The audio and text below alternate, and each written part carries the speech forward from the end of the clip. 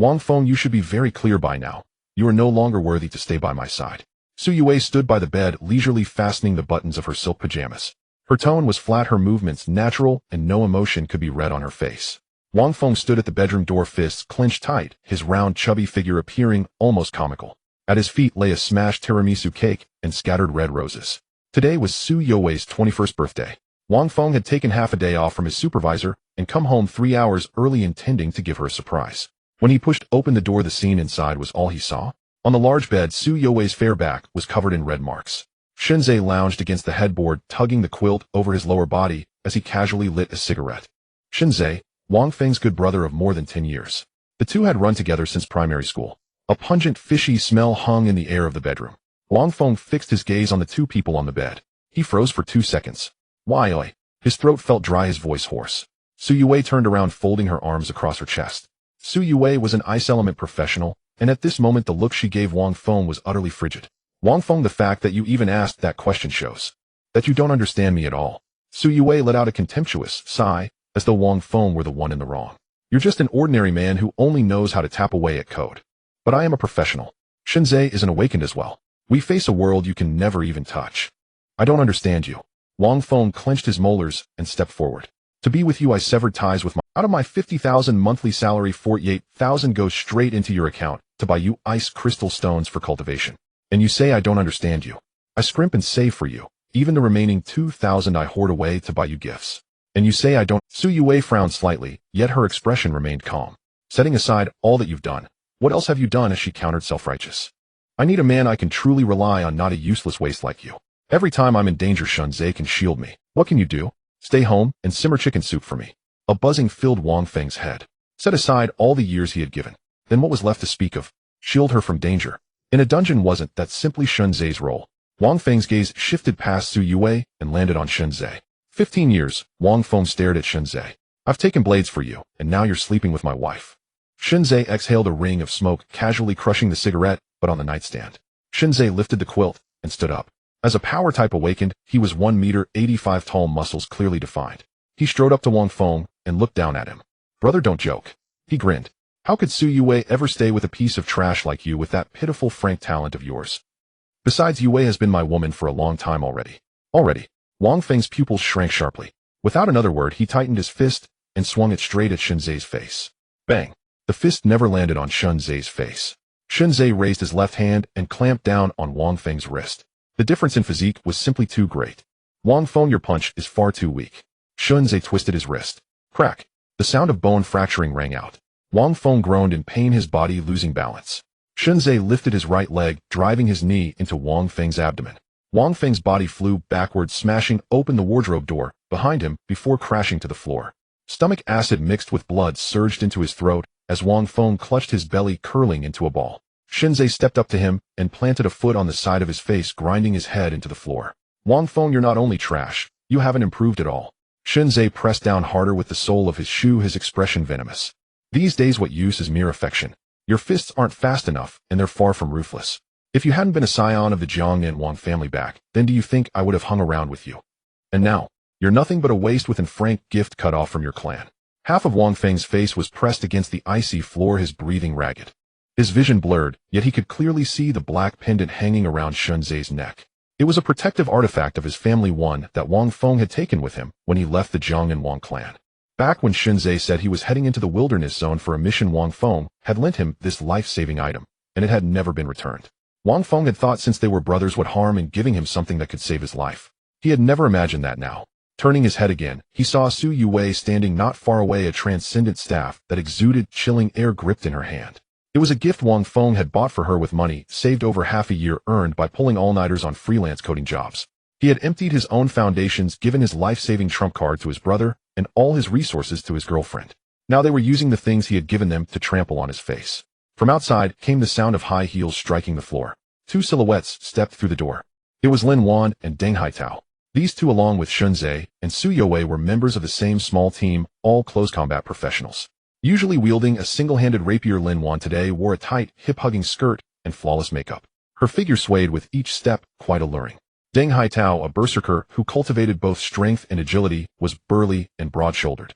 Lin Wan glanced down at Wang Feng on the floor, covered her nose and frowned. Oh my, why has it turned into a fight?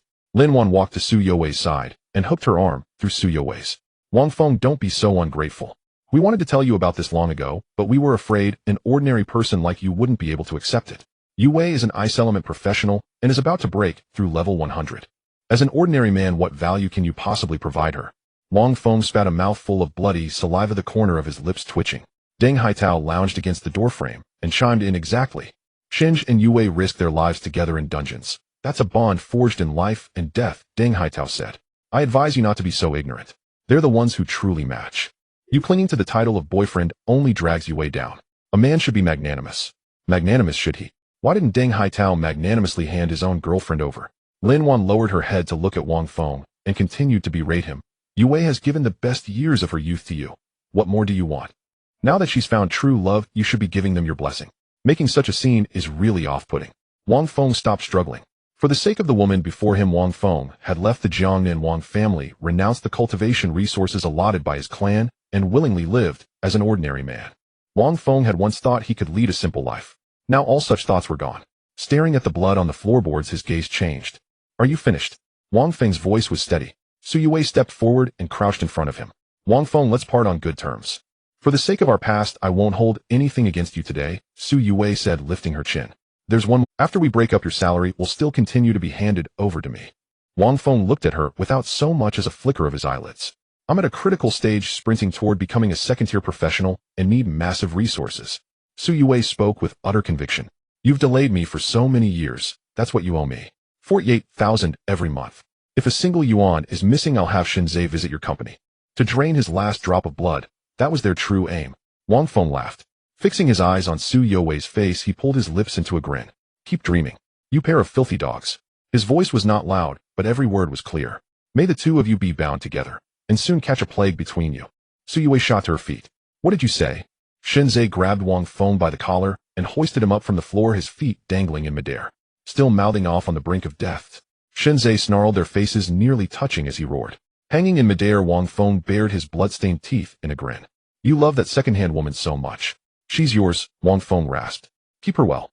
He paused, glanced at Su Yue beside them, then locked eyes with Shinzei, and said word by word, when you two get married, remember to tell me.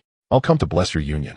And I'll also wish you joy in marrying a woman who once lay beneath me, who once served me, and hearing her tell you she loves you. At these words, veins bulged on Shinzei's forehead. You're courting death. Muscles corded along Shinzei's arms as he bellowed, hurling Wang Feng toward the open bedroom door. Thud! Wang Feng's body crossed the living room and slammed into the wall of the stairwell with a dull crash, sliding down along the surface to the floor. The agony in the back of his head darkened his vision. His eyes were about to close. Just then a mechanical electronic voice sounded in Wang Feng's mind. Ding! Emotional threshold of host detected to have surpassed the critical limit. Ruthless revenge system has been bound. What a damned unlucky day. Shinzei pushed the door open again, cast a contemptuous glance at Wang Feng, who lay in a corner of the stairwell, covered in blood, and spat viciously at him. Come on, Yue, I booked us a private room. Let's go celebrate your birthday, don't bother with this piece of trash. Deng Haitao and Lin Wan followed close behind. He's not going to die here, is he? Deng Haitao slanted his eyes over his tone, devoid of concern, filled only with disgust. Su Yue turned around. She did not even spare a proper look at the man in the corner who had once betrayed his own family. For her, her gaze was icy. The sooner he dies, the better. Su Youwei's voice was hard and cold as she tossed out the words and strode straight toward the elevator. Their footsteps faded into the distance, and the stairwell returned to lifeless silence. In the darkness, Wang Feng's fingers twitched slightly. His consciousness resurfaced. When he opened his eyes, a semi-transparent pink panel floated directly in front of his vision. Name Wang Feng. Age 22. Physical age 40. Level 35. Charm 10. You only look slightly better than Liangzi. Class Franklight user. Skill Glimmer Technique.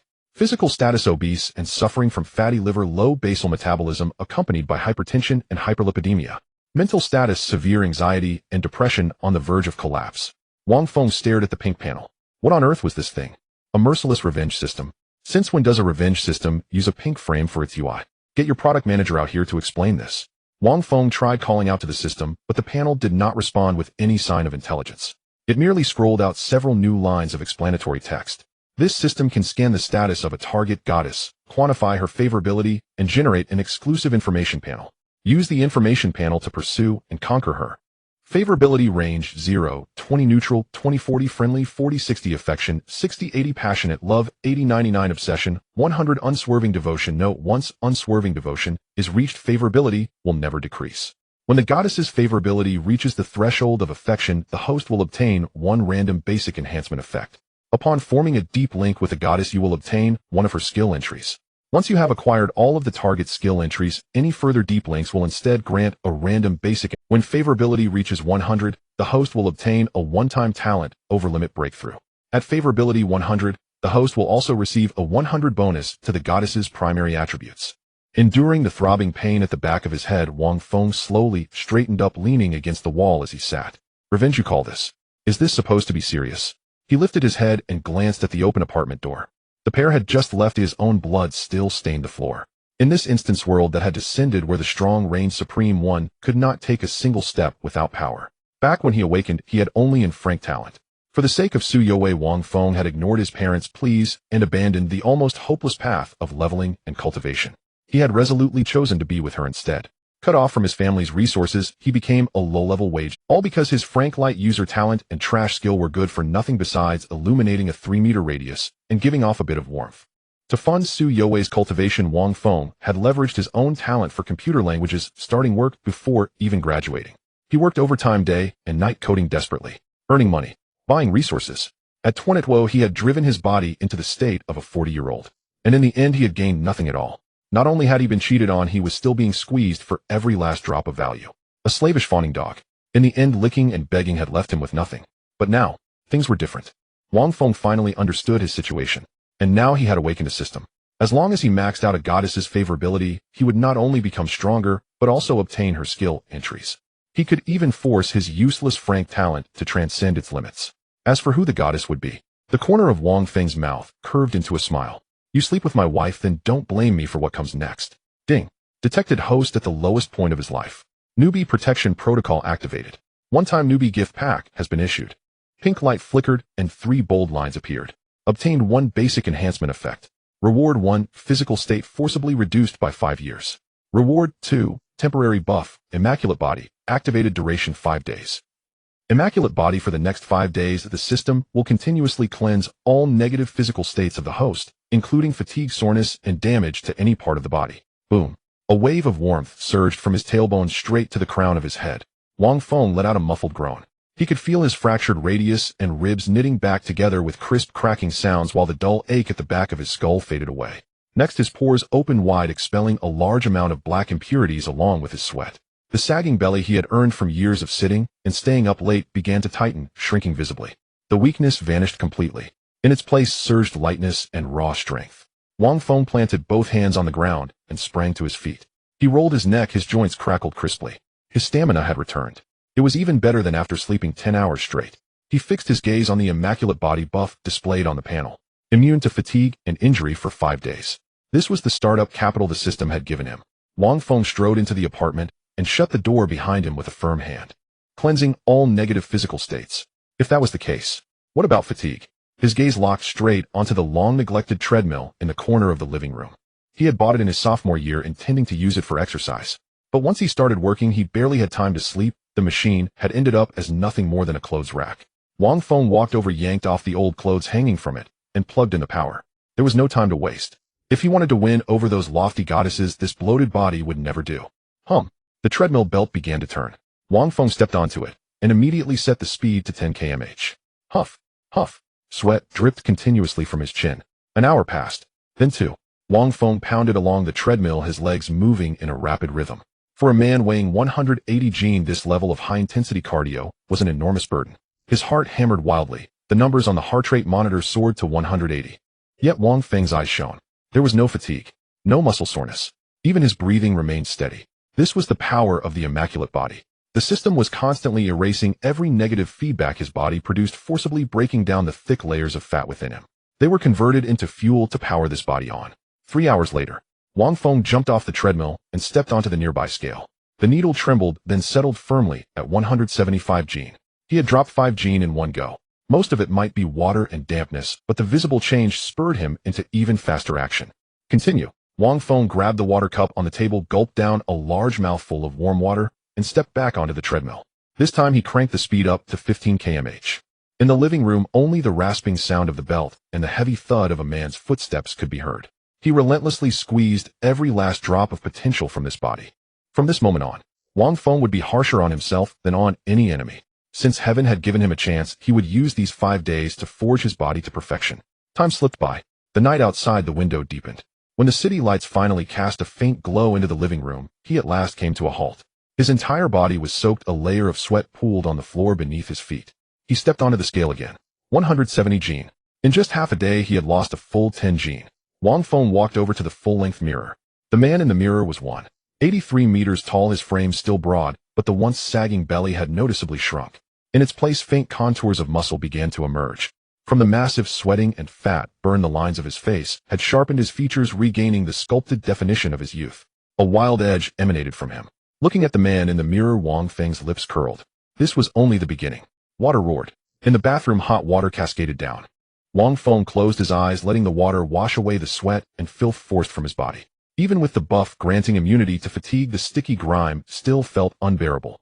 The hot water carried off the chill. Beneath the flow, his muscles swelled, faintly full of explosive power. Just as he began to savor this brief moment of peace, bang! A dull impact slammed against the front door in the living room. Right after came the shrill beeping of the electronic lock. Wang Feng opened his eyes, his gaze turning razor sharp. He hadn't changed the password. After those people left in the afternoon, he had been so eager to study the system and train that he forgot to reset the lock code. Could it be that Su Yue and Shunzhe had come back? Wang Feng grabbed a towel and wrapped it around his waist, lightening his steps as he slipped along the wall toward the bathroom door. The footsteps outside were messy and uneven. Clatter. Something heavy seemed to crash into the shoe cabinet by the entrance. High heels struck the floor, the sound staggered and unsteady. The intruder's steps were much lighter and more frivolous than Shunzhe's. Wang Feng gripped the bathroom door handle and yanked it open. By the faint light seeping in from the living room, he saw the intruder's back clearly. A woman. Her. It was actually Su You's elder sister, Su Yuxuang. Su Yuxuang was clad in a dark purple high-slit form-fitting battle suit that accentuated her curvaceous waist and hips. The battle suit was torn in multiple places, revealing large patches of snow-white skin. The woman was turned away from Wang Feng, struggling to kick off her high heels with one hand resting against the wall. The tight high-slit battle suit showcased her figure to perfection. Standing over 170 centimeters, her waist was slender enough to be grasped with one hand, while her hips were strikingly voluptuous.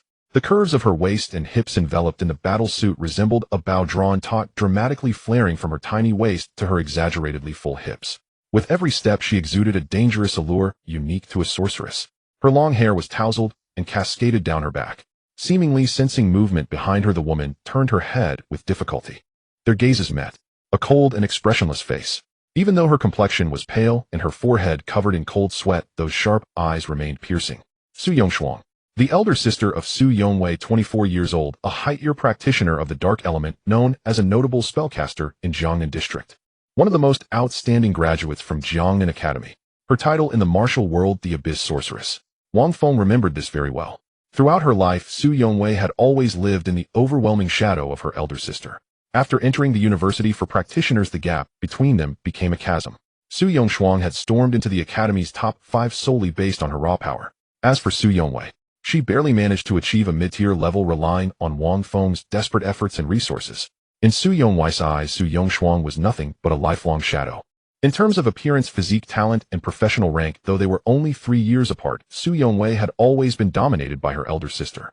Unlike that hypocritical and greedy younger sister, Su Yuxuang was a pure leveling fanatic. She focused solely on benefits and efficiency, always looking down on Wang Feng, her aimless brother-in-law. She even found it unnecessary to conceal her disdain. But at this moment, this exalted goddess appeared. Su Yuxuang was breathing heavily, her ample chest rising and falling violently, and the once cold gaze now mingled with pain and confusion. Wang Feng's gaze drifted downward. The outer thigh of Su Yuxuang's fair leg, exposed by the high-slit battle suit, displayed an abnormal purple-black hue. She was poisoned. Furthermore, her skin had taken on an unusual flush, and her body temperature was so high that the air seemed to turn scalding. Wang Feng remained still, quietly standing at the bathroom door, gazing at this usually unattainable sister-in-law. The information panel has been generated. Target: Su Yuxuang. Age: 24. Height: 172 centimeters. Measurements: 896,192. Goddess level: 93 points.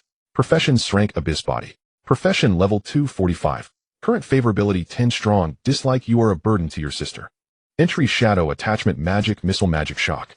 Status severely weakened and experiencing the effects of a high concentration aphrodisiac. Su Yongshuang leaned against the wall, her chest heaving violently. She stared at the man standing at the bathroom door, her mind momentarily blank. Is it you? Her throat was dry, her voice dripping with unmistakable weakness. The man before her, towering over 180 centimeters, it revealed the contours of his muscles under the reflection of water droplets. His features were also considerably more refined than before. How could this possibly be the worthless brother-in-law Wang Feng, who always sported a beer belly and a greasy face? Yet the outline of that face was undeniably his. What had he been through in just a few short days? Where's Yongwei? Su Yongshuang pressed down her shock, gritting her teeth as she asked. She had always looked down on this so-called scion of a prominent Jiangnan family. She had disdained him before being expelled from her family, and even more so afterward. To give up everything for love in her eyes was sheer foolishness. She isn't here. Wang Feng casually wiped his wet hair with a towel.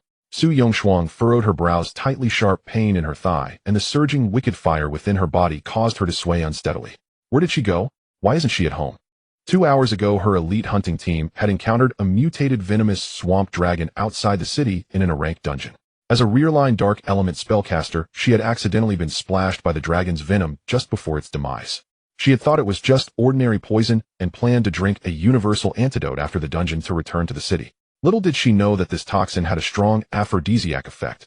By the time she realized something was wrong, she had already missed the best opportunity to seek a high-level healer at the guild. Not daring to expose her weakened state at the hospital, she instinctively went to her sister's place to seek help from family. But her sister was absent, leaving only this worthless man. She went to a birthday party, didn't you know? Wang Feng scoffed, dropping the towel. You as her elder sister are quite incompetent. Su Yongshuang was stunned.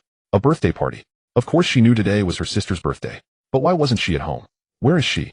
Su Yongshuang's voice rose a few notches. Where is she? That's an interesting question. Of course, she went to a hotel to celebrate her birthday. Wang Feng stepped forward, looking down at the goddess slumped against the wall. With Shunzhe, who knows? They might already be resting in some hotel room after their sparring. Do you need me to help you ask for their location, Oi? Su Yongshuang's pupils constricted sharply. Shunzhe, the frontline fighter in their team. Hadn't her sister always been with Wang Feng?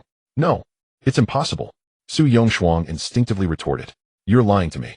What's impossible? Last night, they sweetly do a cute on this bed. After they were done, they casually beat me. Then they found me annoying and went somewhere else to continue leveling up. Wang Feng recounted these events with an expressionless demeanor, the daytime humiliations vivid in his mind. Stepped on by Shunzhe, treated as trash by Su Yongwei. Those images were etched into his very bones. Now the blade of vengeance was firmly in hand. Su Yongshuang stared at Wang Feng's calm face, feeling her worldview shatter. Although she looked down on Wang Feng in her logical reasoning, this was outright betrayal, even more despicable. The sudden surge of emotions became a perfect breeding ground for the toxin's catalysis. An uncontrollable restlessness shot from her dantian straight to her mind. Su Yongshuang's fair skin instantly flushed with an abnormal crimson hue. She felt hot. Her internal organs seemed to be ablaze. What terrified her more was that her gaze toward Wang Feng had changed. Su Yongshuang's fair skin instantly flushed with an abnormal crimson hue. She felt hot. Her internal organs seemed to be ablaze. What terrified her more was that her gaze toward Wang Feng had changed. How could this be? No. It couldn't continue like this. She had to leave quickly. Water. Su Yongshuang opened her mouth, her voice turning sticky and soft. Give me water. The heat within her could no longer be suppressed. Instinctively, she wanted to drink water to cool down, and then hurriedly leave to find help. Ding. The target's emotions are fluctuating violently, catalyzed by the toxin. Favorability 5, current favorability 5. Wang Feng observed the pink panel that popped up in his sight, a mischievous smile curling at his lips. This method of gaining favorability is truly to my liking. He walked over to the water dispenser, filled a cup with warm water, and handed it to Su Yongshuang. Su Yongshuang reached out to take it. Those were hands that had long held a staff with long, strong fingers. Yet at that moment they trembled so much they could barely hold a paper cup. The instant her fingers brushed against Wang Feng's hand, Su Yongshuang felt as if she had been electrocuted. Her legs weakened, and she fell forward. Wang Feng did not dodge. He opened his arms and firmly caught the cold goddess who had thrown herself at him. The dark purple battle suit clung to her skin, her body radiating an alarming heat. Her astonishing fullness pressed directly against Wang Feng's chest, bringing an incredibly vivid sensation. Su Yongshuang was breathing rapidly, her scorching breath spilling onto Wang Feng's neck. Rationality told her to push this man away, but her body was exceedingly honest, pressing tightly against him. Wang Feng leaned down, his lips nearly touching her ear, his voice low and enticing, sending shivers down her spine. Sister Yongshuang, your condition. Is it because you're poisoned? In the past, Su Yongshuang would have definitely used shadow magic to tear apart any man who came within half a meter of her. But now she could only bite her lower lip tightly to prevent herself from making any shameful sounds. Take me to the hospital. Su Yongshuang struggled to utter a few words, her hands gripping Wang Feng's arm tightly, her nails almost digging into the flesh. Go to the hospital. Wang Feng laughed. If I take you to the hospital, how will I take revenge on your dear younger sister? Wouldn't my heartless revenge system be bound for nothing? Today this room is your treatment room. In your current state, you can't go to the hospital. Wang Feng wrapped his arm around her waist, applying force. Su Yongshuang felt her body lighten as she was lifted off the ground.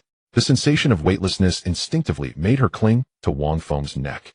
She was completely buried in that broad, warm chest. In that moment, the poison surged like a flood, instantly drowning her reason. Ding. Close physical contact. Affection 5, current affection 0. Wang Feng carried her into the bedroom and tossed her onto the large, soft bed. This bed had been slept on by Su Yue and Shun Zhe just the night before. The nightstand was still scattered with the remnants of a broken tiramisu cake box. Beside it was a photo of Wang Feng and Su Yue. Now it was her sister's turn. Here it marked the first step of my revenge against Wang Feng. Su Yongshuang tumbled into the bedding, curling up her legs, rubbing restlessly. At this moment, the pink UI interface in front of Wang Feng changed. A smaller 3D model of Su Yongshuang appeared on the left side, with several flashing red dots lighting up densely on the chest, lower back, and upper thighs. These red dots pulsed at a high frequency, indicating where the host should strike. A step-by-step guide. Below the model were 2 progress bars. One was a heart-shaped affection, current 0. The other was a fiery red desire value, current 60. Wang Feng stared at the desire value scale, a glint of light flashing in his eyes. The system not only quantified affection, but even digitized physiological states. Sister Yongshuang, look at how uncomfortable you are. Wang Feng walked to the bedside, kneeling on one knee at the edge of the bed. The hospital is too far. I know a bit of massage therapy. Let me help you to ease your discomfort. Su Yongshuang closed her eyes, her long eyelashes trembling violently. She wanted to refuse, but only incoherent nasal sounds came from her throat. If you don't speak, you'll take it as consent. Wang Feng extended his hands. Following the positions of the flashing red dots on the system panel, his fingertips accurately found Su Yongshuang's temples. His touch was burning. Wang Feng did not use brute force, but controlled the pressure of his fingertips, gently pressing in circles. With that press, Su Yongshuang gasped sharply. The taut nerves seemed to be struck by a string. In an instant, a sensation of indescribable tingling rapidly spreading from her head to her entire body. Ding. Accurate touch to soothing acupoints. The other party is relaxing their guard towards you. Affection 1, desire value 1. Have you played with Galahad before? You know what I mean. Click the left mouse button at the right spot and shake it, and it's done. The data began to fluctuate. Wang Feng was not satisfied with just that. He pressed Su Yongshuang's temples with both hands, but his body leaned down in the process. The distance between them instantly closed, their breaths mingling. Su Yongshuang's soft body rising and falling sharply inevitably brushed against Wang Feng's forearm. As a dark profession, he had been in intense combat for years. Every muscle in his body was incredibly firm. But those two fullnesses were surprisingly soft. Relax. Wang Feng's voice was incredibly enticing. Su Yongshuang felt a fire burning in her mind. This appropriate pressure indeed alleviated her headache, but the feeling of emptiness in her body was infinitely magnified. Affection climbed all the way to 20. It directly broke through the threshold of friendly. The desire value soared to 80. Wang Feng seized the moment, sliding his hands down her neck and pressing directly on the inner side of her shoulders. The chest minor muscles. This was the core area that bore the weight of the upper body during years of combat. For someone as exceptionally gifted as Su Yongshuang, the muscles in this area were even more burdened. On the system model, the red dot in this position flashed the most intensely. Wang Feng applied force with both hands, pressing down heavily with his thumbs. Su Yongshuang suddenly arched her head back, her neck forming a breathtaking curve. A mixture of soreness and extreme comfort surged through her limbs. The battle fatigue accumulated over the past few days was forcibly dispelled, replaced by a more tumultuous heat. Back then I gave up everything for your sister. Wang Feng whispered devilishly while kneading and pressing. I even gave up my family. I stayed up all night coding and taking orders. All the hard-earned money was spent on her for resources. And what did I get in return? She turned around and called me a useless piece of trash. Brought a man home and trampled my face into the ground. Tell me, are the women of the Su family all this heartless? The stimulation of his words paired with his action. Su Yongshuang's psychological defenses gradually crumbled under the pressure.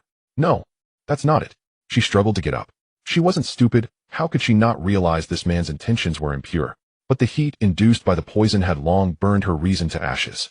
The extreme comfort combined with the softness of her entire body left her utterly unable to push Wang Feng away. Even her high level of 245 was of no use. Her sister's betrayal made her feel even more humiliated. Yet the sensory stimulation brought by this man was making it impossible for her to stop. Wang Feng pressed this dazed woman firmly onto the bed. Huh. What does it matter if you're a high-level powerhouse? What does it matter if you're the genius goddess of Jiangnan Academy? You're still being pressed beneath me and easily manipulated. Wang Feng's technique began to change.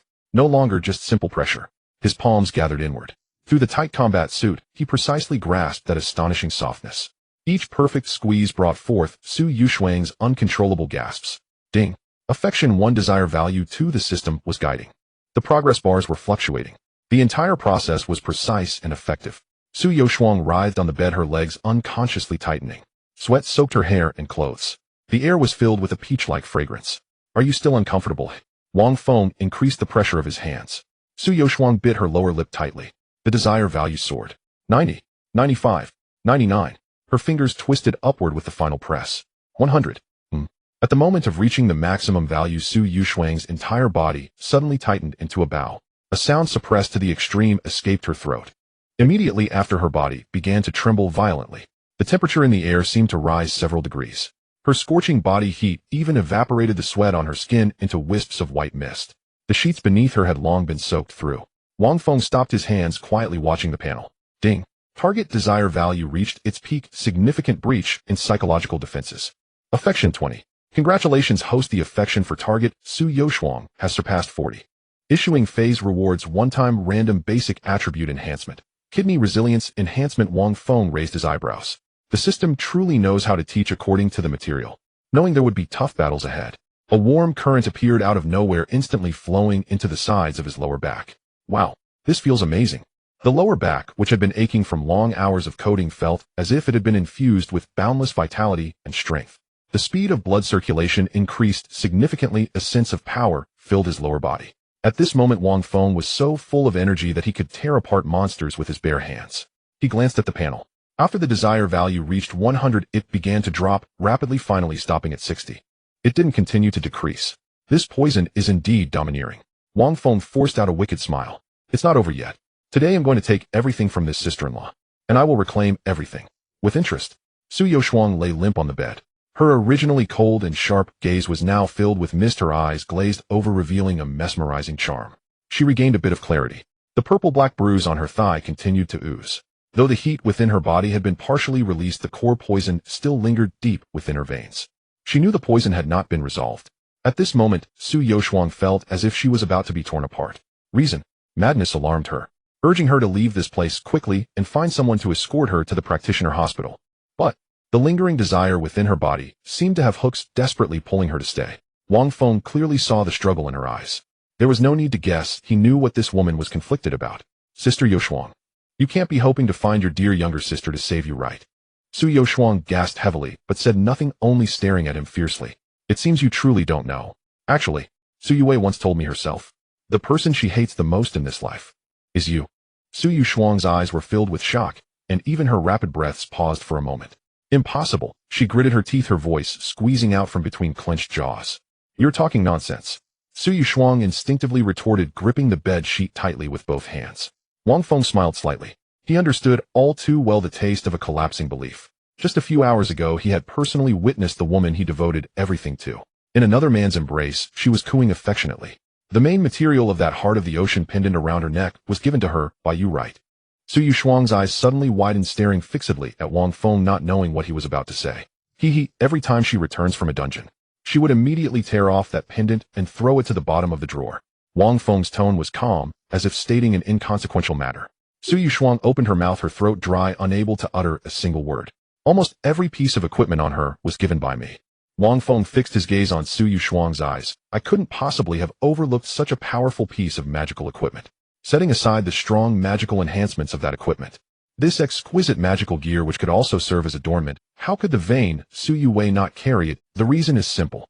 Wang Feng leaned forward, placing his hands on either side of Su Yuxuang's head. Because the thing that Su Yue hates the most is your charity. No, Su Yuxuang's pupils trembled. That ice attribute material was a trophy she obtained while following the team in a dungeon. For that, she owed her teammates a great favor. She had specifically sought out a top-tier craftsman to forge it into a protective pendant for her sister, who was training in lower-level dungeons. That pendant was indeed given by me, but I never intended it as charity. I never thought that way. Su Yushuang's mind buzzed. She could not say a word. Because the familial lens she had held on to all these years had cracked significantly at this, Wang Feng didn't give her a chance to breathe, pressing his advantage to interrupt her unvoiced rebuttal. Su Yue has told me more than once. For the past 20 years the person she hated the most is you. Wang Feng's words pierced her heart. His fingers slid down, Su Yushuang's slender neck feeling the warmth of her skin. From childhood to adulthood, she has always been overshadowed by you. Her parents and relatives always held you as the example. You are an class genius, and she, just a class mediocre professional. You are the pride of the family, while she is merely an accessory beneath your halo. Even when she fought hard to earn a rank in the demon hunting team at Jiangnan Academy, people around her would only say, "Oh, that is Su Yushuang's sister." She is still lacking compared to her sister. Wang Feng grasped Su Yushuang's chin, forcing her to make eye contact. In her world you are not family. You are a mountain that suffocates her, a mirror that constantly reminds her of her own worthlessness. When she accepted your equipment, it was not gratitude, but merely a sense of entitlement. She believes that it is owed to her by the Su family that you owe her. With my understanding of Su Yue, she wishes that you would die in the dungeon. Su Yushuang's pupils trembled. The persistence and silent dedication she had held on to for so long became the biggest joke at this moment. Her psychological defenses completely collapsed, but the toxins within her body did not lessen due to her mental activity. Instead, the intense emotional turmoil made it burn even more fiercely. You love her so much, silently giving to her. You didn't hesitate to hand over top-grade equipment, yet you only received endless hatred. Wang Feng's gaze gradually deepened. Just like me, I betrayed my family for her working late into the night writing code. The hard-earned money was all spent on buying her ice crystals. I couldn't even afford to drink a basic stamina potion while working overtime. And what happened? She took the staff I gave her and fought alongside another man in dungeons. Ultimately, she shared a bed with me. Wang Feng's fingers glided down Su Yushuang's neck. In her eyes, we are merely tools to be exploited at will. Wang Feng lowered his head, his lips pressing against Su Yushuang's heated earlobe, his voice laced with an alluring power. Now, tell me, do you want revenge on her? Zzz. The zipper of the skin-tight combat suit emitted a soft. Wang Feng pinched the zipper pull with one hand and pulled it down. The anti-blade material parted to the sides. The dark purple fabric's edges exposed large areas of skin to the air. The skin, long deprived of sunlight, glimmered translucently. Yet at this moment, due to the toxin's catalysis, it flushed with a violet-like hue. The full curves were completely liberated, rising and falling with intense breaths, breathtaking.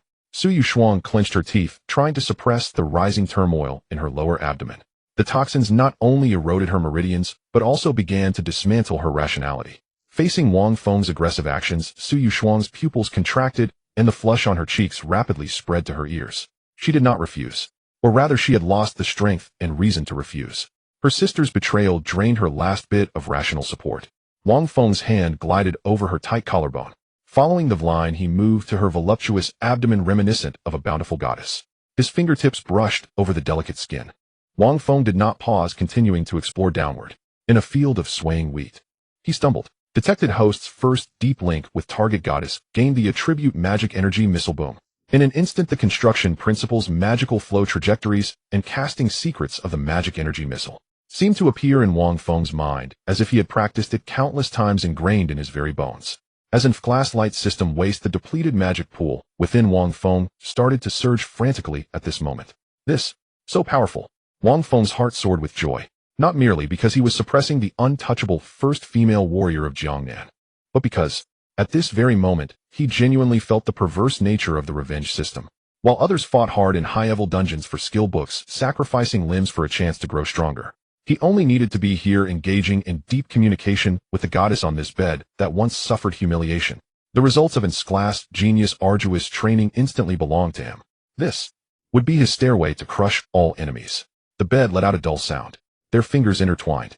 Wang Feng's rough fingers forced their way between Su Yushuang's long fingers, gripping tightly. Tears of humiliation and desire mingled at the corners of Su Yushuang's eyes. She had once been the supreme lord of the abyss, an iceberg that countless men looked up to but could not reach. Now, however, she shamelessly found herself in the arms of her sister's boyfriend. The key was that she realized she did not reject this feeling. Each collision made Su Yushuang emit muffled gasps she could not suppress. She felt the restlessness within her heart being completely ignited by Wang Feng. The attribute of iron waste gifted by the system played a terrifying role at this moment. Su Yushuang let out a startled cry, her entire body arching as if electrocuted. Wang Feng gritted his teeth, venting all his humiliation and hatred. You? Su Yushuang trembled all over. Her nails scratched a few blood streaks on Wang Feng's back, her expression carrying a hint of sorrow. She knew Wang Feng was venting his hatred towards Su Yue, pouring it onto her, his blood relative. But Su Yushuang did not resent him, for she was also venting, even striving to accommodate. The temperature in the room continued to rise, just as the two fell into the most frenzied entanglement. Buzz, buzz. Su Yushuang's phone, which had fallen next to the bedside table, suddenly vibrated violently. The screen lit up, appearing especially glaring in the dim room. The caller ID was flashing 3 words. Inside the resplendent Starlight Restaurant's private room, Su Yue leaned against the leather sofa, her expression dark. In front of her lay a massive 3-tiered fondant birthday cake, yet there were hardly any people to celebrate. They were all her teammates, Shenzhe Lin Weiner Deng Haitao, and the late arriving Su Qingxue. Shenzhe poured a glass of red wine, and casually sat down beside Su Yue. His right hand naturally wrapped around her bare shoulders, softly comforting her. After all, she is your sister, Shenzhe spoke in a low voice, his tone imbued with just the right amount of tenderness. I heard she specially prepared a gift for you in the high abyss for your birthday. Su Yue snorted coldly, turning her head away in silence. Even if you don't like her, you need to think about your future. Shenzhe's palm slid down Su Yue's shoulder. You're about to break through to level 100, and this is precisely the time you need vast resources. As he spoke, he unconsciously glanced at Su Qingxue, who sat silently beside the main seat with her silver-white long hair. His throat bobbed. Shenzhe spoke grandly, yet his mind was filled with the striking figure of Su Yushuang. In the entire Jiangnan Academy, who didn't know that the titled demoness Su Yushuang was the true gem? In comparison, the one in his arms could at most be considered a delicate class flower. But what about Su Yushuang?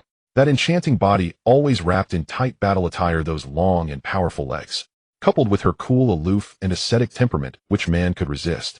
Shenzhe fervently hoped Su Yushuang would show up tonight. As long as she came, he would have the chance to leverage his identity as Su Yue's teammate to get to know this exalted goddess and even seek an opportunity for intimate contact. Right? You should think about your future, Yushuang. Lin Weiner chimed in, trying to steer the situation. After all, she's your sister. Who knows, one word from you might bring her here. Su Yue's eyes lit up at their words. Yes. Even if she hated her domineering elder sister, she had to call her over for the sake of leveling up.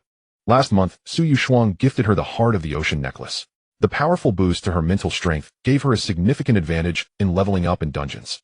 The attributes of that equipment were absurdly powerful. For this birthday, Su Yushuang would surely prepare even better equipment. The worthless money earned by that useless programmer Wang Feng spent on cheap magic potions and defective equipment could not even be compared to the high-grade goods in Su Yushuang's possession. As long as she got the new equipment, she could rush up the leaderboard at top speed. Su Yue picked up her phone, found the contact labeled Su Yushuang, and dialed directly. Beep, beep, beep. The ringtone echoed in the dimly lit bedroom. Wang Feng paused his actions. The light from the screen illuminated Su Yushuang's sweat-drenched face. Su Yushuang gasped heavily, her gaze struggling to focus on those 3 characters. Her pupils constricted in an instant. She instinctively wanted to reach out and hang up. But Wang Feng was quicker, grabbing her wrist and pinning it against the pillow.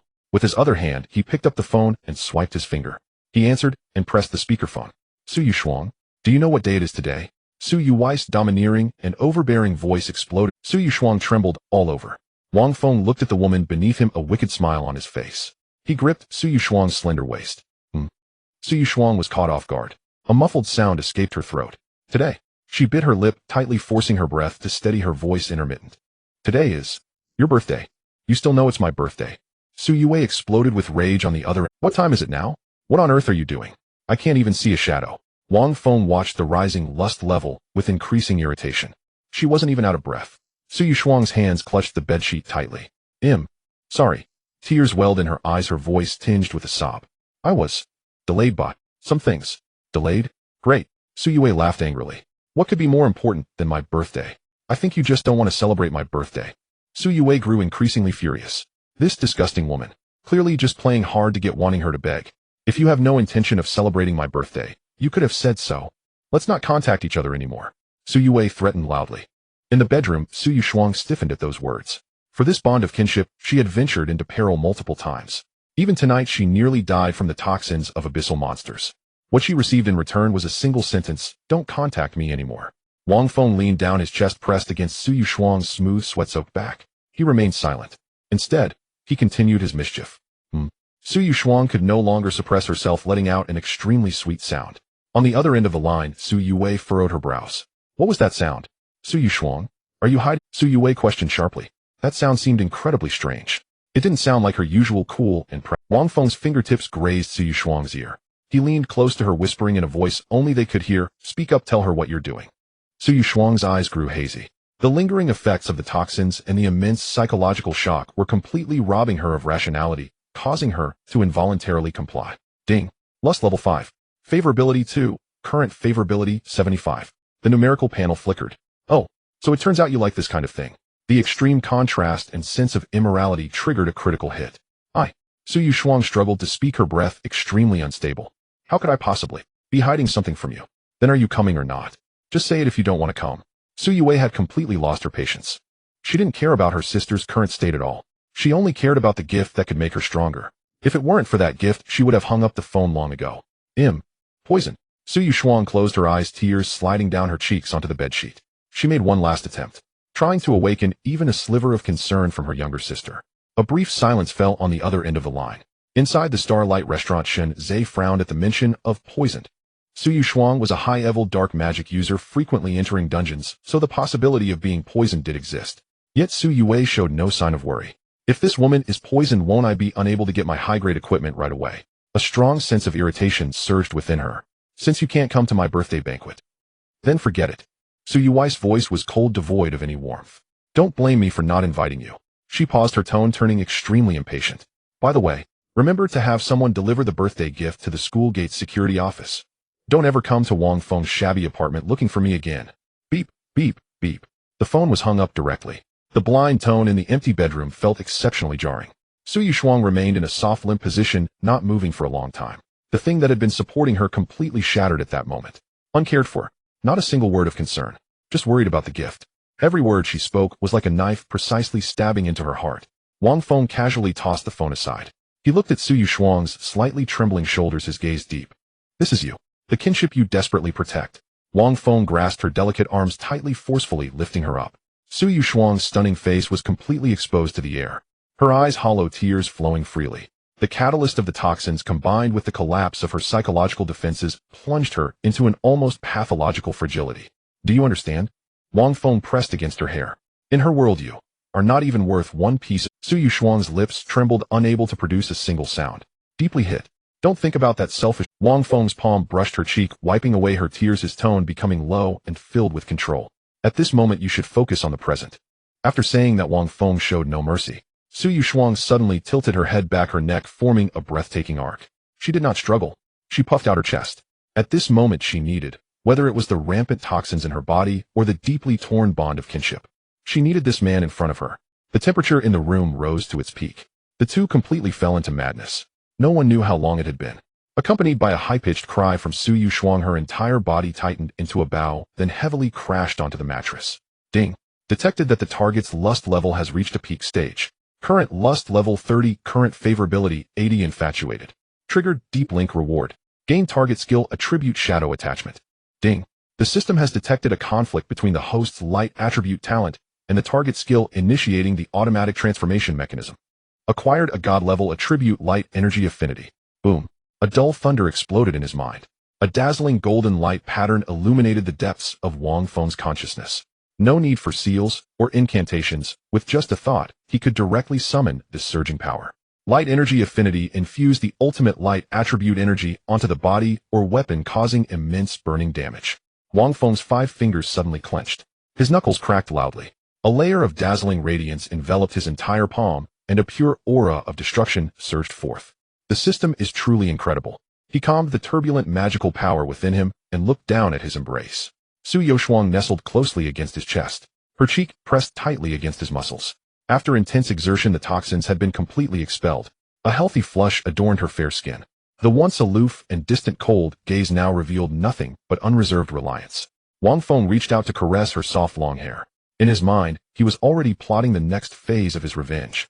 Su Yue, Shenze, what you took from me, I will make you return 100-fold. And then there's Deng Haitao and Lin Weiner. Not a single one will escape. Wang Feng's gaze shifted to the system panel, hovering in midair. Currently, the favorability rating was stuck at the 80 mark. No further progress. Wang Feng squinted his eyes. According to the system description, an 80 favorability rating indicated a couple in the passionate phase of romance. And now, the voluptuous body in his arms was tightly entwined with him. Su Yuxuang's movements were filled with affection. There was completely no sense of estrangement that had existed just 2 hours ago when they were strangers. No problem, it was entirely the state described by the system. However, at present the favorability and desire values were greatly restricted by their physical condition. Why do I say this? The desire value had previously not dropped to 0 numerous times due to the effects of the poison swamp Yalong's toxin. But what about the favorability? From a negative value to a soaring 80 was primarily due to the toxin-induced passion from intense physical contact. The two had completely broken through the phase of disgust. But the final threshold of 20 points could clearly not be crossed merely through physical actions. It was extremely rigorous. However, the favorability was still lacking. Wang Feng felt uneasy. The rewards for breaking through the limit after reaching full value would undoubtedly be substantial. So far he had gained a basic kidney enhancement and 2 skill attributes from Su Yoshuang. The gains were considerable, but it was still not enough. Yoshuang, why don't you move in with me from now on? Wang Feng spoke, breaking the silence with a deep and powerful voice. Su Yushuang's face buried in Wang Feng's embrace instantly flushed. Favorability, to move in. Is that really okay? What could be wrong? Do you look down on me? Wang Feng intentionally put pressure on her. No. Su Yoshuang shook her head repeatedly. Her tone grew anxious. She wrapped her arms around Wang Feng's neck. How could I? She bit her lower lip, hesitating to continue. What if she comes back? Wang Feng's lips curved into a cold smile. Don't worry. Su Yue won't come back. She would rather leave me as soon as possible. How could she come back? We have completely severed ties. Wang Feng paused for a second, staring directly into Su Yushuang's eyes. As for you. Wang Feng lowered his head, his lips brushing against the woman's ear. To Su Yue, she only cares whether you can continue to provide her with new equipment and supplies. Your private life, care at all. Su Yoshuang trembled all over. The light in her eyes dimmed completely. It was heart-wrenching. She couldn't refute. The truth was laid bare before her. The indifferent questioning from the phone echoed in her ears. Wang Feng. Su Yoshuang extended her finger, gently tracing Wang Feng's chest. You were always with Su Yue before. Why today? Could it be that you only see me as her? The words substitute were left unspoken. In Wang Feng's vision, a row of pink dialogue boxes instantly popped up. Option 1, remain silent. Affect favorability 5. Option 2, admit it was only for revenge. Affect favorability 20. Option 3, highest favorability, response mode. Glancing at the content of option 3, Wang Feng decisively copied the response. He exerted strength with both hands, suddenly pulling Su Yushuang's body tightly into his embrace. Leaning forward, he pressed her directly onto the pillow. He accurately captured her tender lips. In an intense plunder, Su Yushuang's breathing became rapid, her hands weakly gripping the bed sheets, gasping for breath. Wang Feng pulled back, his gaze focused and affectionate. He optimized and reorganized the tone based on the original system prompt. Remember, you are not a substitute. I loved her, that is past tense. From today onward, I will only love you. His soul-piercing words fell. Su Yushuang's eyes widened. Tears that had accumulated in her eyes burst forth. The last line of psychological defense she had was completely shattered at this moment. The heart that had been frozen for years, manipulated by familial affection, completely broke down at this moment. She actively stretched out her arms, tightly wrapping around Wang Feng's waist, burying her face in his broad chest, crying loudly. Ding. The system has detected that the target's psychological defenses have completely collapsed. Favorability 18, current favorability 100, unwavering. Wang Feng's heart was filled with overwhelming joy. This wave directly filled the progress bar. Ding. The system has detected that the host has successfully captured the goddess. Favorability reached 100. Acquired the target goddess main attribute 100 enhancement. Current enhancement 127 intelligence, initiating a talent limit breakthrough. Acquired the counterpart's talent occupation abyssal body. Slevel abyssal body deeply fuses with Flevel light practitioner. Fusion commencing. Buzz. The air in the entire room froze instantly. Two completely different energies erupted violently within Wang Feng's body. Hiss. Pain. One was an extremely cold, dark magic power that pierced through the spine from his back. The other was a fiery, dazzling light magic power that erupted violently from his dantian. Light and darkness. Two powers with completely opposing attributes under the system's forceful intervention waged a frenzied battle and fusion within Wang Feng's meridians. Wang Feng's forehead bulged with veins. Excruciating pain. A tearing pain coursed through his entire body. Su Yoshuang noticed Wang Feng's unusual state. She raised her head in panic and saw two streams of black and white energy intertwining wildly around him. Wang Feng. What happened to you? Su Yoshuang attempted to unleash magical power to stabilize his condition. But as soon as her hand touched Wang Feng's skin, she was repelled by a surge of violent energy. Don't worry about me. Wang Feng gritted his teeth, forcing out 4 words through clenched jaws. He tightened his fists, forcing himself to stay awake. The meridians continuously cycled between breaking and reconstituting. The capacity of the magical power pool was expanding exponentially. The body of Inflevel Waste was undergoing a qualitative transformation. After a full 5 minutes, the energy storm within finally calmed down. A wave of dark golden energy rippled out from Wang Feng's body. Ding. Fusion successful. Current profession upgrades level. Dark Radiant Sorcerer. Wang Feng gasped for breath, sweat dripping down his chin. He could feel a surge of power within him capable of destroying everything. Grade light system useless. That was a matter of the past. The system panel refreshed.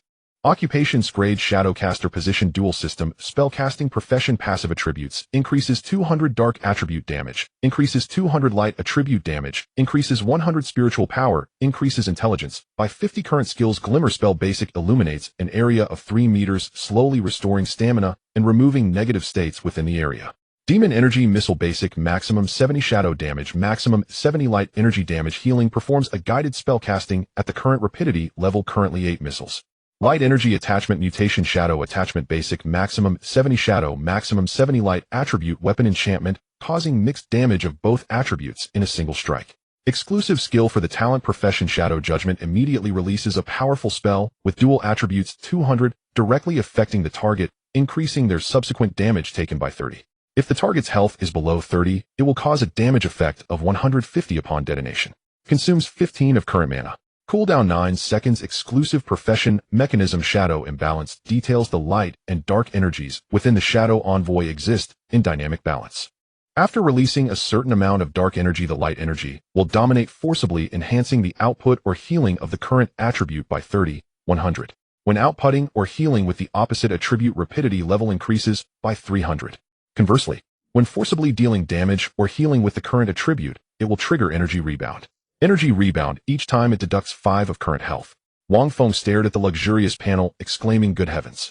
A 200 basic dual attribute damage bonus. I've heard of it, but never seen it. What does this mean? In today's awakened world, an epic level single attribute enhancement equipment provides at most a 30 boost. That's a strategic level resource. Generally, only Scray professions have such terrifying single attribute bonuses. And I have two. Just this 100 increase in spiritual power has already brought me close to the threshold of a high priest. The mana pool is bottomless. And this comes from Su Yushuang's 100 intelligence boost. A full 254 points of intelligence. The main attribute of a 245 level professional. This is the main attribute of a 245 level professional. It directly turned me into a human-shaped self-moving magic cannon. The most twisted part is the exclusive skill Shadow Judgment. It carries a huge dual attribute multiplier and comes with execution critical hits. One shot to the soul. Who can withstand it? This set of combos is powerful enough to make even the gods shed a layer of skin. This is the true beginning of a heavenly luck. Wang Feng opened his left hand. A swirling fierce dark mist intertwined with dazzling golden light danced back and forth at his fingertips. Light and dark, two opposing sources of magical power, were now obedient like a grandson. All within my grasp. Su Yushuang. I can't, sisterly. She knelt on the bed, wrapped only in a disheveled sheet.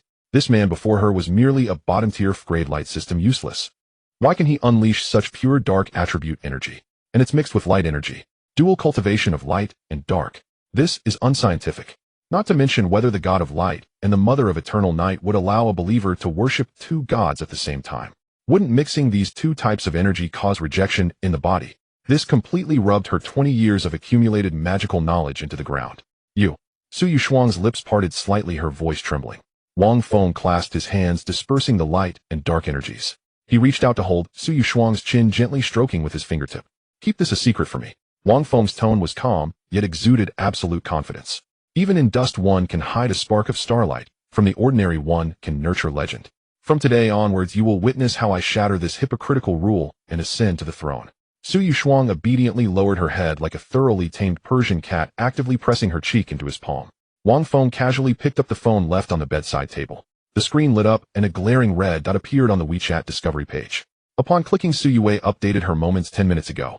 The accompanying picture was a selfie taken in dim light with a slightly red corner of her eye looking pitiful beside, which was deliberately placed half a glass of red wine. The caption was fragrant with tea. Starting today, I welcome a new life. Family who understands. Finally made up my mind to distance myself from that scumbag. Wang Feng, I always thought I had a mutually loving relationship. I didn't expect him to be just a playboy from a big family. Seemingly kind on the surface, but behind the scenes he was irritable and had a strong, controlling desire. All this time I lived in cold violence and beatings. For the sake of this relationship, I endured time and again. But today I caught him in our rental house with another woman. 2 years of feeding a dog like youth, this is the end. May we each be well. From tomorrow, prepare for the ranking competition. A spiritually independent woman is the most beautiful. Below, likes and comments were surging at an astonishing rate. A group of acquaintances, classmates, and those good brothers Su Yue usually kept in the fish pond rushed over, frantically attacking Wang Feng. Lin Wan was at the forefront. Hug Yue Wei. Don't worry, such a scumbag must be made to suffer social death. Shun Ze's teammate Deng Haitao followed closely. I told you, playboys from big families are never good. Sisters, feel free to fly. If anything happens, you'll take the blame. Various sycophants and green tea types echoed. Never expected that fat guy would have such a face. Girls, call the police. This kind of person will keep harassing you. What domestic violence? That's intentional harm. Call the police. Wei Wei is too miserable. Such scum should be expelled from the academy. Looking at these Wang Feng couldn't help but laugh. Oh, so you're writing a small essay, huh? Turning the tables, making himself the perfect victim. Of course, there were a few clear-minded people in the comment section questioning it. No way. I remember Su Yue was almost level 100. Wang Feng stopped leveling up 2 years ago, right? Is he even level 40 now? How can a light support below level 40 domestic violence against a level 95 ice mage? What a joke. As soon as this questioning comment appeared, there was a brief pause in the comment section. But soon Lin Wan let a few leggy hangers on to turn that comment into a sieve. Just because you're high level doesn't mean you won't be schemed against. Do you understand what PUA means? Exactly. Are you still a man? Setting aside the facts, Wei Wei is already so miserable, and you still want to argue here. Rationality, guests, get out of the friend circle. Downhill men, empathizing with downhill men, huh? A few minutes later, that questioning comment was deleted by the poster in embarrassment. On the other side, in the club lounge, only Lin Wan and Su Qingxue were present. Lin Wan leaned back in her chair, swirling the red wine glass in her hand, quite pleased with her ability to lead the narrative. Su Yui's post was mostly revised and polished by her. Not only that, but Su Qingxue, who was already an officer in the academy, also contacted several well-known loudspeakers in the academy to spread this matter with embellishment. She even posted screenshots of the moments on the gossip forum Eyes of Jiangnan Academy. It wouldn't take until morning for Wang Feng to become infamous throughout the academy. With such little ability, you still want to provoke my sister? Lin Wan snorted coldly, her face full of pride. In reality, she had her own selfish motives. When she first entered the academy, she was inseparable from Su Yue, but later encountered Wang Feng. At that time, Wang Feng had not yet gained weight, and his figure was tall and straight with sword-like eyebrows and starry eyes, a perfect young master. Lin Wan had feelings for him and secretly sent him several flirtatious glances. But Wang Feng didn't even look at her, turning to Su Yue with all his heart. This made Lin Wan extremely jealous. It was only later, watching Wang Feng break ties with his family for Su Yue becoming a slovenly fat man who stayed up late coding, that she felt balanced. Wang Feng, oh Wang Feng, now you are even worse than a bug. Lin Wan put down her wine glass, watching the increasing insults on her phone screen. I bet you're hiding somewhere like a stray dog crying. Su Qingxue frowned beside her, her voice cold as ice. Alright, let's leave it at this. I've heard of the Jiangnan Wang family. Their methods are quite insidious. I thought the new generation would be more restrained. I didn't expect the upper beam not to be straight and the lower beam to be crooked. Wang Feng's actions disgusted her. Su Qingxue stood up straight in her perfectly unwrinkled uniform and raised her chin high. If that Wang Feng is really the beast you say he is, then he shouldn't expect to survive in the school. Anyone who dares to bully my team members, I will make him regret it. Lin Wan watched Su Qingxue's determined back, a wicked smile curling at the corners of her lips. With Su Qingxue, the sword of the student council unsheathed, Wang Feng was as good as dead this time. She was even eagerly anticipating the scene of Wang Feng kneeling on the ground, crying and begging for mercy. Early the next morning, Wang Feng left the apartment and squeezed onto the morning subway, heading straight for Jiangnan Academy. Thanks to the immune body buff and last night's intense practical combat, he felt completely rejuvenated. The beer belly he had accumulated from late-night coding had vanished. The contours of solid muscles were even faintly visible on his abdomen. His weight had dropped dramatically from 180 pounds to 160 pounds. He casually pulled up the system. Name Wang Feng. Age 22. Physical age 30. Internal injuries healed, currently in peak condition. Level 35. Charm value 40, just a bit more pleasing to the eye than Pinduo. Professions level shadow sorcerer. Wang Feng closed the panel. Returning to the academy today, his goal was clear: find a team. Go into dungeons. Level up like crazy. Since the heavens had placed food right at his mouth, how could he not eat? The ranked matches were about to start, and Su Yui's group of sycophants would surely be leveling up frantically. In order to crush these scum underfoot, he needed to establish overwhelming strength. He needed a high-intensity elite team as a springboard. He made his way into the combat department's research office with ease.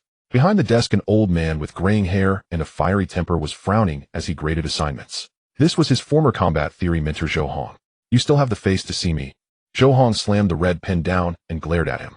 He had a deep impression of this hot-headed mentor. 2 years ago, Wang Feng entered school under the aura of the Jiangnan Wang family, with theoretical grades that soared above the rest.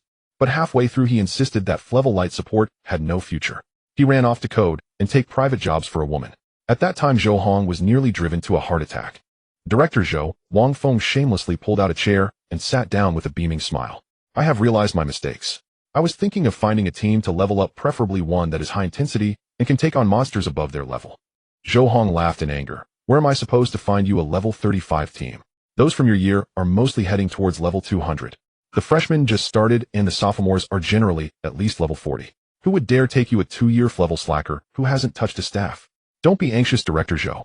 I have recently awakened some output abilities. Wang Feng met Zhou Hong's gaze, his tone confident. You just need to pull some strings of whether I can stay or not depends on my own abilities. Zhou Hong stared at him for a full half-minute. The young man before him had an eye that concealed sharpness. He was no longer the brash youth of 2 years ago. There was no longer the dejected submissiveness. Instead, he resembled a freshly sharpened sword. This kid must have gone through some significant changes. The old man ultimately had a soft heart despite his harsh words. He glanced at his phone schedule, stood up, and grabbed his thermos. Follow me. The two of them headed straight for the sophomore teaching building. They coincidentally arrived just as the theoretical class ended. The hallway was bustling with people. Zhou Hong stopped at the back door of the lecture hall, scanning the crowd before waving his hand. Feng Zhiyu, come here. The crowd automatically parted to create a path. A girl clutching a hefty holy light magic book walked over. She wore an ivory white robe with golden edges, the collar buttoned all the way to the top. But this ascetic outfit could not suppress her exaggeratedly voluptuous figure. The robe's chest area was stretched tight, creating a dizzying sway with every step she took. Feng Zhiyu and Slevel Light High Priestess, the acknowledged pinnacle of purity at Jiangnan Academy. She was firmly seated in the future chief healer's chair. The team she led consistently ranked in the top 5 among the 2,000 sophomores. She was an existence that walked sideways throughout the school. Director Zhou, did you call for me? Feng Zhiyu paused, her light golden eyes filled with gentleness. A couple of days ago you mentioned that the ranking team needed a versatile substitute with some output, right? Zhou Hong pointed at Wang Feng beside him. Here he is. Wang Feng is senior currently, at level 35. You too, Chato, I have to rush to class. The old man hurried off after dropping those words. Feng Zhiyu frowned slightly, barely noticeable. Their team needed members, but a level 35 was too underwhelming, wasn't it? The average level of her team was well above 80. She turned to size up Wang Feng. As soon as she saw his face, she suddenly froze. You are that. Before she could finish her sentence, a boy passing by abruptly stopped, pointing at Wang Feng, as if he had seen a ghost, shouting, Wang Feng. You are that Wang Feng. This shout instantly stirred up chaos in the hallway. Dozens of eyes swept over like searchlights. Last night, Su Yui's T-scented green TSA combined with Lin Weiner's gangs madly driving the narrative had already paralyzed the campus forum. Holy crap, that's him. The ultimate underachiever of the seniors. What a stroke of bad luck. A piece of garbage pretending to be a rich second generation to deceive feelings. How could the school beauty possibly be interested in such a person? Being a perennial Flevel, how dare he commit domestic violence? What kind of man is that? How has this scum not been expelled? How dare he show up at school? The surrounding shouts of abuse instantly became deafening. A few hot-tempered combat-type boys rolled up their sleeves and approached with fierce expressions. A nearby girlfriend grabbed Feng Zhiyu's arm, retreating as if avoiding a plague. Zhiyu, stay far away from this average. The online posts exposed him. He's a pervert. Feng Zhiyu was pulled back a couple of steps. She didn't speak, her light golden eyes curiously fixed on Wang Feng at the center of the storm. Facing the overwhelming online violence, Wang Feng stood tall with his hands in his pockets. Explain. How could he explain? Would anyone believe him? What was there to explain to these brainless followers? His indifferent attitude only ignited the fury of those around. What are you shouting about? A cold, piercing female voice came from the classroom entrance. The uproar in the hallway was instantly silenced. Sun Bingluan stepped out briskly, her black hair neatly tied up, her gaze slicing through the crowd like a knife.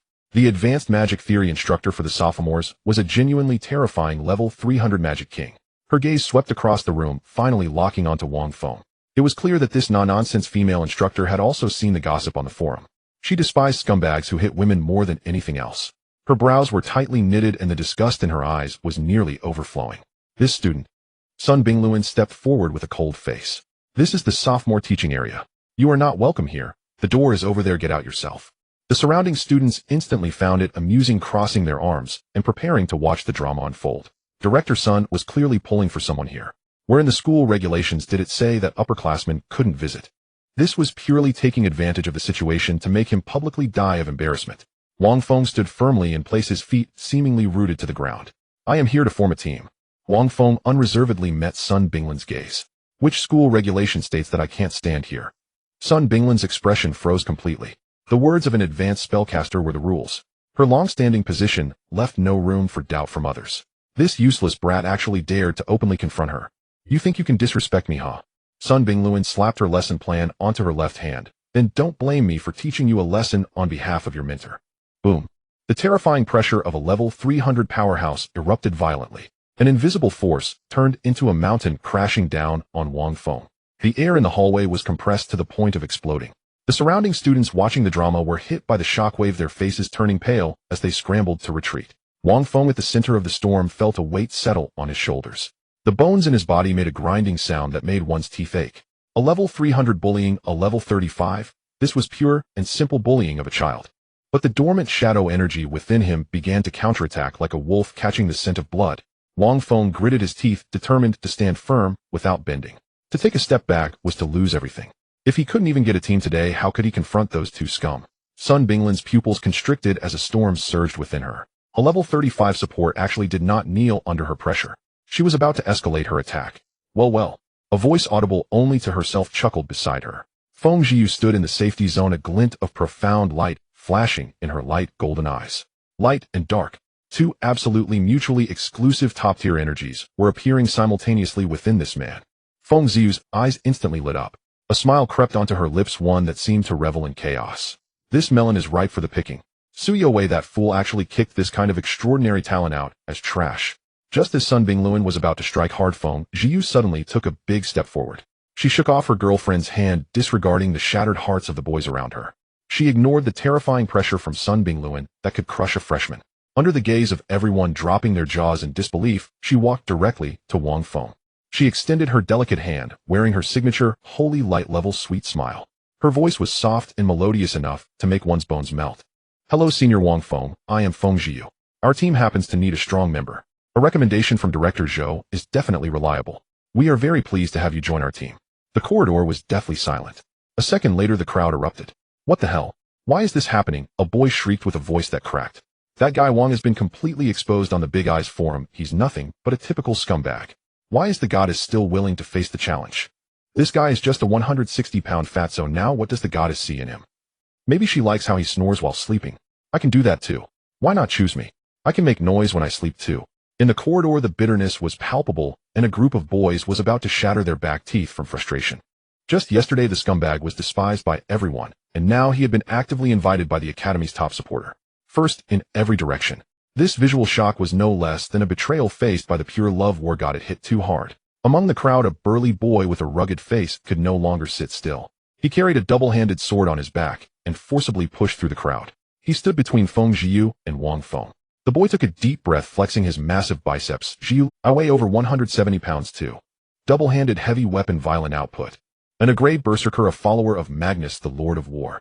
Isn't this configuration at least 10,000 times better than that scumbag's glass waist? The berserker's eyes sparkled. If the goddess could accept this infamous fatso, then surely his muscle-bound self would be treated like a special admission. Feng Jiu frowned slightly. She hated being interrupted. However, years of training kept her smile perfect. This classmate, Feng Jiu's voice was gentle, yet her tone carried a cold distance. I am speaking with The smile on the berserker's face froze. Laughter erupted around him. But this laughter quickly turned into condemnation of Wang Feng. Isn't it necessary to pick this scumbag? Wang Feng must have some PUA skills. As soon as they met, the goddess was bewitched. Isn't this class talent all focused on hypnosis? Sun Binglin stood nearby, her face ashen. As a 300-level height-year mentor, her authority was completely ignored by a mere freshman. Feng Jiu, Sun Binglin spoke coldly. Team selection is a two-way choice, but you should choose wisely. Your team has the potential to compete for the Academy's top spot, representing the face of Jiangnan Academy. Don't let a rat's droppings spoil the whole pot of soup. She made her point very direct. Feng Jiu turned to face Sun Binglin, slightly bowing, her courtesy impeccable. You are right, Director Sun, but I must assess the person recommended by Director Zhou first as the captain. Moreover, the dungeon our team is targeting recently requires a player like Senior Wang Feng. A versatile player to fill in the gaps. She directly used Zhou Hong as a shield. Sun Binglin scoffed coldly, said no more, and turned to leave. This sparked another uproar in the surrounding crowd. I heard the latest dungeon of Feng Jiu is that confusing forest dungeon, right? Yes. That dungeon is really strange. Clearly marked as normal difficulty, yet several strong teams, averaging level 80, have failed spectacularly. The mechanics inside are bizarre. Several teams escaped only after using up their one-time resurrection opportunities. Wait a minute. I heard that Su Kingsu's team successfully completed it. Nonsense. The lowest level player in their team is that swordsman Lin, when she's already level 80. So does this mean the Great School Beauty is planning to bring a level 35 deadweight to challenge beyond their level? Is she crazy? The crowd was abuzz with chatter. Wang Feng, at the center of the storm, remained silent. He had no time to pay attention to these sour grapes. His gaze was completely occupied by the floating pink system panel next to Feng Jiyu. Detected a qualified goddess target. Target Feng Jiyu, age 20, height 168 centimeters, measurements 96609, 4, goddess, level 98 points, profession, level high priestess, profession, level 77, race, angel, current favorability, 10. She is slightly curious about you, skills, holy word, shield, holy light, praise, sacred fire, sacred ring. Wang Feng's eyelids twitched violently. 98 points. Su Youshuang, with her supermodel looks and figure, only scored 93 points. This woman is directly at 98 points. Sister, are you serious about those exaggerated measurements? Not looking for anything else. Mainly I just don't want to starve the kids. The most ridiculous part is the race category. Angel. There are indeed demi-humans and half-elves in this world. But after combing through all the official databases over the years, I've never seen Angel as a living race classification. This only exists in ancient myths. Why would such an exceptionally talented, beautiful woman be interested in a scumbag like me who is hated online? Wang Feng's mind raced. He recalled that moment when the woman approached. There was a faint golden glow in her eyes. Damn, I'm sweating like a little yellow bean. I haven't heard of the high priest profession having any scouting skills. Is it the angel's racial talent? Can she see the energy lying dormant within me? Can she see through the secret of my duality of light and dark? What's wrong? Senior Wang Feng doesn't like my team. Seeing him in a daze, Feng Jiyu asked again with a soft voice. She tilted her head slightly aside, of her smooth black hair falling, revealing the impressive curves tightly wrapped by her ascetic robe, creating a breathtaking sight. Wang Feng collected his thoughts. Letting such an opportunity slip by would be foolish. Besides, she's a goddess with 98 points. He immediately reached out his right hand, a perfectly timed smile gracing his lips. It's my honor to be personally invited by you, Junior. Wang Feng grasped her delicate fair hand. I am willing. The touch was smooth and soft with a hint of coolness. He quickly withdrew his hand. Damn it, I can't touch her anymore. If I don't pull back now, I might lose control. Several boys around stared at Wang Feng intensely. What a shameless guy. The goddess just said a polite word, and he actually dares to climb up the ladder. Does he not know his own rotten foundation? In the back of the crowd, several boys wearing student council armbands gathered and whispered to each other. This is unreasonable. The Feng family is one of the top emerging families in the Sichuan-Chongqing region, rumored to have close ties with the higher-ups of the church. Feng Jiyu is even being trained as the next saintess. How could she associate with such a loser? It's probably because she feels sorry for him. Nonsense. I think she has been bewitched by Wang Feng. Hearing the absurd discussions around, a hint of mockery flashed in Feng Jiyu's eyes. A group of fools. But there's nothing to be done. Not everyone has the bug-level talent of the all-knowing eye. She released Wang Feng's hand and naturally moved half a step closer. A faint woody fragrance wafted into Wang Feng's nostrils. Since you've joined the team, then about our arrangements moving forward. Feng Jiyu winked at Wang Feng in front of the hundreds of people in the corridor. Her voice was not loud, but it was just enough for those around to hear clearly. Senior Wang Feng, it's too noisy here. Shall we find a quiet place to discuss in depth? So this is what you meant by a quiet place for an in-depth discussion. Inside the 300 square meter exclusive club lounge, leather sofas, and a holographic sand table conference room were all present. A gym, a pantry with a double-door refrigerator, an entertainment area, and even several private rest chambers. Everything one could imagine was fully equipped. Wang Feng sat on the plush, comfortable sofa, watching Feng Jiyu gracefully approach with 2 cups of hand-brewed coffee, unable to suppress a twitch at the corner of his mouth. He had secretly anticipated a more private, in-depth exchange, like a windowless storage room or a dim equipment shed. Damn this capitalist junior. What's wrong? Senior dissatisfied with our club activity room. Feng Jiyu smiled innocently, her high priestess of light robe tightening as she bent to set down the coffee. The neckline revealed an exaggerated and dangerously alluring curve. Wang Feng pursed his lips in silence. The other members will arrive soon. Feng Jiyu sat down opposite him, crossing her long legs elegantly beneath her flowing skirt. Let me state that I think Senior Wang Feng should understand. I risked defending the entire school to recruit you into the team. It's not purely an act of charity to find you a simple leveling squad. She tilted her head slightly, her light golden eyes gleaming with undisguised calculation. Wang Feng relaxed his brow, took a sip of coffee, and called out her intent. You want to compete for first place in the school rankings? Exactly. Feng Jiyu smiled sweetly. Talking to a smart person is so simple. Their thoughts aligned perfectly. A pillow arrives just when you're sleepy. Not only did a powerful ally voluntarily step forward, but they also shared the same strategic goal. Currently, the ranking tournament is imminent. All senior teams are barred due to their level advantage. Feng Jiu tapped the table lightly with her jade-like fingertips. Among the sophomore and junior teams, there are many competitors. One top-seeded team is led by Shun Zhe, who has enscored Iron Spine Guardian. She paused deliberately, her narrow, beautiful eyes fixed on Wang Feng's face. And you, Senior Wang Feng, no matter why you came here today, you surely can't bear to see that girl who's been slandering you online and her team trample over you to claim the top rank. Ex-girlfriend, Wang Feng corrected. Besides, my primary goal in returning to the academy is to level up. He set the porcelain cup back in place. You can't be naive enough to think that I, at my current level of 35, can help you all charge to first place. Haha, I have high hopes for you, Senior. Feng Jiu rested her chin on her hand, smiling warmly at Wang Feng, her gaze as if it could peel away the secrets buried in his bones. Wang Feng felt a shiver run down his spine under her stare. There was definitely something off about this woman's eyes. Since when did high priestesses have X-ray vision? Who knew how far her perception could reach? Could she even see the fully nude 3D diagram in my current field of view? Wouldn't that mean I'm completely exposed under her all-seeing gaze? Just as he was thinking this, the electronic door to the lounge suddenly opened with a beep. Whoa, look who's here. Jiu, is this the new member you mentioned? The voice arrived before the person. A vibrant young girl bounded in first. She stood about 1.68 m with long, naturally wavy black hair tipped in emerald green that reached her waist. It shimmered with every movement. Her skin was a healthy wheat color. A wild-tight leather armor barely covered her vital areas, revealing a taut, sizzling midriff. Her oblique muscles were clearly defined on both sides, flaunting a powerfully sensual figure. Following behind her was a fair-skinned, beautiful girl with a shy smile. Judging by their features and demeanor, the two clearly shared a blood relation.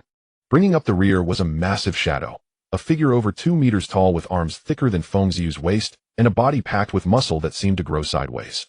He could easily be mistaken for a living war god. His tiny eyes were squinted into slits radiating a simple, clear stupidity. Let me introduce everyone. Feng Jiu stood up, pointing to the wild girl.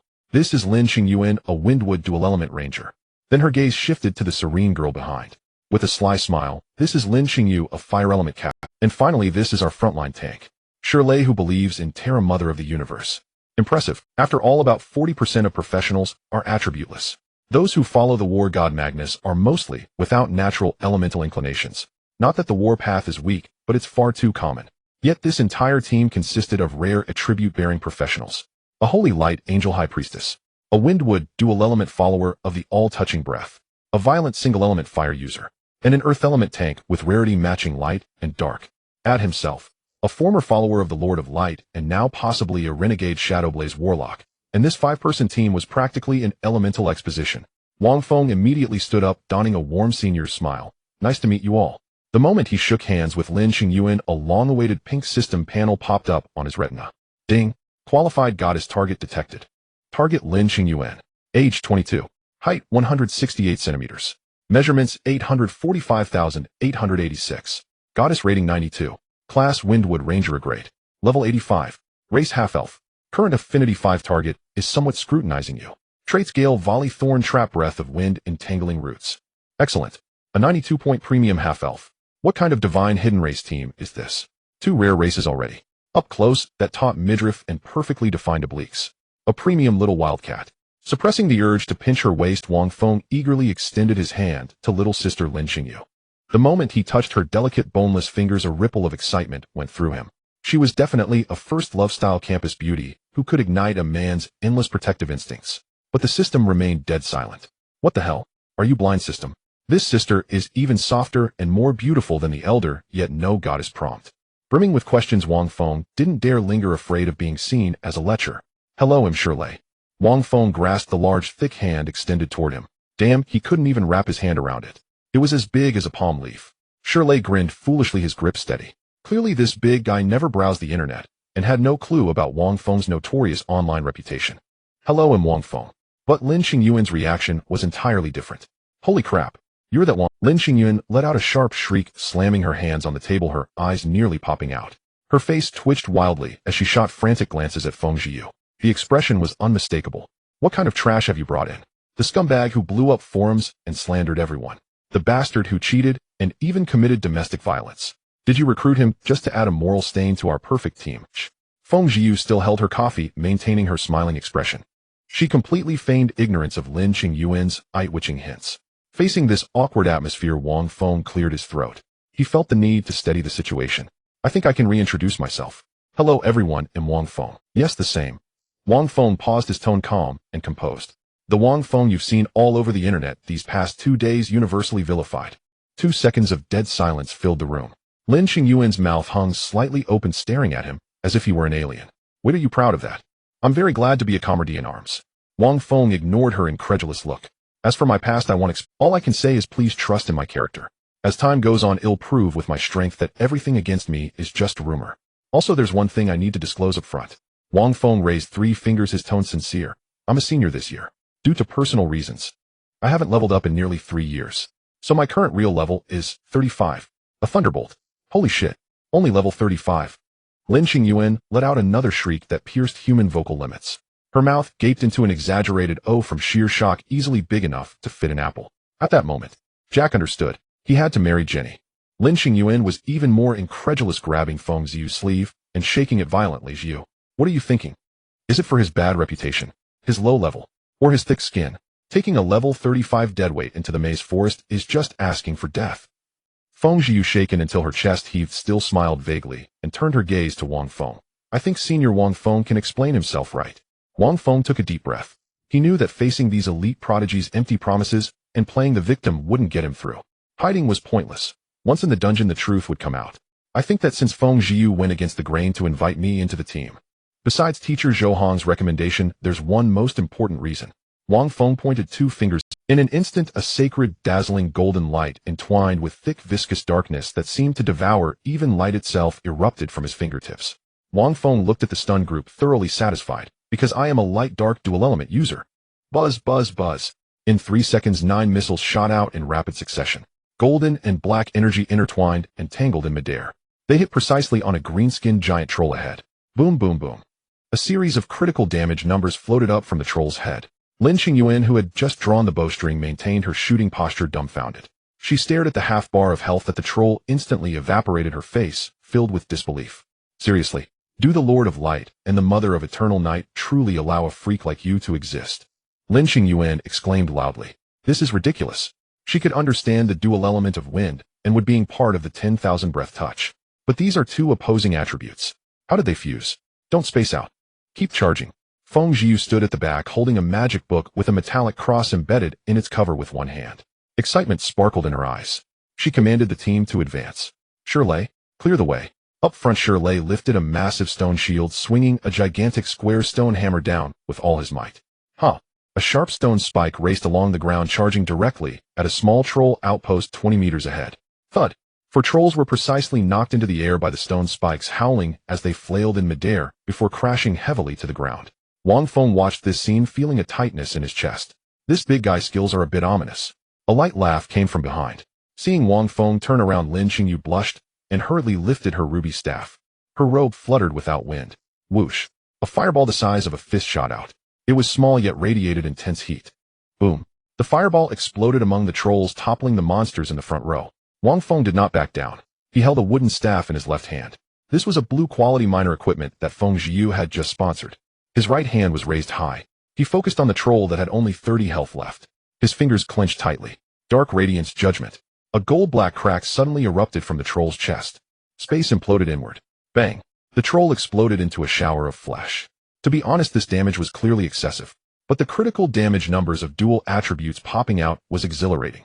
Feng Ziyu quickly calculated through the team's shared panel. Shirley's Earth Vein Spike dealt 10 of the troll's health. Wang Feng's round of 9 missiles, along with a single target judgment skill, directly cleared the troll's remaining health. The total value added up to about 2/3 of this troll's health. The most absurd part was that this guy was only level 39. A moving magical artillery. Feng Ziyu's beautiful eyes curved into crescents. What a jackpot. However, before she could rejoice for long, the situation suddenly changed. Wang Feng turned towards a level 90 elite monster deep within the outpost, the troll shaman. He raised his hand and fired a magic missile. This time the missile shimmered with pure, brilliant white light. The light projectile entered the troll shaman's body. Green numbers jumped up. 500. 500. Before the 9 light projectiles could finish firing, the troll shaman's health bar, which had been shot down by Lin Qingyuan, instantly refilled. The scene fell silent. What the hell, old Wang? What kind of nonsense are you doing? Lin Xingyuan let out a sharp outcry. I've heard of teammates being hit, but I've never heard of giving monsters benefits. I messed up. Wang Feng said, cold sweat breaking out on his forehead. He stared intently at the skill panel in his sight. Dark Radiance Imbalance. Previously too focused on being cool, he hadn't looked closely at this passive mechanism. The left side of the panel showed dark black attributes, while the right side showed golden light attributes. There was a horizontal progress bar in the middle. He had just continuously used dark attribute attacks, and the progress bar had slid to the left half, crossing a clearly defined threshold. In an imbalanced state, every time he released a dark attribute skill, he would lose 5 of his health. His health was dropping rapidly. Feng Zhiyu reacted quickly, raising her hand to cast a healing word spell on Wang Feng. A 6-second dot-type healing skill. Green healing numbers continued to pop up, stabilizing his health line. Wang Feng threw out another dual attribute Dark Radiance Judgment. The progress bar didn't move, but his health still decreased. Wang Feng thought quickly. It seemed he needed to release pure light attribute skills to bring the progress bar back. And the magic missiles could control their attributes. Who knew that when these missiles struck the hostile target, they were treated as healing? His extremely high intelligence bonus caused several missiles to directly heal the elite monster to full health. Right now the urgent task was to balance the light and dark attributes first. Wang Feng shifted his gaze to Shirley, who was currently tanking the monsters up front. Shirley was bracing against 2 small monsters, and the shaman's attacks his health stable. But ultimately it wasn't full. What if it were against a teammate? Wang Feng raised his hand and unleashed a series of light attribute missiles at Shirley. Buzz, buzz. The missiles struck Shirley's broad back. Red damage numbers exploded. 300, 300, 300. Shirley's health bar visibly began to drop. The big guy scratched his head, turning to look at Wang Feng with a face full of question marks. What the hell, old Wang? What are you doing? This time it was Feng Zhiyu who let out a sharp outcry. Light attribute skills dealing damage to teammates. What kind of light attribute is this? Sorry. This skill has a bug. Wang Feng was completely flustered. After unleashing 2 rounds of light attribute missiles, he found that the progress bar had shot up to the right side, crossing the threshold of light attributes. Now it had turned into a state where releasing light attributes would cause backlash. A golden prompt popped up on the panel. Imbalanced state opposite attribute output rapid level 300. Wang Feng's eyes lit up. Here it comes. This is the reverse amplification he wanted. Shirley, be careful. Wang Feng shouted loudly, pointing his wooden staff at the distant elite troll shaman. Guided skill magic missile. Attribute switch all dark. Buzz, buzz, buzz. The air was filled with the sound of piercing winds. The sound of missiles merged into one. With an exaggerated boost of 300 speed, the originally rapid 9 missiles shot out in 3 seconds, now fired 15 in just a short span. The black shadow energy balls poured down on the troll shaman like a torrential rain. Dark Radiance Judgment. Wang Feng clenched his right hand tightly. The dual attribute Judgment erupted. Though it did not trigger a spell critical hit, its base damage was extremely high. The troll shaman's health bar instantly dropped to 70. Keep going. Wang Feng once again guided a series of dark attribute missiles. This time he lost the speed boost, because his Dark Radiance energy bar had returned to the dark attribute range on the left. But he had no intention of switching to light attributes to balance. He was going to push through the backlash hard.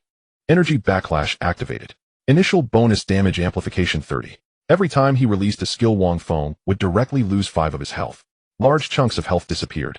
Feng Zhiyu watched with wide eyes, her eyelids twitching. What the hell is this guy doing? He's about to drain himself dry just to fight a monster. She quickly waved her staff, casting one light after another upon Wang Feng, desperately maintaining his lifeline. Wang Feng focused intently on the troll shaman. As the dark attribute overload deepened, the damage amplification skyrocketed. The Dark Radiance energy bar scale had completely hit the edge of the dark attribute range. Damage amplification 100. A series of 9 missiles shot out, all displaying double damage numbers. The troll shaman's health plummeted, directly dropping below the 20 execution line. Wang Feng's gaze turned extremely cold. 100 energy overload amplification. The follow-up damage of the judgment skill stacked another 30. Plus the 150 spell critical hit bonus triggered when the monster's health drops below 30. It was stacked to the max. Die. Wang Feng's 5 fingers clenched tightly. A dense wave of black gold energy instantly wrapped around the troll shaman.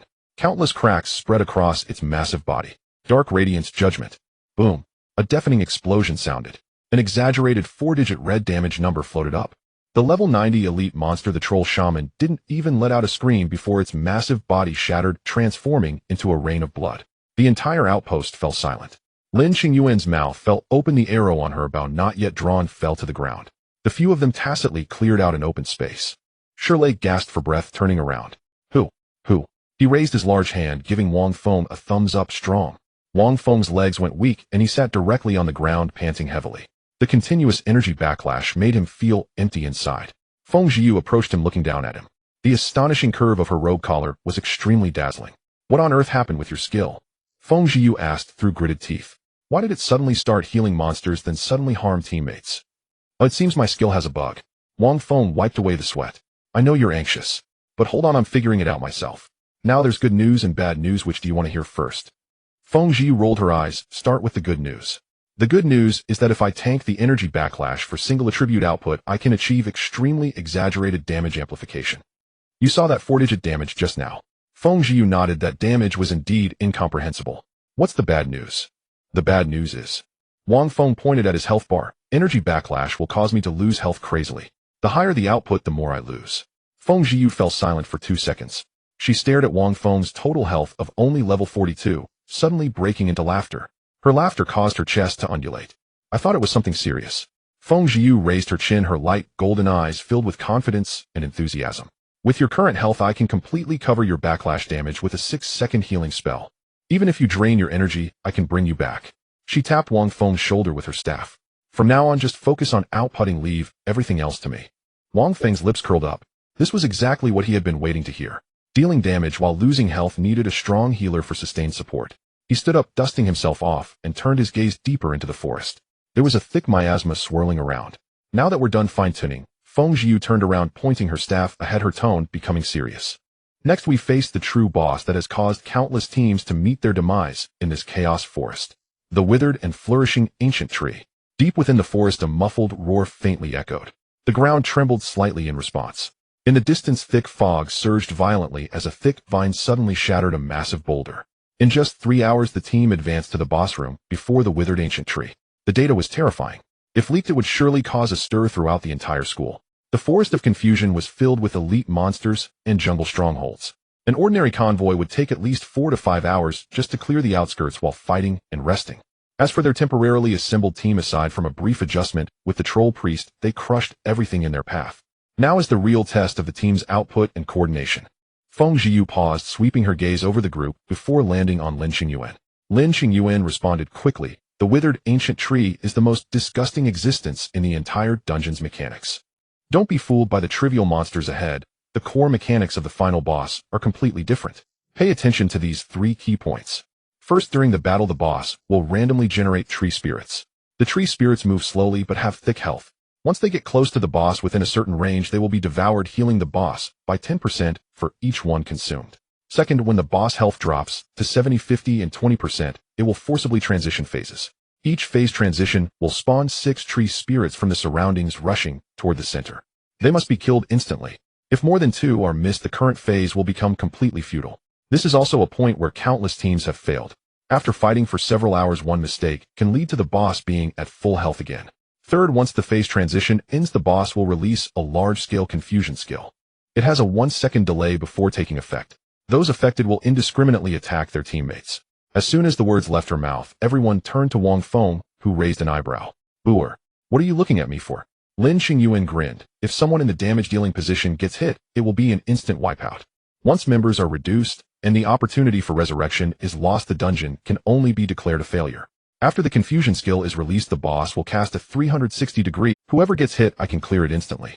But if more than 2 people get hit simultaneously, then we're in trouble. Wang Feng understood. These people were worried that his Dark Sun Warlock would deal too much damage and wipe out allies if confused. Once members are reduced, and the opportunity for resurrection is lost, the dungeon can only be declared a failure. After the confusion skill is released, the boss will cast a 360-degree would attribute full-screen AoE. It will deal damage equal to 40% of its health cap, depending on how strong the healing is.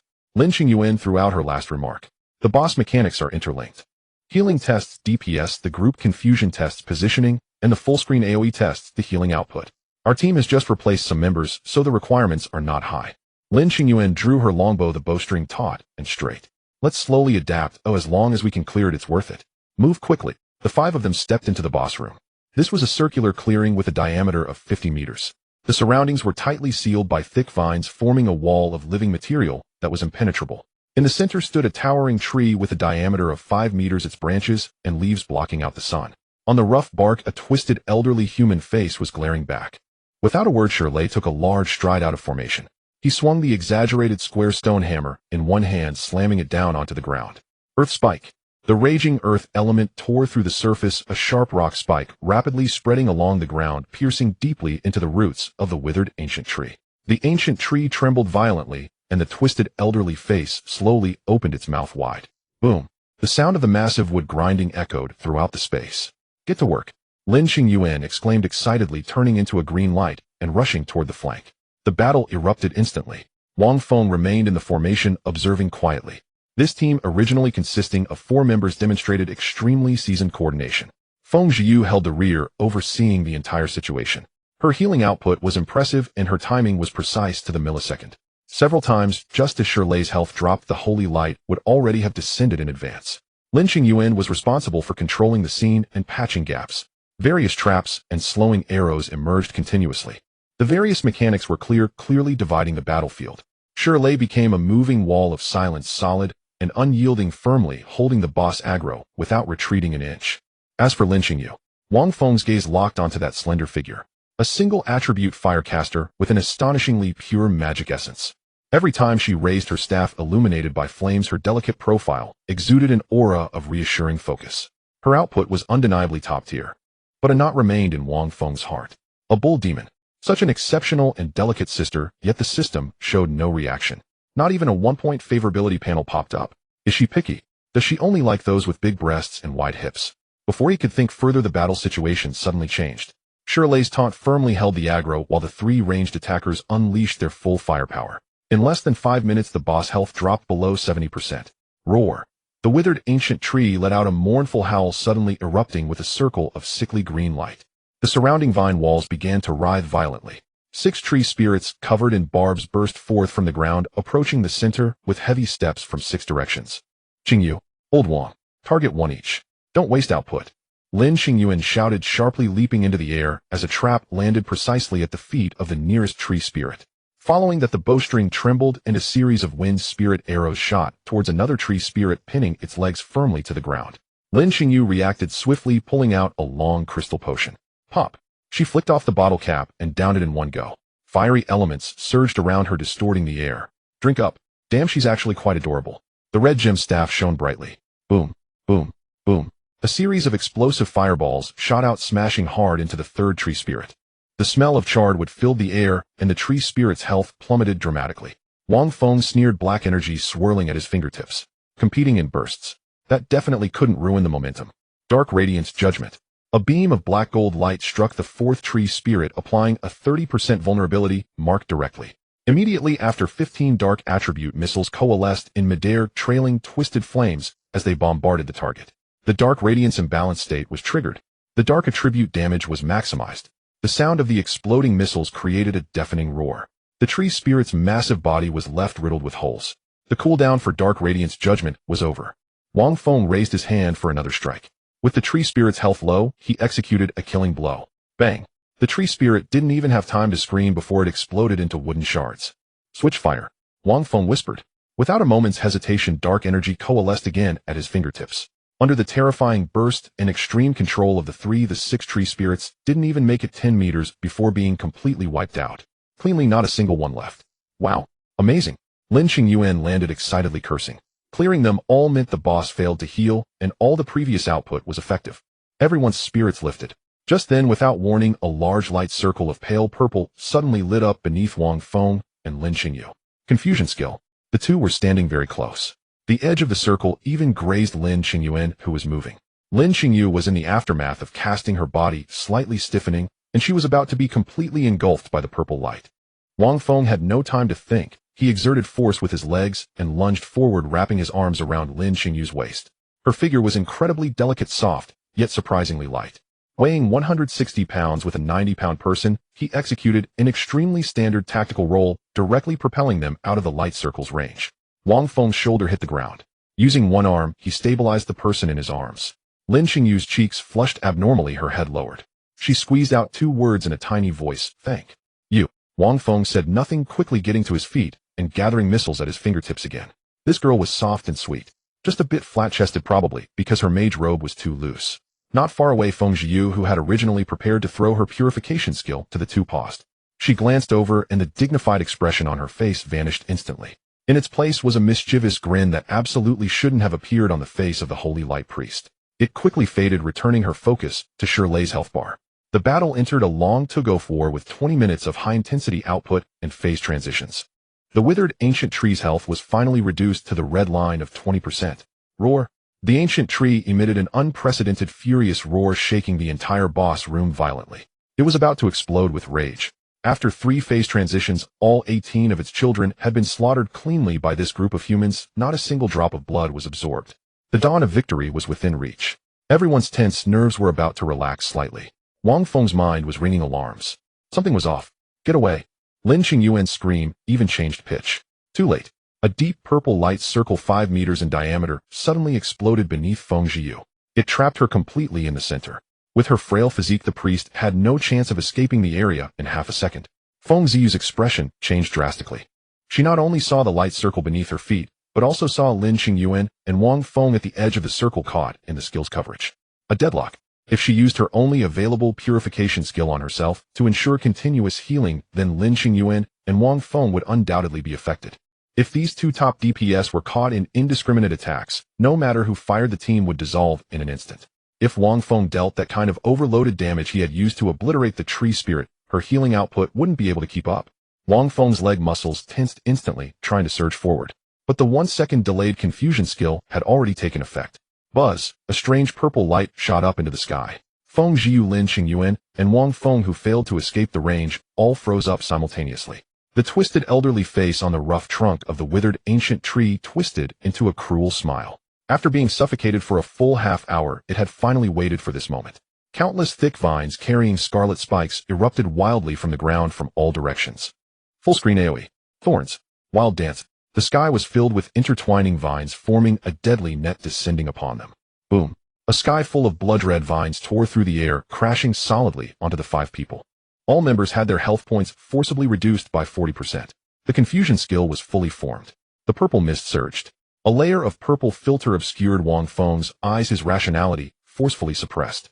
He raised his right hand, dark magic power surged at his fingertips, and a magic missile locked onto Lin Qingyuan, who was just within reach. Lin Qingyuan also raised her longbow, aiming the wind spirit arrow at Feng Zhiyu's forehead. The complete annihilation happened in just half a second. Just as Wang Feng was about to unleash his skill, a softly glowing white orb suddenly shot out from his body. The orb accurately hovered between Wang Feng, Lin Qingyuan, and Feng Zhiyu. Buzz! The orb exploded, instantly expanding into a pure white field with a diameter of 3 meters. The moment the purple light made contact with the white light, it melted away completely, like ice meeting boiling water. The control time lasted only half a second. The 3 of them had not even cast a single skill, and their eyes instantly regained clarity. Holy ring! Feng Zhiyu reacted extremely quickly. Her delicate fingers spread over the metallic magic book. A dazzling golden halo radiated out, enveloping everyone.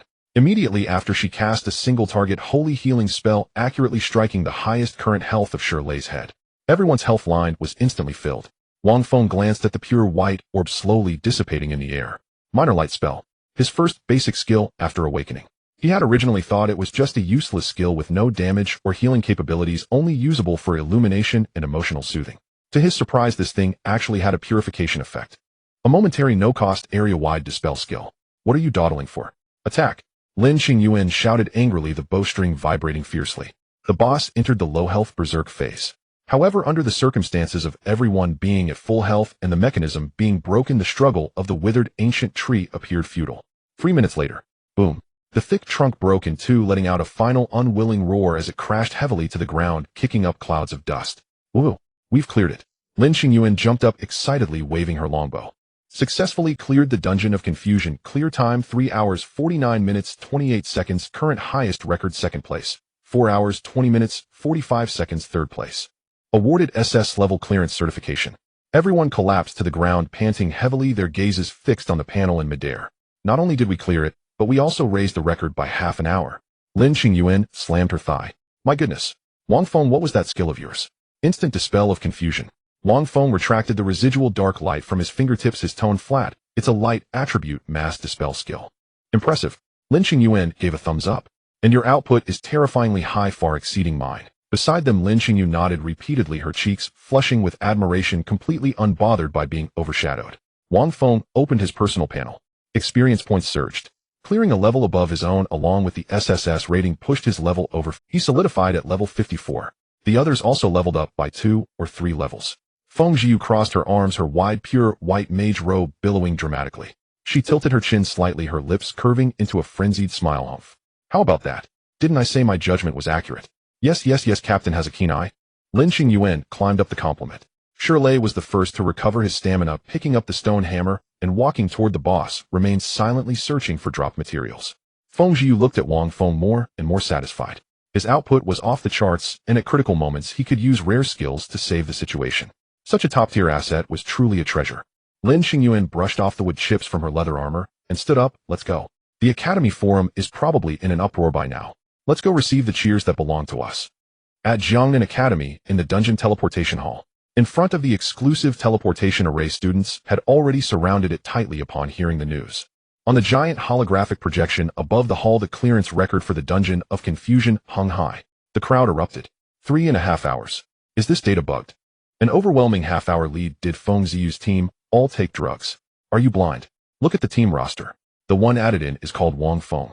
Wang Feng, the scumbag exposed by Su Yue for domestic violence and cheating just a few days ago. Damn, it really is him. Only level 54. 54.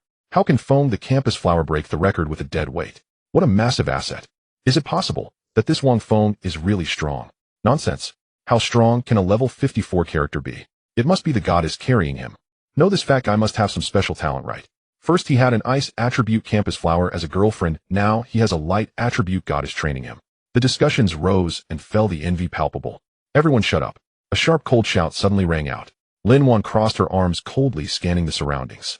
Beside her, Su Yui's face was ashen, gripping her ice crystal staff tightly. Su Yue stared at the words Wang Feng on the screen, her nails almost digging into her flesh. Wang Feng, you really want to oppose me, don't you? I only cursed you a few times online, and you turned around and hopped on Feng Ziyu's bandwagon to show off. Su Yue gritted her teeth. She had once dreamed of joining Feng Ziyu's elite team. But with her great talent, the other party didn't even give her a glance. Yet now that Wang Feng, whom she had kicked aside and deemed in grade waste, was brazenly standing in that position. Taking a deep breath, Su Yue forcibly suppressed the rage in her heart. It doesn't matter. It was just someone helping him practice and setting a record. A waste is still a waste. The limit of nth grade talent is set in stone. With such despicable means, he can never hope to catch up to me. Buzz, the teleportation array glowed brightly. The noisy hall fell silent in an instant. Feng Jiu stepped out from the light curtain with graceful steps. Following her were Lin Qingyuan, Lin Qingyu, Shirley, and lastly Wang Feng, who streamed out in succession. Congratulations, Campus Flower Feng. SSS rating 2 strong. After a brief silence, a wave of cheers erupted. Just a few hours ago, those who had been insulting Wang Feng online now wore flattering smiles. This is the survival rule of the high martial world. Power and glory represent everything. Feng Jiu reveled in the gazes of the crowd, her steps light. Suddenly a figure rushed in front of the team, blocking their path. Su Yue. She glared at Wang Feng, her eyes scornful, her voice loud. Wang Feng, how dare you, a bottom-tier man, show your face here? The audience was in an uproar. Don't think that just because you shamelessly begged Feng's senior sister to help you set a record you can clear your name. Su Yue sneered. Trash talent is still trash talent. Relying on borrowed glory, don't you feel embarrassed? Wang Feng looked at her calmly, as if observing a clown. He was about to speak when a fragrant breeze brushed past. Feng Jiu stepped forward directly, standing in front of Wang Feng. Are you done? The gentle and dignified expression on Feng Jiu's face vanished, her light golden eyes coldly looking down at Su Yue. Su Yue was momentarily stunned by this aura, instinctively taking a half-step back. Feng Jiu scanned the surroundings, her clear voice resounding throughout the hall. I represent the team, and hereby make an official statement. Senior Wang Feng is a formal core member of our team. He is not a temporary worker, nor is he any dead weight. In this dungeon he achieved the highest output for the team and saved us multiple times. The hall fell silent. Highest output. Level 54. Did I hear that wrong? Feng Jiu withdrew her gaze, fixing her eyes on Su Yue. Senior Wang Feng's overall capabilities far exceed some waste who can only shout and complain. Additionally, Feng Jiu's tone turned cold. I do not concern myself with teammates' personal matters. But if I hear more malicious rumors about my team members, I, Feng Jiu, will not stand idly by. This declaration was resolute and unwavering. Su Yui's face alternated between green and white, her lips trembling, but unable to utter a single word. Let's go. Feng Jiu turned, leading her team straight through the crowd. People automatically made way for them, creating a broad path. So cool. The next generation's holy maiden heir of the church, rumored to face the Lord of Light directly. This aura is truly remarkable. The crowd dispersed, leaving only Su Yue and Lin Wan in place, bearing the strange gazes from all around. Su Yue lowered her head, trembling all over. Ding! The phone screen lit up. Su Yue glanced down, her pupils contracting sharply. Then a twisted smile of ecstasy blossomed on her distorted face. She stared intently at the direction Wang Feng had left, her lips curling into a venomous sneer. Wang Feng, do you think that by hugging Feng Ziyu's thigh you can turn your fortunes around? Ants will forever be ants. We are no longer from the same world. I grasped the hand of my sister-in-law and angrily stepped on my ex-girlfriend's face. In the Golden Goblet Club on the top floor banquet hall, the crystal chandelier refracts a piercing cold light. The marble floor reflects the elegant figures. High-end, luxurious. Su Yue has never stepped into such a high-class arena in her 20 years of life. Today she wears a long gown adorned with scattered diamonds, holding a champagne glass. Lin Weiner stands beside her, dressed in a tailored black strapless gown that accentuates her waist. The two of them lean closely together, revealing perfect smiles to the hovering camera. Yue, you look stunning in that dress, Lin Weiner said, diverting her gaze and adjusting the hem of her gown. Su Yue shook her wine glass and said, this is the new custom design from the Shin family, but this evening gown really suits you. The two exchanged a smile. Shenzhe and Deng Haitao walked over from the long table. Shenzhe wore a well-tailored, deep blue haute couture suit, with a platinum badge exclusive to class professionals pinned at the collar. Su Yue naturally linked her arm with Shenzhe's, slightly raising her chin, her gaze sweeping across the venue. The attendees were either high-ranking members of guilds above level 400 or core members of major financial conglomerates. This is the true upper class. Su Yue took a deep breath. She had finally crossed the social divide. That class loser Wang Feng, who only knew how to hide in a rental room calculating his salary and even hesitated half a day to buy her a piece of high-end equipment, was now far behind her. Deng Haitao casually said, I heard on the forum that Wang Feng shamelessly begged Feng Ziyu this afternoon for a dungeon record. Su Yue sneered. Just a waste relying on women's charity. Does he think that by getting a record, he can climb up and become a phoenix? A loser is just a loser. At this top-tier private banquet, even if he stood outside as a security guard, he wouldn't be worthy. Shenzhe tightened his hold on Su Yue's waist, a smirk on his lips. Don't mention that kind of trash, it's a mood killer. As soon as he finished speaking, the heavy gilded doors of the banquet hall were respectfully pushed open by the attendants. The once boisterous hall fell silent in an instant. Everyone stopped talking and turned to look at the entrance. The absolute main cast of the night had arrived. The Ice Walking Squad. A team of professionals with an average level around 240. And now this lady is the Sclass Abyss sorceress who cleared the 260-level Ice Dragon dungeon. Su Youshuang. She wore a dark purple backless evening dress, the high slit swaying with her steps, revealing her long fair legs. Her bare back glistened under the light, exuding an ivory-like sheen, with her butterfly bones slightly rising with each breath. The shallow indentation of her waist and the skin of her thigh were subtly revealed through the slit. The seasoned nobles present turned their heads, their throats involuntarily moving. Soon this primal gaze was interrupted as everyone's eyes widened in shock, shifting to her right hand. This woman, known for her aloofness and referred to as a man-repellent flower, was now obediently linking arms with a man. The spotlight moved with their steps. The man stood tall, over 6 feet tall. Dressed in a pure black patterned haute couture suit, it perfectly accentuated his broad shoulders and narrow waist. His face was stern with defined features, exuding an undeniable aura of authority with every gesture. It was a calmness and depth cultivated by years of being part of a top family. Wang Feng. Su Yui's smile froze completely. Thud. The champagne glass slipped from her hand, shattering on the marble floor. Champagne splashed onto her diamond-studded gown. She widened her eyes, staring intently at the radiant man. Impossible. How could he be here? Just a few days ago, Wang Feng was a programmer, overweight and looking haggard. Now this man had a perfect physique and an aura of nobility with not a trace of his former desolation. Shunze's expression darkened as well. He fixated on Wang Feng's composed stride, gritting his teeth. Wang Feng. It really is him. Could it be? He was taken back by the Wang family. Shenzhe couldn't think of any other explanation. This was the last thing he wanted to see. Once Wang Feng restored his identity, Shunze's meager inherited wealth would be insignificant in comparison. Lin Weiner held her wine glass, her hand stiff in midair. She looked at Wang Feng's handsome and cold face. A strong wave of jealousy surged uncontrollably within her. Deng Haitao stood behind, his face dark. Among the group, his background was the most inferior. He had done a lot to undermine Wang Feng that day. Now seeing Wang Feng fully revived, and even better than before, his calves began to twitch uncontrollably. Wang Feng completely ignored the reactions of the crowd. He leaned closer to Su Yuxuang's ear, lowering his voice. Sister Youshuang, it's been a few days since we last met. You look even prettier. Oh, really? She asked softly. And you, how did you change so much in just a few days? Wang Feng glanced at the system panel. Charm value 75, weight 140 gene. The 5-day enhancement effect of the pure body allowed him to train tirelessly day and night, completely shedding the layer of bloated disguise. It's all thanks to you, Wang Feng chuckled lightly. Su Youshuang paused for a moment, a hint of doubt flashing in her eyes. Wang Feng had no intention of explaining. His right hand slid down naturally, gently resting on Su Youshuang's slim waist. His fingertips through the thin fabric felt the astonishing elasticity and warmth. With Su Youshuang's movements, the exaggerated curves of her waist and hips slightly twisted in his palm. Wang Feng's gaze darkened. Su Youshuang's cheeks instantly flushed crimson. She did not pull away, instead she leaned closer to Wang Feng. To outsiders, this scene appeared to be an intimate flirtation between the two, oblivious to the world. Wang Feng embraced his sister-in-law, striding past Su Yue and her companions. Su Yue trembled all over, biting her lip tightly. She waited for Wang Feng to show off to her, to taunt her with vicious words. But Wang Feng didn't even spare her that complete disregard.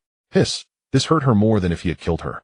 Entering the core area of the banquet, several second-rate young masters and senior executives from large battle teams immediately approached. Miss Su, congratulations on clearing the Dragon Demon dungeon. This gentleman looks unfamiliar. May I ask your name? Wang Feng raised a glass of champagne, lightly clinking glasses with the crowd. He appeared calm, his tone neither servile nor overbearing. With the experience gained from 2 years of navigating the workplace, combined with his background as a scion of the Jiangnan Wang family, Wang Feng maneuvered effortlessly among these old-timers. With a few words, he steered the conversation towards the distribution of dungeon resources and the trends in the high martial arts market. Su Youshuang stood beside him, watching Wang Feng control the entire scene with ease. Secretly infatuated, she was glad she had barged into Wang Feng's room that day. This man is far more outstanding than she had imagined. At the front of the hall, the host excitedly announced, "Next, please welcome the absolute core of the night. The Ice Walking Squad takes the stage." On the other side, Su Yue stood in the corner, her nails digging painfully into her palm. The intense sense of disparity was gnawing at her sanity. On the other side, Su Yue stood in the corner, her nails digging painfully into her palm. The intense sense of disparity was gnawing at her sanity. How could he stand here enjoying everyone's attention? Reason completely snapped. Su Yue suddenly pushed Shenzhe aside and strode towards the center of the banquet. Wang Feng. Her sharp voice sliced through the elegant atmosphere of the banquet hall. Conversations abruptly stopped. Everyone turned to look at the out-of-control woman with frowns. Su Yue rushed up to Wang Feng, her chest heaving violently. She pointed a finger at Wang Feng's nose, her voice sharp with jealousy. "What right do you have to mix in here?" Wang Feng paused his conversation, shaking the champagne in his hand, his gaze calmly fixed on her. Seeing that he remained silent, Su Yue's arrogance grew stronger. "With your useless glass talent, what qualifications do you have to stand here?" She turned to look around, raising her. "Where's the security? Where's the security? Is the security of the Golden Goblet Club this level? Even a piece of bottom-tier trash can mix in." The guests around frowned even deeper. Several executives from financial conglomerates exchanged glances, expressing extreme disdain for Su Yue's behavior. They were also scrutinizing Wang Feng's glass talent. Humph. Wang Feng stepped forward, his height of 183 centimeters creating a strong sense of pressure. He looked down at Su Yue. "Why I am here is not for you to dictate." Wang Feng's voice was not loud, but it resonated clearly throughout the hall. "But you," Wang Feng spread his arms, his gaze sweeping over the surrounding guests. "The people present are either scions of prestigious families with deep backgrounds, or the high-level big shots controlling the lifeblood of Jiangnan district, or they are top professionals who have achieved great success in dungeons." The few big shots mentioned raised their glasses, smiling and nodding. They whispered to each other, clearly enjoying the attention. Wang Feng withdrew his gaze, fixing it on Su Yue's face. "What qualifications do you have to shout at me here?" Wang Feng's voice was not loud, yet it clearly reached the ears of everyone around. Su Yue's face drained of color. Level talent. This was a stain she dreamed of erasing from her resume. At this elite banquet filled with high-tier professionals, only A-level talents barely qualified to enter, whilst level talents were the core. A level talent speaking so boldly here was nothing short of a joke. She opened her mouth, but couldn't retort a single word. Several young heirs holding champagne laughed unabashedly. "When did the threshold for the Golden Goblet become so low? Do you really think this is a vegetable market?" The unrestrained comments shattered Su Yue's layer of vain pretense. Shenzhe's face turned purple. He stepped forward, pulling Su Yue behind him, attempting to shield her from the scrutinizing gazes. "Wang Feng, don't push your luck. Yue is my companion." Wang Feng shifted his gaze to Shenzhe, a mocking curve forming at the corner of his mouth. "Your companion?" He scanned Shenzhe from head to toe. "Shenzhe, who do you think you are? You can't be so naive as to think that just awakening and level talent means you can swagger around in this circle, eh?" Shenzhe's breath became heavy. Again that condescending tone. In the past, when Wang Feng was still the young master of the Wang family, he looked at Shenzhe with that same gaze. Now Wang Feng had clearly been expelled from the Wang family. How could he still be so arrogant? Whether I need to swagger or not is none of your business, you flevel waste. Shinzei completely lost his composure. Have you forgotten how I threw you out like a dead dog a few days ago? If I had known you were so sharp-tongued, I should have just killed you that day. As soon as those words were spoken, the guests around began to look at Shinzei differently. Publicly admitting to a private fight at a high-end banquet was simply too unrefined. Wang Feng smiled instead of getting angry. Well, thank you, young Master Shin, for showing mercy. He raised a champagne glass and took a sip. However, without the support of the Wang family these past few years, it seems your Shun family's forging business is not doing so well. You can't even win the bid for height here or in the southwest anymore. Do you think your mother, Madame Zhu, is currently swamped with work? Shinzei's facial muscles twitched violently. Shut up. The history of his family's rise thanks to the Wang family was the most painful secret he wanted to hide. Ever since Wang Feng was expelled from the family, the Shun family had lost its protection and was now facing a frenzied scramble from various financial conglomerates. Su Yue hid behind Shinzei, watching as her usually obedient and untouchable boyfriend was rendered powerless by Wang Feng's few words. A wave of irritation surged within her. She forced down her panic and put on a look of sorrow. Wang Feng, you don't have to be like this. I know, you can't bear to part with me. Su Yue raised her voice, her eyes turning red at just the right moment. The surrounding guests turned their heads in curiosity. Huh, is there drama? But your behavior is truly despicable. Su Yue feigned a heartbroken expression. We are no longer possible. You intentionally came here to entangle me. Using this method to attract my attention will only increase my disdain for you. Lin Weiner immediately found an opening. She stepped forward, blocking Su Yue. Exactly. Wang Feng, put away that disgusting face of yours. After Wei Wei left you, she has been doing very well. Young Master Shin can provide her with the best resources. Oh, what can you offer? If you truly love her, stop clinging to her here. Wang Feng looked at the two women before him, utterly speechless. What do you mean I love you? What kind of twisted reasoning do these two women have? He couldn't tell whether these two women were intentionally slandering him or truly immersed in a delusion of victimization. Who was the one who rushed over shouting first? Deng Haitao pushed up his glasses, adopting the demeanor of a rational observer. Wang Feng, there's no need to be like this. It's too degrading. I've known you for 2 years now. You who lack both talent and temperament, and even resort to domestic violence against Wei Wei, really should reflect on yourself. Wang Feng glanced at Deng Haitao. Very well, even this sycophant has jumped in. Seeing his allies rally, Shinzei immediately regained some confidence. He adjusted his tie on his high-end suit, restoring his previous arrogant demeanor. Bro, know your place. If I were you, I would leave on my own now to avoid the security kicking you out later. It would be embarrassing for everyone. Surrounded on all sides, Wang Feng was forcibly nailed to the pillar of shame labeled the domestic violence man entangled with his ex-girlfriend. The surrounding guests who were unaware shot Wang Feng looks of disdain. This person, turns out he only has flevel talent, and he can't even handle his ex-girlfriend. At this moment, a cold and immense wave of life force surged from the back of the crowd. The crowd instinctively parted to make way. Su Qingxue walked over slowly, her rare silver-white long hair tied in a high ponytail, and her dark green fitted evening gown buttoned all the way to the top, devoid of any extra embellishments. Her silver-gray eyes carried a natural sense of detachment. Su Qingxue stepped in front of Su Yue and the others, shielding them behind her. I've heard you have a terrible character. Seeing you today, it is indeed so. Su Qingxue frowned, her gaze filled with disgust. The aura around her was released without reservation. Wang Feng felt a slight pressure in his chest. The dark, radiant energy within him began to circulate automatically, silently neutralizing the high-level suppression. Ding! A system prompt sounded on cue in his mind. Detected a qualified goddess target, data generated. Target Su Qingxue, age 21, height 167 centimeters, measurements 8'8'5'9'8'9", goddess, level 94, occupation, level emerald singer, occupation, level 122, race, half-elf, current favorability, 20. She detests you, greatly considers you a lowly scoundrel. Skills: life, song, emerald elegy, healing, art, elven rhapsody. Wang Feng glanced at the pink virtual panel before him, narrowing his eyes. What a half-elf. A goddess score of 94. However, why does this woman hold such great hostility towards? They had no interactions in the academy back then. Wang Feng's gaze passed over Su Qingxue, glancing at Su Yue and Lin Wan behind her, and he suddenly understood. Only listening to one side's words, she came to self-righteously sanction others. Women who preach rules and order yet lack independent judgment are the most easily used as pawns. However, don't be too pleased. Once the prey is on the list, do you still think you can escape? Su Qingxue noticed that Wang Feng not only did not retreat under her pressure, but instead looked at her with a highly aggressive gaze which only fueled her disgust. If you know your place, get out immediately. Su Qingxue raised her chin, adopting a posture of clearing the space. Wang Feng sneered inwardly. Very well. The five-man team has finally gathered today. The speaking segment on stage just ended, erupting in warm applause. Immediately after, a pair of long snow-white arms reached out from behind, naturally linking with Wang Feng's arm. The incredible elasticity of her touch came through the dark purple backless evening gown. Su Youshuang finished her socializing and returned to Wang Feng's side. She slightly raised her chin, her deep-set eyes sweeping over Su Qingxue and Shun Zhe, finally landing on Su Yuwei's astonished face. I wonder who wants to drive away my companion. The pure magic enchantment accompanied by an imposing voice spread. The magical energy twisted in the air. The little bit of life pressure released by Su Qingxue was instantly crushed to nothing. The banquet hall fell silent. No one dared to provoke a 245-level class rising demoness at this moment. Especially today, it was her home turf. Su Qingxue's expression slightly changed as she knew that her level 122 strength was simply insufficient before Su Youshuang, so she chose to remain silent. Shun Zhe and Deng Haitao didn't even dare to breathe.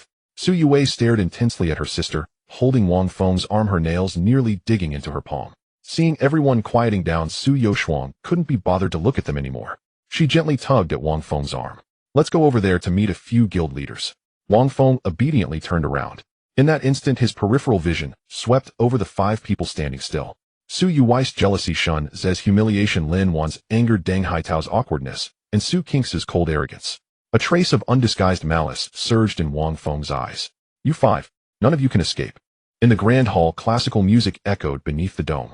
Su Yue tightly gripped the high-stemmed glass in her hand, standing at the edge of the crowd as the dignitaries from various fields passed by with their drinks. No one looked at her directly.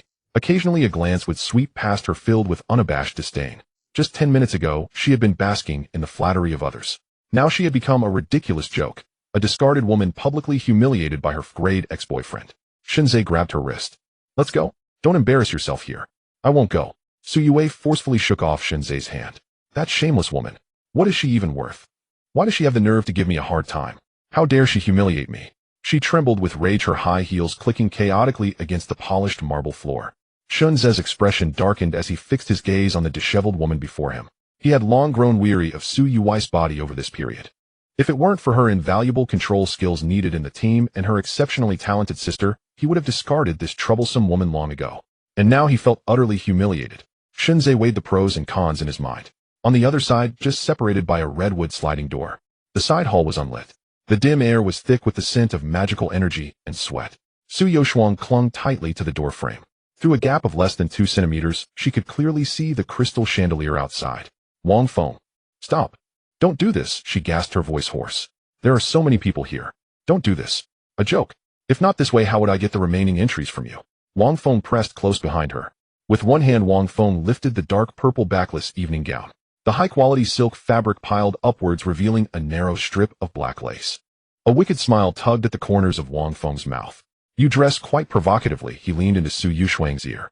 Hearing Wang Feng's words, Su Youshuang's voluptuous legs tightened. Wang Feng's fingers hooked the thin layer of fabric, pulling it up forcefully, causing the narrow strip to sink into the soft flesh of her voluptuous rear. He released his grip. A sharp sound echoed in the confined space, slapping against her plump, damp skin. Wang Feng was thoroughly enjoying himself. He pulled downwards, the fabric caught at the roots of her long thighs. His fingers slid upwards, and he wrapped his arms around Su Youshuang's slender waist, pulling her tightly to him. Wang Feng raised his hand, showcasing his translucent fingers in the darkness. Your body doesn't seem to agree with that, he said before leaning down, biting Su Youshuang's long shoulder and neck. Su Youshuang trembled all over. An intense tingling sensation surged along her spine to her brain. Instinctively, she tightened her voluptuous legs.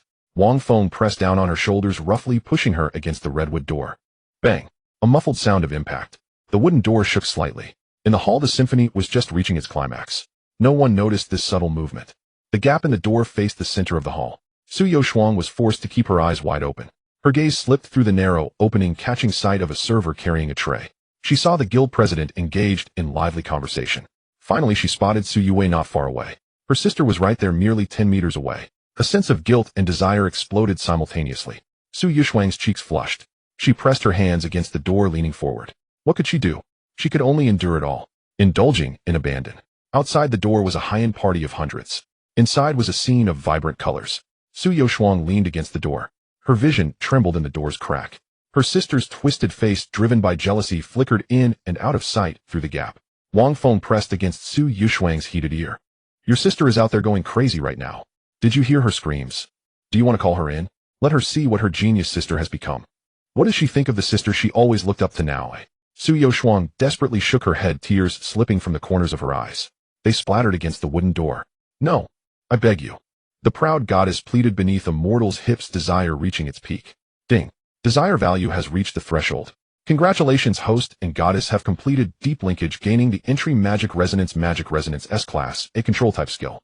Using the technique of magical vibration to release a skill, imposing an immediate shock effect on the target, forcibly controlling for 2 seconds.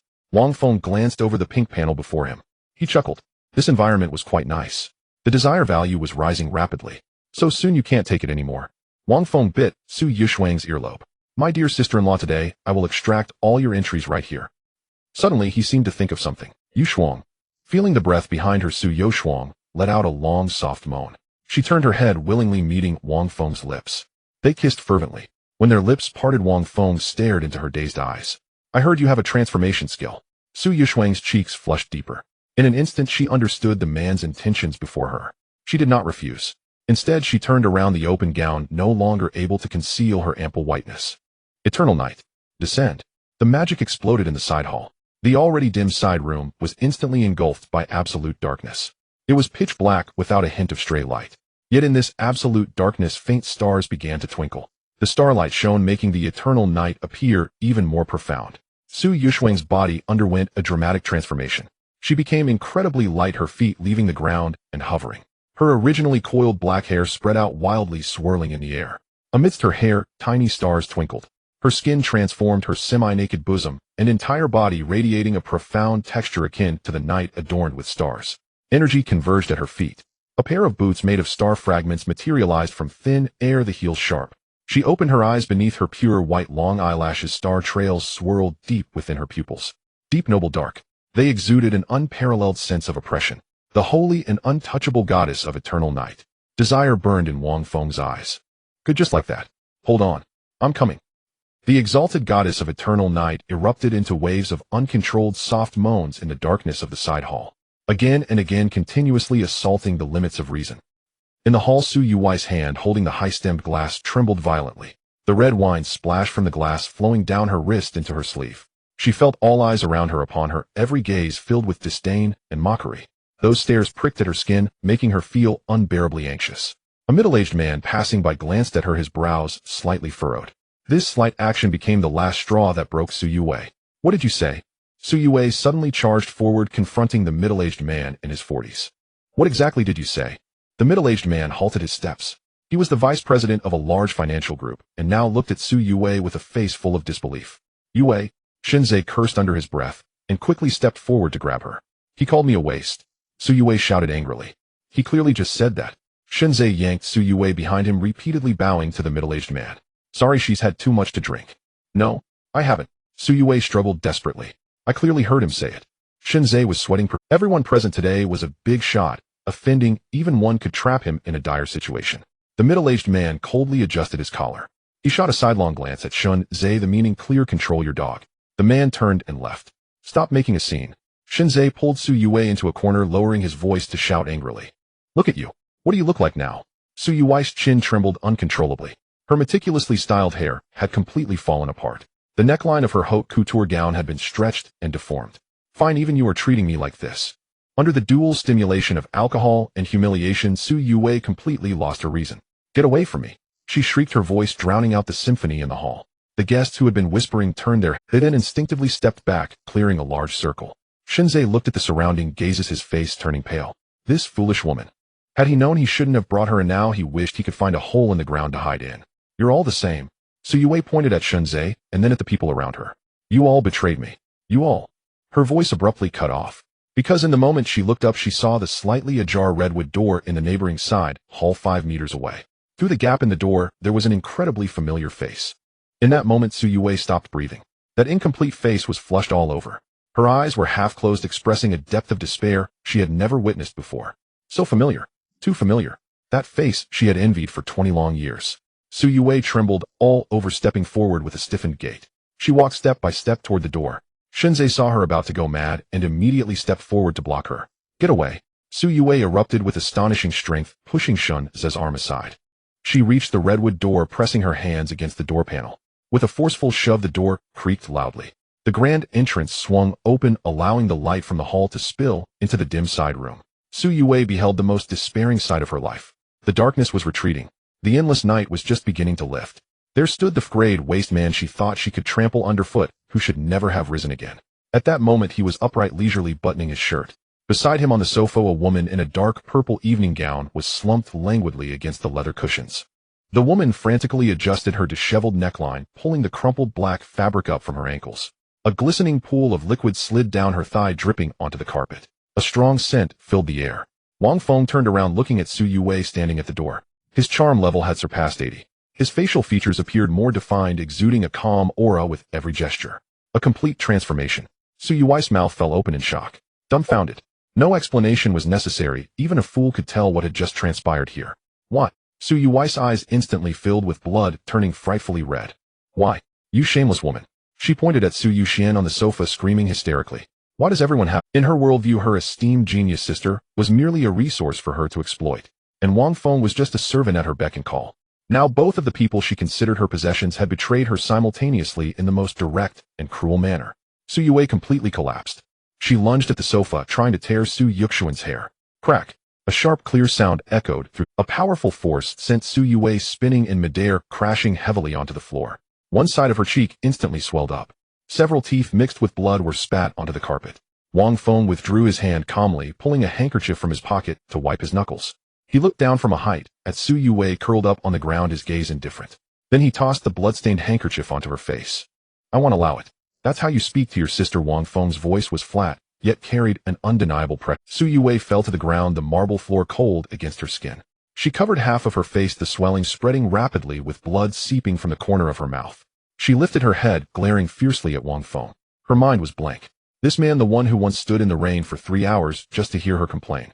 He had just slapped her in front of half of Jiangnan City's upper crust. You. Su Yue squeezed out a syllable from her voice trembled.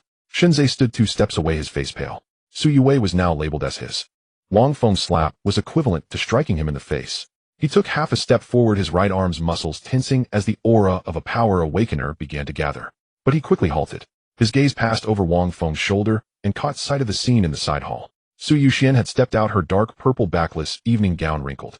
The neckline was somewhat misshapen. Most crucially, her state was alarming.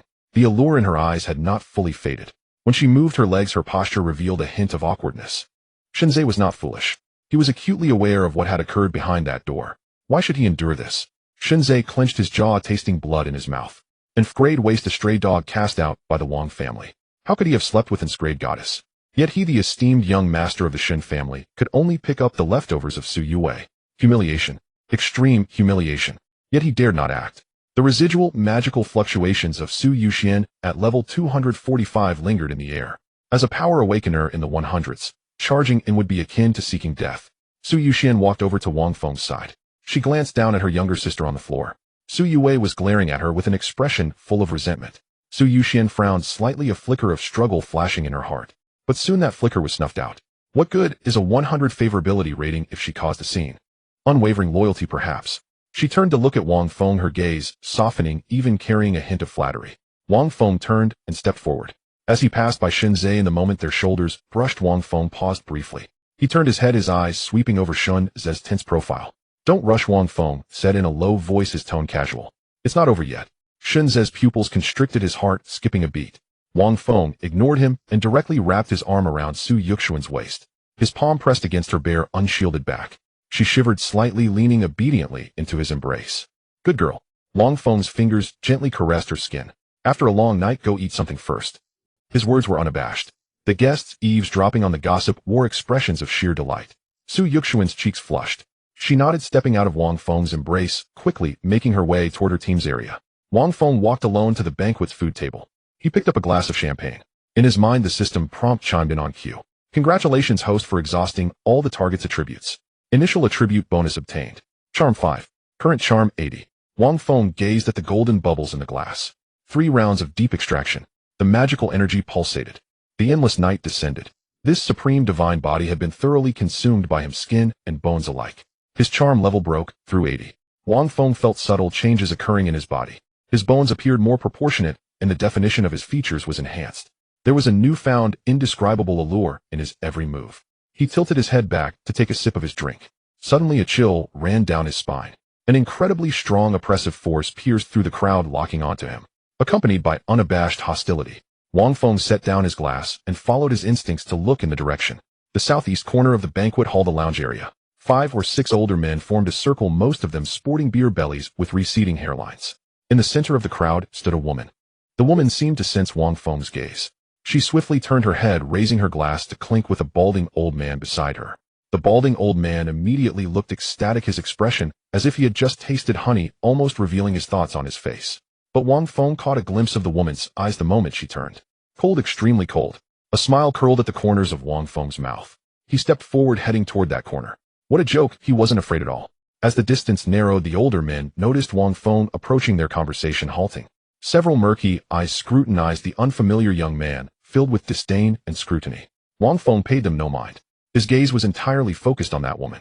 A stunning beauty. She appeared to be in her early 30s, at the peak of her maturity and voluptuousness. She wore a black modified silk cheongsam, the neckline tightly secured with dark golden cloud patterns embroidered along the edges. The fabric clung to her body. It accentuated her exaggerated proportions of chest, waist, and hips. The cheongsam had a high slit extending all the way to the tops of her thighs. One long and straight leg crossed over the other, the exposed skin glistening like alabaster. It was not merely slender. The muscle contours were firm, exuding an explosive sense of power. Her long jet black hair was elegantly pinned up with a rosewood hairpin, meticulously arranged. Beneath her left eye, a tiny tear mole adorned her face. She radiated an aura of austere dignity that was almost unapproachable. Yet paradoxically, that figure combined with her casually flowing gaze emitted an allure that sent shivers down one's spine. It was both contradictory and deadly. Wang Feng stopped 2 meters away, smiling. Ding. Target goddess detected. Lin Weiner's mother. On the retina, a delicate virtual panel silently unfolded. Target Song Lianqi. Age 43. Height 175 centimeters. Measurements 986-3103. Goddess level 96 points. Profession S-Class, Purity Swordmaster. Profession level 545. Race half succubus. Current favorability 20. Extreme disgust. She considers you a man who has no bottom line and is abusive. Entry Swordmaster Clarity Purity, Sword Domain Shadow Strike Unification. Wang Feng's gaze swept over the lines of data, pausing for 2 seconds on the words half succubus. Oh, I've learned something new. The 545 level titled Sword Saint actually has succubus blood flowing in her veins. Heaven knows how inspiring her growth journey must be. What kind of strong female lead story is this? Lin Wan's green tea personality truly has a good mother. But what does a 20 favorability count for when the top-notch ingredients are delivered to your lips? Facing challenges is just to my taste. I enjoy gnawing on bones. In the lounge, several bald, old men holding wine glasses frowned simultaneously. What kind of circle is this? Is it a place where a descendant like you can eavesdrop? One man with a beer belly darkened his expression, ready to lash out. Kid, this is not a place for you. Do you know who this is? Wang Feng didn't even glance at him. He directly ignored the hostile higher-ups and walked straight in front of Song Lianqi. Wang Feng slightly bent his waist, left hand behind his back, right hand palm up and spread out, complemented by an astonishing charm that surpassed 80 points. Every movement he made exuded impeccable noble demeanor and deadly aggression. This beautiful lady. Wang Feng gazed directly into her violet eyes. May I have the honor to ask you for a dance? The surrounding air fell into an instant silence. The old men gaped in disbelief. Has this kid gone mad? In front of you is a titled Sword Saint. Do you think you can touch her hand? The last person who had that honor probably ended up in pieces. Song Lianqi leaned back against the sofa. She looked down at the hand in front of her. Of course, she recognized Wang Feng. The good for nothing her daughter Lin once spoke of, who lived off women, abused them, and caused endless trouble. But the man standing before her now was tall and imposing, his aura deep and restrained. There was no trace of timidity in his eyes, only unmasked clarity and admiration. She frowned slightly. It seemed she had misjudged him a bit. But a hint of mockery surfaced in her eyes. He was just a reckless dandy who didn't know his place. But so what? A well-proportioned jade-like hand reached out, gently resting on Wang Feng's palm. SSS. A sound of gasps echoed around. The bald man who was about to scold her nearly crushed his wine glass. Wang Feng held that slightly cool hand, fingers curling around it. With a slight effort, Song Lianqi stood up. Under the high slit of her black and gold cheongsam, a pair of long, straight legs stepped forward with a fierce stride. The two glided into the center of the dance floor. Gentle classical music flowed. Wang Feng naturally wrapped his arms around Song Lianqi's slender, yet explosive waist. Closed together, starting to move. Song Lianqi, trained in swordsmanship, had a body that was more flexible and powerful than ordinary people. The system-enhanced physique was a blend of strength and grace. Wang Feng's palm was as steady as a vice, supporting her lower back. His steps were strong and precise. Every lead carried an undeniable dominance. Spinning, soaring, their bodies intertwined in the play of light and shadow. The youthful male's fiery aura seeped through the thin silk fabric. Every bit of it penetrated Song Lianqi's skin. She held her breath for a moment. She relished this moment. The long-suppressed warmth inside her suddenly erupted like vines breaking through the soil spreading from deep within her bones. Ding. Favorability from target increased by 5, current favorability 15. Time flowed. Fine beads of sweat actually formed on Song Lianqi's smooth forehead. Even the titled Sword Saint's physique would not break a sweat after fighting for 3 days and nights. But this moment was different. Song Lianqi could only attribute this uncontrollable sensation to having drunk a couple of extra shots tonight. The long-lost pleasure made her brain secrete an excess of dopamine. She was getting a bit tipsy. With a dramatic backward lean, Song Lianqi arched her upper body back. Wang Feng's strong arms caught her steadily, their faces hovering just inches apart, able to smell each other's breath. Don't tell me you don't know who I am. Song Lianqi's voice carried a chill as she tried to regain the upper hand. Who you are doesn't matter. Wang Feng gazed into her violet eyes. What matters is enjoying the present. Song Lianqi exerted force from her waist, standing upright. You're quite carefree. Wang Feng smirked, looking back at the previous spot. I don't think Sister Lianqi would want to spend time with a bunch of old men in their 60s and 70s. Sister Lianqi. Song Lianqi narrowed her eyes. She did not respond directly. Do you know how old I am? Wang Feng applied slight pressure, pulling Song Lianqi back into his embrace, their chests almost touching. To me, a beautiful woman like you age does not matter. Smooth talker, Song Lianqi snorted coldly, but deep down she felt flattered. The Sword Saint was also a woman. She too longed for attention and admiration from the opposite sex. The two silently rotated half a circle. I actually have a new perception of you, Song Lianqi finally spoke. Oh, what is Sister Lianqi's new perception? I've seen many young ruffians like you. Song Lianqi fixed her gaze on him. You all have one characteristic: you navigate easily among women. It seemed she was pointing out Wang Feng's current behavior. Wang Feng smiled broadly. This was exactly the kind of preconceived bias he wanted. So Wang Feng unabashedly met her gaze. Sister Lianqi, do you still think him a bastard who abuses women? He struck at the heart of the matter. Song Lianqi paused her steps slightly. She hadn't expected Wang Feng to actively break this layer of glass. But her rationality told her that the man before her was not that kind of person. Of course, if she nodded impulsively, it would mean admitting her poor judgment. If she shook her head, it would mean denying her own daughter's assessment. She chose to remain silent. Sister Lianqi should know that I come from the Jiangnan Wang family. Wang Feng, of course she knew, but she deliberately avoided it. The Jiangnan Wang family was a colossal entity with deep roots, deserving enough respect, even from a sword saint like her. The Wang family has many rules and many things that the world cannot understand. Wang Feng gently turned her around. But among them, it absolutely does not include hitting one's own women. Song Lianqi still remained silent, but her defensive posture had softened. I left the Wang family and renounced my status as the first heir. I severed all material supplies.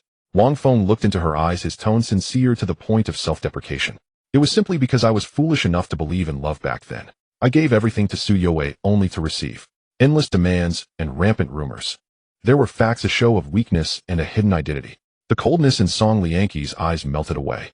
How could a man willing to give up his identity as a wealthy heir for love possibly abuse a woman?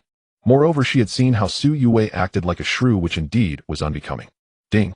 You have generated strong empathy with the target. Favorability 20. Current favorability 0, status neutral. He had bet right. A woman who had lived in unfulfilled solitude for over 20 years, no matter how aloof she appeared. Deep down, she still harbored a blind tolerance for the word affection.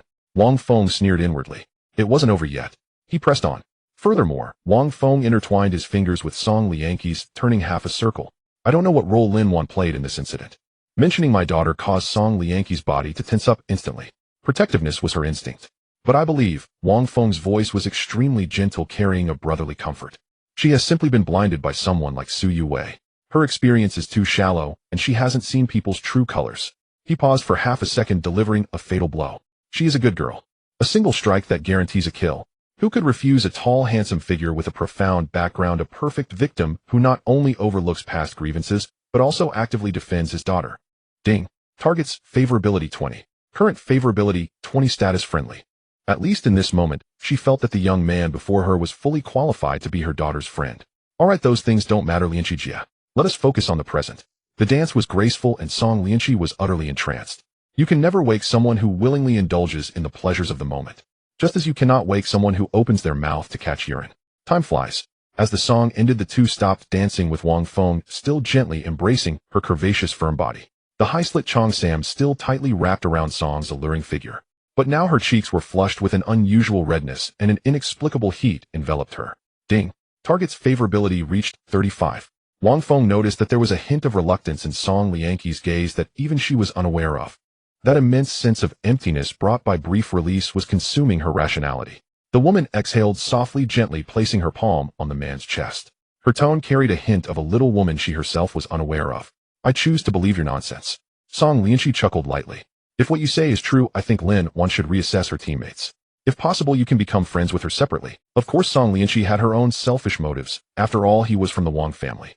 Such a distinguished young man was an opportunity for Lin Wan. But what about her half-hidden true intentions? Who could know? Perhaps she herself did not want to admit it. Of course, I will contact Lin Wan at the appropriate opportunity. Don't worry, Lianqi Jia. The woman's cheeks turned slightly red. She was pleased to hear Wang Feng's words. You still call me Lianqi Jia. Let's each have our own way. The two gently swayed in the dance floor. Lin Wan calls me brother, and I call you sister. The woman laughed again. Ding. Favorability 5. Current favorability 40. Current status between friendly and affectionate. Host, keep up the good work. Wang Feng coldly sneered in his heart. Who cares about Lin Wan, that green tea with only an A-level talent? You are my true target. Wang Feng casually glanced at the system panel. His originally composed and elegant expression instantly stiffened. The status section for Song Lianqi began to flash. What a wonderful young man. So handsome, and his hands are so strong. I really want to have him come down. Wait. I really want to have him lick my toes. Song Lianqi, are you insane? What are you thinking? You are the sword saint of the Daxia Federation. But my toes, I really want him to lick.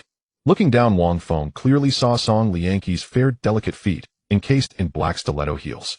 They were uncontrollably curling and tightening inside the shoes with the bluish veins on the back of her foot.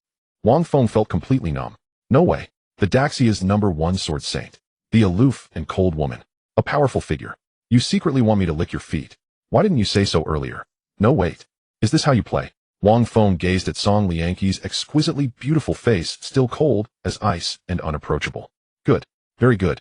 He lightly tapped his molars with his tongue. Then don't blame me for being ruthless. The lights in the banquet hall dimmed. Soft jazz replaced the passionate symphony. Wang Feng tightened his arms, pulling the 545 level sword saint into his embrace. Song Lianqi instantly panicked. She instinctively wanted to push him away. The deep male voice resonated in her ear. Lianqi Jia, I see that you seem to be a bit tired. How about this? Let's find a place to rest for a bit. Wang Feng's gaze shifted down, scanning her delicate feet, wrapped in black stiletto heels.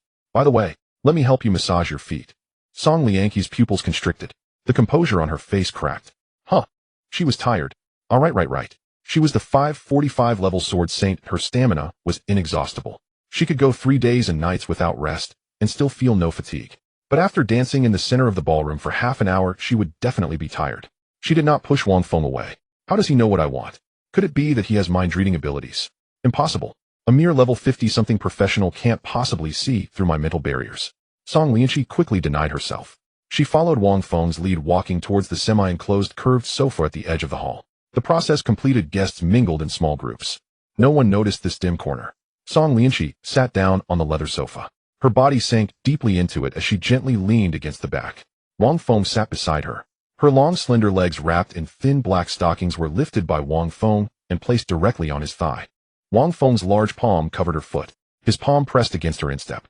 He applied a little force, and the stiletto slipped off. It landed on the carpet with a muffled thud. A faint scent of sweat spread through the air, mingled with the unique fragrance of a mature woman. Wang Feng's throat rolled. On the system panel, the naked 3D figure slowly rotated. Red dots flashed in the foot area. Those were the system's sensitive point markers. Lianqi Jia, bear with it. Wang Feng's voice was hoarse. Song Lianqi's cheeks flushed.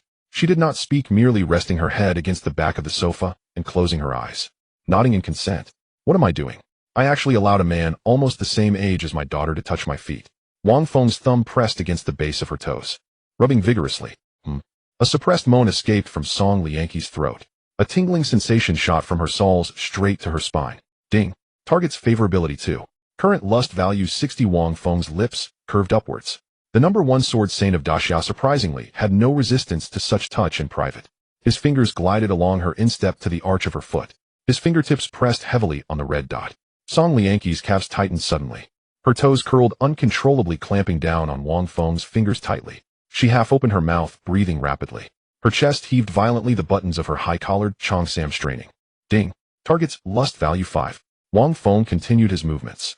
One hand supporting her rounded firm calf, while the other held her delicate foot enveloping her heel in his palm and slowly kneading.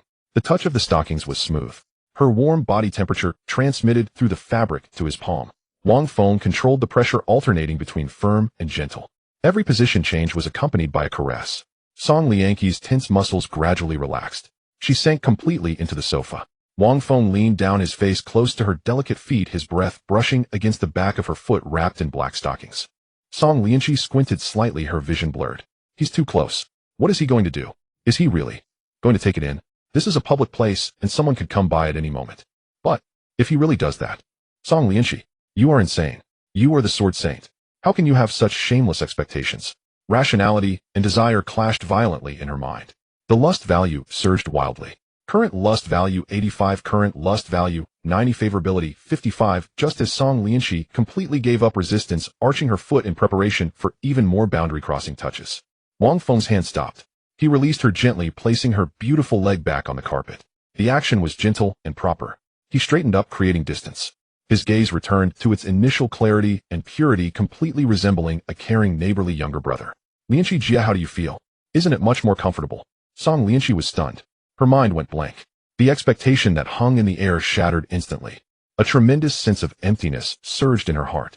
Is this the end? No next step? Oh, so comfortable. Indeed. Much more comfortable.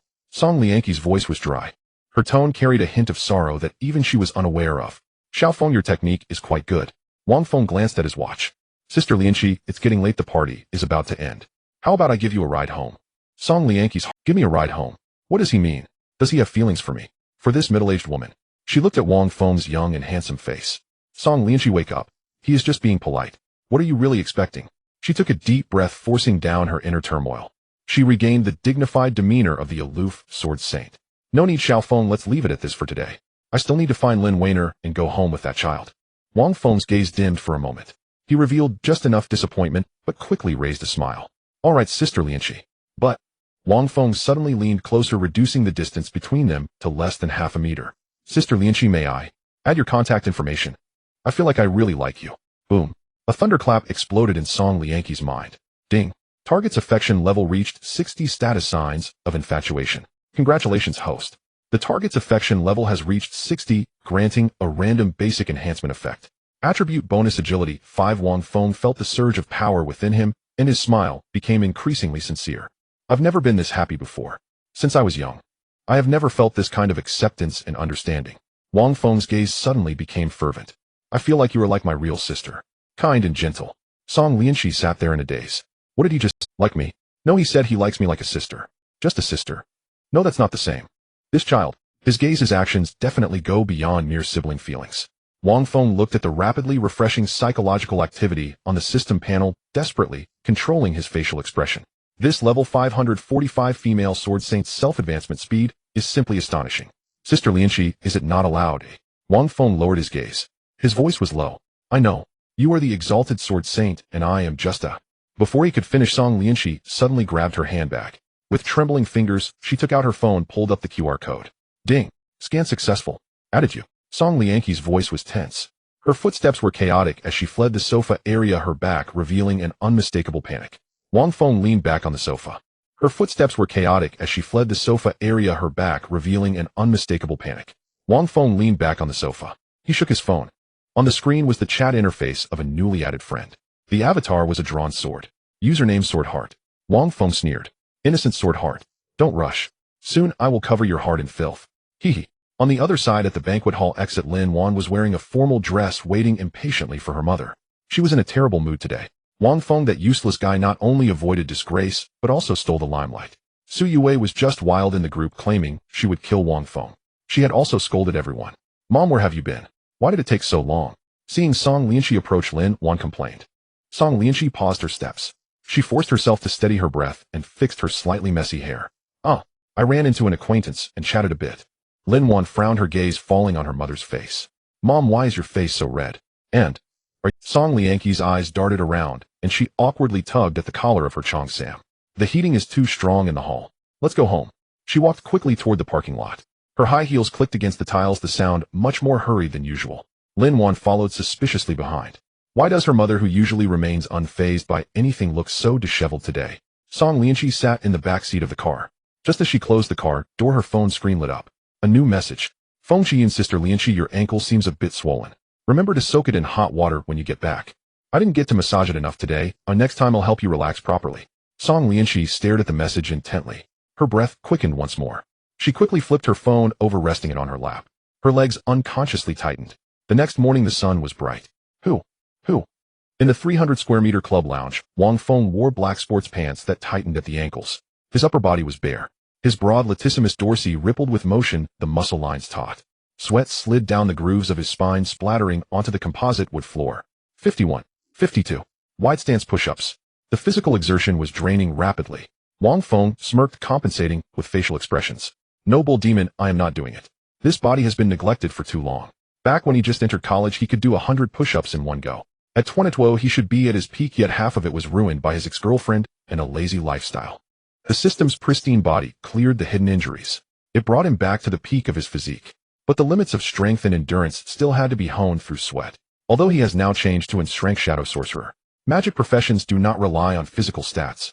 But physical fitness must not be neglected. A fast-running mage is also an advantage. Moreover, right now he is infatuated with this feeling. Muscle-tearing dopamine secretion. The feeling of fulfillment after extreme fatigue is intoxicating. 88. 89. Sweat blurred his vision. His arms ached.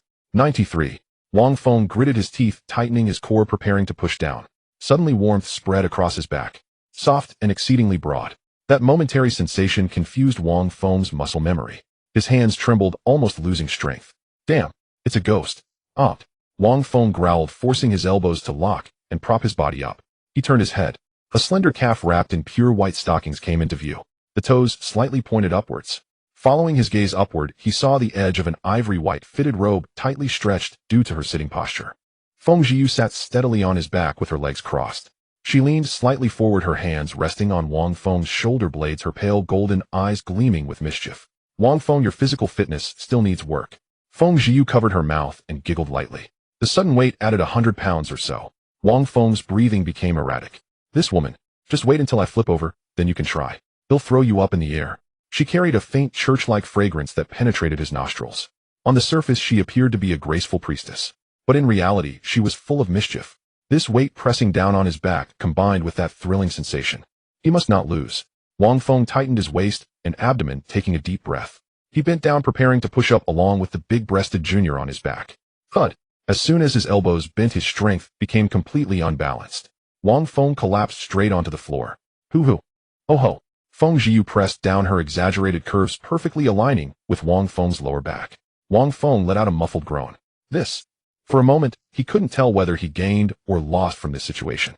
Feng Jiu chuckled a couple more times. She pressed her hands on Wang Feng's shoulders and stood up. The hem of her robe fell, covering all the springtime view. I won't tease you anymore. Go take a shower and change clothes. Everyone has arrived, and we are about to start the meeting. Feng Jiu clapped her hands and turned to the conference table. 15 minutes later, Wang Feng took a quick shower and put on a clean black jacket. At the long table, 5 people gathered. Feng Jiu stood at the head of the table. The earlier laziness and mischief disappeared. She held a tablet, her demeanor dignified. Today's task is very simple. Feng Jiu scanned the room. Grind levels and dungeons. She tapped the tablet, projecting it onto the screen on the wall. Several sets of data appeared. The college ranking competition is imminent. Our team's overall configuration is quite high, but we do not have an advantage in levels. Especially Wang Feng. Feng Jiu pointed at the data bar, representing Wang Feng's level 54. Your level is too low. Dungeons are dungeons. Rank matches are peak-based. In dungeons, Shirley can steadily pull aggro. Monsters lack intelligence and won't bypass the tank to attack the backline. But in ranked matches we will face the college's top awakened teams. The opponents are at least around level 100 elite. And as in strength player in the seeded team, Shinzei is even at level 185. Feng Jiu leaned over the table, her voice serious. They want target the hard-headed stone guardian first. They will immediately lock onto the weakest target in our team. As long as Wang Feng is taken out, we lose our main burst damage. Wang Feng leaned back in his chair, his fingers lightly tapping the armrest. There was no rebuttal. This is a fact. With a level 54 panel, even with strength profession attribute, growth, the base health and defense have significant flaws. Faced with high attack breaches, the team would be instantly torn apart. Wang Feng is the breakthrough point. Therefore, the core task during this period is to ensure Wang Feng reaches level 100. Feng Jiu turned off the projection. Everyone any objections? Shirley shook his head, replying sullenly, no problem. Lin Xingyu listening to the captain. Lin Xingyuan shrugged. Unanimously approved. No internal conflicts, clear goals. Very good. Feng Zhiyu clapped her hands. The dignified expression on her face instantly vanished, replaced by a rush of excitement. She placed one hand on her hip, her pale golden eyes sparkling with enthusiasm. Safety first, production team. Let's go. Destination: the dungeon hall. To excel in one's craft, one must first sharpen one's tools. Feng Zhiyu waved her small hand. Everyone rushed towards the eastern side of the dungeon hall, the Tiangong Pavilion weapon shop, the school's supporting facilities. Its effect is similar to that of the small supermarket next to the cafeteria. Wang Feng casually waved his hand through his storage space and took out the vinewood staff that Feng Zhiyu had given him earlier. I think this one is not bad. Snap. Feng Zhiyu snatched the staff with her fair hand. Not worth a damn. This is just a blue premium grade. The main attribute boost is too low and the additional skills are of no use to you. I won't need such things when I reach Wang Feng withdrew his hand. Damn it. He had grown accustomed to being poor. For the past 2 years, all his salary and resources had gone to Su Yuwei.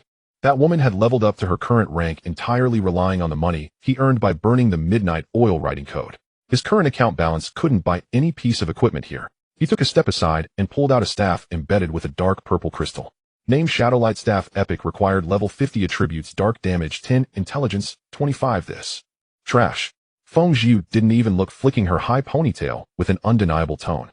Wang Feng took a deep breath. Sister, this staff is priced at 200,000.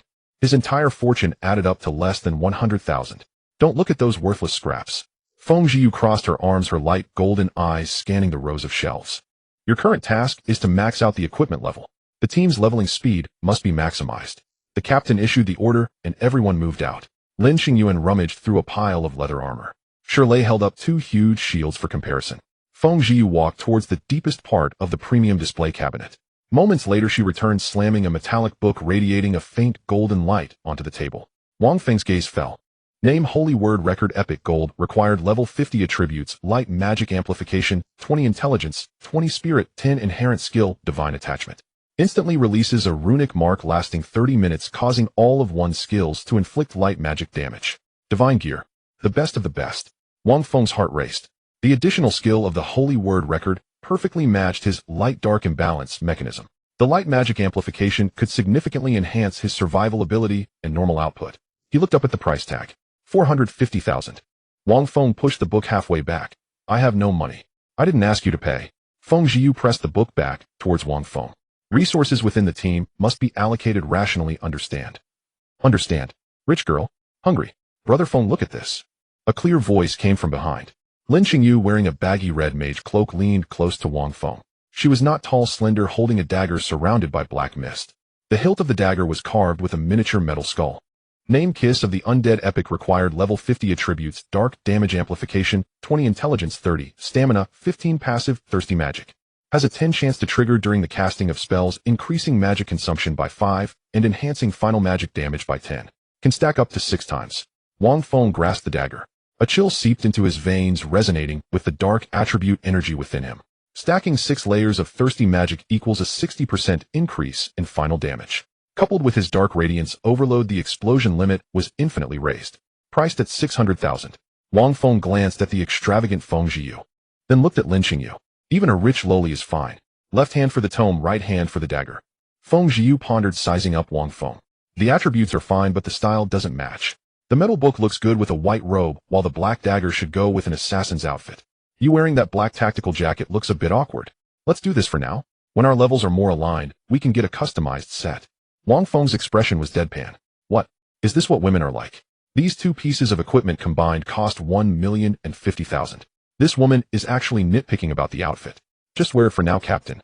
Lin Xingyuan came over holding a piece of light weaver leather armor and tossed it into the shopping cart. Take these few as a package. Record it in the team funds. Shirley set down the shield and picked up a pair of metallic battle boots from the shelf, placing them aside. Feng Zhiyu shook her head, looking towards the cash register ahead. Get a ring to increase casting speed.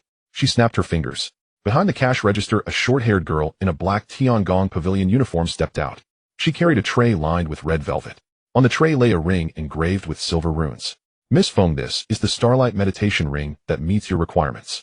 The girl's voice was soft, laced with a hint of timidity. She appeared to be around 160 centimeters tall, with her head down and her steps quick. Reaching Wang Feng, she presented the tray with both hands. so you can try it on. Wang Feng reached out to take the ring, his fingertips brushing against the girl's hand. Cold. The girl's skin temperature was low, exuding a hint of moisture. Ding. Secondary goddess target detected. Target meets revenge relationship criteria. The system's mechanical voice echoed in his mind. Wang Feng paused slightly, his gaze falling on the girl before him. The girl kept her head down, exposing a slender pale neck, her black hair neatly cascading behind her ears. A faint pink holographic panel appeared in the air. Target Xia Chuchu, Deng Haitao's current girlfriend, age 20, height 163 centimeters, measurements 846286, goddess level 86 points, occupation level water, affinity occupation level 67, race human, current favorability 10, stranger attributes guardian of clear streams, water barrier, moisturized purifying ring. 86 points. Not quite a top-tier goddess. A delicate face full of youthful vigor. A glance reveals that her cup figure is definitely curvaceous. Is she top tier? Not quite. But her youthful purity and vitality absolutely qualify her as the campus belle of a university. Probably equivalent to a 4-star character guaranteed from 10 draws. Wang Feng slipped the starlight meditation ring onto his right index finger. It fit perfectly. The silver runes flickered and his mental power and speed levels instantly surged. He quietly gazed at Xia Chuchu. Xia Chuchu seemed to sense something, lifting her head to meet Wang Feng's gaze, hurriedly withdrawing her hand like a startled rabbit. Wang Feng nearly couldn't suppress the rising corners of his mouth. Deng Haitao, this is what is called nature's gift. You are at least a second-generation rich kid. His girlfriend actually has to work hard at Tiangong Pavilion as a sales assistant to earn commission. Quite interesting. You are making it difficult for me to refuse. Is it suitable, eh? Feng Jiu leaned closer. Very suitable. Wang Feng rotated the ring, his gaze still fixed on Xia Chuchu's face. Xia Chuchu felt her cheeks heat up under his stare, stepping back, half a step, her hands awkwardly clasped in front of her. Do you need any other services? Xia Chuchu's voice was barely a whisper. Wang Feng withdrew his gaze, not rushing to act. The prey had entered the arena, and Deng Haitao's weakness was already exposed. Holding $1 million divine gear, he felt the surging light and dark magic within him. Check out. Feng Jiu presented a black gold card. Xia Chuchu took the card with both hands, bowed deeply, and swiftly returned to the cash register. You've been staring at that sales assistant. Feng Jiu lowered her voice, her light golden eyes filled with amusement. Do you like this one? Wang Feng turned his head and gave her chest a hard glare. The observant rich girl here could have made a great detective. I'm a very loyal person, only interested in throwing large dice. Wang Feng's tone was flat. Besides, I was just looking at her name tag. Feng Jiu immediately turned theatrical, crossing her arms defensively. Shrimp-headed man. I regarded you as a brother, and you actually lust after me. Wang Feng coldly watched her act, too lazy to respond. Seeing her act was exposed, Feng Jiu cheerfully leaned over, recalling the name she had seen on the name tag. What? Do you know her? I don't know. Wang Feng took back the black gold card and receipt Xia Chuchu had returned. He handed them back to Feng Jiu. Turning, he raised his phone towards Xia Chuchu. Let's exchange contact information. In the future, when buying equipment, I'll just look for you. Xia Chuchu froze for a moment. The sales assistants at Tiangong Pavilion rely entirely on commissions. These few people just spent $2 million without blinking. This is definitely a super big client. Without hesitation, she took out her communicator and pulled up the QR code. Okay, sir, feel free to contact me anytime if you need anything. Wang Feng scanned the code. Friend request added successfully. The avatar was a tranquil lake named Chuchu, can't be pitted. Feng Jiu leaned in to take a look, her face written all over with I knew it. You really are eyeing the young girl. Wang Feng waved his hand helplessly. Go away, adults have their business, kids should mind less. Let's go. Lin Xingyuan called impatiently at the door. Wang Feng hung the tome at his waist and tucked the dagger into the thigh sheath.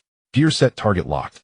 Walking out of Tiangong Pavilion, Wang Feng casually opened the moments of Chuchu can't be pitted. 9 grid selfies, close-ups of cosmetics with logos, always avoiding showing her face except for her Starbucks cup during afternoon tea. Scrolling further down, he found a side profile photo by the beach. Sunset sea breeze with the caption, Forever Young Forever, filled with tears of joy. Youthful and artistic. Next was a photo with Deng Haitao. In the picture, the two were very close with the caption, My silly head, looking quite affectionate.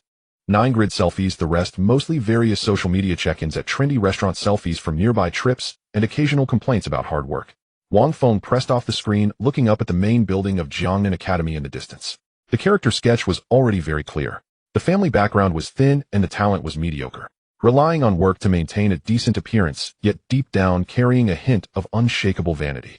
Deng Haitao, are you ready to receive this great gift? In the Jiangnan Academy, in the girls' dormitory area B, Xia Chuchu pushed open the dormitory door. A wave of expensive perfume rushed towards her. Lin Weiner was sitting at the vanity unboxing several exquisite packages. This black crystal essence has finally arrived. I waited for half a month. Choo-choo, you're back. Xia Choo-choo forced a smile. Yeah, I just came back from dinner. She glanced at the row of sparkling bottles on Lin Weiner's desk, and then looked at her own nearly empty budget skincare products, silently retracting her gaze. She sat down in front of her bed and scrolled through the screen of her communicator. The screen's glow illuminated her slightly fatigued face. She was a sophomore student who had come to Chazhou for the entrance exam, with a level affinity for water and talent. Back home, she was a genius adored by many. Arriving at Jiangnan Academy, a place teeming with talent, she came to terms with reality. Not enough. No resources, no background. Her parents sent her a monthly living allowance of 1,000 yuan. This amount in the expensive Jiangnan district was barely enough to buy a few low-grade mana recovery potions. With a lackluster team and mediocre talent, she took a job at the Tiangong Pavilion. With her pure and charming looks, she quickly got hired and started earning bonuses and sales commissions. Today the commission was decent, over 2,000. She was delighted and planned to celebrate with her boyfriend Deng Haitao at a newly opened seafood buffet outside the campus. Spending 500. By convention, she proactively suggested splitting the bill. She always thought of herself as Deng Haitao came from a well-off family and was a rich second generation, but she never asked him to buy her expensive gifts. She believed that relationships should be equal. In addition, relying on her outstanding looks, Xia Choo-choo also started a live stream on a platform called Dull, posting a few dance clips on her account. The content of her streams was quite varied, occasionally featuring product introductions at the Tiangong Pavilion and sometimes chatting with fans in her dormitory. This was her first month of persistence in live streaming. At most, she garnered 5 light signs. The content was not daring enough, so hardly anyone watched, but it was better than nothing. A message popped up at the top of her communicator. Hi Na by Chuan, money sending version. Baby, what are you doing? Just got back to the dorm, about to take a shower.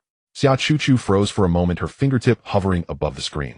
She remembered that she hadn't transferred the lunch money yet. She opened the transfer interface, inputted 250 and clicked send. Watching her account balance dwindle again, Xia Choo-choo bit her lip. On the other side, in the boys' luxurious dormitory, Deng Haitao leaned back in his esports chair, watching the screen display the message, 250 yuan transfer received, a smug smile curling at the corners of his mouth. Without hesitation, he clicked to claim it. Haigo, why are you smiling so lewdly? A roommate peeked over just in time to see the chat interface. Damn, your girlfriend transferred you money. Splitting the bill for a meal. The roommate scoffed teasingly. Haigo, isn't that a bit petty? You, a well-known rich second generation in Jiangnan district, settling accounts so clearly with such a beautiful girlfriend. If I had such a pretty girlfriend, I would gladly give her my card to spend. Deng Haitao put away his communicator and sneered. You have no idea. This is called control. Saying this, he took out a stick from his cigarette box and put it in his mouth. With a snap, he lit it with a limited edition Zippo. You can't spoil women. If you throw all your money on her, that's what happens to simps. Simp won't have a house. Deng Haitao's mind conjured up the face of Wang Feng. Wang Feng, the young master of the Jiangnan Wang family, devoted his heart and soul to Su Youwei, spending all his earnings on resources for her. What happened in the end? He was kicked aside and trampled by several of his brothers. Once you pass the gate in the future, she will be a good woman who is thrifty and diligent. Deng Haitao exhaled a puff of smoke, his tone carrying an air of superiority. Learn from this. In relationships, whoever pays first loses. After saying this, he sat back down at his computer and casually opened a game recharge interface, charging 10 packages of 648 without blinking. In the girls' dormitory, Xia Choo-choo opened a shopping app. In her shopping cart lay a set of nearly depleted luxury skincare products, 2 floral dresses that had been in her favorites for a long time, and the latest gaming graphics card she planned to gift Deng Haitao. 6070 Ti. Unit price 7,599. Shopping cart total 28,000. She sighed. The 618 sale was approaching, and having missed the discount, she could only remove 1 dress. As for the graphics card, she might have to earn for half a year at the Tiangong Pavilion. It was exhausting. Without money, it was nearly impossible to get by in this academy. She lay back on her bed, and suddenly the scenes from the Tiangong Pavilion flashed through her mind. That team that spent millions without batting an eye. The young noble stood in the middle of the team, dressed in a black windbreaker, exuding a cold demeanor. Epic equipment worth millions bought on a whim. So charming. Xia Choo-choo felt her entire body flush. She quickly patted her cheeks. What am I thinking? I can't be like this. She had a boyfriend. Although Deng Haitao was a bit stingy, he was considerate towards her. A faint sense of guilt surged within her. Ding. The communicator vibrated again. Xia Choo-choo thought it was a message from Deng Haitao and casually clicked it open. A black silhouette avatar. It was the senior she added during the day. Feng Chi Yong Yong. Thank you for your help today. Here's a tip. A red transfer box followed. Amount 1,000. Xia Choo-choo abruptly sat up straight, her eyes wide in disbelief. A tip, eh? She had been working at the Tiangong Pavilion for almost a year and had never received a tip. Although the students of Jiangnan Academy were wealthy, most of them were careful with their spending. She had only heard that in other regions of the Tiangong pavilion chain rich people had a habit of giving tips. 1,000 yuan. Just enough to cover her expenses for tonight's seafood buffet, and even 3 times more. Xia Chuchu swallowed hard. If she accepted this money, would it be considered a violation? Yet her finger uncontrollably clicked to receive it. Ding! 1,000 yuan has been deposited into your balance. The crisp notification sound was especially pleasant in the quiet dormitory. Xia Chuchu stared at her regained balance, her heart racing. She hurriedly typed. Chuchu replied eagerly, "Thank you. Thank you, senior. I still don't know your name." After sending, she fixed her gaze on the screen, her palms slightly sweating. Inside the dungeon, Wang Feng leaned against a stone pillar looking at the reply on the screen, a cold smile curling at the corners of his mouth. She took the bait. He typed 4 words. Just call me Feng Go. Concise and to the point. Never wasting a single unnecessary word. To deal with a girl who appeared innocent but harbored vanity, one must not rush. Maintain an air of mystery and generosity, gradually breaking down her psychological defenses. Slowly but surely. Wang Feng, why are you smiling so lewdly? Feng Jiu approached with her staff, her light golden eyes scrutinizing him. Are you plotting against some naive girl again? Wang Feng put away his communicator and curled his lip. Don't spout nonsense, I was just about to call a few brothers. Once we exit the dungeon hall, I'll sell you this busta priestess for money. Let's hurry up and level up. Feng Jiu rolled her eyes, shrugged, and followed in his footsteps. Ahead, Lin Qingyuan and Shirlei had been waiting by the teleportation array for quite some time. In the girls' dormitory, Xia Chuchu stared at those 4 words. Just call me Feng Go. There was no intentional attempt to get close. She pressed the communicator to her chest, her cheeks burning. Feng Go, what a nice person. After 2 consecutive days of intense leveling beyond their limits, the progress of Wang Feng's team finally slowed down. The 5 figures appeared somewhat disheveled. Currently, Wang Feng's level had been forcibly pulled up to level 75 by this luxurious squad. Everyone looked somewhat unkempt. Their robes and leather armor were stained with dried beast blood. Lin Qingyuan lazily stretched her beautiful figure, tensing beneath the leather armor. A series of cracking sounds echoed from her bones. Refreshing. This high-intensity combat is exhilarating. She casually hung her longbow on her back and turned to look at the others. Speaking of which, the monster resistance in this stage is getting higher and higher. Thanks to the level 50 skills Stable Shot and Wind's Touch, we managed to establish stable output. I wonder what skills will be at level 100. Lin Qingyuan mused about her future skills. Shirlei, with a simple demeanor, rubbed his bald head and chimed in. Yeah, at level 50, I got Earth Barrier. Without that skill, I couldn't have withstood that shadow bear up ahead. Upon noticing everyone's gaze shifting towards her, Lin Qingyu's face flushed red like a kettle about to boil. She stammered, My level 50 skill is Fireball. Her voice grew softer, and she didn't dare to Fireball is an important single-target burst skill for fire spellcasters. Although the casting time is long, the damage is devastating. Once this skill is unleashed, it is clear that the output position within the team is extremely stable. However, when everyone's gaze finally converged on Wang Feng, the atmosphere suddenly fell silent. Wang Feng frowned slightly, remaining silent. He had a huge problem. He did not possess any level 50 system skills. Or rather, he had not dared to learn it. It is well known that in this world, skills can only be acquired through 3 avenues: school, dungeons, and the Faith Temple. The skills taught in schools are mostly low-level support types and theoretical knowledge. Skills like weapon enchantment, wind, slow fall, and earth solidification are included. The rest are all basic combat techniques. Dungeon skill books vary greatly and depend on luck. From small spells like mana missile to grand ones like meteor fire rain, as long as they align with one's attributes, they can be learned. This is also the main reason why low-tier awakeners risk their lives to grind dungeons for money. Lastly, and most crucially, is the Faith Temple. Awakeners must go to their corresponding attribute temples at key nodes like level 1 of 50, and 100. They pray to the gods and receive blessings, thereby obtaining the core system skills that build their entire combat career. Skills like the level 1 Fireball for fire mages and the level 50 Fire Burst are all foundational gifts from the gods.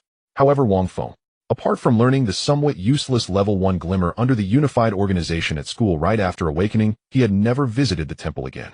A few days ago, he crossed the level 50 threshold and still remained inactive. His formidable combat power now relied entirely on the attributes extracted from Su Youshuang, his class sister-in-law, through in-depth communication. As for why he didn't go to the Faith Temple, a deep sense of helplessness surged within Wang Feng. Would he dare to approach the Light God Temple in his current state? Kneeling before the statue of the Lord of Light, praying for the blessing of level 50. Then the Lord of Light would descend and question, "Why do I sense the powerful aura of the Mother of Eternal Night within you?" The next moment, the Lord of Light would likely unleash divine punishment, turning him to dust on the spot. Heretic. Apostate. Wang Feng would undoubtedly become the first person since the establishment of Jiangnan Academy to be blasted to smithereens by a deity for attempting to learn skills, a laughingstock. He dared not risk it. This deadly secret could obviously not be disclosed. Feng Jiu leaned over. This glass high priest had a pure and holy face. Yet in her light golden eyes there flickered a mischievous glint as she sat down beside Wang Feng with a rather cheeky demeanor. Hey old Wang, tell me honestly, are you a heretic? She lowered her voice, excitement barely concealed in her tone. Did you do something disgraceful and were heartlessly abandoned by the Lord of Light? In desperation, did you embrace the Mother of Eternal Night? Come on, tell me. Old Wang, don't worry, I can keep a secret. I definitely won't tell anyone. Wang Feng's forehead twitched with anger. This high priest, who was nominated as the next saintess candidate, was filled with such outrageous nonsense. He pushed away Feng Ziyu's face, which was getting too close. Get away. Your foundation is almost rubbing off on my clothes. This girl was great in every way, beautiful, sweet-voiced, and with an explosive figure. She was the highest-rated goddess, scoring 98 points according to his system scan. But her personality, damn, it was too strange. The contrast was absurd. On the surface, she was a walking moral benchmark, yet behind the scenes, she behaved like a troublemaker, always eager for chaos. This made it impossible for Wang Feng to feel any worldly desire towards her. However, Feng Ziyu's words struck a nerve. Although he could avoid the awkwardness of lacking system skills by leveraging the goddess attributes, missing out on the temple's blessings always made him feel as if he were playing a card game, but was forcibly deprived of the card interface. Just then his communicator vibrated in his pocket. Ding! A special concern notification sounded. Wang Feng pulled out his phone and a message popped up on the screen. Chu Chu Chu wrote, another boring day, struggling worker. The accompanying image was still a 9-grid layout. The photo's tone was dim, deliberately creating a pitiful atmosphere. The text suggested that she had been troubled by customers while working at Tiangong Pavilion today. She felt frustrated, but had to grit her teeth and persist in this job for the sake of living. It was a rather clumsy attempt to evoke sympathy. Wang Feng smirked, slightly a hint of amusement in his eyes. He directly opened the chat box. The two had not had any substantial conversations in the past couple of days, and Wang Feng had been deliberately ignoring her. However, he had not been inactive during these days either. He casually opened a humorous streaming platform. In his follow list, Xia Chuchu was live streaming. Wang Feng clicked in. In the live streaming room, the girl was wearing the Tiangong Pavilion uniform with twin ponytails and a light pure makeup. Her base was indeed good, her features were delicate, her skin fair, and her eyes held a natural hint of shyness. Welcome to the new brothers entering the live stream room. Brothers, please give a like. Next, I'll introduce our new products for this quarter from Tiangong Pavilion. Xia Chuchu spoke sweetly to the camera, her voice soft and a bit flattering. Haha, hello brothers. I am Chuchu. Suddenly her voice paused. Oh, you are. Xia Chuchu stared at the entering room notification floating in the bottom left corner of the screen, her eyes widening slightly. Feng Qiong entered the live stream room. This name she would never mistake. This is none other than Brother Feng, the mysterious senior who casually tipped her 1,000 yuan. How did he discover her live stream? Xia Chuchu's heart raced, her palms slightly sweating. However, after Wang Feng entered the live stream, he did not speak immediately, just lurking like a ghost. At this moment, there were only about 20 live viewers in the stream. The bullet comments were sparse and filled with what's there to see in the shabby Tiangong Pavilion? Looking at the equipment is not as good as looking at you. Dance a little sister. The live stream was teeming with all sorts of characters. Xia Chuchu clearly wasn't used to such blatant teasing. Her cheeks instantly flushed, and she murmured softly, sorry. Chuchu can't dance. The bullet comments immediately intensified. Can't even dance. You need to twist your waist, sitting there is pointless, little sister, give us something exciting. I even feel that watching me for free is a waste of bandwidth. Just then a user named Feng Qingyun Dan made a move. A flash of light appeared on the screen. Feng Qingyun Dan sent a Porsche X1. Xia Chuchu's eyes instantly lit up. Wow. Thank you. Thank you, brother Feng Qingyun Dan in the live stream. Thank you for the Porsche, brother. A gift worth 120 yuan after the platform's cut Chuchu would receive. For her, a small streamer with only a few viewers, this was definitely a fortune. Xia Chuchu was so excited that her voice trembled. This made her even more determined to earn extra money through live streaming. However, just as her smile was about to bloom, it froze. Feng Qingyun Dan typed a line on the public screen. Little sister, just saying thank you lacks sincerity. How about this? You roll your eyes and stick out your tongue, then hum a couple of notes for brother to hear. Brother will go to the Tiangong Pavilion tomorrow to give you performance credits. Seeing this line of text, Xia Chuchu felt as if she had fallen into an ice cave. She knew there were all kinds of people online and had witnessed some sinister behavior. She had always thought that as long as she streamed properly and avoided those borderline contents, making a little pocket money would be fine. But this person just finished sending gifts and made such a vulgar request, and wanted her to make that kind of sound. Images flashed through her mind of vulgar streams featuring girls in black silk suspenders calling out brother and daddy. Xia Chuchu's cheeks burned, and a sense of humiliation surged. She couldn't do it. She really couldn't. Why aren't you starting? I'm still waiting. You want me to show you this while I have my pants down? Seeing her hesitate, Feng Qingyun Dan got angry.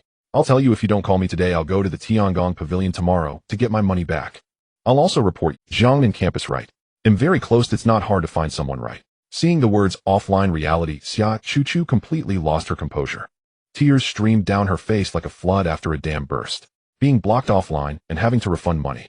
But the money from the gift half would be taken by the platform, and if she had to refund the full amount, she would still have to pay. I'm sorry, brother. I can't. I really can't do those. Please don't do this. She cried in front of the camera, her shoulders shaking. However, the malice of the online world far exceeded her imagination. Her sobs and weakness did not elicit sympathy, but instead drew in predators like blood in the water. Due to algorithm recommendations, the number of viewers in the live stream suddenly surged to over 100. Seeing her pitiful and bullied appearance, a crowd began to cheer wildly. Make your voice even softer. Yes, just like that. Just hum it out. Stop pretending to be innocent. Exactly. Cry harder. Brother is already excited. Continue. Cry well, and brother will send you gift. A flood of vulgar words occupied the entire screen. Xia Chuchu bit her lip, tightly caught in a dilemma. Despair and helplessness drowned her like a tide. She wanted to turn off the live stream, but her fingers trembled and couldn't accurately tap the screen. Just as she was about to break down, boom. The whole live stream screen suddenly shook violently, and the previously chaotic bullet comments were instantly cleared. A blinding golden light shot up from the bottom of the screen, transforming into a massive physical rocket. With a deafening sound effect, it dominated everyone's view. A site-wide banner announcement rolled above every live stream. Emperor Feng Qi sent Super Rocket X10 in Xia Chuchu's live stream. The power of money transformed into pure violence at this moment. A super rocket cost 2,000 yuan. 10 rockets, a total of 20,000. The special effects lasted for half a minute, plunging the entire live stream into dead silence, and those who had been cheering were suddenly silenced. Xia Chuchu stared blankly at the familiar black silhouette avatar on the screen. Feng Qi.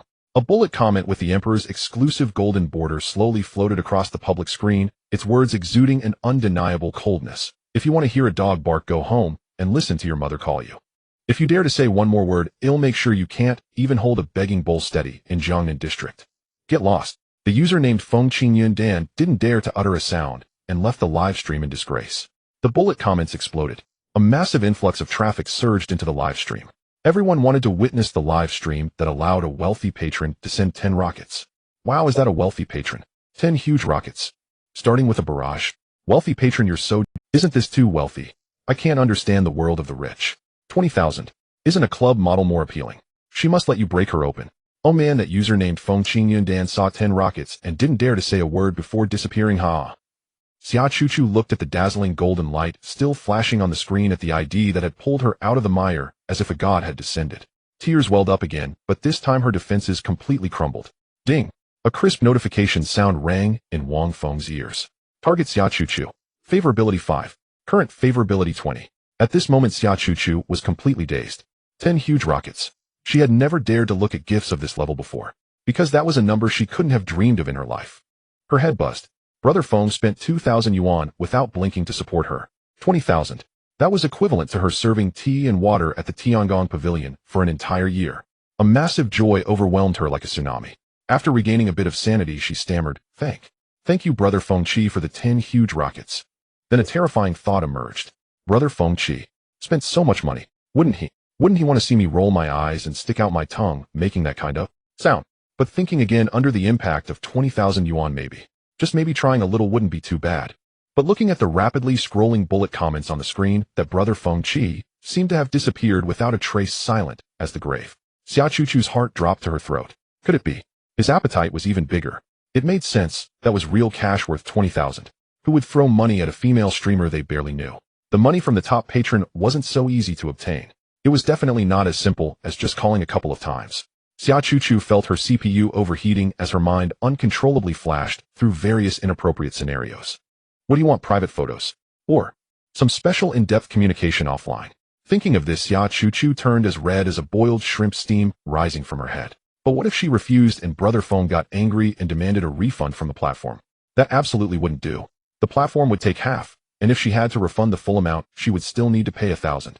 Selling herself by the pound wouldn't even amount to that 1,000. Thinking of this, Xia Chuchu gritted her teeth and made a decision that betrayed her ancestors.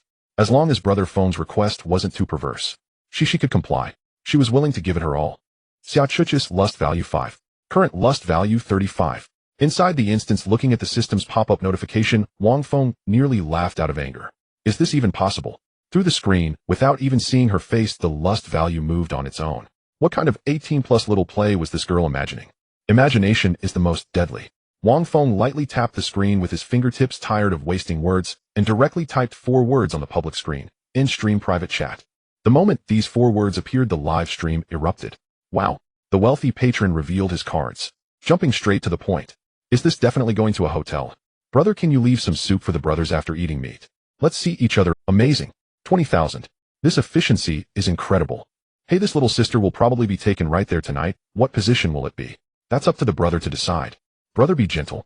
This little sister doesn't seem very sturdy. Looking at the screen filled with predatory words, Xia Chuchu wished she could find a hole in the ground to hide in her face, blushing so intensely it felt like it could bleed. But her fingers didn't hesitate at all, quickly hitting in live stream. She swiftly switched to WeChat, opening the chat window with only a black silhouette avatar. She took a deep breath, her fingers trembling as she typed on the keyboard. Half a minute later, Wang Feng's phone screen lit up, displaying 2 cautiously written messages. Brother Feng. Was that you in the live stream just now? Wang Feng looked at the 2 lines of text. It was interesting. Once upon a time he too was like this. Every day, he sent dozens of messages to Su Youwei, transferring the money he earned from his job directly to her. What he received in return was only waiting and a cold response of HM. Now Wang Feng merely tossed out 20,000 yuan. This girlfriend of someone else, the class flower of the school. Just across the screen, he took a very low stance. He was almost ready to bow to Wang Feng. In this world, the class barriers built from power and money were exceedingly sharp. Wang Feng deliberately left Xia Chuchu hanging for a few minutes. Then he typed a single word. HM in the corner of the Tiangong Pavilion. Xia Chuchu stared at the screen. Upon seeing that word pop up, she instinctively tightened her fingers. Oh, Feng Xiong is the senior from earlier today. After the excitement, Xia Chuchu felt a twinge of unease. But what if he knew I worked at Tiangong Pavilion? What if I upset Brother Feng and he came to demand a refund? Xia Chuchu quickly typed on the keyboard, fearing a slow reply. Brother Feng, thank you so much for your gift. I really don't know how to thank you. That, Brother Feng, I wonder if you have. What do you want? What do you want? That. Xia Chuchu's hands trembled, deleting and retyping the words in the input box. What do you want? Chuchu will surely satisfy you. After clicking send, Xia Chuchu's entire face turned crimson, her breath quickened, and her legs unconsciously pressed together. Time ticked away. After 5 minutes, Feng Qiong's message finally popped up leisurely. Send a photo. Xia Chuchu's heart jolted. She immediately exited the chat box, opened her phone gallery, and quickly scrolled through the images. This one wouldn't do, it had been posted on her Moments. This one wouldn't work either, it was too conservative. Her gaze landed on a photo taken last week.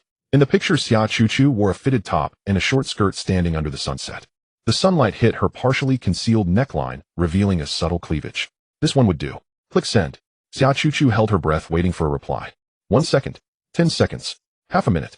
No reply. Xia Chuchu felt a bit panicked. Did Brother Feng not like this style? Right, who would spend 20,000 yuan to see a common selfie? Deep in the shadow forest, Wang Feng raised his right hand, gathering a ball of dark radiant energy in his palm. With a loud boom, a dark radiant judgment crushed the incoming elite monster. Wang Feng held his phone in his left hand and glanced at the photo, not even enlarging it. His finger lightly tapped the screen, sending the message. He put away his phone and continued to move forward. Let's see your legs. In the corner of the Tiangong Pavilion, Xia Chuchu looked at these 3 words, her cheeks instantly flushing. Brother Feng wants to see my legs. Xia Chuchu did not have any photos specifically of her legs in her gallery. To avoid wasting time, fearing that Brother Feng would lose patience, Xia Chuchu looked around, confirming that there were no other sales assistants nearby. It was just after the broadcast, the time when customer flow was low. Xia Chuchu found a spot with good lighting and aimed the camera at her lower body. On top, she wore the black uniform of Tiangong Pavilion, and on the bottom, a short skirt above her knees. Her legs were long, and she wore a pair of small leather shoes. Click. Send. Feng. Brother Feng. Is this okay? Feng Xiong, not bad, let's see some white stockings. Xia Chuchu jumped up, her mind spinning. White stockings. This was already a direct hint. Xia Chuchu knew what this meant. She switched back to the Dolab interface, staring at the amount of money in the background that was worth half a year's salary. Xia Chuchu gritted her teeth and switched back to WeChat. Brother Feng. I don't have any white stockings. But I have black stockings in my dorm. I can wear black stockings for you to see. He'll go get them right away, okay? Brother Feng, wait for me. After sending this message, Xia Chuchu turned and rushed to the supervisor's office to ask for leave. Without even changing her uniform, she ran out of the Tiangong Pavilion, heading straight for the dormitory. Inside the dungeon, Wang Feng looked at the popping message on the screen and casually replied with 1 word. Okay, Wang Feng put away his phone and chuckled.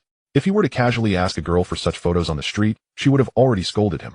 Yet now Xia Chuchu not only took the initiative to cater to him, but was also racking her brains to please Wang Feng. Money and power are the rules that tear apart disguises. At the same time in Jiangnan Academy, Shinzei stood at the door, his eyes filled with disgust. The room was a mess. Clothes were scattered everywhere and cosmetics were also on the floor. Su Yui's hair was disheveled, her heavy dark circles showing she was in a lethargic heap on the bed. Su Yue, look at what you've become. Shinzei spoke coldly. You still want to be the top ranked in the academy. With this kind of state, I advise you to give up that thought early on. Shinzei originally intended to find Su Yue to level up. Although this woman was foolish, her two control skills from her level Ice Vein talent were barely enough for ranked matches. More importantly, Shinzei had been harboring a belly full of evil fire these days, and urgently needed someone to vent it on. But seeing Su Yue like this instantly killed his appetite. You? Su Yue lifted her head, her eyes vacant. Shinzei did not even enter the door, leaving behind a sentence, waste, before turning and slamming the door shut. Bang! The sound of the door slamming shook the windows. Su Yue froze for 2 seconds, then suddenly grabbed the pillow from the bed and threw it at the door. You all, one by one, will meet a bad end. Wang Feng. This name squeezed out between Su Yui's teeth. Why does a trash of Flevel get to step on my head? Why can he get close to that bitch Su Yushuang? That bitch Su Yushuang.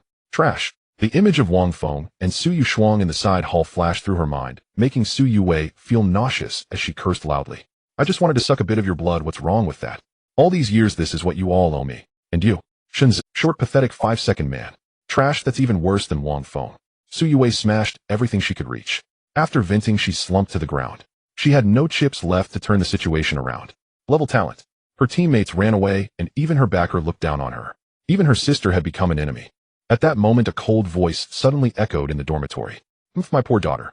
Is this all you're capable? Really disappointing. As the words fell, the temperature in the dormitory suddenly dropped. The moisture in the air quickly condensed, spreading frost on the window. Crack. Hexagonal ice crystals exploded in midair, and cold air filled the room. A tall figure slowly emerged from the ice crystals. The woman wore a long dress, her face resembling Su Yui's by 70%, but her aura was different. The traces of time seemed to have stopped on her face, looking no more than 40, exuding an imposing pressure.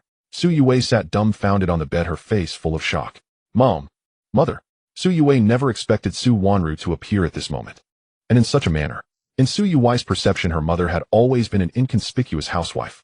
But at this moment, the frost magic power emanating from Su Wanru made the ice-type, specialized Su Yue feel a bone-chilling cold. What's wrong? Are you so defeated by this little setback? Su Wanru looked down at Su Yue, her gaze icy. Su Yui's eyes turned red, immediately adopting a pitiful demeanor. Mom. Wang Feng. Wang Feng. Su Yue covered her face and began to cry, her voice sobbing as if she had been wronged. I have followed Wang Feng for so many years. I endured the most bitter years with him. I gave him my youth. Just as things were about to get better, I happened to catch him with my sister. Su Yue collapsed onto the blanket, her shoulders shaking. And now, my teammates and sister have all left me. I can't do anything. Su Yue cried out, wrapping herself up as a victim of betrayal.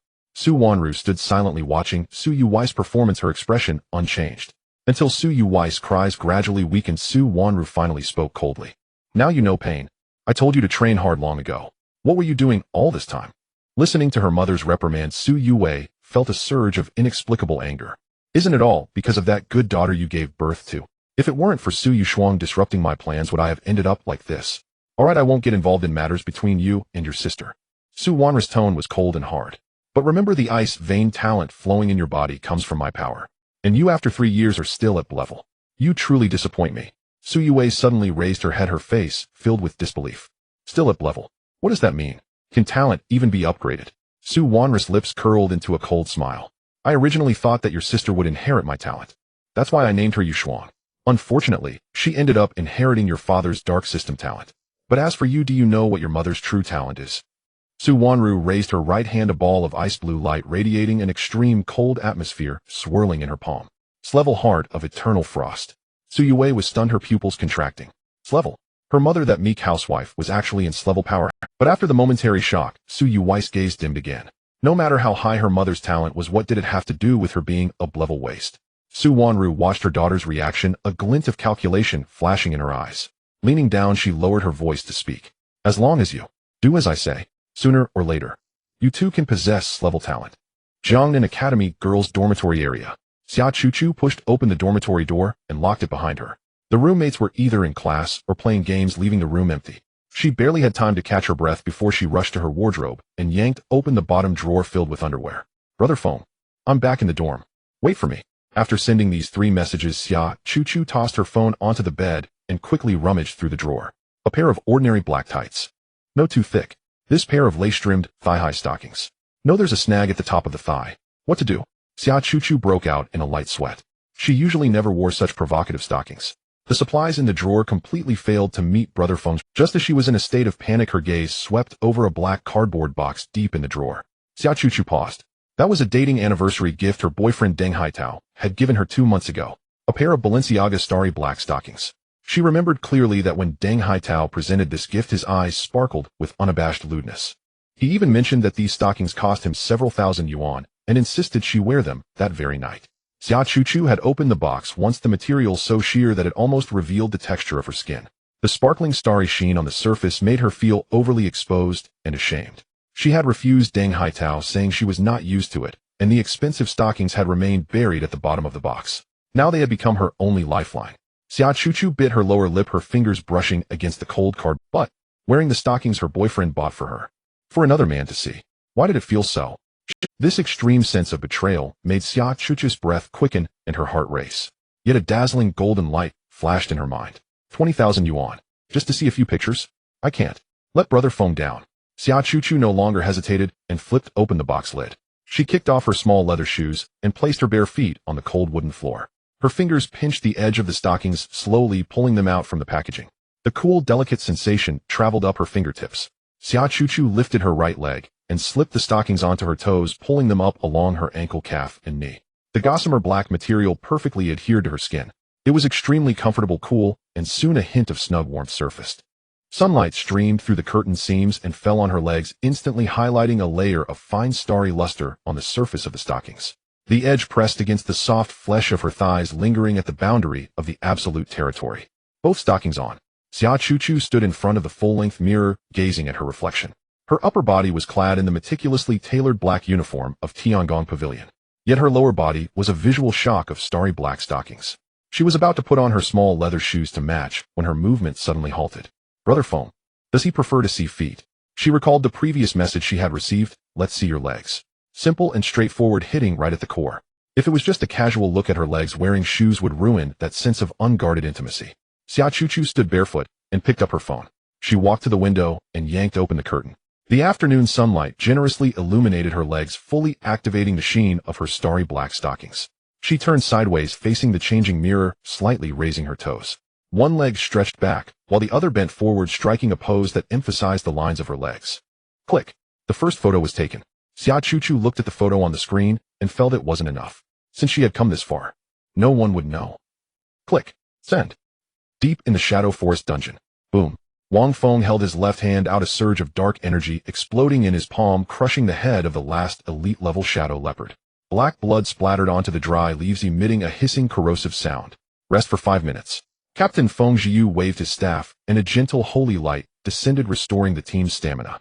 Wang Feng walked to a sturdy ancient tree, sat cross-legged, and took out his phone. The screen lit up, and the WeChat interface popped up with 2 unread images. Wang Feng clicked on the first image. A black Tiangong Pavilion uniform, perfectly tailored. His gaze shifted down where a pair of long legs wrapped in starry black stockings occupied most of the frame. Sunlight hit the stockings, creating a sparkling effect, the material extremely thin, the underlying skin tone clearly visible. Hiss, this girl. Such a figure. This is getting a bit intense. The youthful vitality of the girl's body was showcased in all its glory. This woman really went and changed. Moreover, the style of these stockings is definitely not something an ordinary female university student would wear daily. Wang Feng swiped his finger and opened the second image. This one was even more exaggerated. The camera shot from below, distorting the perspective, making her legs appear extremely long. On the screen, the toes wrapped in the black stockings gleamed, their outlines clearly visible. Round and full. His gaze followed the reflective stockings upward, where a slight indentation marked the root of. Further up was a loose white t-shirt hem, just covering the most crucial area, yet faintly revealing a hint of it. Although he knew that Xia Chuchu couldn't possibly be wearing only stockings for the photo. But that sense of suggestiveness. Wang Feng's breath hitched slightly. So provocative. Little sister. This composition, with its desire to refuse, yet still embracing the beauty, was more impactful than being completely naked. Ding. Secondary goddess Xia Chuchis desire points, 10 current desire points, 50 the system notification echoed in his mind. Wang Feng smiled. Through the screen, he hadn't even seen her face. This woman's photo was so provocative that her desire points had skyrocketed to 50. Wang Feng didn't reply immediately, but enlarged the image. His gaze lingered on the indentation at the root of her thighs, studying it carefully. Just then he felt an extremely unnatural gaze from his right side. Wang Feng turned his head. In the same rear output position. The fire-type spellcaster Lin Qingyu was standing less than half a meter away from him. Lin Qingyu's eyes widened, her light green pupils trembling violently. She had originally just wanted to hand him a bottle of recovery potion. Yet she accidentally caught a glimpse of the scene on Wang Feng's phone. The striking black stockings, toes, and thigh roots. Lin Qingyu's brain instantly crashed. Wang Feng was actually looking at such things. Moreover, judging from the chat interface, it was clearly a private photo specially taken for him by some girl. Wang Feng pressed the lock screen button, and the screen went black. Watching Lin Qingyu's shocked expression, he suddenly felt a surge of mischief. Wang Feng said nothing but stood up directly, taking a half step forward, forcing Lin Qingyu back against the tree trunk. This. As Lin Qingyu imagined the unbearable scene, as if she was about to be overpowered by the beastly Wang Feng. The two were incredibly close. Wang Feng leaned slightly down, bringing his lips close to Lin Qingyu's delicate elven ear. Next time don't sneak a look. The warm breath brushed against her elven ear, making her involuntarily close her eyes. Wang Feng's voice was very soft. I'll let you wear it too. Boom. Lin Qingyu felt as if a fireball exploded in her mind. A visible layer of deep crimson rapidly spread from her neck to her cheeks. Even her pointed half-elven ears turned as red as if they would bleed. She felt like a steam engine running at full capacity, heat rising from her head. I. Lin Qingyu clutched the edge of her loose red mage cloak tightly. Stammering, she couldn't even form a complete sentence. Wang Feng chuckled lightly, taking half a step back and no longer paying attention to this innocent teammate. He unlocked his phone again. On the chat interface, Xia Chuchu, having not received a reply for a while, had already fallen into extreme panic. Brother Feng, is this okay? Is it not good looking? Should I buy a pair of white stockings? Brother Feng, I'm sorry. I only have black stockings. The words were imbued with humility and flattery. Ding. Secondary goddess Xia Chuchu actively requests a desire. Desire points 10 current desire points 60. Wang Feng looked at the numbers on the system panel. His fingers flew across the keyboard, typing out 2 lines. He clicked send. Call me master, let me hear it. At Jiangnan Academy in the girls' dormitory, the cold light from the phone screen illuminated Xia Chuchu's face, revealing her drastically changing emotions. A buzzing sound echoed in her mind, leaving her in a blank state. Master. Xia Chuchu bit her lip hard, her fingers trembling as she held the phone. This is unacceptable. This has completely surpassed the realm of doing everything to satisfy you. It is too shameful. She had never considered calling a boy by such a title in her life. Even her official boyfriend Deng Haitao, she had never called like that. The 2 words master carried a strong sense of submission and moral transgression. It harshly impacted her understanding built over 20 years. But Brother Feng was so generous.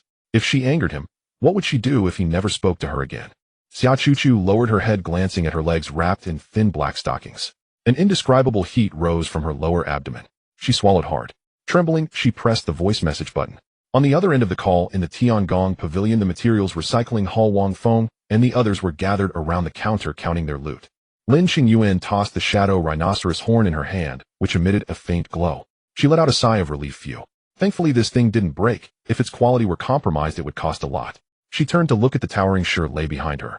Standing at 2 meters tall, Shi Lei casually scratched the back of his head while holding a square stone hammer. He smiled and nodded, looking like a good, obedient child. All right, that's it for today. Feng Jiu waved her staff confidently, setting the tone for today's leveling journey. Sell the loot. I have to attend a gathering tonight. Disperse. Wang Feng stood aside, glancing at his attribute. His level had already reached 82. They took out the materials from their storage space, piling them on the counter. The clerks skillfully sorted and assessed the prices. However, at that moment, a blatant cold laugh echoed from the entrance of the hall. Oh, I was wondering who it was. Is it that hard to level up? Deng Haitao swaggered in with his hands in his pockets. Following him were Shunzhe Lin Weiner, Su Qingxue, and an unfamiliar female professional.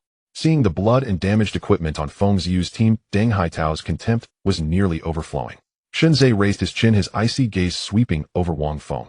Then it landed on the pile of loot, and he sneered. Haitao, what exactly are those few pieces of trash? Why are they even on the table? It's truly unlucky. Right. Deng Haitao replied sarcastically. Those few scraps, I wouldn't even glance at them normally. I wouldn't bother picking them up if they fell on the ground. I can't believe they could be brought to Tiangong Pavilion for recycling. Truly eye-opening. He stopped in his tracks, staring directly at Wang Feng, who was taking out shadow viper scales from his space ring, and grinned.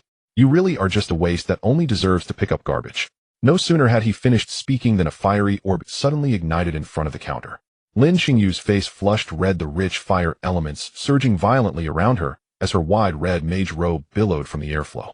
Though she knew this group was targeting Wang Feng during their time together, she realized that Wang Feng was not only powerful, but also caring towards everyone. Now a group of strangers was openly insulting her teammate. This was something Lin Xingyu, with her stubborn heart, roar. Deng Haitao looked at Lin Xingyu, who was on the verge of exploding, and scoffed disdainfully. Interesting little sister. Are you planning to fight me?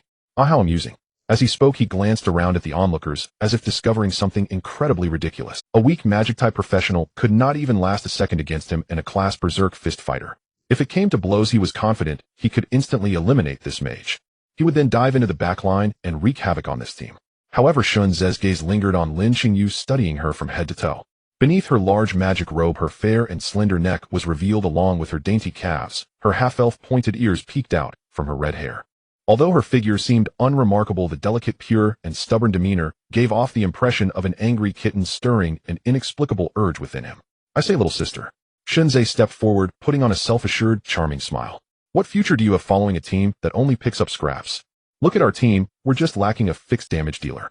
Why not join us? As he spoke, Shunze actually reached out to grab Lin Xingyu's slender arm. Just as his hand was about to touch her, a shadow suddenly stepped forward. Wang Feng stood before Lin Xingyu, his height of 183 meters, not yielding to Shunze at all. His left hand was clenched into a fist, a dark energy as black as ink wildly compressing and exploding in his palm, creating a chilling, crackling sound. Shunze, you really are regressing. Wang Feng's eyes were cold. Go ahead and try to extend your filthy hand. Trust me, before you can touch anyone, I will ensure you have a memory you'll never forget. Huh. Shunze laughed in anger. As the son of the Shin family, when did it become his turn to be taught a lesson by an glass waist? With a clang, Shunze drew his one-handed sword from his waist. It seemed he was about to make a move. Clang. A staff exuding an extremely rich natural aura suddenly appeared between the two. Su Qingxue stood there in a crisp, white uniform, her face icy as she glanced coldly at the two. Private fights are prohibited within the school. Are you two idiots? Her chilling voice poured over them like ice water, instantly freezing the tense atmosphere. Shunze took a deep breath, his grip on the sword loosening. He glared fiercely at Wang Feng, suddenly sneering. This waste had become smarter than before. Had he deliberately provoked him to act first? If a fight broke out in Tiangong Pavilion, that rigid woman Su Qingxue would definitely enforce the rules and bring the matter to the Academic Affairs Office without bias. You better level up properly. Shunze adjusted his collar, lowering his voice. I truly look forward to seeing you on the stage of the ranking match. At that time, I will have the chance to break your legs. Humph. Wang Feng snorted coldly, barely bothering to acknowledge this self-important fool. His gaze drifted past Shunze, scanning the back. Su Yue was absent. Instead, there was an unfamiliar girl who appeared to be a magic-type backliner. It seemed the impact from that banquet had truly left that woman in a state of depression. However, revenge had just begun. After all, there were still 4 standing. Wang Feng's gaze fell on Lin Weiner, who had remained silent. Lin Weiner bit her lip tightly, not saying a word. Yet the look she directed at Wang Feng was more venomous than usual, like a venomous snake ready to strike. The day after the banquet ended, her mother, the level 545, titled Sword Saint Song Lianqi, personally sought her out for a conversation. Song Lianqi inquired in detail about the matter between Wang Feng and Su Yue. As a sword saint, after years of navigating the circle, she could grasp the gist of right and wrong. When Song Lianqi coldly pointed out the logical inconsistencies in her narrative, Lin Weiner knew her lies had been exposed. Song Lianqi sternly questioned her as to why she had conspired with outsiders to frame Wang Feng. Lin Weiner was so wronged, she burst into tears. Why? If Wang Feng had chosen her back, then wouldn't all these troubles have been avoided? Isn't it his own fault? Now expecting her to apologize to Wang Feng. In her dreams, Lin Weiner did not need to explain herself to a piece of trash expelled from the family. Yet she couldn't fathom what method Wang Feng used to make her mother, who was always high and mighty and frequently on the front lines, come to question her. Well done, Wang Feng. You truly have some ability. You don't think this is all over, do you? Since the last time I didn't ruin your reputation in school, this time I will ensure you never rise again. While the atmosphere in the hall was strangely tense, Wang Feng's phone in his pocket vibrated. He withdrew his gaze and took out his phone to check. On the screen, Xia Chuchu had sent a 3-second voice message. The corners of Wang Feng's mouth uncontrollably curled into a smile. He no longer needed to think too much. He raised his head, his gaze precisely locking onto Deng Haitao's face, which was still filled with mockery. Wang Feng said nothing, merely tapping lightly with his thumb. The volume was turned up to the maximum. The speaker activated. A 2-second rustling sound filled the space. The hall, already quiet due to the confrontation between the two groups, became even more silent. The next moment, a female voice came from the phone's speaker. The voice was charming and shameful, tinged with obvious flattery and trembling. Master, master. This sultry call echoed in the spacious Tiangong Pavilion Hall. Huh. Lin Qingyuan's eyes widened. Shirley's scratching head movement froze. Even the usually composed Feng Zhiyu raised an eyebrow, casting a strange look at Wang Feng. Old friend, now no one even notices you, right? And opposite Deng Haitao's cold smile instantly froze. The hall fell into a deathly silence. He was all too familiar with that voice. Deng Haitao's pupils constricted violently, as if 1,000 bolts of thunder struck his mind simultaneously. That was Xia Chuch's voice. How could it be? Such a well-behaved girl. She never played on social media. How could this be? He stared fixedly at the phone in Wang Feng's hand. And Wang Feng stood there, a slight smirk playing on his lips. He gently pressed the lock screen button. The screen went black and the voice abruptly stopped. Casually, he slid the phone into his pocket. Hand it over. Deng Haitao squeezed out a hoarse voice from his throat. Oh no. He was angry. Wang Feng chuckled softly. The angrier you are, the happier I become. He patted the edge of his pocket, casting a disdainful glance at Deng Haitao's face. I told you to hand it over. Swish. Two sharp metallic scraping sounds echoed. Two gleaming metallic gauntlets appeared directly on Deng Haitao's fists. His eyes instantly turned bloodshot, the veins on his neck bulging. His muscles bulged, stretching his combat gear taut. A fierce, violent aura spread throughout the hall. Impossible. That is definitely not Xia Chuchu. Shinzei stood beside him, his face a mask of shock. Not a bro. Look at you acting like you've never seen the world. Why are you so triggered just because someone played a master-servant game on their phone? We can't stoop that low, can we? Could it be that this Xia Chuchu has never... Wait. Xia Chuchu. As he spoke, he immediately turned his head, eyes wide in surprise, staring at Wang Feng. No way. That voice on the phone really sounded like Xia Chuchu. Is there gossip? Even Lin Wan was stunned. Usually she would mock Xia Chuchu for being poor with Su Yue. Now hearing this, recording her expression was a mix of shock and schadenfreude. Wang Feng met Deng Haitao's murderous gaze, his smile growing even brighter. He did not take a step back. Yo Su doggone. Wang Feng suddenly turned his head, his gaze crossing Deng Haitao to point directly at the upright Su Qingxue behind. Someone is about to commit a crime in the academy's shop. Wang Feng deliberately raised his voice. His shout attracted the attention of all the students selecting supplies in the hall of the Tiangong Pavilion. Is this how your student council operates? Wang Feng pointed at Deng Haitao's bloodstained gauntlets. As the academy's disciplinary officer, you just stand by and watch. Su Qingxue's brows furrowed tightly. Surprise flashed in her silver-gray eyes. Everyone come and take a look. Wang Feng continued to announce loudly, his tone filled with the indignation of a victim. Someone is brandishing weapons in the Tiangong Pavilion. The disciplinary officer is present yet turns a blind eye. Because the assailant is a member of her team. She is abusing her power to cover for them, turning a blind eye to the violence against her teammate. This is the academy's officer. The surrounding students immediately gathered, whispering among themselves. Wow, he really pulled out a weapon, flashing red names in the Tiangong Pavilion. This kid must be out of his mind. Isn't that Su Qingxue? Usually so pretentious, why isn't she taking care of her teammate today? Double standards, thought she was so noble. Su Qingxue's expression darkened entirely. She was an absolute advocate for order with a strong sense of moral cleanliness. Wang Feng's words were stepping on her bottom line. She had not reacted earlier. How could a flirty voice recording from a phone cause Deng Haitao to break down instantly? This was completely illogical. But now it was a fact that Deng Haitao had brandished a weapon. Wang Feng's accusation was also a fact. Deng Haitao, I command you to put away your weapon. Su Qingxue strode forward, her silver hair swaying dramatically with her movement. Your current behavior has seriously violated the Academy's safety management regulations. Su Qingxue's voice was cold and stern, carrying an unyielding authority. Deng Haitao could no longer hear her. The frenzy had stripped him of his last semblance of reason. Get lost. Stop meddling. Deng Haitao roared. I must get his phone today. He suddenly exerted force with his legs. The wooden floor let out a dull thud. He charged at Wang Feng like a whirlwind, his gauntlet aimed directly at Wang Feng's face. At that instant, boom. A loud crash resounded. A massive figure 2 meters tall suddenly intercepted between the two. Shirley held the stone tower shield with one hand, slamming it down heavily. The heavy shield struck the ground with a violent tremor. Shirley said nothing, firmly bracing the shield and completely shielding Wang Feng behind him. Almost simultaneously, Lin Qingyuan drew the single knife from her waist. The wind and wood elements intertwined on the blade, emitting a sharp sound of slicing through the air. Lin Qingyu raised a fiery red staff high, a dazzling ring of rejection forming before him, radiating an intimidating heat. Feng Zhiyu stood at the back of the team. She held the Holy Light Codex with one hand. The codex fluttered without wind, the pages flipping rapidly, brilliant golden, holy light dancing at her fingertips, ready to descend with healing and amplification. The 5-member team stood in a very tight formation. A great battle was imminent. Buzz, a terrifying aura suddenly poured down from the second floor of the Tiangong Pavilion. Pure level pressure.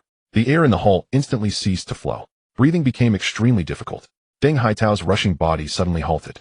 He felt as if a great mountain pressed down on his shoulders. His bones creaked under the unbearable burden. Thud. Deng Haitao's knees buckled heavily, crashing to the floor. The entire place fell silent. Shinzei was also forced to retreat 3 steps by this pressure, cold sweat breaking out on his back. The sound of high heels tapping against the wooden steps echoed from the staircase. Tap, tap, tap. A woman slowly descended the stairs. She wore a fitted dark purple gown, the neckline cut extremely low, revealing large swaths of snow-white skin.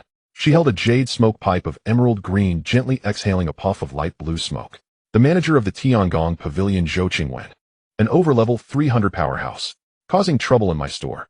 Zhou Qingwen's voice was lazy and melodious, yet sent chills down the spine of every student present. What do you think this place is, eh? Her gaze swept over the kneeling Deng Haitao. Shinzei took a deep breath and stepped forward against the pressure. He slightly bowed, his tone respectful. Manager Zhou, this is all a misunderstanding.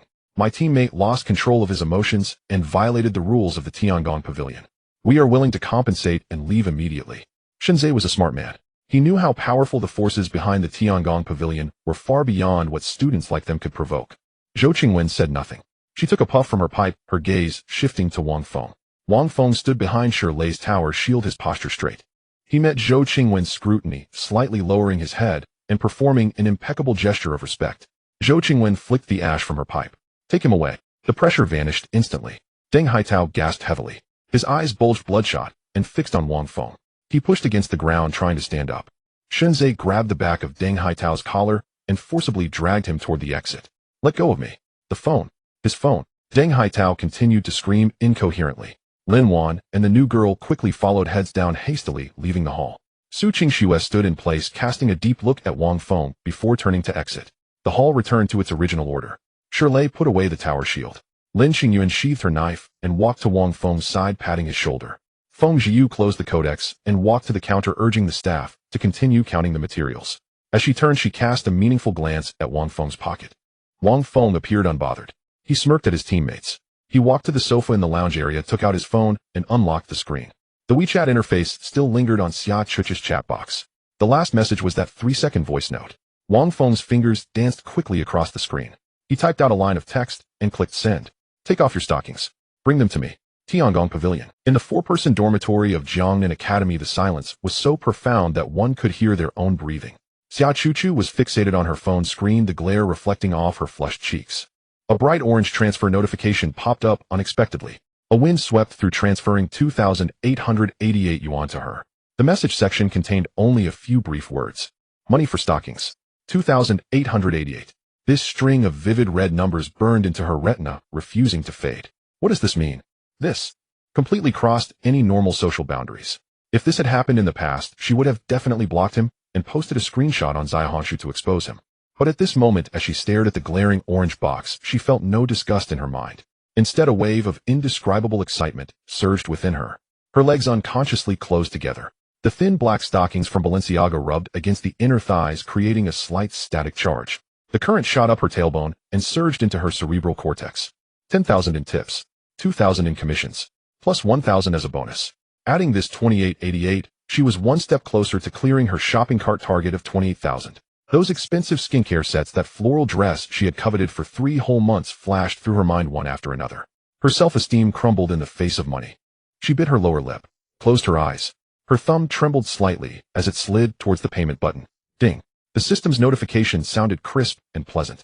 WeChat received a payment of 2,888 yuan. She realized that shedding her moral burden was actually this simple. In the distance, Wang Feng's mind popped up a semi-transparent panel. System notification. Ding. Secondary goddess Xia Chuchus, desire value 5, current desire value 65. Xia Chuchu threw her phone onto the pillow, bending her waist. Her fingertips hooked around the edge of the black stockings, slowly sliding down along the curve of her thigh. It seemed to stem from a certain indescribable psychology. The removed stockings still held warmth. By some strange twist of fate, she cupped the black fabric in her hands and leaned in to sniff. It seemed like there was no strange odor. Only the faint sweet scent of cherry blossom shower gel. The phone screen lit up.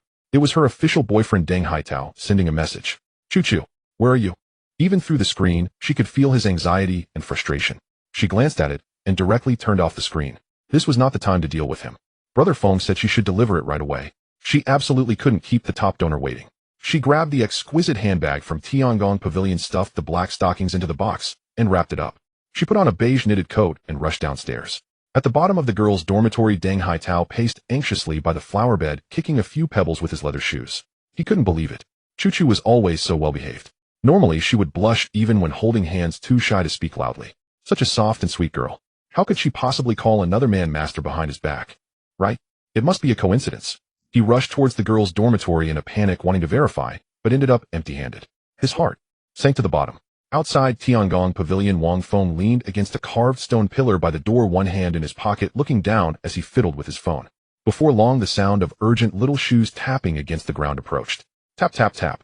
The noise on the stone path grew louder as it came closer. A striking figure rushed over, breathless. The hem of her pleated skirt swayed in the wind, reminiscent of a pure high school girl from a Japanese drama.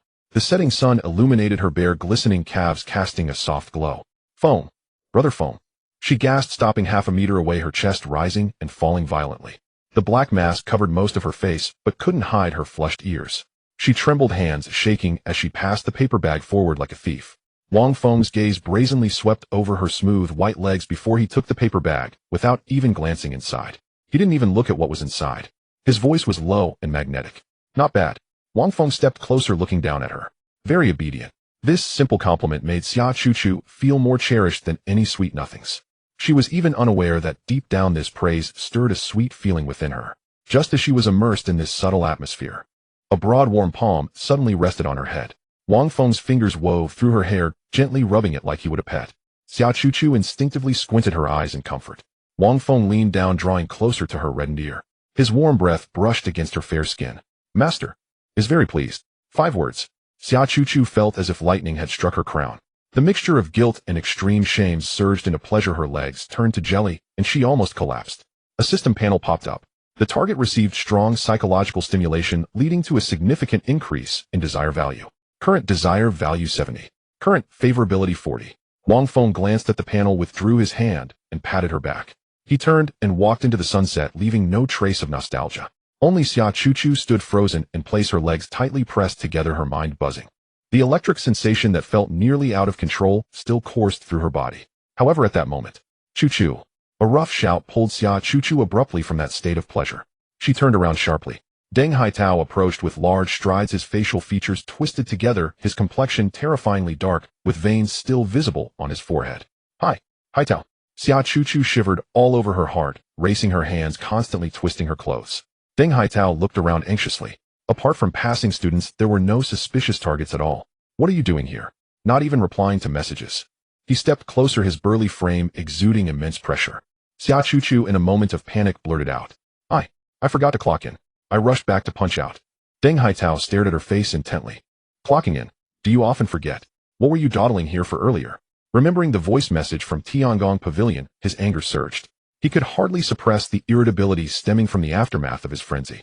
Choo-choo, tell me honestly, did you add another man on WeChat behind my back? This question threw Xia Choo-choo's heart into freefall. He knows. Did he see it? Fear mingled with shame, instantly drowning her reason. It's over. I've been discovered. How will I face Haitao in the future? A mix of fear and grievance welled up inside her. Plop. Tears fell unexpectedly. She bent her legs and plopped down on the edge of the flower bed, covering her face with her hands. Whoa. The sound of her sobs, filled with extreme grievance, echoed. She bent her legs and plopped down on the edge of the flower bed, covering her face with her hands. Whoa. The sound of her sobs, filled with extreme. Xia Choo-choo's sobs grew louder. Whoa. Wah.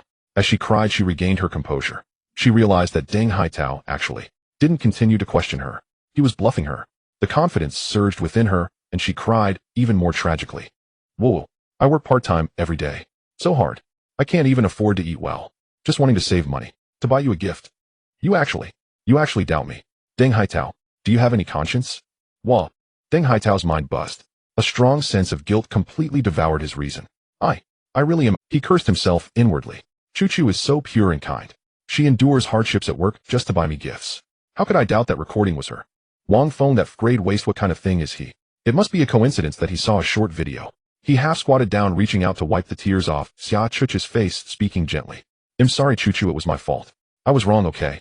I shouldn't have doubted you. Xia Choo-Choo continued to sniff. Deng Haitao, anxious and flustered, promised on the spot to take her to that long-desired dessert shop before he would relent. Xia Choo-Choo gradually stopped crying. Mastery. It turns out as long as a girl cries, she can instantly occupy the moral high ground, even though she had just handed over her original stockings to another man. As long as she wasn't caught red-handed. You have to apologize to me. With Deng Haitao supporting her, she stood up, chin slightly raised, feigning forgiveness. In her pocket, the phone vibrated twice. Xia Choochoo's breath stopped. Yet her psychological resilience had been tempered to an unyielding firmness through this ordeal. She sniffed expressionless as she pulled out her phone. A new message from Feng swept in. The flavor is nice, I'm very satisfied. Next time send me something more stimulating. Boom. This. Xia Choochoo's inner thigh still tingling sent waves throughout her body again. Choo-Choo, what's wrong? Who sent the message? Deng Haitao leaned in to ask. She turned off the screen, stuffing her phone back into her pocket. It's just my best friend, she wants me to go eat Haidaleo, but I turned her down. What, do you want to go back on your word? Of course not. I wouldn't dare. Deng Haitao took her left hand. Their shadows elongated under the setting sun. Deng Haitao's face was filled with joy. This is my treasure girl. Meanwhile, walking beside him, the soft and pure treasure girl was wildly rehearsing various secret scenarios in her mind. Only by sending something more stimulating can she please her master. Zhu Sweet Soup Shop. A decades-old establishment nestled in an alley. The weathered cement walls and peeling eight immortals tables have become a vintage aesthetic favored by college students under the warm glow of yellow lights. The shop is bustling with voices. Xia Choo-Choo sits on a long wooden bench. Opposite her is her official boyfriend Deng Haitao. The two are waiting for their order. Xia Choo-Choo cradles her phone in both hands, the screen's light illuminating her innocent face adorned with a subtle makeup look. Her thoughts are completely elsewhere, far from the double-skin milk that is about to be served. A message from Brother Phone looms large in the center of her screen. Next time send me something more exciting. What constitutes exciting? She had already exhausted 2 decades worth of courage to remove her stockings. What kind of photos would satisfy that big spender who casually tips 20,000 and transfers 2,800 for a pair of stockings? She raises her eyes. Deng Haitao across the table is engrossed in his phone, his thumb furiously scrolling through suggestive dance videos, rhythmical music emanating from the screen. He grins widely, creases forming at the corners of his eyes, utterly oblivious to the commotion across the table. A certain indescribable heat suddenly surged from the base of Xia Choochoo's spine, rushing to the back of her head. Exciting.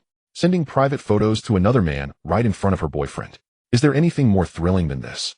She involuntarily rubbed her legs together. Slowly she parts her legs. Holding her phone in her right hand, she quietly slides it under the table along the edge. The 8 immortals table provides perfect cover. She holds her breath and taps on the camera. Adjusting the angle, she points the lens between her parted legs. The flash is off. Her thumb presses the shutter button. Click. The simulated shutter sound is easily drowned out in the noisy sweet soup shop. Xia Choo-Choo quickly retracts her hand, laying the phone flat on the table, pretending to respond to a message. The entire process took less than 3 seconds. Her heart is racing wildly in her chest. Ding. Target Xia Choo-Choo is actively undergoing a desire breakthrough, current desire level 80. At the same time at Jiangnan Academy, in the Safety Production Small Team Club Lounge. Wang Feng leans back on the sofa, raising an eyebrow at the sudden electronic voice in his mind. Active breakthrough. What did she do to trigger an active breakthrough? He swipes open his phone screen. A new message pops up. A dimly lit photo. The composition of the photo is extremely crude. The edges show glimpses of the wooden table and the gaps in the floor tiles. At the center of the view are 2 white tender thighs. Due to the angle, it appears quite fleshy. Rising from the thighs is a pair of black lace, semi-transparent panties. The fabric is pitifully scant, tightly adhering to the skin. Hiss, wow, it's a bit exciting. Wang Feng straightens up and zooms in on the image with 2 fingers. The quality is a bit blurry due to pixelation and lighting. No accompanying text. Wang Feng smiles brightly. This woman learns quickly. Just a while ago she struggled to utter a nice word in the live. No accompanying text. Wang Feng smiles brightly. This woman learns quickly. Just a while ago she struggled to utter a nice word in the live stream. Now that the money is right, she has become self-taught. Playing so provocatively in public. He taps on the keyboard. Feng Qiong, are you currently with your boyfriend? Send. Transferred 1,000 yuan. Then he switches interface. In the sweet soup shop, Xia Choo-Choo has long turned off sound notifications. She stares at the screen, watching the message with the transfer inquiry, her scalp tingling.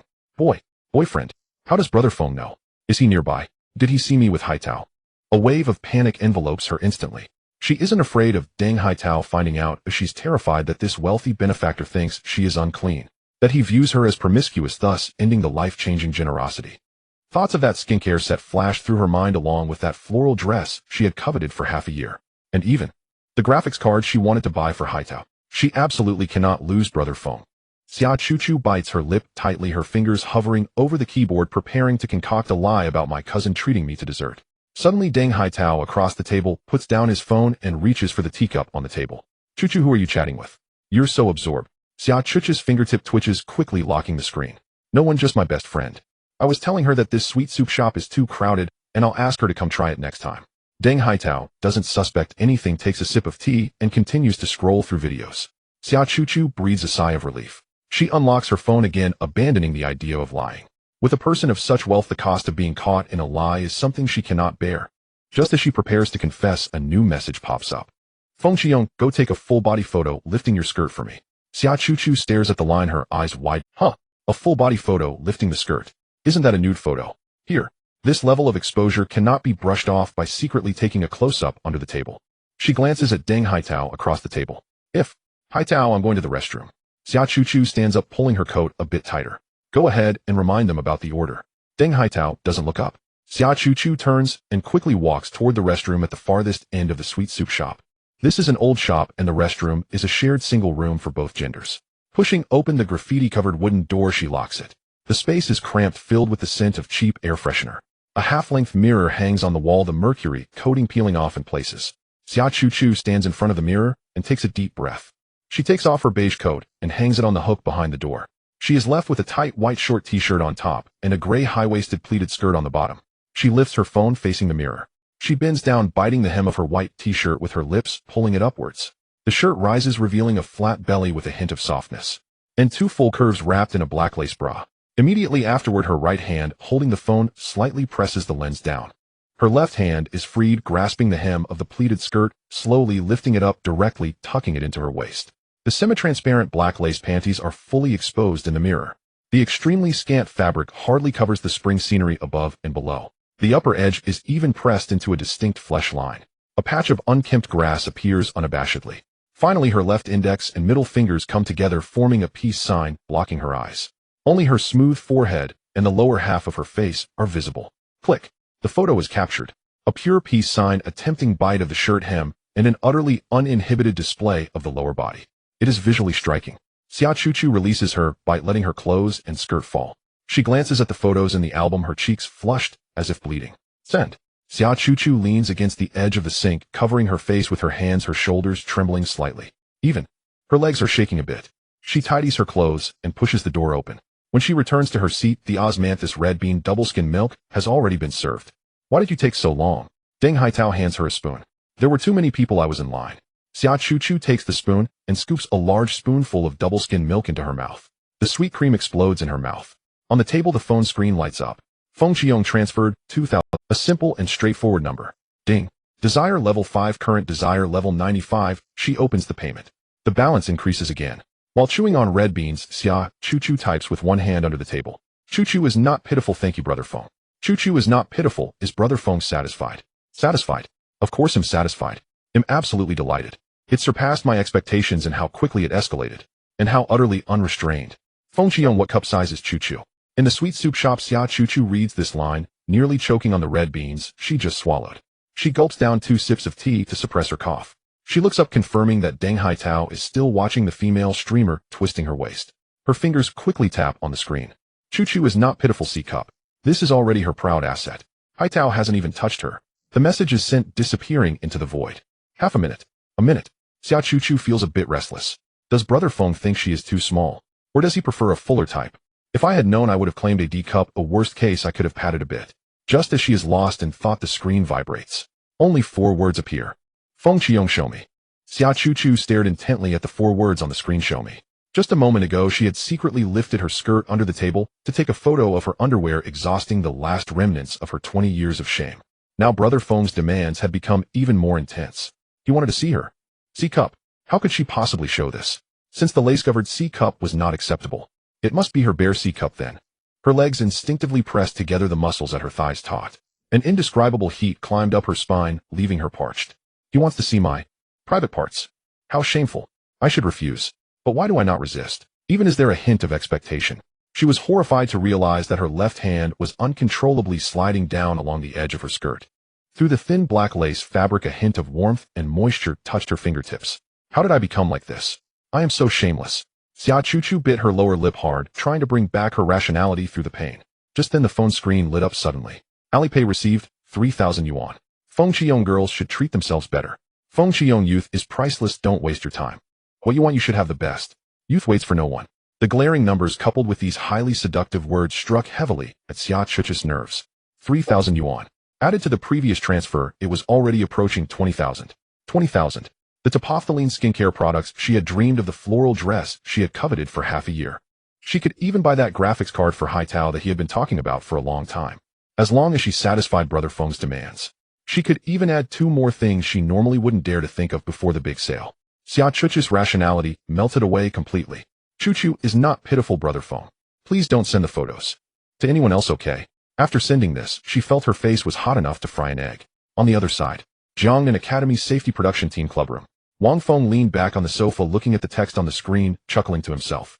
Feng Xiong, what are you thinking, Chuchu? I will only keep it for my own enjoyment. The moment the message was sent, Xia Chuchu's face turned even redder. In less than a minute, a new photo was sent over. The background of the photo was a cramped bathroom with dim lighting. In the image, Xia Chuchu had completely removed her white t-shirt. The camera was zoomed in close, her upper body nearly filling the entire screen. Her full face was not shown, only the lower half of her exquisite visage. Her lips were gently bitten, her cheeks flushed, exuding a shy demeanor of wanting to refuse, yet welcoming. Below the camera was her fair neck and delicate collarbone. Further down were 2 enticingly white mounds.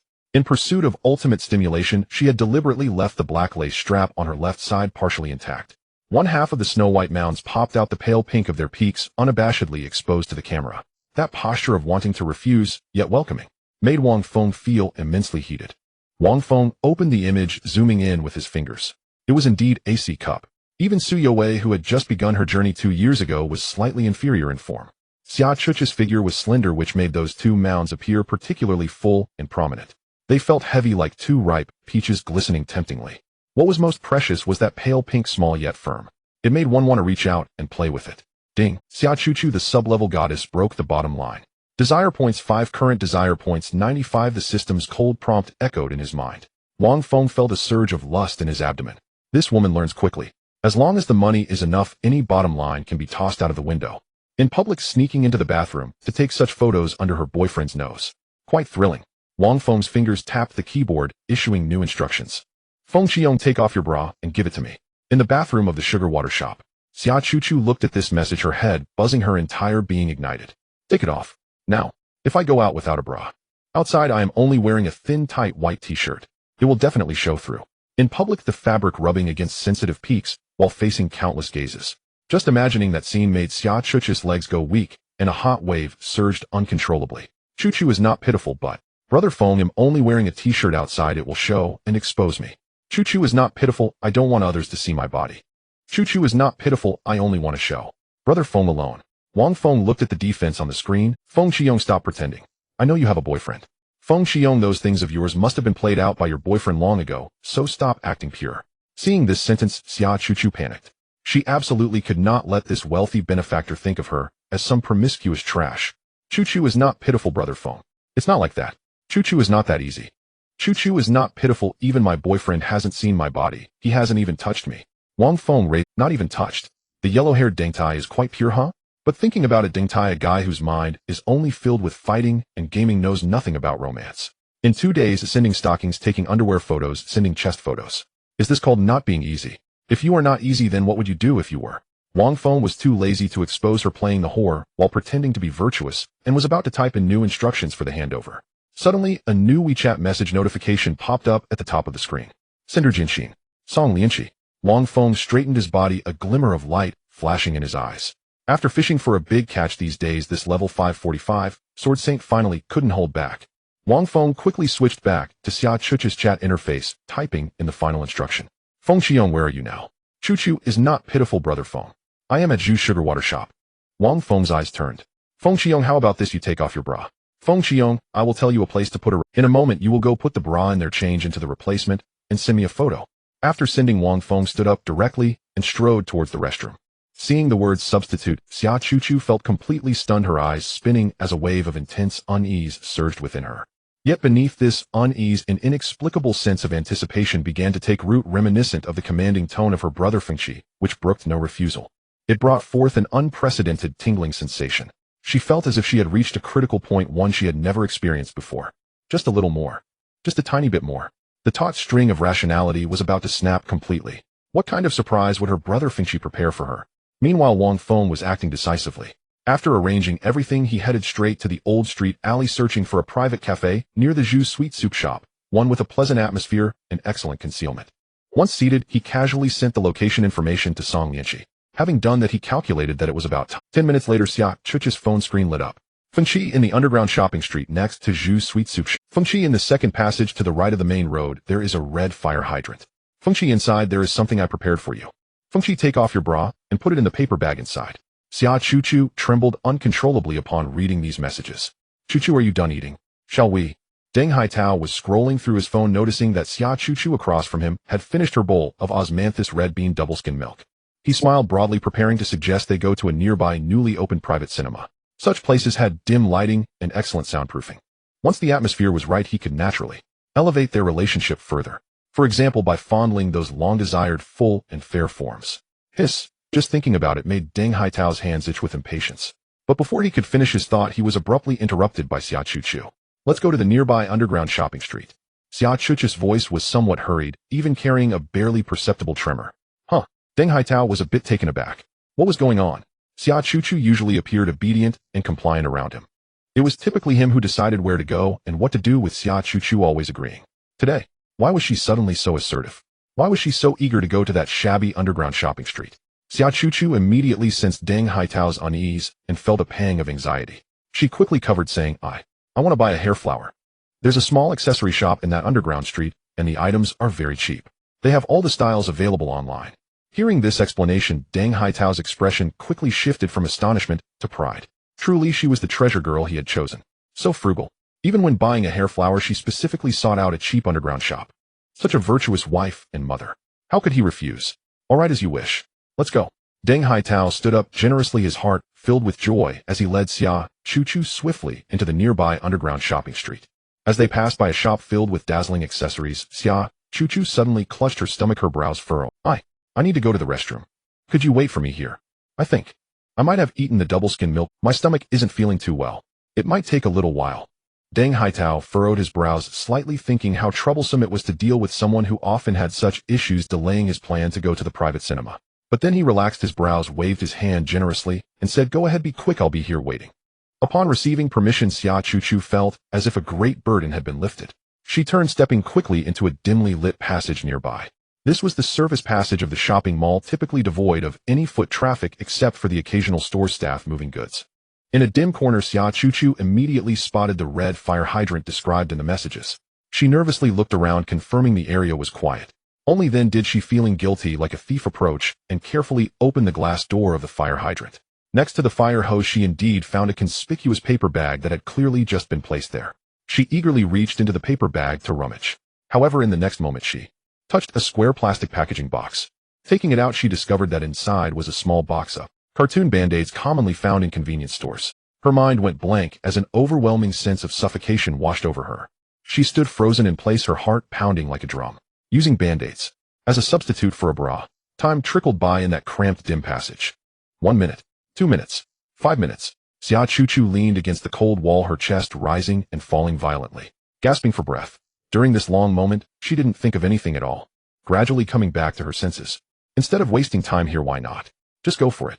Having come this far, what boundaries were left that couldn't be crossed? She decided to surrender to her deepest desires. Gritting her teeth, she slipped her hands under the hem of her white tight t-shirt, skillfully unfastening the clasp at the back. Soon she completely pulled out the black lace bra, still warm from her body from the t-shirt. She stuffed the bra haphazardly into the paper bag, tossing it back to the fire hydrant. Then, with trembling fingers, she took out a band-aid from the packaging. Who? Amidst her heavy breathing, she lifted the hem of her t-shirt, holding the thin band-aid, pressing it against her perky. Hiss. The initially cool sensation of the adhesive made her shudder. But then, as the band-aid completely sealed her soft form, the sensation of being tightly wrapped around made her instantly feel as if she was being watched intently, with a pair of fingers teasingly kneading her. It felt as if it were her brother Feng's fingers. Yet it still wasn't enough. Xia Chuchu's eyes glazed over with tears of longing as she eagerly picked up another band-aid. After sealing both ends, She released her grip and let her lifted t-shirt fall back down.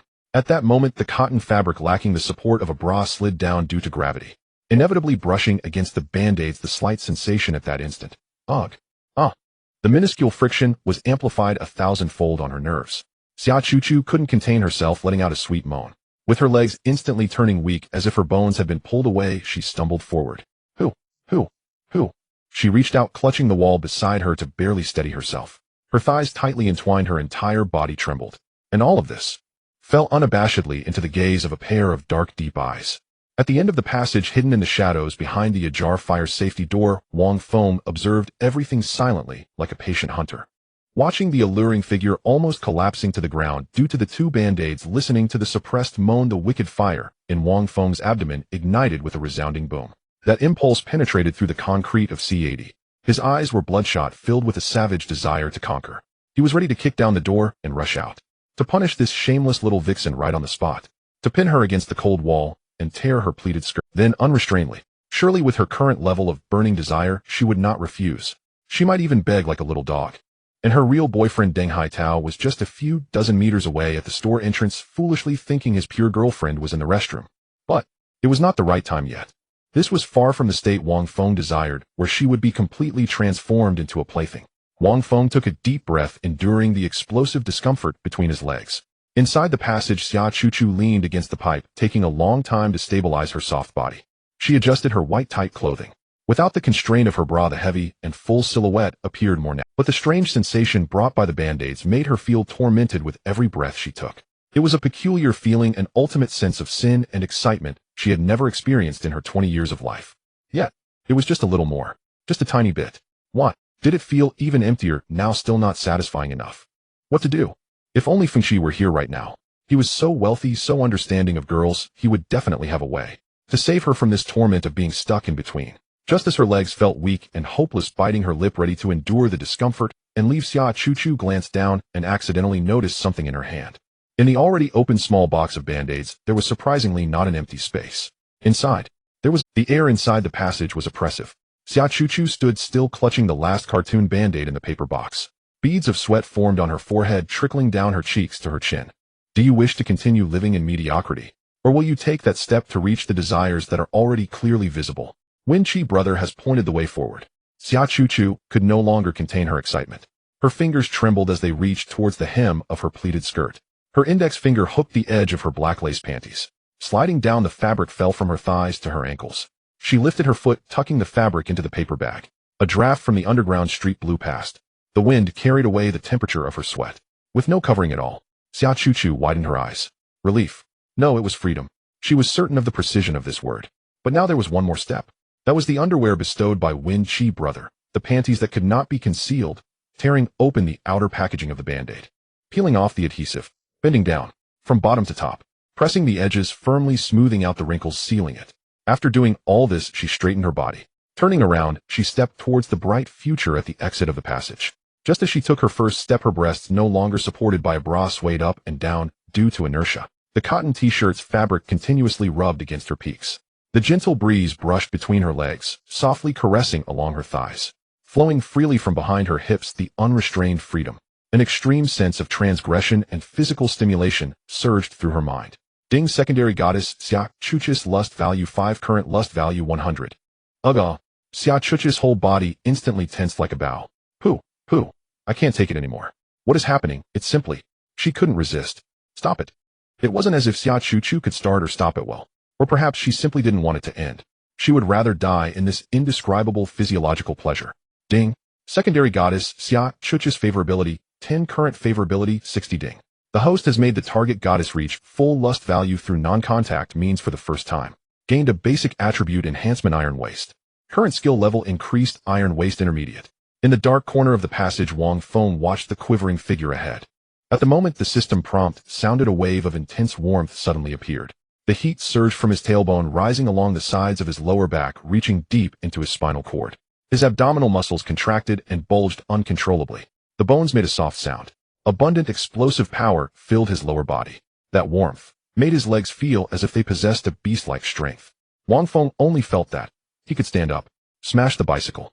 Xia Chuchu. Brother, thank you so much. No, it should be you who is thanked. Deng Haitao, your girlfriend, is really useful, knowing that a fierce battle was about to unfold. What a perfect timing. Time passed. Xia Chuchu regained her composure from the extreme stimulation. Her legs still felt soft and weak. But the scene before her became exceptionally vivid. The stains on the wall and the textures of the pipes were bright in color. Her perception was completely reconstructed. From today onwards, the world was no longer simply gray and white. The world had color. Wen Chi brother was not just a big brother who poured in money. He was also the master who controlled her body and soul. Her flesh surrendered without reservation. She took a deep breath, adjusting the hem of her t-shirt. Dragging her steps, she walked out of the underground passage and onto the main road of the commercial street. A ride-hailing car was parked by the roadside.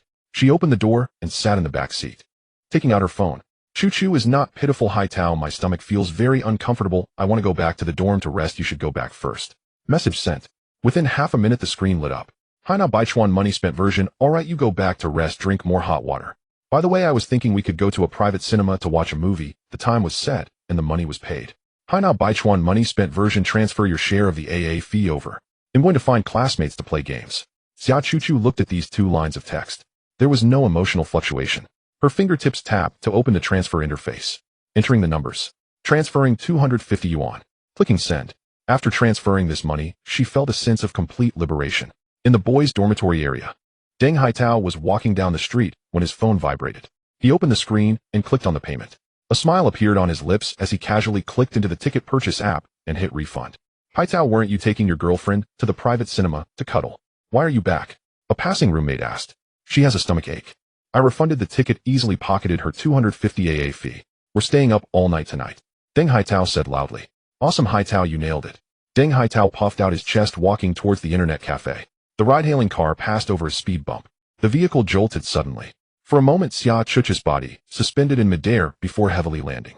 Her fullness, unrestrained by a bra, swayed violently under gravity. The protrusion pressed out a clear outline on the pure white t-shirt. The driver of the ride-hailing car gazed straight ahead, his peripheral vision sweeping over the rearview mirror inside the car. The driver swallowed hard, his throat rolling. He thought to himself, damn, today's students are really something. Not even wearing a bra. The accelerator underfoot lightened significantly. All the way they pressed over speed bumps. The vehicle stopped at the side gate of Jiangnan College. Xia Chuchu scanned to get off. The summer night breeze carried the warmth of the day. She walked along the tree-lined path on campus. The wind lifted the hem of her pleated skirt, bringing a touch of spring. With no fabric blocking her, the night wind directly touched the inner side of her thighs. She placed her hands behind her back, her steps light, as if she were a spirit blending into the darkness. Like a fish in water. A clear smile curved at the corners of her mouth. Extremely happy. This was a joyful state she had never experienced before. As she walked, her pace slowed. The surroundings were silent. This utmost joy was unknown to anyone. A sense of loneliness inexplicably surged in her heart. This joy could not be shared with anyone. Especially not with those who were closer to her. But, Wen Chi brother. Yes, and there's Wen Chi brother. How can I make Wen Chi brother feel my joy too? In the darkness, her cheeks flushed slightly. Inside the cafe, the lighting was dim. Soothing jazz music created an atmosphere that valued privacy. Wang Feng sat in a corner, lifting the cup of 80 dirty that had just been served to him, taking a gentle sip. The espresso mixed with the thick milk at the bottom, exploding in his mouth with a blend of hot and cold. But he frowned. He wasn't used to it. When he ordered earlier, he had wanted the staff to add a few pumps of syrup. However, he was politely but condescendingly refused by the young female staff with a professional smile. The reason was that adding sugar would ruin the unique layering and taste of the dirty. Wang Feng hadn't insisted at that time. In fact, he had never gotten used to this drink since he was a child. He always had to add sugar and milk. If it had been back in the day when he was a young master, he would have been mocked by his friends as a country bumpkin. Since then, he rarely touched this drink. Moreover, it had zero stimulating effect on him. He could still fall asleep right after drinking it. Confirming that no one was around, he casually grabbed the brown paper bag next to him. His hand reached in and pulled out the worn trophy. A glint of mischief flickered in Wang Feng's eyes. A black lace bra. The fabric felt soft to the touch. He did not hide his wicked thoughts at this moment, directly bringing the intimate garment to his nose. Hiss, an epic experience. It made him roll his eyes in pleasure. A faint, slightly sweet dairy scent. Is this the fragrance of an untouched girl? Full marks. It had been a long time since he had tasted such a clean and enticing flavor. Just thinking about that fool Deng Haitao who had been dating for so long without even touching. That sense of revenge multiplied. Setting the bra aside, Wang Feng once again reached into the paper bag. He pulled out another piece of even less fabric. It was an extremely narrow black lace panty, designed aggressively tight and thin. Clearly, it was the kind that not only looked extremely tempting when worn, but also highlighted the curves perfectly. Wang Feng laid it open in his broad palm, playing with it carefully. The bottom part was made of a light gray pure cotton fabric. And on that light gray fabric, one could even clearly see a small darker slightly damp stain. There was no odor, only a faint fragrance. Wang Feng's mind immediately conjured the unsuitable image of Xia Chuchu in the dim underground passage. He stared at this palm-sized piece of fabric in his hand, unable to help but lower his head, letting out a low, extremely satisfied laugh. "Excuse me, sir, do you need the other drink you ordered to be served now, or should we wait for your friend?" The female staff's voice cut off mid-sentence like a duck whose neck had been squeezed. The staff's gaze was fixated on Wang Feng's hand. Under the dim light, this man, handsome, like the audience's favorite with a cold and high-profile demeanor, was holding a clearly recently removed women's panty. And this man was showing a horrific, silly smile at this panty. Time froze at that moment. I'm sorry." Without the slightest hesitation, the female staff turned sharply, holding the tray and stepping on her little shoes. Pat, pat, pat, pat. She fled as if for her life towards the kitchen. Wang Feng, his hand holding the panty, froze in midair, and the smile at the corner of his mouth also completely solidified. "No. Don't go. It's not what you think. I'm not a pervert. Forget it." Wang Feng awkwardly rubbed his forehead. At this moment, his phone in his pocket suddenly vibrated with a ding. Wang Feng calmed himself, took out his phone. The screen lit up, indicating a new message. Chuchu is not pitiful. Tapping open the chat box. Xia Chuchu did not send text or voice messages, but instead sent a video. Fingers lightly touched the screen. The video began to play. Initially, there was a black screen. After a brief silence, an extremely powerful and rhythmically intense background music suddenly flooded into the ears. "Oh, this is intriguing. The video is of high clarity and has even been edited. The scene is a secluded path beside the campus at night. The camera is set low, capturing from below upwards. Above, only a street lamp emitting a warm yellow glow illuminates an area of less than 3 meters. The surroundings are engulfed by thick darkness. On the right side of the frame, Xia Chuchu stepped into the light from the shadows gracefully, keeping time with the beat, her hands clasped behind her back. In the shot, she wore nothing but a black pleated skirt. The night breeze caressed her bare skin, which glistened with a port. She slightly raised her neck and turned her face to look at the camera, a playful smile gracing her lips as her black shoes tapped lightly on the ground with the rhythm, her steps light and buoyant. Xia Chuchu turned to face the camera directly. Her cheeks were flushed and her eyes glistened with moisture. Wang Feng sat in a corner of the cafe, watching the screen, his breath momentarily stilled. In the video, Xia Chuchu wore the exclusive set of lingerie he had just gifted her. One strap, barely wide enough to fully cover, displayed her ample curves under the street lamp. Aside from this lingerie, her upper body had no other covering. As the lyrics progressed, her eyes sparkled with delight, her expressions radiating charm. Her toes turned inward, the soles of her shoes gently brushing against the tiles. A crisp, clean turn followed. The hem of her pleated skirt lifted high, tracing a complete circle in the air. The visual blind spot was unveiled. Her rounded, pert backside lost its concealment, her long legs standing straight. As she turned back to face the front, the skirt had yet to fully fall. Vaguely, Wang Feng clearly glimpsed the scenery beneath the skirt. It was still one of the 3-piece set of exclusive lingerie. The ultra-fine straps dug into her fair skin. Wang Feng's breath hitched. What a sight, little sister. The moment's visual impact was undeniable. It was no less shocking than an 80-year-old dormitory manager doing a handstand in the playground while washing his hair and even playing a stirring rendition of the Symphony of Fate with his toes. Completely beyond imagination. The video transitioned to the final frame, with Xia Chuchu standing directly under the street lamp. She looked at the camera, her face beaming with joy. That heartfelt delight bore no forced grievances, her smile stretching to its fullest, radiating an incredibly bright smile. Then she placed her hands on her chest, seemingly a bit shy, bending deeply at the waist. Due to this movement, her 2 curves quivered under the force of gravity, deliberately squeezing and shaking against the outside of her arms. The screen froze on that deep, bending smile. The progress bar filled up, and the video ended. Xia Chuchu, the secondary goddess affection level increased by 20. Current affection level 80, she has a twisted and distorted love for you. A system prompt echoed in his mind. Wang Feng stared at the frozen, smiling face on the screen, his fingers gently tapping the table. This girl had completely exposed her body to him in such an extreme manner. On that campus path where anyone could pass by at any moment, she disregarded the prying eyes merely to create a video to please him. That sheer joy of sharing. That unreserved trust and attachment. Wang Feng rubbed his temples.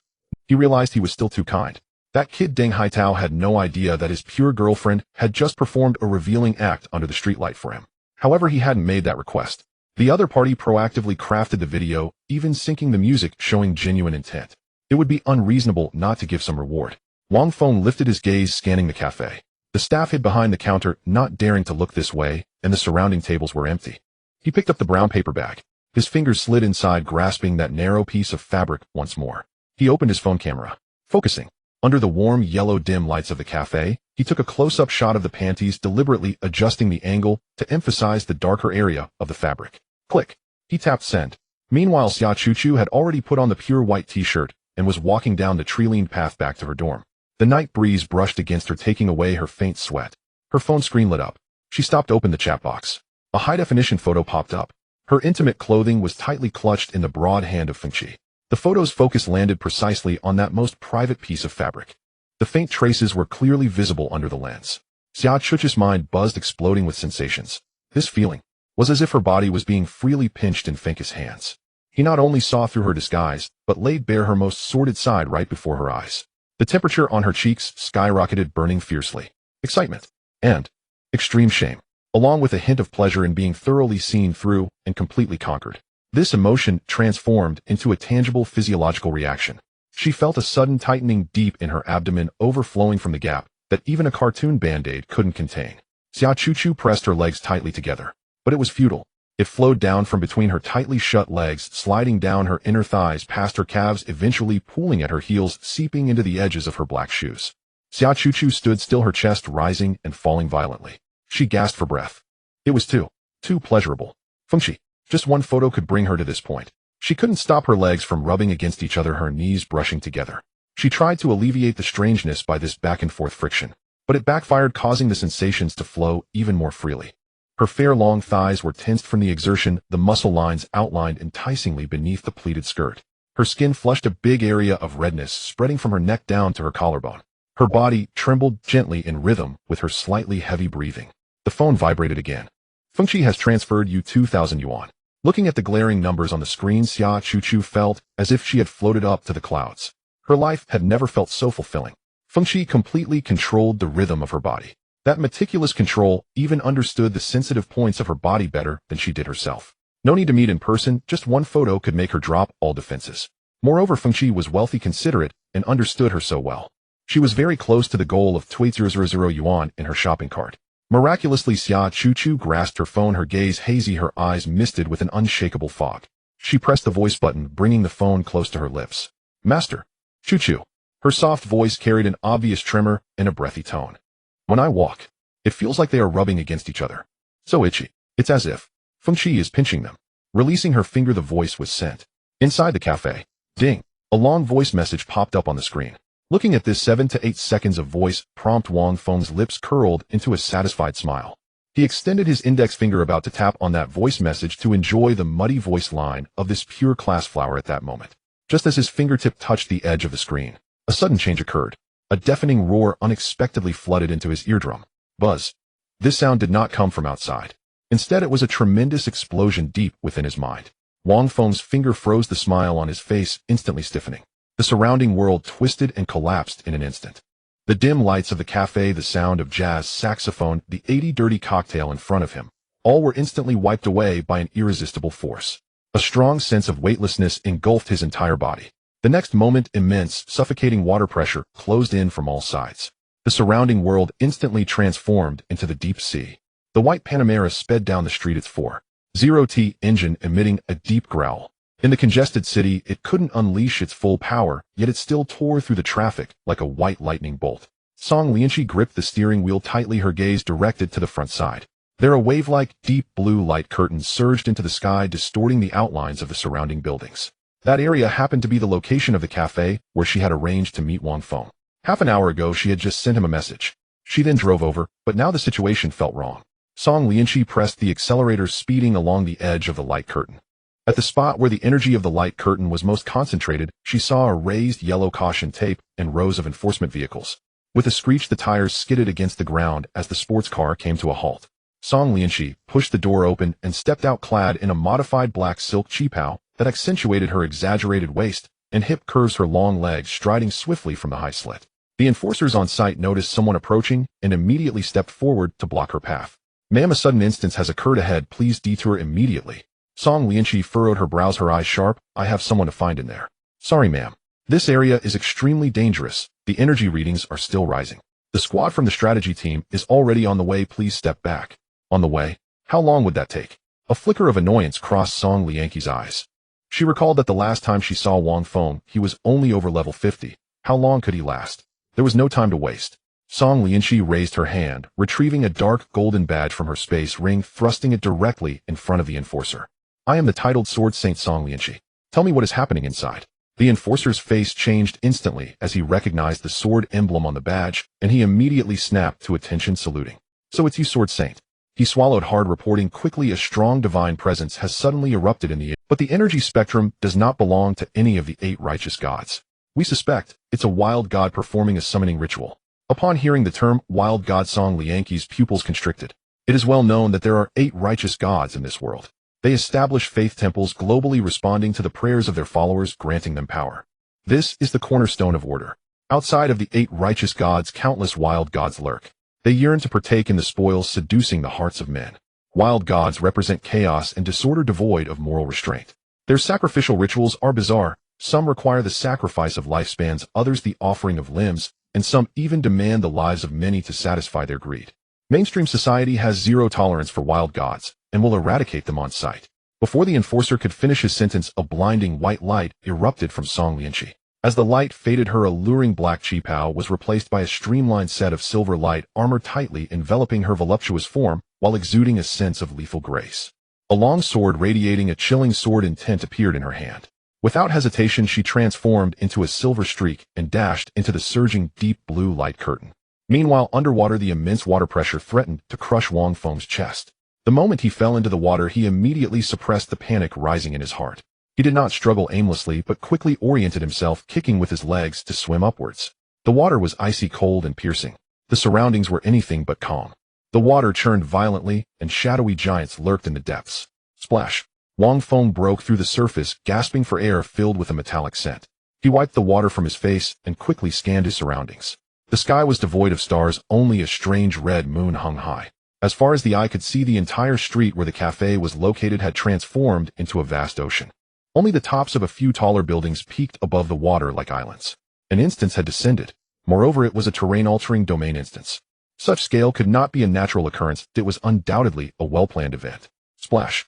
The sickening sound of metal slicing flesh rang out suddenly. Oh, help! Don't! A scream tore through the night sky from the water surface a few dozen meters away from Wang Feng. A man in his 40s had just climbed onto a floating billboard. In the next second, a towering, muscular humanoid creature, covered in green scales, shot up from the depths. The creature wielded a rusted, enormous sword. Thud! The heavy sword pierced straight through the man's chest, silencing his cries for help. With a single arm, the monster lifted the man into the air. Blood gushed down the blade. Under the moonlight, the creature swung the heavy sword, tossing the man's corpse into the central water area like a rag doll. On the water surface, this was not the only tragedy. Many people never even managed to break the surface, ensnared by the underwater monsters, dragged into the abyss, leaving only a trail of despairing bubbles and swirling blood. As corpses continued to be thrown toward the center, the stench of blood in the water grew nauseating. Wang Feng silently swam towards the nearest building rooftop, hiding behind a large exhaust fan. He peeked out, squinting to observe. On several rooftops 100 meters away stood a dozen or so slender beings clad in oversized dark red robes. They wore pale bony masks and chanted some arcane melody, their voices echoing in the air. The stinking blood in the water began to flow upward in response to their chanting, converging toward the center where they stood, forming a massive blood-red array. A sacrificial ritual. Wang Feng's gaze sharpened. All the living beings in this area were sacrificial. At the center rooftop, an old man draped in a black robe, holding a gnarled wooden staff, raised his arms high, shouting toward the red moon, as if beseeching the descent of some forbidden power. What's going on over there? A low voice suddenly came from behind. Wang Feng turned around. In the shadow behind the exhaust fan, 5 people were hiding. Judging by their attire, they were all students from Jiang. This is bad, Wang Feng said expressionlessly as he stepped back, shaking the water from his hands. It's a wild god sacrificial ritual. A sacrificial ritual. The others gasped, their faces turning ashen. It was evident what a wild god's sacrifice represented in the Academy's theoretical classes. Once discovered, one would end up as meat on the altar. If not discovered once the ritual was complete and the wild god descended, no living creature would survive in the area. Moreover, in such a region forcibly descended by a wild god, there would be no chance of revival. A short-haired girl in a mage's robe asked with a sobbing tone, how long will it take for the strategy team to arrive under these circumstances? I don't want to die yet. Shut up. Lower your voice. A burly boy growled nearby. Who wants to die here? The boy gritted his teeth, looking at Wang Feng. The strategy team. It's hard to say. If there is a vacation squad nearby, they should arrive in half an hour at the least. If there isn't, it could take several hours. Everyone's hearts sank. Half an hour. That was the most optimistic outcome. It had barely been 10 minutes since the outbreak, and the monsters outside were frantically hunting down survivors. Wang Feng swept his gaze over the 5 people, quickly calculating their survival chances in his mind. Right now the priority is to determine what forces we can mobilize. Wang Feng lowered his voice, his tone carrying an undeniable calmness. Report your professions and levels. In the face of life and death crisis, no one dared to act rashly. I'm an 11 great swordsman, currently level 154. The burly boy who spoke earlier tightened his grip on his standard long sword. I'm a water healing mage, only level 75. The short-haired girl shrank her neck. I'm an earth mage, level 120. But I usually focus on damage output. I haven't invested much in defensive skills. One boy with glasses pushed up his nose, looking somewhat guilty. The other 2 were a level 90 water mage and a level 105 wind archer. Wang Feng sighed inwardly after hearing this. One swordsman, a fragile earth mage, a healing water mage, a damage-dealing water mage, and an archer. Not a single proper frontline tank among them. A typical ragtag team. The others looked at Wang Feng. Wang Feng remained unfazed. I'm a dual-element mage with basic healing abilities, primarily focusing on damage output. He did not reveal his level. Seeing him soaked to the skin and lacking a decent weapon, the others instinctively regarded him as one of those mediocre dual-element support types. In such a high-pressure environment, having an extra support was better than none, and no one probed further. Why are there so many water mages? The great swordsman complained. Do you even hear what you're saying? How do you think we got up here? The swordsman realized he had misspoken and shut it. Since that's the case, let's find a secluded place to hide. Wang Feng pointed to the maintenance hatch on the rooftop beneath them. While conserving our stamina, if we encounter any lone monsters, we'll focus fire to take them down quickly without making a sound. We'll hold out until the strategy team arrives. The burly boy nodded in agreement. Just as everyone turned to prepare to pull the maintenance hatch cover, Wang Feng's sense of crisis went into overdrive. An extremely savage, killing intent locked onto him from a blind spot. Wang Feng's pupils constricted as his body instinctively leaned to the left, rolling in the accumulated water. Whoosh! A massive trident sword carrying a strong stench of blood pierced upward from the edge of the rooftop. The heavy sword barely grazed the spot where Wang Feng had been standing, not losing momentum as it accurately pierced through the back of the level 90 water mage boy.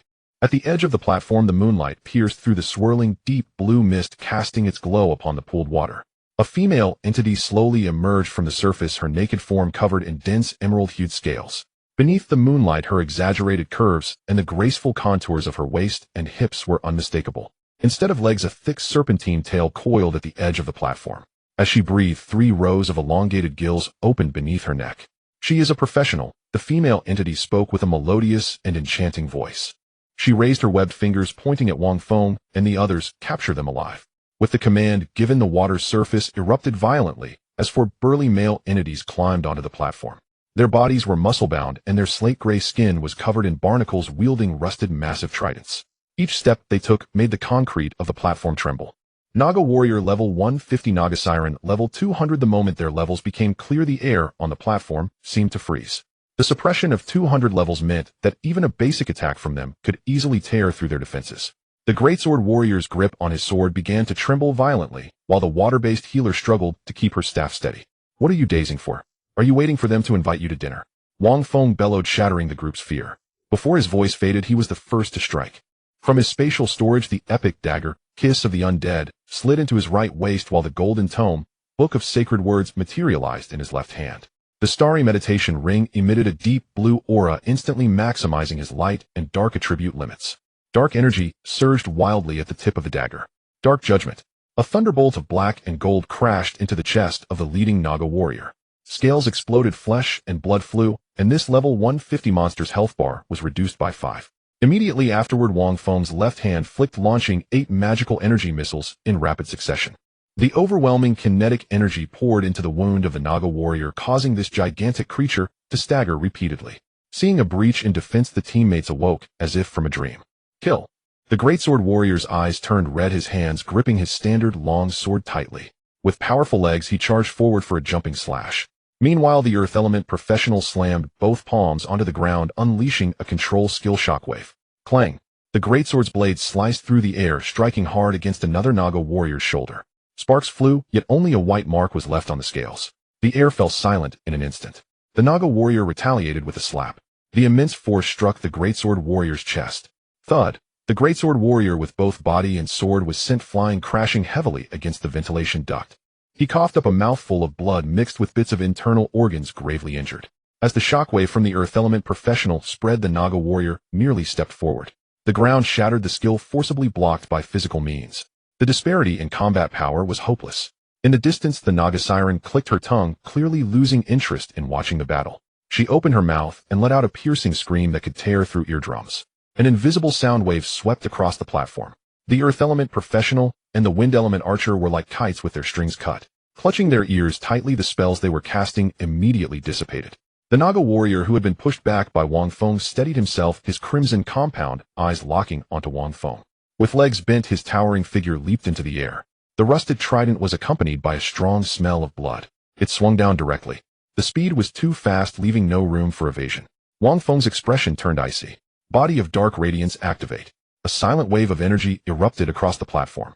Wang Feng's body instantly became ethereal, transforming into a pure, dark energy form. Golden patterns flowed across his skin, outlining the contours of his hard muscles. He floated slightly above the ground with 3 golden energy orbs swirling slowly behind him. This was a god-level transformation skill stolen from Su Youshuang, which adapted into a dual attribute transformation upon reaching him. Movement speed 30. All attributes 30. Damage reduction 70. Duration 30 seconds. 30 seconds of true manhood, bros. Clang. The trident slammed heavily into Wang Feng's shoulder. Light and dark particles vibrated violently, activating the 70 damage reduction mechanism.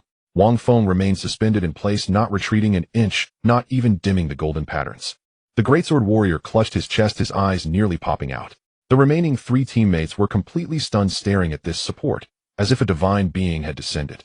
The system notification echoed in Wang Feng's mind: light and dark cycle currently in dark radiant state. Attack power 30, critical hit rate 40, a dark skill consumption halved. Wang Feng raised his right hand, his palm bursting forth with an intensely rich dark energy. Dark judgment. With the cooldown reduced by transformation, the skill was already off cooldown. Dual attribute mixed damage, point blank explosion. A beam of black gold lightning directly pierced through the chest of the Naga warrior before him. Critical hit activated. Target's health below 30 with an additional 150 magical explosion effect. Boom. A large hole exploded open in the chest of the Naga warrior. This level 150 formidable life form dramatically displayed the disappearance of its health bar. Its massive body crashed down into the pooled water on the platform, splashing blood everywhere. Cross-level first kill. Another Naga warrior, initially preparing to pursue the earth element professional, suddenly turned around, roaring as it charged toward Wang Feng. Light and dark cycle switching to radiant state. Wang Feng's energy reversed, golden light surging.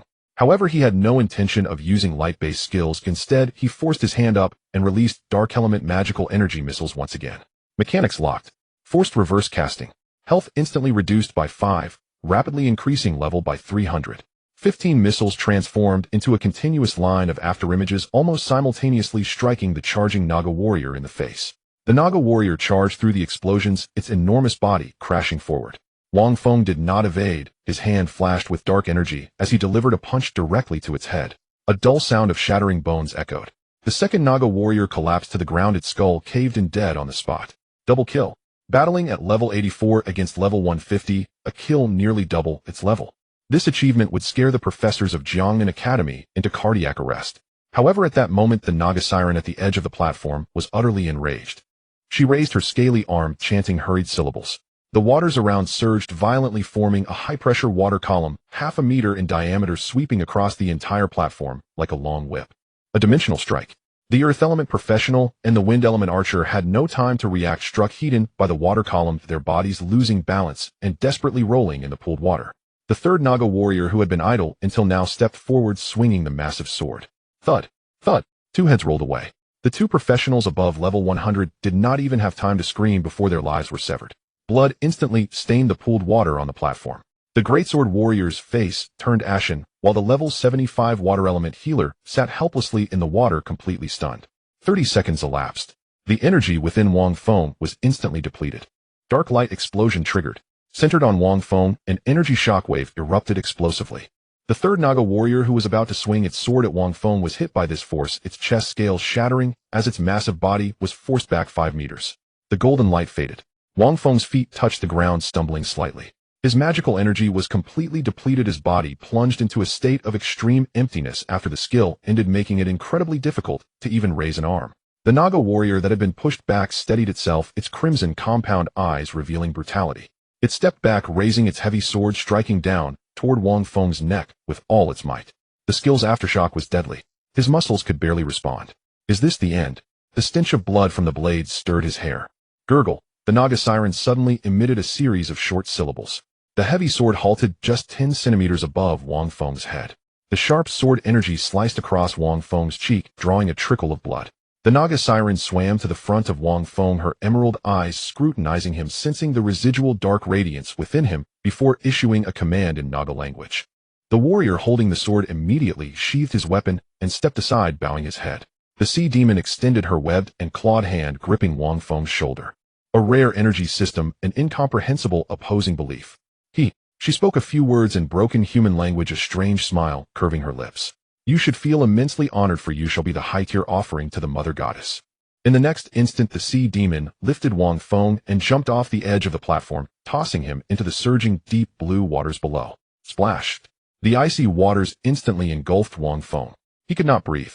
The immense water pressure squeezed in from all sides, causing sharp pain to his eardrums. On the water's surface, the remaining Nagas stood atop floating debris and building tops, continuing to chant the eerie formation. The thick blood began to accelerate towards the center. Wang Feng was dragged down by immense force, sinking further into the depths. Unable to break free. 10 meters, 20 meters, 50 meters. The surrounding light grew darker until it vanished completely. Wang Feng's consciousness gradually blurred. Yet he distinctly felt a gaze indescribably dark locking onto him from the depths behind. Wang Feng struggled to open his eyes, looking down at the profoundly deep waters below. There was no light at all, but he could clearly sense a massive shadow larger than the entire block of buildings above, slowly moving. The outline of the shadow was boundless, completely engulfing Wang Feng's body, stirring the surrounding waters into a massive dark whirlpool. A shiver originating from the depths of his soul instantly froze Wang Feng's thoughts. In the deep sea, dozens of indescribable massive tentacles surged from the water, instantly entangling Wang Feng's body and pulling him into an endless abyss. Huff! The air in his lungs was slowly being squeezed out. The feeling of suffocation surged like a tide. Yet Wang Feng felt languid and did not experience much pain. In the last moment before consciousness faded, only a cold thought remained in his mind. Am I going to die? Strangely, he felt an odd sense of calm. In a daze, the giant tentacles wrapped around him seemed to tighten. His consciousness sank completely. When he opened his eyes again, he found himself completely naked, enveloped in an extremely bizarre environment. A massive fleshy entity adhered to his limbs. It felt as if he had been swallowed by some enormous creature submerged in a viscous liquid. Even his lungs were filled with this substance, and his skin felt completely engulfed. Strangely enough, there was no feeling of suffocation. He was in a small enclosed space, surrounded by fleshy walls dotted with suction cups that held him firmly. What kind of shameful play is this? Must I endure such mental torture before I die? Can't you give me a quick end? The meat walls were semi-transparent, faintly glowing with a dark blue luminescence. A melodious, yet slightly seductive female voice echoed in the space. What a perfect body. Accompanied by this whisper, Wang Feng felt the tentacles coiling around him begin to move restlessly. That slippery cold sensation was all-encompassing. That strange sense of stimulation. It made him react instantly. A slender yet powerful tentacle precisely entwined him. Ugh! Wang Feng let out a muffled groan from his throat. What a pity. You're a male. The voice carried an unmistakable hint of regret. But this works too. Gurgle gurgle. Huff. Wang Feng struggled desperately to break free. What nonsense is this? Did I consent to be killed? Must I be violated by an alien before I die? Is this some kind of egg-laying ritual by a face-hugging creature? Or some unnameable ceremony? Can you stop rubbing me with your tentacles? Oh dear. You seem rather unruly. The voice echoed again. Before Wang Feng there was only the heavy meat wall with no sign of any monster. A sense of claustrophobia, mixed with an unknown fear, surged in his heart. If you can tell me why two completely opposing energy systems can coexist within you, I might consider letting you. Gurgle gurgle. The tentacles on his sensitive areas quickened their rhythm. Wang Feng felt completely numb. He truly encountered an interdimensional female rogue. He even felt two distinctly different tentacles adhering to his chest. Like two slippery tongues. Twisting, licking. No way. There. Absolutely not. How could I, Wang Feng, fall into the hands of not even an alien rogue? Oh, you don't want to speak.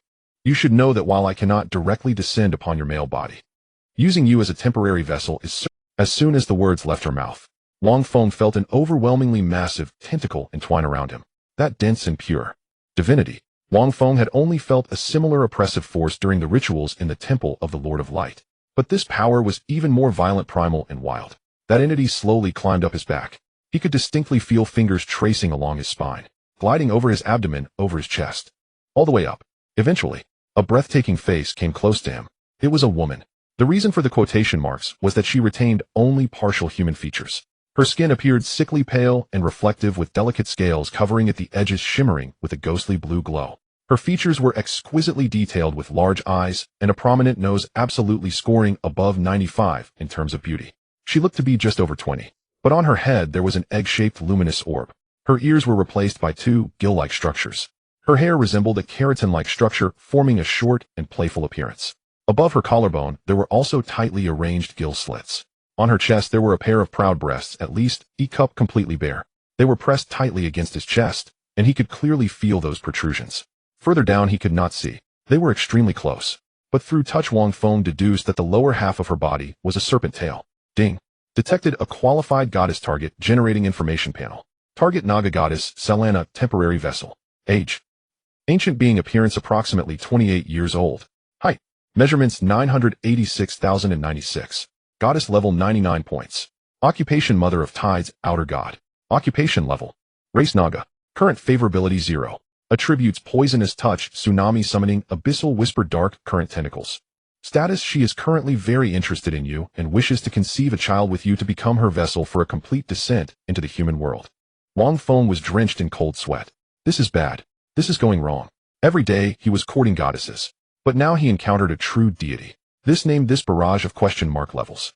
Without a doubt this was an ancient deity on par with the 8 great deities. Her power was absolutely terrifying. Unfortunately, she was a rogue god without a following. And she thinks she can trick me into coming out alive. Conceive a child. Is this a goblin wandering into a church dungeon? You seem unwilling. Solana's icy fingers gently caressed Wang Feng's cheek. Who would be willing? Wang Feng gritted his teeth and chuckled coldly. Although this is merely a hastily assembled temporary body, to copulate with a deity is a blessing that countless mortals dream of. You should be grateful, and offering your life for that is only natural. A dangerous glint flashed in Solana's eyes. She slowly leaned closer, whispering softly into Wang Feng's ear. Her chilling breath made his hair stand on end. He stared into her bottomless dark green eyes. What good will this do for you? Wang Feng suppressed the tingling sensation from his lower body, trying to find a way to convince her to give up. This world is filled with followers of the 8 great deities. Even if you descend, you will merely be a street rat everyone wants to chase away. Wang Feng attempted to buy time with words. The 8 great deities. Just a bunch of false gods who steal authority. Now they pretend to be virtuous. Do you know that in ancient times? Solana's lips curled into a... Then she chuckled lightly. Why waste words on a mortal like you? It's more important to get down to business. As soon as her words fell, Wang Feng felt the tentacles entwined around his lower body loosen. Just when he thought he could catch his breath, the Naga goddess before him floated slightly upwards. She extended her right hand's index and middle fingers below her flat abdomen. At the junction where the scales had been tightly sealed, she gently parted them to the sides. In the viscous liquid, a stunningly pink hue was instantly revealed to Wang Feng. The visual impact was overwhelming. Wang Feng had never seen such a perfect yet bizarre structure. No, I don't agree. Don't stuff it randomly. Wang Feng struggled violently, desperately twisting his body. The tentacles wrapped around his limbs suddenly tightened, binding him tightly. Not moving at all. The Naga goddess scoffed lightly. Her long, cool fingers traveled from the bottom to the top, teasingly gliding over Wang Feng's bare flesh. This masculine body was reacting uncontrollably, pressing against the soft flesh exposed by her parting of the scales. Your body is far more honest than your mouth. Her tone was slow. Only 1 centimeter remained. Through the thick liquid, the Naga goddess could even sense the aggressive heat radiating from him. The heat forced her snow-white, half-serpent body to flush with a tinge of red. How many years had it been since she experienced the pleasure of mating?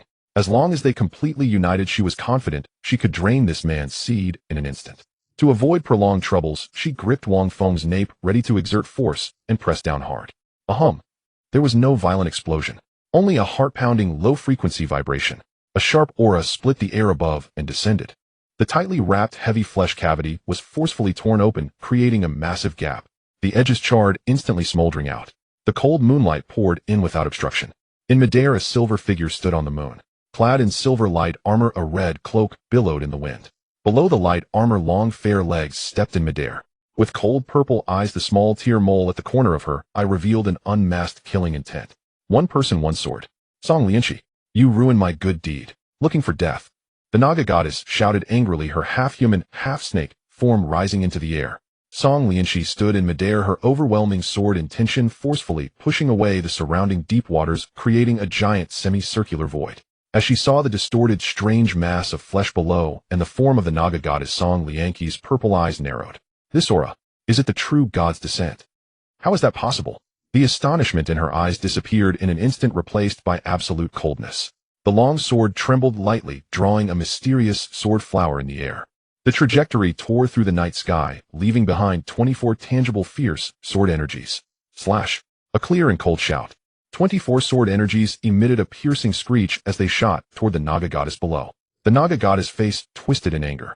The massive mass of flesh beneath her instantly transformed into countless tentacles covered in suction cups. Like a volley of arrows, they twisted toward the sword saint in midair. However, those tentacles, upon contact with the fierce sword light, were instantly severed, as if spring snow met the blazing sun. The Naga goddess let out a shrill wail. Within her cries was a deep, soul-piercing whisper from the abyss. Invisible spiritual waves surged outward, expanding, attempting to shatter Song Lianqi's mind. Just as the spiritual waves approached within 3 feet of Song Lianqi, a translucent sword barrier automatically manifested, shattering the pollution layer by layer. If your true body had descended, it would indeed be somewhat troublesome. Song Lianqi's cold voice was like ice looking down at the Naga goddess. The Naga goddess stared intensely at the woman in midair. This sharp aura. Are you a demigod of the mortal realm? Demigod? Only you outdated remnants of the past would use such a laughable realm to measure power, Song Lianqi. Outdated remnants. You're being arrogant. The Naga goddess was completely enraged, her features twisted with fury. If my true body were here, how could you, an ant, have a chance to draw your sword? How truly beastly. You dare to descend to this realm. Die. With her words barely finished, she transformed into a streak of light and dove straight down to kill. The Naga goddess had long been on guard, suddenly waving her hand. The flesh beneath her feet violently writhed, forming thicker and denser tentacles. They spread out, opening a massive net that shrouded the sky, while simultaneously spewing forth a large amount of dark green poison towards Song Lianqi.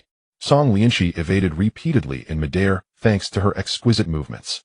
Although this outer god was a descended body, its innate toxins were extremely domineering. Foolish humans. Lowly ants. Dare to underestimate this goddess. The Naga goddess pressure suddenly surged, her tentacles growing wildly and intertwining, creating a dense web that made one's scalp tingle. She opened her mouth and rapidly chanted a high-pitched, piercing, ancient incantation. A mysterious rule instantaneously invoked the power of heaven and earth. Song Lianqi's expression changed drastically. She clearly sensed that the half-circular vacuum water area, which had been forcefully held open by sword intention, was now being crazily compressed inward by some terrifying force. This is not magic, it is some kind of rule. This wild god actually wields oceanic authority extremely similar to that of one of the 8 great true gods, mother of tides, Nixia. Song Lianqi dared not be complacent. Her chest heaved as she held the sword upright before her. Gripping the hilt tightly, she slowly drew a complete arc from top to bottom, pointing the sword's tip vertically at the ground. Her purple eyes emitted a dazzling radiance as she shouted sternly, "Pure sword domain." Ahum. Centered on the sword's edge, a horizontally expanding, supremely sharp, circular sword domain instantly opened. In an incredibly short time, it rapidly expanded, forcibly repelling the sky, full of toxins and tentacles outside. Not far away in the corner of the ruined platform, several survivors huddled in the dark, trembling. Looking up at the cold figure enveloped in sword light in midair, and feeling the unmatched sword intent attempting to sever space, they were completely stunned. Good heavens. As expected of the sword saint. A level 500 and above powerhouse. To think she could take on a sub-boss directly. Yet even the level 545 sword saint facing a true god's descended body of half-step, main god level fighting back desperately was not at all easy. Worn out from dealing with the endless tentacles and the pervasive rule toxins, Song Lianqi's silver light armor was corroded, with several gashes appearing. Revealing patches of fair, delicate skin, she looked somewhat disheveled. Even though sword cultivators had strong self-healing abilities, she could not stop gasping for breath at this moment. The unusual brilliance in her purple eyes, however, was now blazing to the extreme. The solidified killing intent nearly solidified into frost. This ends here. Within the pure sword domain, the red cloak billowed wildly. The long and firm, beautiful leg beneath the light armor tensed in a half-bow. Standing in midair with explosive power, the sword tip pointed directly at the Naga goddess. She clearly saw that the large gem emitting massive spiritual fluctuations above the Naga goddess head was the absolute Achilles heel of this descended body. Only this one sword. Unified. Boom. The sword energy supporting the vacuum ocean domain suddenly withdrew. The overwhelming waves of the deep sea collapsed in a circular manner, crashing down like a mountain. The seawater completely engulfed the last fraction of a second for the two. Song Lianqi's pure sword domain instantly collapsed with thousands of sword energies converging at the tip of her sword. With her flesh and blood she fiercely slashed out this unmatched sword that could overturn the heavens and seas. Whoosh! There was no loud sound. Only the faintest sound of cutting. The Naga goddess movements froze instantly. The gem above her head, glowing with a ghostly blue light, suddenly split open with a thin blood-red sword mark. How could this be? Falling at the hands of a human. The Naga goddess' face showed extreme unwillingness. She fixed her gaze deeply on Song Lianqi in midair, as if wanting to engrave this woman's appearance into her soul. Then she opened her fingers one last time. With great force, she ejected the remaining flesh wrapped around Wang Feng from the closing deep-sea vortex. Crack! The Naga goddess' descended body could no longer withstand the destruction of the unification sword intent. It exploded into a cloud of blood mist, completely dissolving into the raging ocean. Splashed! Song Lianqi's figure flickered rapidly as she grabbed Wang Feng, who had been flung into the air. The man had just escaped his chest, heaving violently, his bare, strong, masculine body pressing closely against her. Song Lianqi's breathing was slightly chaotic, with beads of sweat forming on her forehead. That ultimate move had drained most of her energy. They embraced tightly. In her palm, she felt the firm, bulging muscle mixed with the overwhelmingly strong male hormones emanating from Wang Feng. Usually high and aloof, known as the merciless sword saint, her heart skipped a beat. This pure masculine energy washed over her, causing a faint stir in her extremely hidden succubus bloodline. An uncontrollable heat surged from deep within her cheeks. At this moment, Wang Feng was already drained of all energy. His transformation had led to magical energy exhaustion, and he had just been caught in the center of the pressure from two divine-level combatants. His nerves had long since reached their breaking point. He completely collapsed in Song Lianqi's embrace, squeezing out the last bit of strength to produce a weak smile of survival. Sister Lianqi, if you had come just half a step later, my purity would have been ruined. The perfect victim. Wang Feng's head tilted as he straightforwardly fainted. He even became quite restless, burying his face deeply into Song Lianqi's ample bosom. Song Lianqi instinctively reached out to push him away. Her gaze, however, uncontrollably swept below Wang Feng. Even in a coma, that proud and imposing part still stood defiantly. Song Lianqi's whole body stiffened. Her originally fair and cool face instantly flushed red to the roots of her ears, the temperature burning. She hurriedly turned her head aside, biting her red lips, tightly cursing in her heart. Purity at risk. With your spirit in such a state, I can clearly see you're enjoying it. It seems like I ruined your good deed. When Wang Feng woke up, the air was filled with a dampness. A gentle breeze blew by, bringing a refreshing chill. The sound of drizzle echoed in his ears, and he felt waves of soreness throughout his body, along with the headache resulting from a high fever which had evidently eased considerably. The elegant and antique Chinese-style canopy was embedded with futuristic magical energy temperature control pipes. It was clear that this was a private estate belonging to a wealthy family. The corridor pillars and carvings all exuded understated luxury. He was lying in an open bedroom with a view looking outside. The rain was light, and the fine droplets wove ahead. Looking at the ground, it seemed to have been raining for quite a while. His head throbbed. He didn't want to get up. But his memory froze at the moment he was rescued by Song Lianqi. After thinking it over, this was most likely not a hospital. Turning to look to the other side, the courtyard was neatly styled in the Su family's garden style, with vegetation arranged in an orderly manner. In the slightly empty stone area in the middle of the yard, there was actually a figure sitting there.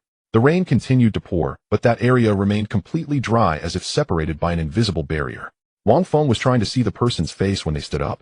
Clad in a white gauzy dress, they held a long sword measuring over 1 meter in their arms.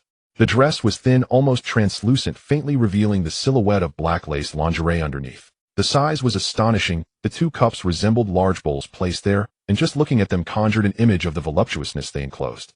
The dress was modernly tailored, fitted at the upper body with slightly puffed sleeves that gathered at the wrists. The hem ended sharply just past the hips, perfectly revealing a pair of long, straight, curvaceous legs beneath. Inside, the black lace hem appeared and disappeared as she moved. She was barefoot, stepping lightly, silently. As she stepped in, the courtyard, which had originally repelled the rain with an invisible sword intent, was suddenly filled with the downpour.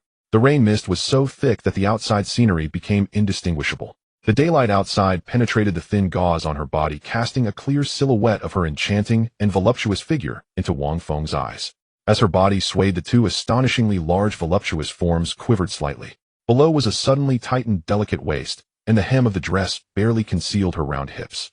This visual impact was even more blood-pumping than complete nudity. Wang Feng's gaze instantly became fixated. This was too generous. Song Lianxi spoke, her voice cool, yet tinged with a barely perceptible softness. You are awake. Wang Feng nodded. After you fainted, I brought you here. You've been asleep for a full day? She moved to the bedside, looking down at him from above. I had a professional physician check on you.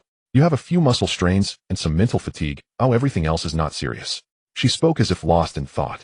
Wang Feng concealed his discomfort, preparing to shift from lying flat to a semi-sitting position. This way he could cover the inappropriate protrusion with the blanket. At that moment, he suddenly realized that he was completely naked. When did that happen? No. He suddenly remembered that his clothes had been stripped off by the Naga goddess in the instant. Could it be? He had been brought to Song Lianqi's estate, while completely naked. He found himself in a dilemma. The silk quilt on his body was soft and delicate. As soon as he sat up, wouldn't it expose him directly? Just at this standoff moment, another wave of pain shot through his head. Hiss! Wang Feng involuntarily held his head. Xiao Feng, how are you? Are you okay? Song Lianqi, already closed, instantly sat at the edge of the bed, causing the mattress to dip slightly. She leaned over, gently supporting Wang Feng's arm. A mixed fragrance of faint milk and a unique feminine scent enveloped him instantly.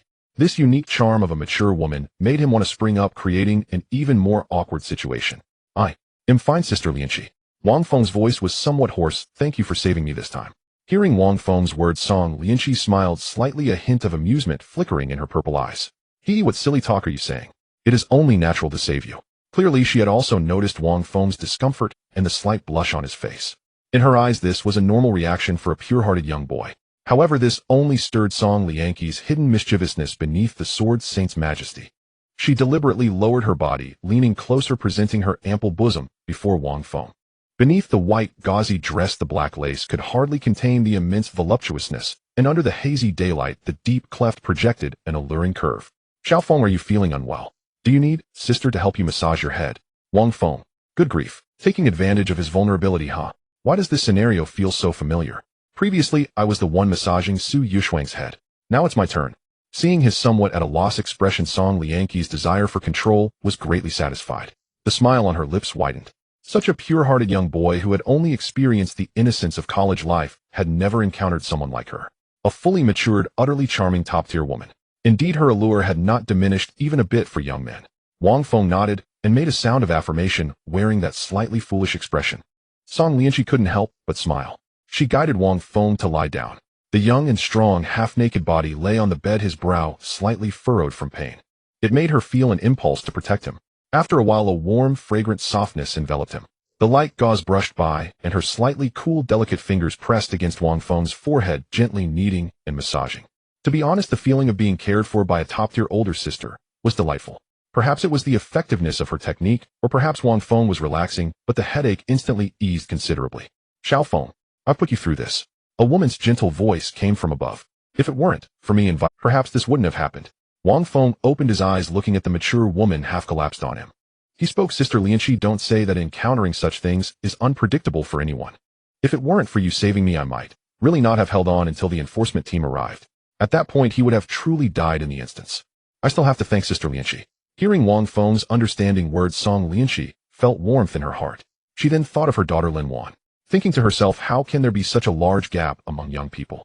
Wang Feng observed the changes in Song Lianqi's expression and quickly guessed something, asking, by the way, Sister Lianqi, this time, did you call me out to discuss something?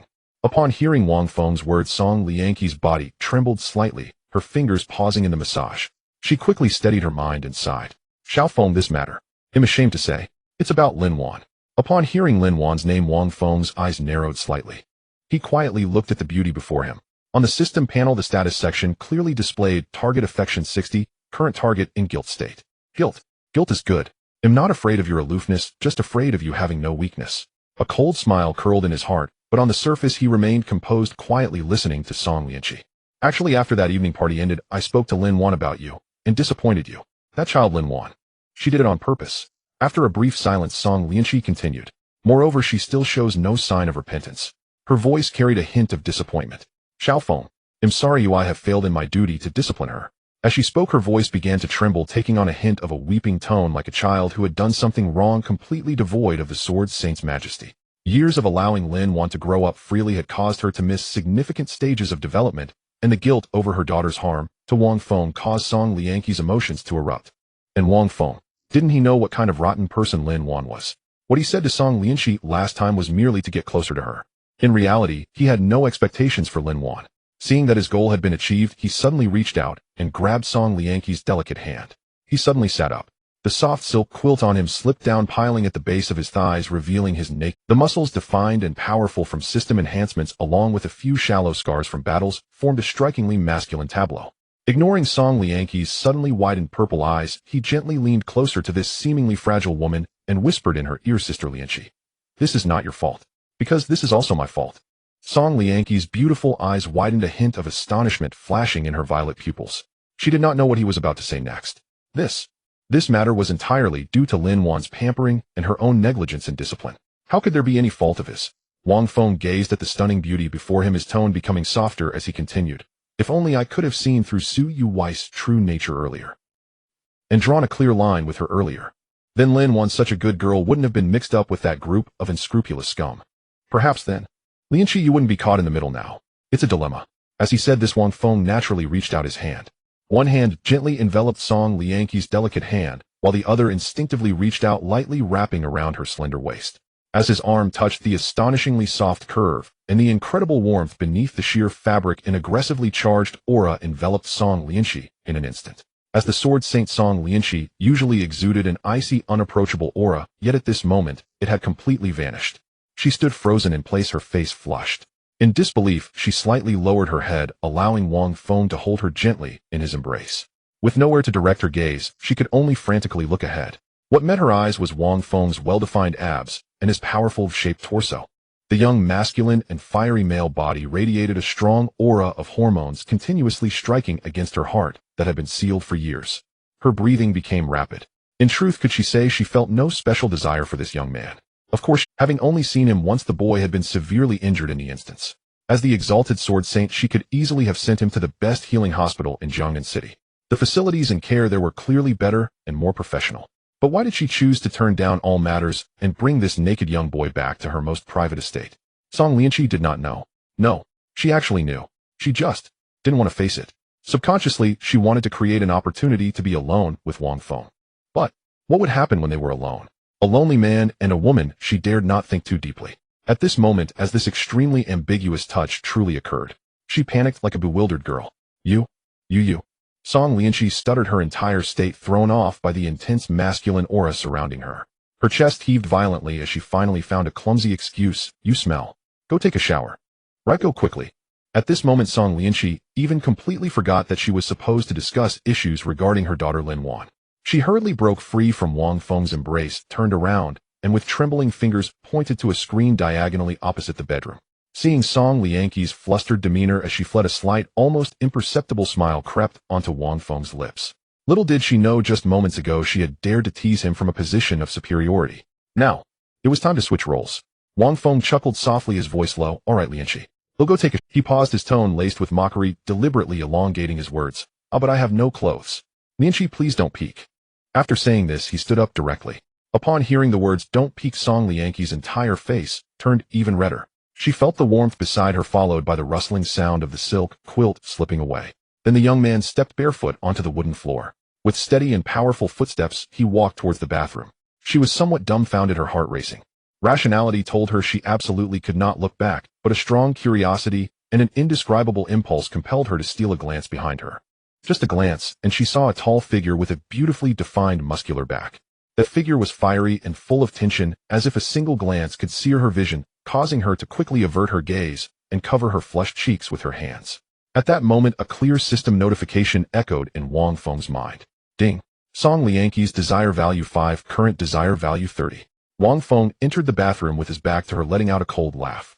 The weather in Jiangnan was at a time when the plum rain and humidity intersected, coupled with the fact that he had soaked in the unknown liquid from the Naga mermaid in the instance yesterday. He indeed felt a sticky sensation all over. It was time for a good wash. The bathroom door was made of frosted glass.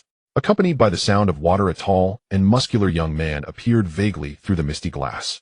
Broad shoulders, solid latissimus dorsi, and a smooth waistline, every contour radiated an aura of hormones and an extreme sense of power. Song Lianqi felt like a guilty thief hiding in a corner, not concealed by the screen, her gaze uncontrollably landing on that hazy figure. Her throat became dry, and she unconsciously swallowed. Then in a guilty panic she withdrew her gaze, her attention inadvertently landing on the silk quilt that Wang Feng had used for a day and night. Compelled by some unseen force, she slowly walked over. She reached out her slender fingers, gently touching the quilt still warm from the young man's body. Her entire being flushed, her breath becoming hot. Then, she suddenly threw herself onto the bed, burying her head deeply into the quilt. She closed her eyes and took a deep breath. The rich scent mingled with a faint hint of sweat, and his unique masculine energy instantly enveloped her. In that moment, she felt herself going soft. She clutched the quilt, tightly wrapping herself up as if trying to suck. The thin air and the overwhelming masculine aura made her feel dizzy. Long accustomed to her position as the sword saint and years of living alone after being widowed, she had thought her heart was as calm as an ancient well. But at this moment, the long-lost emptiness and desire flooded over her like a burst dam, her voluptuous legs rubbing against each other. Through the lace underwear, they gently brushed against her tender petals. In her mind, countless indecent images suddenly surfaced. Soon she became thoroughly muddied. She didn't know how long it had been when a sudden voice jolted Song Lianqi, who was lost in her fantasies, awake. Lianqi, I seem to have forgotten my towel. Can you help me get it? Song Lianqi sat up, abruptly startled, as if electrocuted, instantly flinging the quilt off her body, gasping for breath. Oh no. How could I lose my composure like this? If Xiaofeng saw me, I can't imagine what he would think. As the sword saint, how am I supposed to explain this to him? She hurriedly glanced in the direction of the voice. Upon seeing it, she was relieved. The boy had only slightly pushed open the bathroom door, and due to the angle, he had not seen any movement from this side of the bed. Suppressing her wildly beating heart, she quickly adjusted her somewhat disheveled, white home outfit, feigning calm, as she replied, Xiaofeng, just a moment, I'll get it for you. She hurriedly stood up and walked briskly towards the wardrobe, taking a brand new pure white towel from the cabinet. She walked to the bathroom door and handed it through the gap. Thank you, Lianqi. A long, well-defined hand, glistening with water droplets, reached out from the crack in the door to take the towel. At that moment of handover, their fingertips inevitably brushed against each other. Song Lianqi pulled her hand back as if scalded. Although her peripheral vision wanted to steal another glance at the young man's body, the moral shackles deep within her heart forced her to close her eyes. Song Lianqi, oh Song Lianqi, how could you have such shameless thoughts? Xiaofeng, he is still just a child. How old is he? He is about the same age as your daughter Linwan. Steadying her mind, Song Lianqi took a deep breath, forcibly suppressing the fiery flames of desire within her. However, all of this had long been noticed by Wang Feng. Although he could not see what was happening outside through the door on the system panel, Song Lianqi's wildly fluctuating psychological state and a rapidly rising desire value were laid bare. Wang Feng slowly dried his body with the towel, casually wrapping it around his waist. He stood before the sink, casually rubbing his damp hair with the towel, looking at his angular and aggressive face in the mirror. A cold and determined smile crept onto his lips. The hunt had only just begun. Linwan, are you ready to face the consequences? Wang Feng pushed open the frosted glass door of the bathroom. No one was in the bedroom. Only a faint, elusive fragrance lingered in the air. Wang Feng casually wiped his still dripping hair. It made sense. It was indeed inappropriate for a lonely man and a woman to be alone together in a room. Wang Feng adjusted the pure white towel around his waist, stepping barefoot onto the warm wooden floor. He walked down the corridor. As he passed through the corridor, an opulent and spacious living room came into view. The view was extremely expansive. Almost surrounded on three sides, it featured floor-to-ceiling glass with one-way perspective. The left half was a meticulously arranged Sus-style garden. Rockeries covered walkways and bamboo forests intertwined. While the view was open, the external garden landscape formed an absolutely tight privacy barrier. On the right, and directly in front, there was a vast internal lake. Heavy rain pelted the surface of the lake, raising layers of white mist. Wang Feng had no idea which area of Jiangnan City this private estate was located in. However, looking at such a scene, it was undoubtedly a prime piece of real estate. Song Lianqi was lazily lying on the massive genuine leather sofa in the center of the living room. Her long fair legs were fully exposed to the air. One leg was bare, bent at the knee, resting on the edge of the sofa. The other leg was half bent, the toes lightly touching the precious wool carpet. With the visual stretching, her legs appeared extraordinarily long and alluring. Hearing footsteps, Song Lianqi turned her head. Her violet eyes carried a hint of daze. She gently patted the empty space beside her, signaling Wang Feng to sit down. Would you like something to drink? Wang Feng walked closer, his gaze sweeping over the tea table carved from a single hefty piece of wood. In a Sus-style garden Lakeview estate, and with the title of Sword Saint, such a setting surely warranted a pot of top-grade Biluacan or some aged spiritual fruit brew. Then he noticed several cans scattered on the tea table. Budweiser. Wang Feng's eyelids twitched. I'll drink the same as you. Wang Feng sat down with an unaffected expression. Song Lianqi tilted her head slightly, her long hair cascading down her shoulder. Aren't you feeling headache? It's not suitable to drink this after just recovering from a fever. Wang Feng hooked open the tab with one hand, and with a hiss the can opened. It's alright, I feel much better now. If Sister Lianqi wants to drink, then I naturally have to accompany you. The two sat side by side on the sofa, letting the cool breeze from the central air conditioning caress their bodies. The cans made light clinking sounds as they raised them to their lips, the icy liquid flowing down their throats. Sister Lianqi, do you live alone in such a large place? Wang Feng's gaze drifted over the lake, his tone casual. Song Lianqi's hand holding the can paused in midair. Her gaze became distant. Looking out at the wind and rain, she seemed lost in deep thought. I usually don't come back often. Before Lin Wan went to university, she often stayed with her grandparents. That is from the Lin family, in Yuzhou. She tilted her head back and took a big gulp of beer. I can only visit her once every month or so. Sometimes when there are heavy tasks, it might even be half a year before I see her. She paused, crumpling the empty can in her hand before tossing it into the trash can. She opened another can and continued to reminisce. For a long time after her father passed away, I buried myself in killing.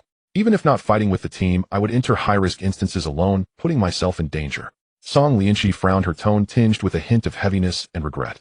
Now that I think back, it was true. If at that time, if I had been able to get out sooner, today's situation wouldn't have happened. As she spoke, Song Lianqi adjusted her sitting posture.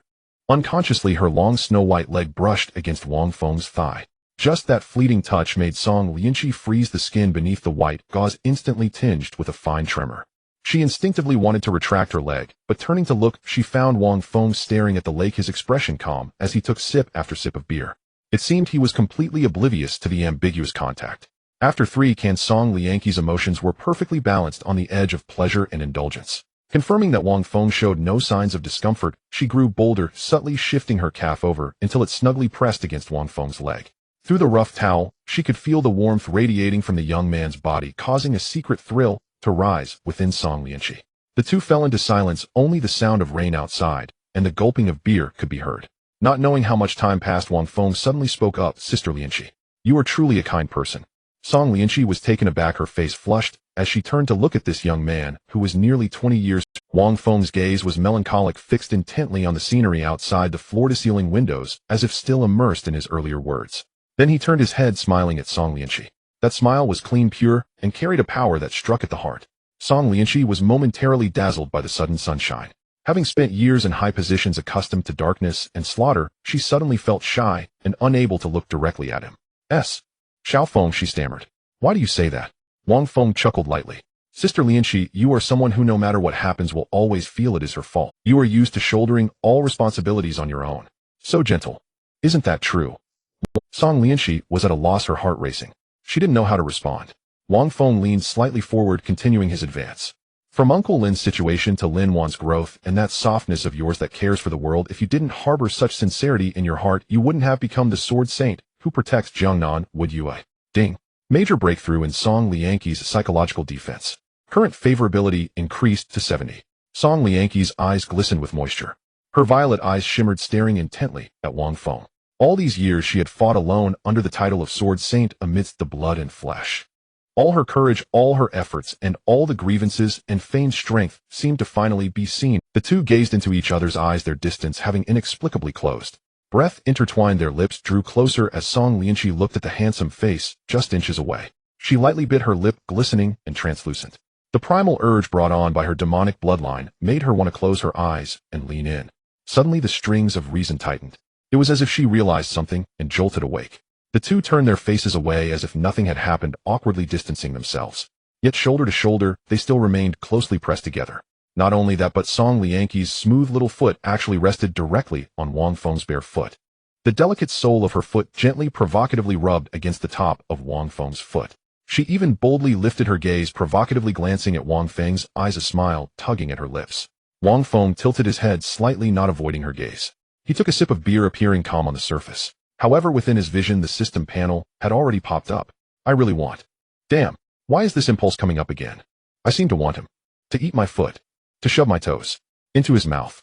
To bully me hard. I truly am a shameless woman. Wang Feng's eyes flashed with a hint of shock, which soon transformed into extreme excitement. He remained silent, the sword saint often high and aloof. Yet deep down his XP had twisted into something bizarre. A strong inclination towards masochism and submission. Did he like having someone eat her feet? The contrast was simply delightful. The two continued to converse, drinking beer one bottle after another. The atmosphere in the living room gradually heated up, the air nearly thick enough to condense into water. Just as Song Lianqi's gaze was entirely lost in a daze, Wang Feng suddenly spoke. Sister Lianqi, I remember you said last time that I gave you a foot massage that felt really good. Do you remember? The close breath mingled with the scent of alcohol hit Song Lianqi's ears directly. It tickled, but she no longer hid the smile tugging at the corners of her mouth. She slightly tilted her body, glancing sideways at this young man, nearly 20 years her junior. Her voice carried an obvious playful sulkiness and hoarseness. What? Do you have some bad idea again? Wang Feng chuckled. What bad idea could I have? Of course. I want Sister Lianqi to experience my massage technique again. As soon as he finished speaking, Song Lianqi completely abandoned her last shred of pretense. She shifted her body and lay flat on the side of the large sofa. Beneath the semi-transparent white gauze, the waves surged greatly with her movements. Then a pair of long, beautiful legs wrapped in white gauze lifted. With a pearly, alluring sheen, they directly rested on Wang Feng's thigh. The delicate heel of the woman slid down the length of his thigh. Even through that thin towel, it accurately touched Wang Feng's most sensitive area, causing his body to tremble. Dusk deepened as modern landscape lights flickered to life across the meticulously manicured Su family garden. On the estate's sofa, the distance between them had silently narrowed into a perilously intimate range. A nameless, electrifying tremor surged through her chest. Song Lianqi's eyes narrowed slightly as she leaned back against the plush cushion. She felt the commanding strength of his palm, firm yet deliberate. As it eased, the tension coiled in her calves and nerves. Truth be told, though, Song Lianqi was the revered sword saint of peerless renown, towering above all in her domain. Her skin glowed with an almost blinding fairness, radiating the ripe, intoxicating allure of a woman long matured. Beneath that luminous surface, only the subtle, elegant contours of a supreme cultivator's sinewy grace were faintly visible. Wang Feng detected not a trace of the coarse, battle-worn roughness one might expect, even upon the pair of delicate feet now cradled in his hands. They were translucent, flawless. Each toe stood distinct and sculpted, her snow-white luminous skin flushed with a healthy rosy hue. The arch of her foot traced a line of exquisite symmetry, like a masterpiece forged by divine artistry. There was nothing in their appearance to suggest she was a woman in her 40s, mother to a grown daughter, yet they possessed an irresistible, almost childlike charm. Another low, breathy sigh escaped her lips as pressure intensified. Song Lianqi let out another muffled groan. The wine they'd shared earlier now fermented warmly in her blood, while the air thickened with rising primal heat.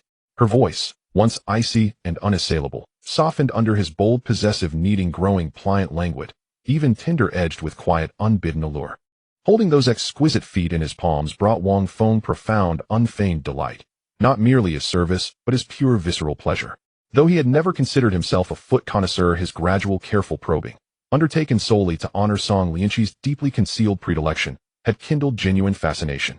He found himself captivated by their flawless perfection, holding them reverently, savoring every curve and texture, reluctant to ever let them go.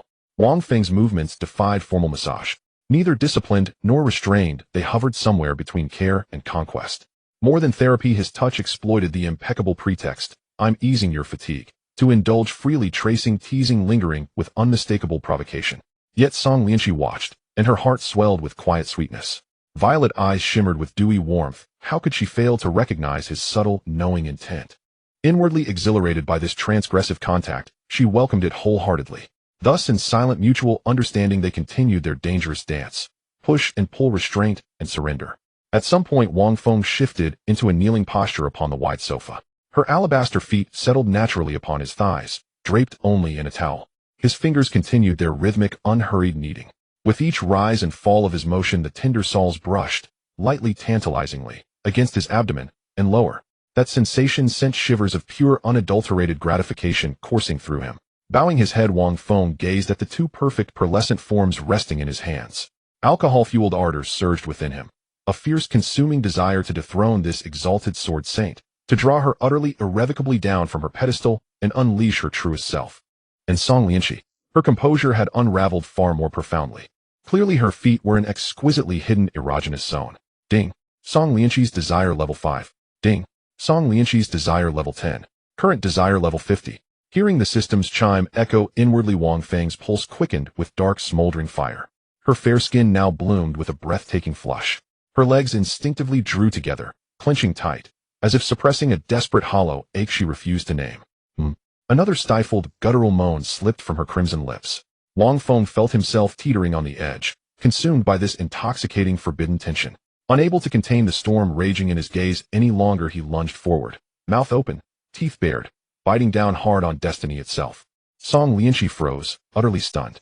Then like a jolt of lightning, she snapped awake. Xiao? Her violet eyes widened in shock, her voice trembled with raw panic. You. What are you? Stop.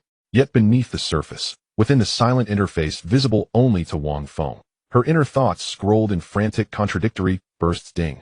Song Lianqi's desire level 5, current desire level 65. How could this be? How does Xiao Feng know what I truly crave?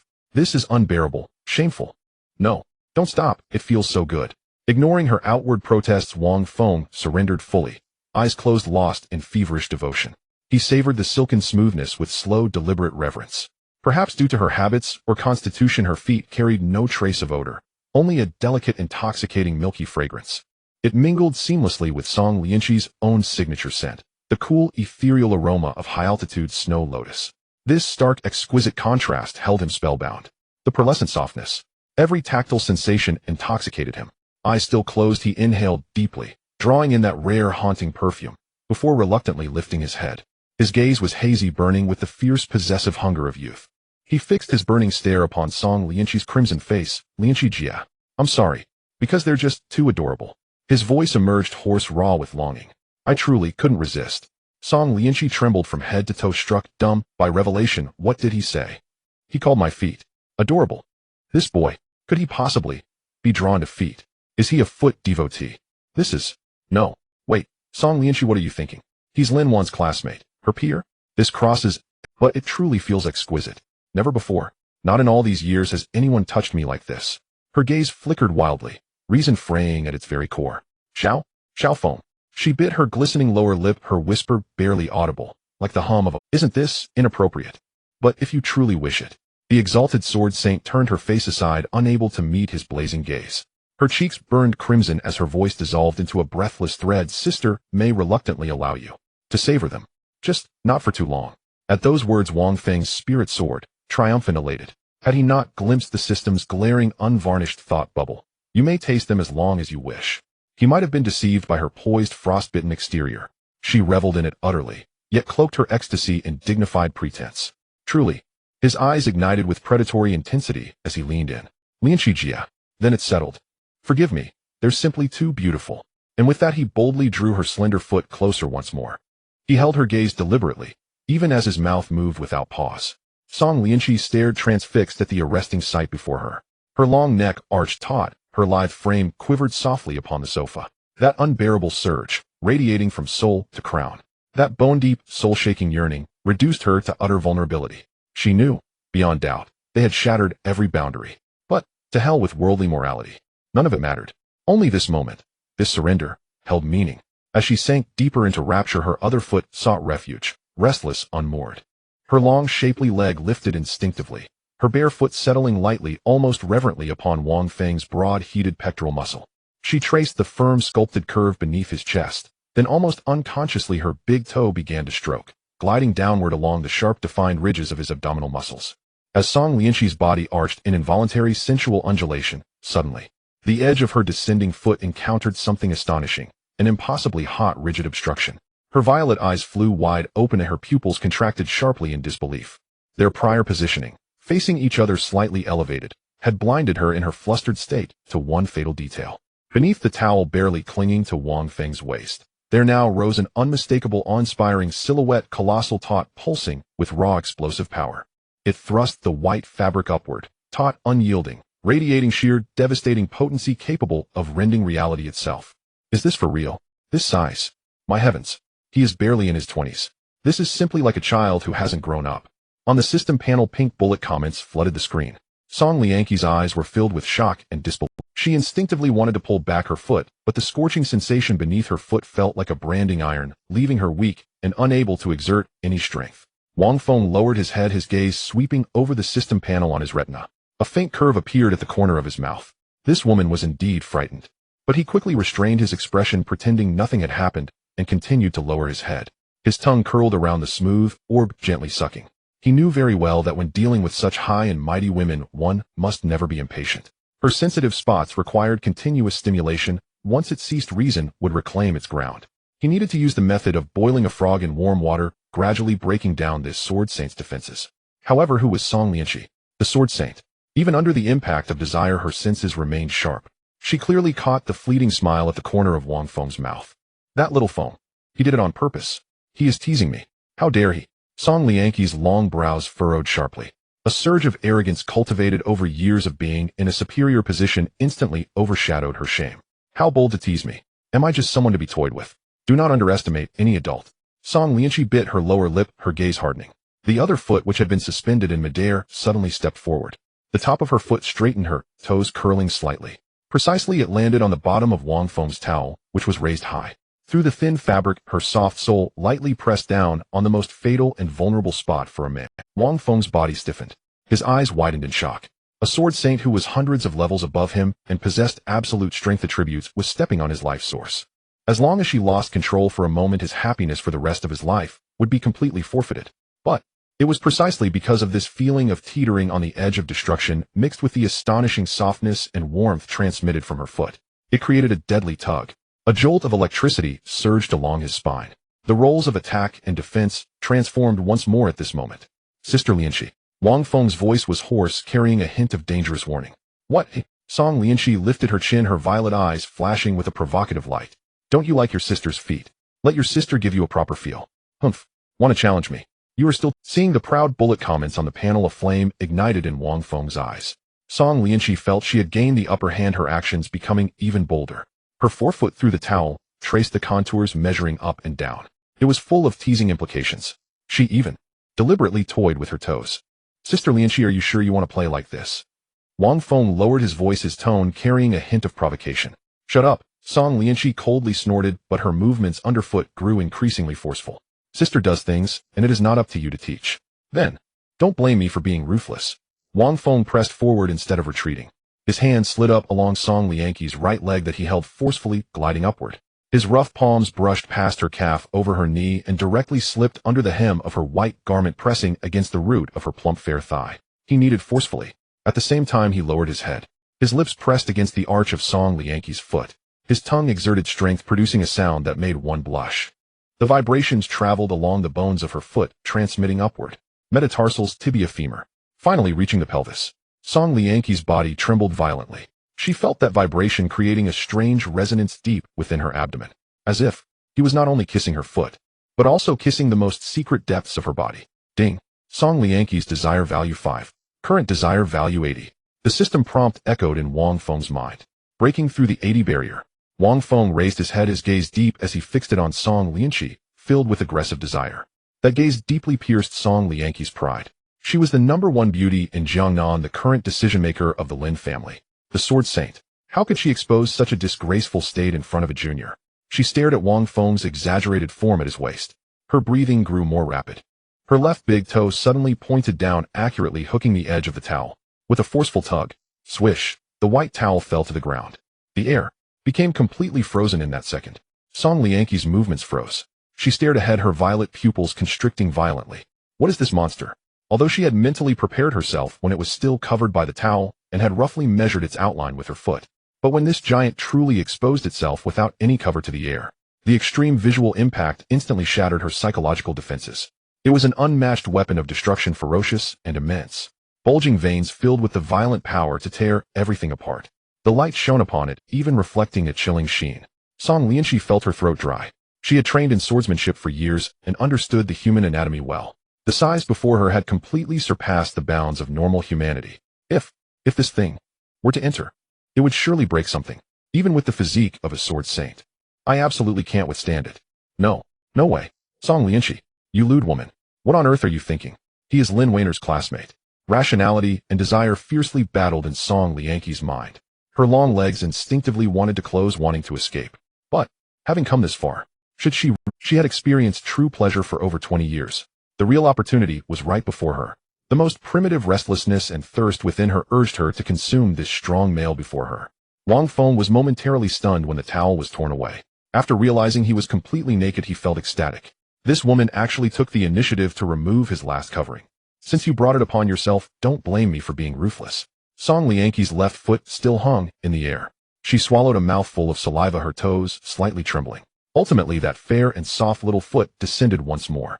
This time there was no towel to obstruct them. Skin met skin. Song Liangqi's soul directly pressed against the scorching skin. Hiss! Wang Feng inhaled sharply. Damn, this is too intense. The foot of the sword saint was flawlessly delicate, carrying a slight coolness in its warmth. Meanwhile, her 5 crystalline toes clumsily slid up and down. She was indeed inexperienced. But it was precisely this inexperience combined with her perfectly developed body and her superior status brought an unparalleled feeling of conquest. Huh. Wang Feng exhaled a long breath. Lin Wan, take a look. Look at your esteemed mother. You and your little team have stomped me down. Now, your mother also steps on me. But this is not him. What matters is, your mother, the esteemed sword saint, is currently lowering all her dignity to please me. Wang Feng closed his eyes, burrowing his face into the arch of her right foot, sucking hard, greedily absorbing the mixture of milk and snow lotus fragrance. His tongue swept across every inch of skin, feeling the sword saint's perfect muscular texture. Serving a sword saint who stood at the pinnacle of humanity, watching her become enamored and distracted by him. This feeling was simply addictive. Ding. Song Liangqi's desire value 5. Current desire value 85. Just as Wang Feng was immersed in the ultimate sensory stimulation, the life-threatening pressure suddenly ceased. Wang Feng opened his eyes, raising his head with some confusion. Has she retreated? However, what met his eyes was Song Liangqi's flushed face. Her violet eyes no longer held a trace of coldness or pride, replaced by the completely melted spring water and unreserved desire. Song Liangqi slowly sat up straight. She extended her right hand, which had long held a sword with its distinct joints, yet fair and slender. Crossing the air between them, she grasped Wang Feng's vital point. The clash of heat and coolness collided. Wang Feng let out a muffled groan, his muscles tensing instantly. Song Liangqi stared intently into Wang Feng's eyes. Her red lips parted slightly, breathing like orchids. Little Feng. Her wrist suddenly exerted force, pulling Wang Feng forward with irresistible strength. Lie down. Wang Feng lay supine on the spacious leather sofa, forming an inverted shape. Fortunately, the sofa was wide enough, yet it felt extraordinarily constricted at this moment. Because Song Liangqi was right beside him, the warmth and softness were within reach. Her hands, long and fair with distinct knuckles from years of sword practice, traced down Wang Feng's solid and defined abdominal muscles. Like a queen surveying her dominion or a connoisseur admiring a rare treasure. Through the sheer white gauze, an unusual sensation surged forth. Wang Feng's side was firmly pressed against 2 astonishingly soft masses. He froze completely, realizing too late that this esteemed sword saint was exceptionally well endowed. He had not anticipated it to be to such an extent. A rush of hot blood surged to the top of his head, and Wang Feng's breath instantly became heated. Sister Liangqi. I. As Wang Feng was about to speak, his voice trembled just enough. Don't speak. Song Liangqi's voice rang in his ear, carrying an undeniable tone of authority.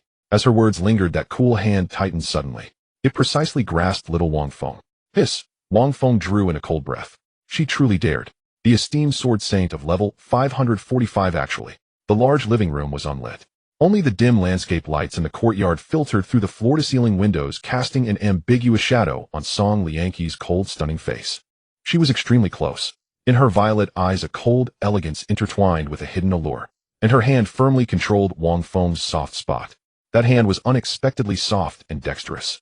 The pad of her thumb bore the calluses from years of sword practice. The extreme contrast between roughness and smoothness. Like an electrified blade, it scraped across the nerve endings. Wang Feng's scalp tingled. This woman was dangerously captivating, truly deserving of her place at the pinnacle of the power hierarchy. Even such matters carried a suffocating sense of oppression. Wang Feng, stimulated and breathing rapidly, instinctively raised his hand, wishing to reclaim the initiative. Don't move. A glint of danger flashed in Song Liangqi's eyes. Little guy, until I grant permission, you cannot touch your sister's body. In the darkness, the demon bloodline within Song Liangqi awakened at an unprecedented pace. It felt as if she had entered a new domain where she thrived. Her movements grew increasingly adept, and the rhythm quickened. Wang Feng felt his reason shattered by that hand. The pink system notifications that danced on his retina became blurred.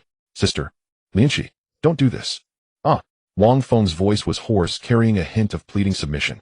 This feeling of absolute suppression by a higher-level power with no escape in sight precisely struck at the conquering desire that was crazily thriving deep within Song Liangqi. What do you mean by that? Song Liangqi looked down at him, a smirk teasing the corners of her mouth. Just now, weren't you quite audacious? Aren't you fond of playing with your sister's feet? She breathed out softly, her warm breath brushing against Wang Feng's collarbone. In truth, Song Liangqi's desire had long approached its critical point.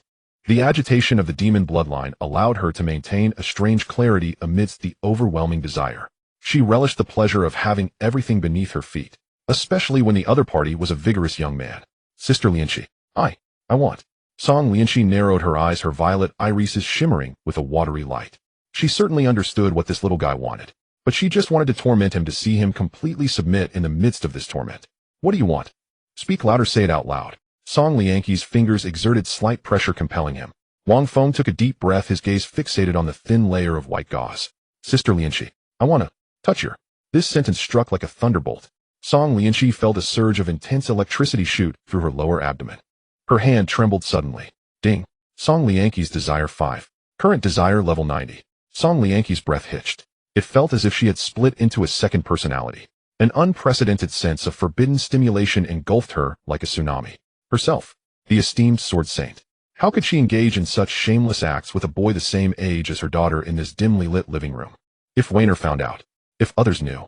The weightlessness of teetering on the edge of a moral cliff caused her. It turned out she was inherently such a lascivious woman. Song Lianqi licked her dry red lips. Her left hand propped on the sofa slowly lifted.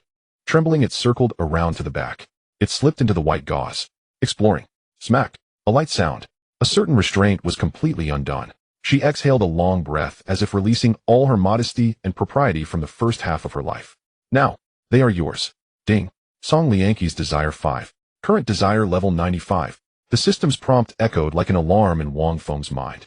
Wang Feng extended his hands. His fingertips trembled. Despite having experienced countless women, facing the unreservedness of a level 545, Sword Saint was overwhelming. This dual impact of visual and psychological stimuli still made his blood surge. He grasped the black lace lingerie. With a forceful tug. Swish. As the fabric was pulled away, it felt as if the binding of gravity had been lost. Those two breathtakingly white masses sprang up abruptly. The immense inertia accompanied by a heavy weight collided violently. Then came a dizzying and intense tremor. That thin layer of gauze, as delicate as a cicada's wing, could no longer conceal this surging and overwhelming spectacle. Towering. Full. In the deep ravine, it seemed to hide an abyss capable of devouring all rationality. Beneath the faint landscape, light, Wang Feng could even clearly see at the snowy peak two alluring dark. Damn. That was the only thought left in Wang Feng's mind. The ultimate visual shock caused his brain to instantaneously crash. Blood surged through his veins like lava. What Lin Wan? What Su Yue? What revenge? At this moment, all of it was cast into the void. He only wanted to pull this towering deity completely into the mire. So close. Within reach. Wang Feng suddenly straightened up. Like a ravenous wolf. He opened his mouth wide and bit down hard. You little rascal. Song Lianqi's voice lost its usual coldness, turning hoarse and sweet. Her violet eyes gazed at the boy buried in her chest. She shifted her body in sync with Wang Feng's movements. Hiss. Be gentle. One of her hands tangled in Wang Feng's hair, gripping the back of his head and pressing down. One leg draped over Wang Feng's, gently brushing against his skin. Huff. Wang Feng's breathing. The system's pink prompt flashed on his retina. Ah. A sigh escaped Song Lianqi. Soon Song Lianqi frowned. After a moment, a glint of sharpness appeared in her eyes. The sound of tearing fabric echoed harshly in the quiet living room. A muffled groan escaped Song Lianqi's throat, laced with shame and pleasure. The breath of a young man left its mark in this secretive place of the aloof sword saint. As if Wang Feng had been there. The intense psychological and physiological stimulation made Song Lianqi tremble, the veins and blush on her exposed neck intertwining. Ding. Song Lianqi's desire value 1. Current desire value 97. It wasn't over. This time the sensation was completely different. Hiss, what is this? Where did this come from? Wang Feng's eyes widened as he suddenly understood. Just now Song Lianqi's muffled groan and movements. This 545 level sword saint, usually high and frosty, was regarded as the untouchable goddess of Jiangnan. This information shattered Wang Feng's rationality. The feeling of conquest on a mental level. The thrill of dragging a deity into the mire, driving him mad, was 100 times stronger than physical stimulation. He couldn't control his body, trembling on the leather sofa. Moreover, the woman in his arms, consumed by desire, was relentless. Feeling the man in her arms trembling from pleasure, Song Lianqi revealed a bewitching smile. She laughed contentedly. Her laughter carried the composure of a superior mingled with an unnoticed debauchery. Little guy. Song Lianqi leaned down, her red lips brushing against Wang Feng's ear, her breath fragrant, her voice seductive. Are you thinking? She didn't wait for her teasing words to finish. Wang Feng could no longer hold back. To hell with it. He raised his head and kissed deep against Song Lianqi's babbling red lips. Song Lianqi's eyes widened, not expecting the usually subdued boy to retaliate at this moment. This kiss was fierce and brutal. Wang Feng's tongue pried open her teeth and drove in, sweeping through her mouth to collect her saliva. Ding. Song Lianqi's desire value 1. Current desire value 98. While kissing passionately, Wang Feng's hands, which were originally supporting him on the sofa, climbed upwards, one hand on each side grasping at Song Lianqi's unbound swaying whiteness. He kneaded vigorously. Soft flesh overflowed between his fingers. Song Lianqi gasped for breath, her throat releasing intermittent moans. Under the onslaught, she felt a long-lost suffocating sensation of being the weaker party. After the passionate kiss, Wang Feng released her lips, and a silver thread extended between them. The rain outside had stopped. A crescent moon broke through the clouds, its light slanting through the floor-to-ceiling windows and illuminating Song Lianqi. This view was enough to drive a man mad. Her originally neat bun was in disarray, a few strands sticking to her sweat-drenched cheeks. Her cool face was flushed, her violet eyes shimmering with moisture, breathing heavily. The semi-transparent white gauze clung to her body under the moonlight, outlining her ample bosom and curvaceous hips. All of this caused Wang Feng's adrenaline to surge. He could no longer hold back. Wang Feng let out a low growl from his throat, pressing his hands against the edge of the sofa, exerting force to flip over and pin the sword saint beneath him. Just as Wang Feng's body lifted, ready to take control, Song Lianqi's dazed violet eyes regained focus. An irresistible force transmitted through her arms. With a dull thud, Wang Feng had no time to react to what happened, as if he had been struck by a mountain being pressed back down onto the leather sofa. The springs inside the sofa creaked under the strain. "Little guy, did I allow you to move?" Song Lianqi's voice regained its high and cold tone, wrapped in a fiery passion. She took the opportunity to sit up. Her long, voluptuous legs straddled either side of Wang Feng's waist. As she straightened her body, the exposed whiteness lost its support and sagged, creating a wave of flesh. She leaned down, her long hair cascading onto Wang Feng's chest, bringing a tingling sensation. Her arms supported her on either side of Wang Feng's body as she looked down at him. Her violet eyes were filled with mockery. Her expression seemed to flaunt her beauty, like a queen showing off her perfect figure to a humble devotee. Wang Feng exhibited a stunned shock. He stared at the breathtaking sight before him, forgetting to breathe. At that moment, Wang Feng was a devotee of this goddess of love, Venus, utterly entranced. Wang Feng's gaze made Song Lianqi feel gratified. As a woman, she yearned for the satisfaction of being watched and controlling everything. With a purpose of some torment and flaunting the rationality within, Song Lianqi's eyes turned to ashes in desire. She leaned down. Her body hovered over Wang Feng, inching closer. In Wang Feng's line of sight, 2 ample mounds swayed toward his face. Finally, everything went ding. Song Lianqi's lust value 1. Current lust value 99. Suffocation. It was absolute darkness. Not only was his vision completely robbed, but even his ears were sealed tight by that astonishing softness. The surroundings instantly plunged into absolute darkness and a silence that chilled the heart. "Sister Lianqi, is this your dark magic?" "Quite. Intriguing indeed." Wang Feng's mouth and nose were tightly smothered by 2 massive, soft, and warm mounds of snowy white. A rich, milky fragrance mingled with the mature woman's unique, cool body scent, acted like a tangible aphrodisiac poison. It forcibly flooded his nostrils, washing away his remaining sanity. If Sister Lianqi endorsed a facial cleanser, Wang Feng swore he would buy it all up without hesitation, savoring it every day, though he had long been plotting in his mind how to conquer this lofty titled sword saint. But at this very moment, when she took the initiative to attack him with such absolute, overwhelming dominance, it still made it hard for Wang Feng to suppress his smile. He didn't resist, instead displaying a helplessness and struggle that needed no deliberate acting. His hands clawed feebly at the air symbolically, and a muffled whimper escaped his throat. And this perfectly timed display of weakness struck right at Song Lianqi's hidden domineering and control freak fetish concealed beneath her cold exterior. The more she felt the helplessness of the man beneath her, the more she intensified her actions. She sank her entire body weight down. She breathed heavily, her whole body pressing onto the sofa like an octopus. "MMPH. MMM."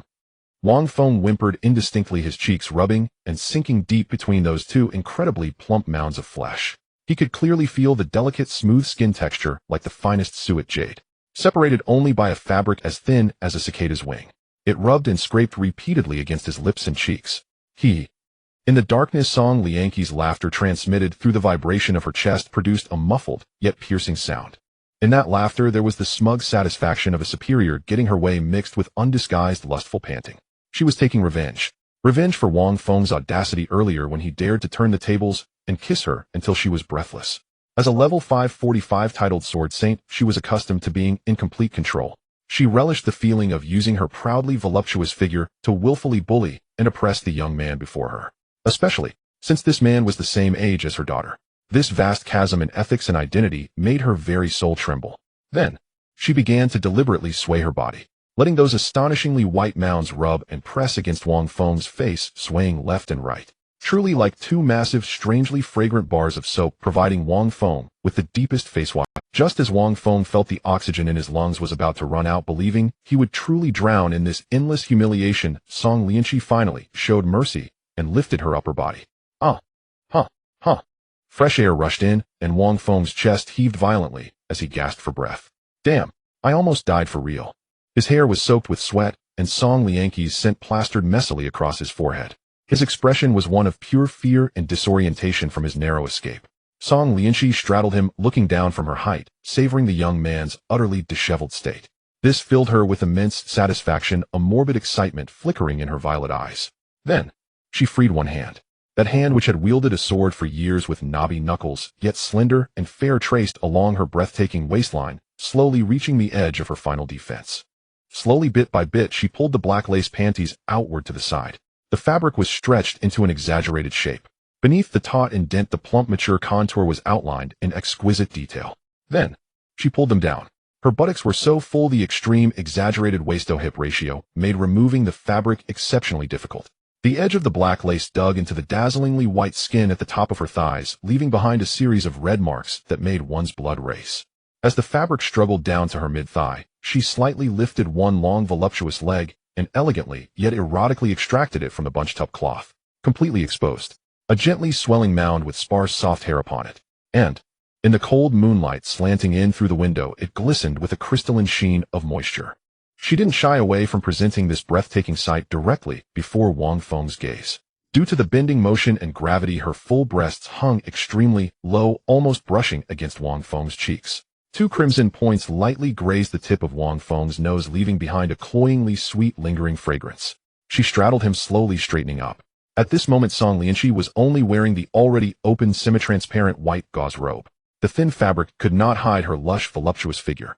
Too exaggerated. Wang Feng was dumbfounded, his pupils violently contracting. He swore even in his past life, with countless viewings, he had never seen such a perfectly bloomed flower. And that flat yet subtly soft belly like a work of art. His hand trembling, he slowly reached out. When his fingertips truly touched that glossy, slippery skin, he could no longer suppress the primal male instinct surging within him. His entire palm pressed down heavily upon it. The moment his hand made contact, it was a perfectly fitting moist curve possessing astonishing elasticity and scorching body heat. As Wang Feng's hand stroked up and down that belly, perfect as the goddess Venus herself, fully bloomed with, so beautiful. This is simply the proudest creation of the gods. No, this is divinity itself. And he was defiling a goddess. Lifting his eyes, Wang Feng met Song Lianqi's gaze. Those violet pupils were now completely hazy with desire. In the dim living room, they shimmered with a dazzling, eerie purple light. In that look, there was lofty disdain, intoxication, and even a hint of eager anticipation for what was about to be fulfilled. Wang Feng's hands, in the end, did not continue exploring downward. Instead, they came to rest on the sides of her exaggerated hips and buttocks. His fingertips just barely touched the breathtakingly prominent curves, gripping firmly onto the plump, soft flesh. He knew everything was about to happen. Song Lianqi did not disappoint him. She straightened up again, one hand propped on Wang Feng's chest. Her other hand steadied herself. Feeling again the astonishing, heart-stopping sighs within her palm, Song Lianqi's breath hitched for a moment. But she did not retreat. Song Lianqi looked directly into Wang Feng's eyes, proudly lifting her chin. This posture displayed her stunning curve to its fullest. From Wang Feng's low angle looking up, he saw her taut, fair waist and abdomen, the snowy mound swaying so close, and the black lace panties still half hanging around one ankle. And those round, pert buttocks, so full they seemed to fill his entire field of vision, forming a tableau that could drive any man wild. Slowly, little by little, she lowered herself. System failure. A powerful force instantly turned Song Lianqi into a candied hawthorn. Song Lianqi's lust value 1. Current lust value 100.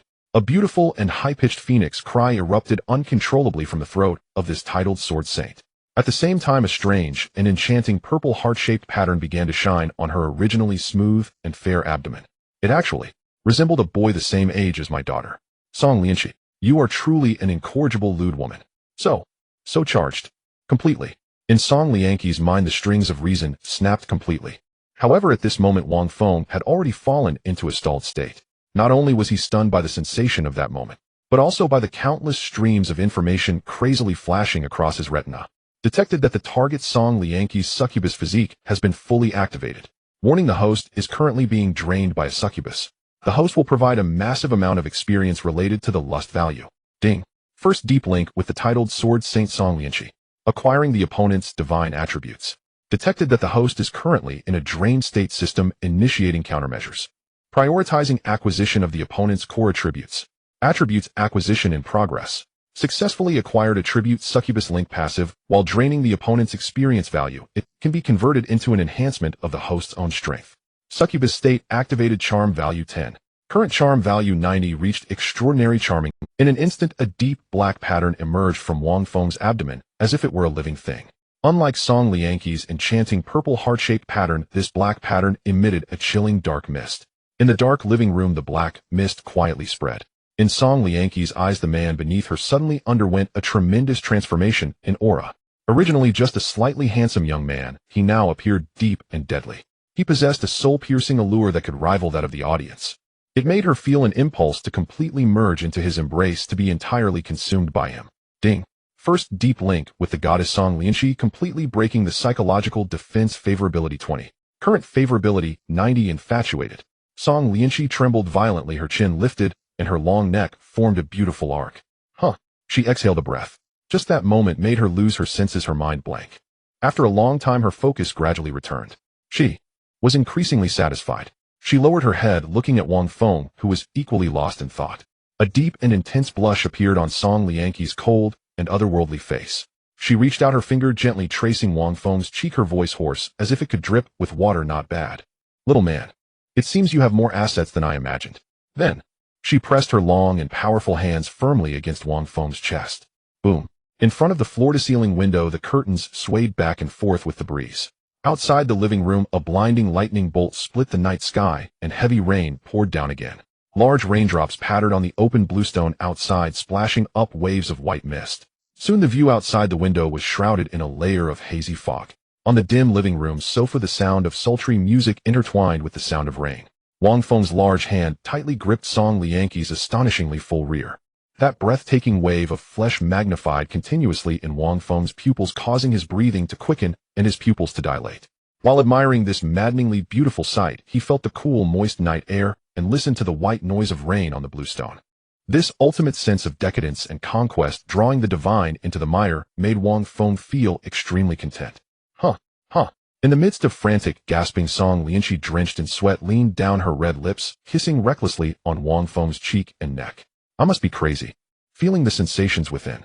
A fleeting clarity flashed in Song Lianqi's eyes, her expression turning immensely sorrowful and complex. In that moment, she thought of her husband who had died early. Even more so, she thought of her daughter Lin Weiner. She was actually with a boy the same age as her daughter. This intense sense of immorality gnawed at her reason, while giving rise to an even more perverse pleasure. After tonight, Song Lianqi tightly furrowed her beautiful brows, trying to regain a semblance of the authority of an elder and sword saint, wanting to draw a clear line. How could Wang Feng not know what she was going to say? It was nothing more than self-deceiving nonsense, like let's pretend nothing happened after tonight. Want to be heartless? Ridiculous. This is something only I can do. Wang Feng sneered, exerting force. At the same time, he pulled this extraordinarily voluptuous woman, locking her fiery body tightly in his embrace, pressing her astonishing softness against his chest. He leaned close to Song Lianqi's translucent earlobe, speaking slowly in an undeniable tone, "Baby, enjoy the moment." Boom. Upon hearing the word baby, Song Lianqi's body trembled violently, as if electrocuted. That deeply hidden need beneath her cold exterior was instantly ignited. All along, she had presented herself with overwhelming strength and a cold, domineering personality. Yet now, she was being commanded by a boy much younger than herself. She let out a sweet whimper that was soul deep, completely collapsing in Wang Feng's embrace. The sound of water was particularly jarring in the stormy night. Looking at the completely ensnared Song Lianqi, who was entwined like a water snake, a glint of sharp light flashed in Wang Feng's eyes. Opportunities for deep communication with a top female powerhouse like this were rare. Wang Feng made a resolute decision to extract all of the Sword Saint's attributes today. However, this would surely be a tough battle. Initially, Wang Feng thought with his system's reward of intermediate iron kidneys, dealing with a long-neglected woman would be a sure win. But in practice, he realized he was gravely mistaken. The 545 level titled Sword Saint's physical strength and endurance were terrifyingly high. Not to mention the succubus race that he had overlooked. It was clear that the succubus clan was extraordinarily strong if the system hadn't first triggered the countermeasure preemptively extracting the opponent's succubus link attribute. Allowing him to absorb experience to replenish his strength while being drained, he would have long been completely drained by this mature woman caught in a tough battle. No. Even if his current state is relatively good, barely achieving a dynamic balance. But what after extracting 4 or 5 attributes? Wang Feng didn't dare to think deeply. It could lead to death. But so what? Fortune favors the bold. How can one gain the tiger's cub without entering the tiger's den? Even if I spend everything today, I must completely conquer this succubus sword saint. Filling her heart to the brim, so she never thinks of leaving me in this lifetime. Mainly those dazzlingly long legs. That incredible feels so enticing. Just as he was thinking, Song Lianqi's body suddenly arched violently, her long neck tilting back. The whole person convulsed violently again. A more ferocious wave of power nearly shattered Wang Feng. Ding. Song Lianqi's lust value reached 100. Ding. Psychological defenses completely destroyed. Favorability 5. Current favorability reached. Detected that the host successfully linked deeply with the goddess Song Lianqi, again extracting her attributes. Extracting target pure sword domain. Extraction failed. Wang Feng was suddenly taken aback. His movements halted for a moment. Failed extraction. What on earth is happening? During this time, as long as the favorability and depth of communication met the standards, the extraction of entries was always successful. This was the first time a failure occurred. Just as Wang Feng was filled with doubt, the system notification chimed again, providing an explanation. Detected that the goddess Song Lianqi possesses god-level entries, Sword Heart Clarity, Pure Sword Domain, Flashing Shadow Strike Unification. Note the above advanced entries are all exclusive innate skills under this level Pure Sword Heart talent. The host must first merge with the goddess Song Lianqi's core talents level Pure Sword Heart. Only then can all her subordinate exclusive entries be unlocked and extracted. Time flies. The rain poured heavily, crashing against the manor's floor-to-ceiling windows. Inside the bedroom, the air was so thick it felt as if it could drip with moisture. Time had already passed beyond his reckoning. Wang Feng's eyes were bloodshot, fixated on the glaring system notification panel on his retina. Current favorability 98. Obsessed. Increase. Why won't those last 2 points budge? Wang Feng cursed, inwardly feeling an urgency akin to a burning fire. This is such a damn nuisance. Are you playing with me? Until I break through that damn level Pure Sword Heart, how can I claim all my rewards? This battle was truly chaotic. Wang Feng and Song Lianqi tumbled from the sofa in the living room to from the cold floor. They fought their way to the floor-to-ceiling windows. Then they transitioned to the bathroom, letting the warm water from the shower wash over their entwined bodies. At this point, the battlefield finally shifted to the large bed. Wang Feng had seemingly employed every skill. Song Lianqi's reactions confirmed the ferocity of this assault. From initially being high and mighty, actively seeking engagement, she had turned into a passive recipient. From being shocked by Wang Feng's size and stamina to now being utterly numb, her eyes once filled with desire and excitement now harbored a hint of fear. This renowned sword saint of the Great Xia had lost count of how many times she had reached her peaks. Her once cold and ethereal face was now flushed with confusion and warmth. Her long legs twitched involuntarily. Logically, with this level of intense interaction, she should have been able to extract all of his entries by now. But now, aside from the initial succubus link obtained through the countermeasure mechanism, she had gained nothing. All of the goddess god-level entries were unexpectedly locked within the protective shell of this level talent Pure Sword Heart. Xiao Feng. Song Lianqi's voice was hoarse and nasal as she pressed her hand against Wang Feng's chest, trying to create some distance. I know that boys find it hard to control themselves. Her chest heaved violently, and a glint of struggle and plea flickered in her violet eyes. If this continues, it will hurt your body. Sister, I promise you. Song Lianqi gasped heavily, turning her head away, unable to meet Wang Feng's aggressive gaze. Next time, if there is a chance, sister will be with you. Her face was flushed, and as a dignified level 545 powerhouse uttering such words felt immensely shameful. She was utterly defeated. By this young man who was the same age as her daughter, she felt stripped of her armor. However, it was not the time to continue enjoying. She knew her own constitution all too well. No way. How could Xiao Feng be so insatiable, even though I know I should be more attractive to boys? But it can't be like this. This is too terrifying. He is just a kid in his early 20s. No, it can't go on like this. What if Xiao Feng follows in the footsteps of Lin Wan's father? I absolutely cannot let him die on my watch. Wang Feng listened to the heavy breaths nearby and looked at the real-time heart's voice popping up on the system panel. He froze, his actions coming to a halt. Huh, what the heck? Lin Wan's father died this way. Oh my god. Waves of shock surged in Wang Feng's heart. Lin Wan's father, that green tea bitch's dad, actually didn't die in battle in the instance, but was drained dry by this woman before him. No. Sister, are you serious? No wonder you have remained a widow for so many years and have been afraid to find a man. Turns out you were afraid of taking a life. However, Wang Feng's mind was racing, quickly sorting through his thoughts. The situation was completely different. Lin Wan's father, a certain Lin, was at most an advanced professional and absolutely could not have a succubus constitution. Faced with Song Liangqi's pure succubus bloodline, it was akin to a mortal challenging a deity, certain death. This succubus bloodline truly possessed extraordinary talents. From her exaggerated curves to her cold and restrained beauty, and now her terrifying extraction ability, any man who encountered her wouldn't survive 3 days. But I am different. I have the system backing me up, and even drew the passive entry succubus link from the very beginning, understanding the concept of mutual counteraction. Now it was succubus against succubus.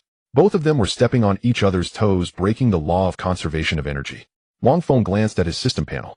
The level column clearly displayed level 98. Yes, during this prolonged tug-of-war lasting several hours, Wang Feng had absorbed a massive amount of experience from the Sword Saint Song Lianqi through succubus link. From initially being over level 85, he surged straight to level 98. Just one step away from breaking through level 100 and entering the extraordinary realm. Even more outrageous was that Song Lianqi's level had also risen by 1, from level 545 to level 546. What does this indicate? It indicates that the mechanism of dual cultivation and mutual benefit had been perfectly established. Wang Feng couldn't help but marvel. This succubus constitution was indeed a super cheat in the cultivation world. Shaking vigorously on the bed without needing to risk life and death in instances, he could level up right where he was. Amidst his flying thoughts, Wang Feng's actions did not cease. Not only to break through that final psychological barrier and extract the entries, but also because this sword saint was simply intoxicating. The exquisite figure of a mature woman, every inch of her skin fully developed, emanated a deadly allure. To put it bluntly, if Wang Feng were to die in this bed today, he would feel it was worth it. He suddenly exerted force from his waist. Woo! Song Lianqi let out a high-pitched wail. Xiao Feng, are you listening? Xiao Feng. Suddenly, an unexpected change occurred. Song Lianqi's gaze sharpened fiercely, a determination belonging to the sword saint flashed in her violet pupils. She clamped her legs tightly around Wang Feng's waist. With a fierce roll boom, the bed shook violently, and the roles of offense and defense instantly reversed. Song Lianqi regained absolute dominance. Her astonishingly voluptuous rear pressed down hard, pinning Wang Feng beneath her.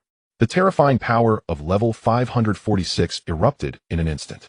Wang Feng felt as if a great mountain was pressing down on him, rendering him completely immobile. Sister Lianqi. Wang Feng feigned an innocent and bewildered expression. He had indeed lost focus just now. However, he dared not admit it. After all, losing focus during such matters was a major taboo for a woman. Yet at this moment, Song Lianqi was far too preoccupied to consider these details. She looked down at Wang Feng, her chest heaving, sweat trickling down her long neck. Little Feng. You.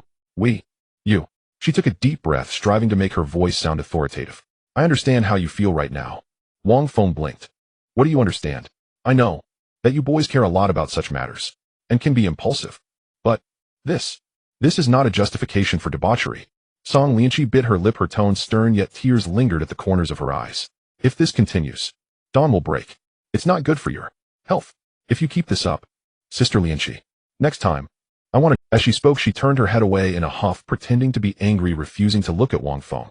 Wang Feng, he never expected that this formidable sword saint, who was usually decisive and could cut down foes with a single strike in Jiangnan province, would display such a shy and adorable side. The mix of pride and deep-seated worry created a striking contrast. Wang Feng smiled. He did not resist, but rather relaxed his body. Then he gently slipped out of Song Lianqi's not-so-tight grasp and placed his hands softly on her snow-white. His fingertips slowly traced along that astonishing curve, continuing upwards, gliding over her flat abdomen free of any excess flesh, all the way up, past the towering snow peaks, until he cupped her delicate blushing face. Feeling Wang Feng's gentle touch, Song Lianqi's tense body trembled slightly. The facade of authority she had maintained crumbled in an instant, and her demeanor softened. She turned her head, looking at the young man before her with a complicated expression. Wang Feng gazed into her eyes, his voice deep and hoarse, filled with profound affection. Sister Lianqi, I like you. Direct hit. The most lethal direct hit. Song Lianqi's mouth fell open, her neck and ears instantly flushed. Her breathing quickened. Wang Feng continued to gently caress her exquisite face, his fingertip softly brushing against the alluring tear mole at the corner of her eye. When I first saw you, I knew. I liked you. I couldn't control myself when I saw you. I know what you're worried about. Wang Feng's tone grew incredibly certain, as if he had seen through the fears deep within her soul. You don't need to worry. Sister Lianqi, you can use your detection technique to see what level I am now. Upon hearing this, Song Lianqi was suddenly taken aback. Detection technique.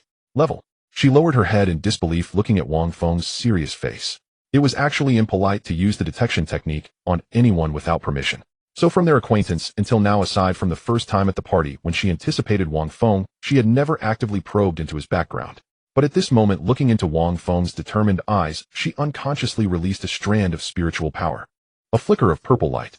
The feedback from the detection technique instantly filled her mind. Buzz. Song Lianqi was struck as if by lightning, her entire body frozen in place. A little Feng. You actually... Her voice cracked, and her violet eyes widened in disbelief. You actually reached level 98. How is this possible? She clearly remembered that just 2 days ago Wang Feng's level was 85. Only a few days have passed. In just a few days, he leveled up 14 times. Such rapid speed. Even if he had spent all day in the dungeon, it was still plausible. But nearly 2 days had passed since he fell unconscious. When did he level up?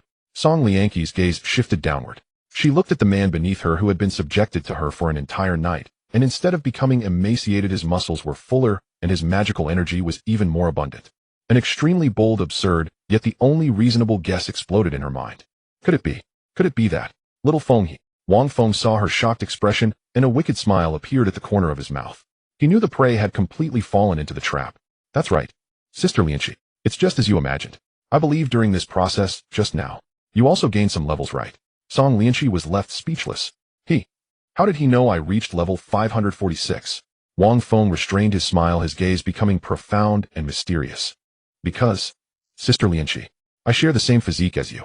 The moment his words fell, Wang Feng channeled the immense, dark, magical energy within him surging toward his abdomen. A sliver of cool moonlight slanted into the bedroom from the horizon, perfectly illuminating the tightly intertwined bare bodies of the two. At Wang Feng's sharply defined abdominal muscles, a deep, mysterious black pattern emanating endless allure and dark energy slowly emerged. As if it were alive, it gradually surfaced. This pattern resonated with the purple heart-shaped pattern on Song Lianqi's abdomen. Two energies belonging to the same origin of the succubi instantly merged and intertwined in the air. Song Lianqi, her pupils constricted violently, and her breath completely halted. Little Feng, you. Could it be that you also? Wang Feng grinned, wrapping his arm around her slender waist, pulling her forcefully towards himself. That's right. Sister Lianqi, I too possessed the same bloodline as you. Song Lianqi was stunned, utterly astonished. This secret she had guarded for over a decade, never sharing it with anyone. The only other person who knew about her bodily secret was her husband Lin Wan's father, who was already dead. She had drained the vitality from him with her own hands. And her daughter Lin Wan had yet to awaken this bloodline. She often felt a bone-deep loneliness. She dared not approach any man. She disguised herself as a cold sword saint, numbing herself with slaughter. It was because she was afraid. She was afraid that she was a monster. But now, another one had finally appeared in this world. Another being who shared the same physique as her. What does this mean? It means she no longer had to have any concerns. It means she no longer needed to worry about harming the man she loved. It means she could shed all pretenses and indulge in the desires that had been suppressed for over a decade. Crystal tears burst forth from Song Lianqi's eyes. She held Wang Feng tightly, burying her face in the crook of his neck. It was as if she had found a soul mate lost for many years, or a girl finally able to cry out loud. Whoa! She cried tears of joy, her tears instantly soaking Wang Feng's chest. Ding! Song Lianqi's defenses have completely collapsed. Affection level 1. Current affection level 99. Wang Feng felt the alluring body in his arms. He let out a long breath and was preparing to resume their activities once she softened. Click! Suddenly a crisp sound of metal clashing pierced through the roar of the storm, echoing in the silence. It was the sound of a key being inserted into the door lock. Immediately after the door was pushed open, a familiar youthful voice tinged with a hint of exhaustion clearly called from the entrance on the first floor, "Mom." And back. The two on the bed froze instantly. Wang Feng's pupils constricted sharply. Lin Wan, Mom, aren't you asleep yet? In the hallway, Lin Wan's footsteps gradually approached, accompanied by a puzzled inquiry. On the bed, Song Lianqi instantly panicked, her pupils shaking violently. Oh no. She had played too crazily with Xiao Feng just now, and completely forgot to lock the door. Moreover, both of them were completely naked. Wainer. How could she come back at this time? This private manor in Jiangnan district is quite far from the academy, and Lin Wan rarely visits. Besides, as the sword saint, she often executed dangerous missions outside. It was common to be away for 10 days, or half a month, so why today of all days? Of all times, why now? Hearing the footsteps getting closer, Song Lianqi's mind raced wildly. Seeing the shadow outside the door already casting a silhouette across the crack, Song Lianqi had no time to push Wang Feng's clothes on. She could only rely on her reflexes. Suddenly, she yanked the messy velvet blanket beside her and threw it over both of them. At that instant, the ajar door creaked open. "Mom." Lin Wan peeked her head through the crack. "Aren't you resting yet?" A cool night breeze flowed into the master bedroom from the hallway, dissipating some of the sweet aroma. Through the large floor-to-ceiling window, the cold moonlight spilled onto the spacious bed. Lin Wan, bathed in moonlight, witnessed a scene that left her utterly bewildered.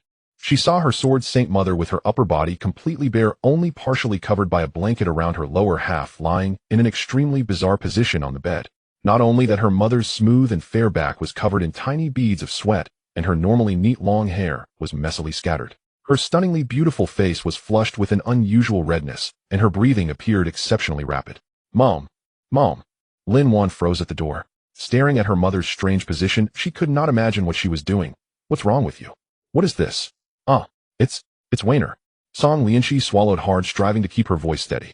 Yet the deliberately suppressed tremor was inescapable. "Mom is fine. Why did you come back, Wainer? At this time?" At the same time, Wang Feng, pinned beneath her once again, found his vision engulfed in darkness. His face was filled with extreme softness and fragrance. Song Lianqi's chest heaved violently due to tension, further suffocating him, making his breathing increasingly labored. Even though they faced the possibility of being exposed at any moment in this hellish situation, Wang Feng felt no hint of panic at all. Instead, an indescribable sense of excitement rose within him. Lin Wan faced a face. "Your mom, are you scared?" Hearing Lin Wan's voice from above, Wang Feng's lips curled into an evil smirk in the darkness. Mom, as long as you're okay." Lin Wan walked into the room completely unaware of the undercurrents beneath. She explained to herself, "I went to clear a dungeon with my teammates yesterday, and we ended up stuck at the 5th boss, couldn't get past it. We wiped until around 3 in the morning, and then we disbanded. I thought about the few high-level Titan potions at home, so I ran over here to get one for tomorrow's battle." Listening to her daughter's explanation, Song Lianqi felt a cold sweat break out, because at that moment she distinctly felt the mouth she was holding tightly against her chest was restlessly opening. "Is." Song Lianqi inhaled sharply, her whole body jolting as if electrocuted. Is that so?" She forced herself to suppress the tingling and shivering in her chest, gritting her teeth as she spoke to her daughter. "Wainer, it's best not to rely too much on external forces." Suddenly, a muffled gasp escaped from Song Lianqi's nostrils. Lin Wan was stunned. "Mom, are you okay? Why do you seem so strange? Are you sick?" Song Lianqi's voice rose an octave in fright as she hurriedly found a clumsy excuse. "It's just now.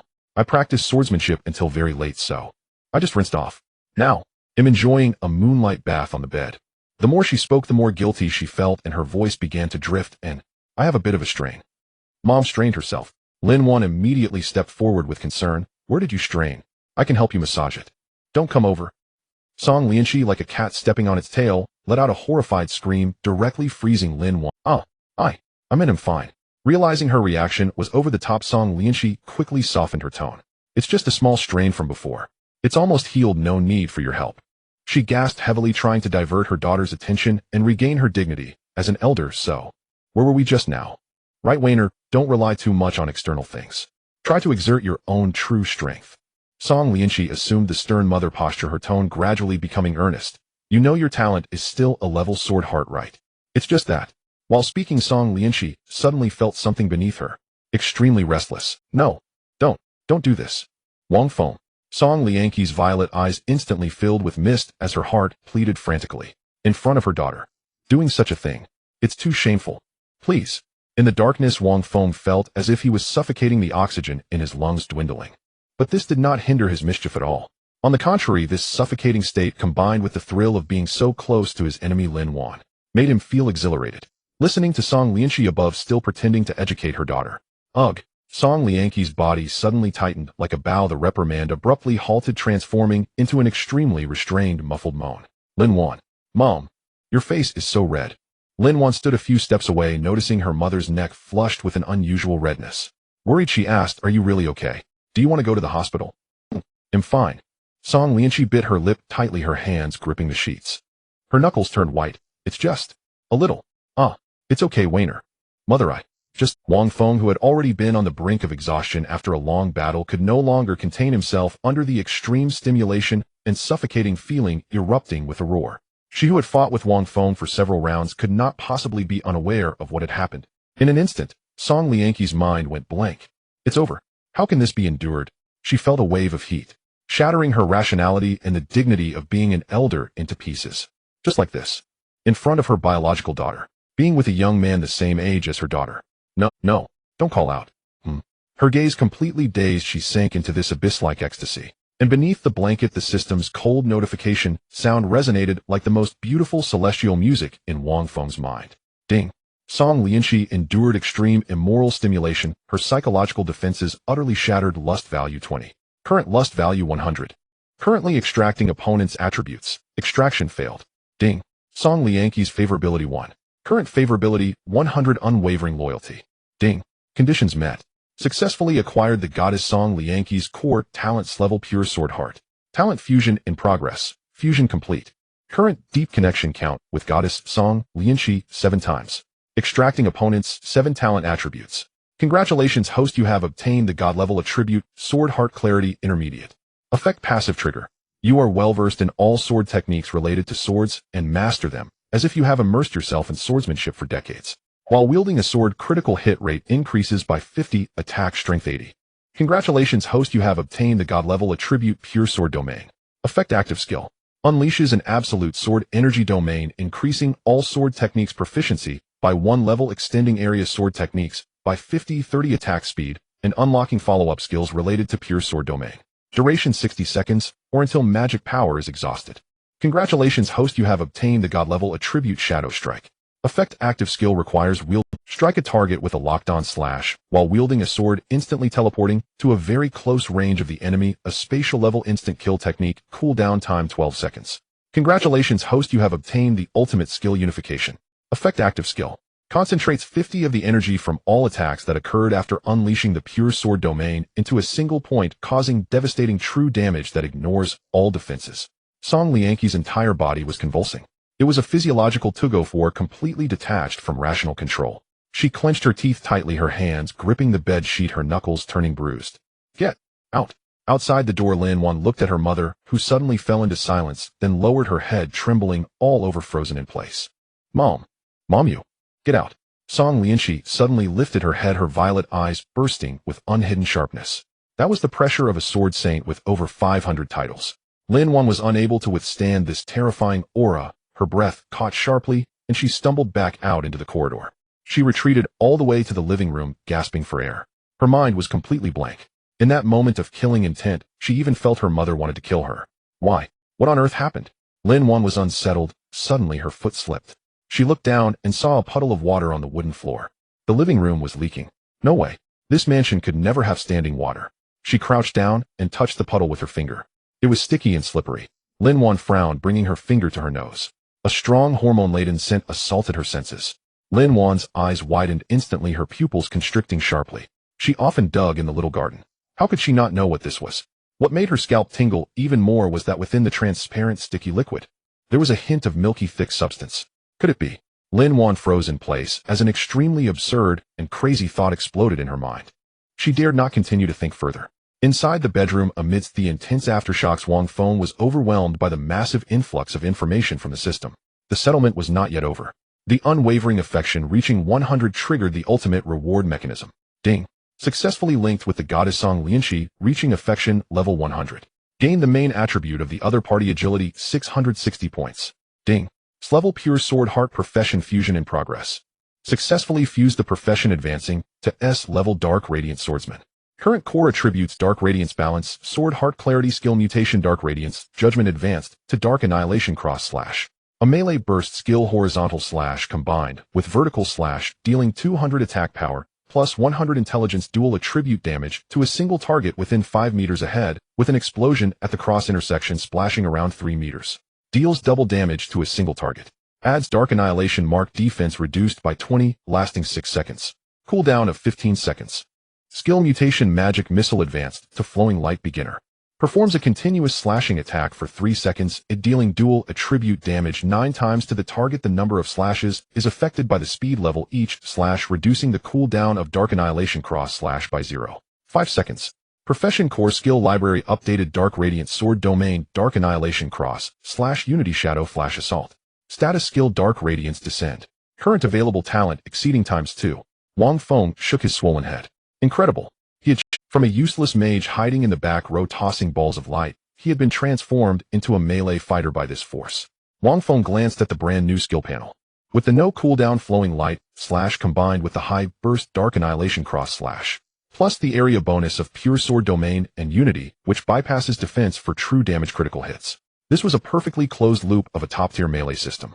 Not to mention the system directly acquired 660 points of agility from Sword Saint Song Lianqi. His current panel data was enough to crush all geniuses of the same level. Wang Feng took a deep breath, feeling the surging power within him. As his gaze shifted back, that voluptuous body had already sat up. Song Lianqi was breathing heavily. She looked down at Wang Feng, her violet eyes. The original cool pride was completely gone, replaced by a pool of spring water. Unreserved love poured out. Xiao Feng. Song Lianqi's voice was hoarse, tinged with a hint of post-coital languor. Thank you. Wang Feng raised an eyebrow. A perfect affection level of 100 was indeed domineering. Even if he straightforwardly told Song Lianqi that he was doing this to take revenge on Lin Wan and to steal her god-level attributes, this woman would still concoct a reasonable excuse to forgive him. But Wang Feng was a pragmatic person, and there was no need to complicate matters. Song Lianqi leaned down, one hand propped up beside Wang Feng while the other pressed against her lower abdomen. There the violet demon heart pattern was shimmering.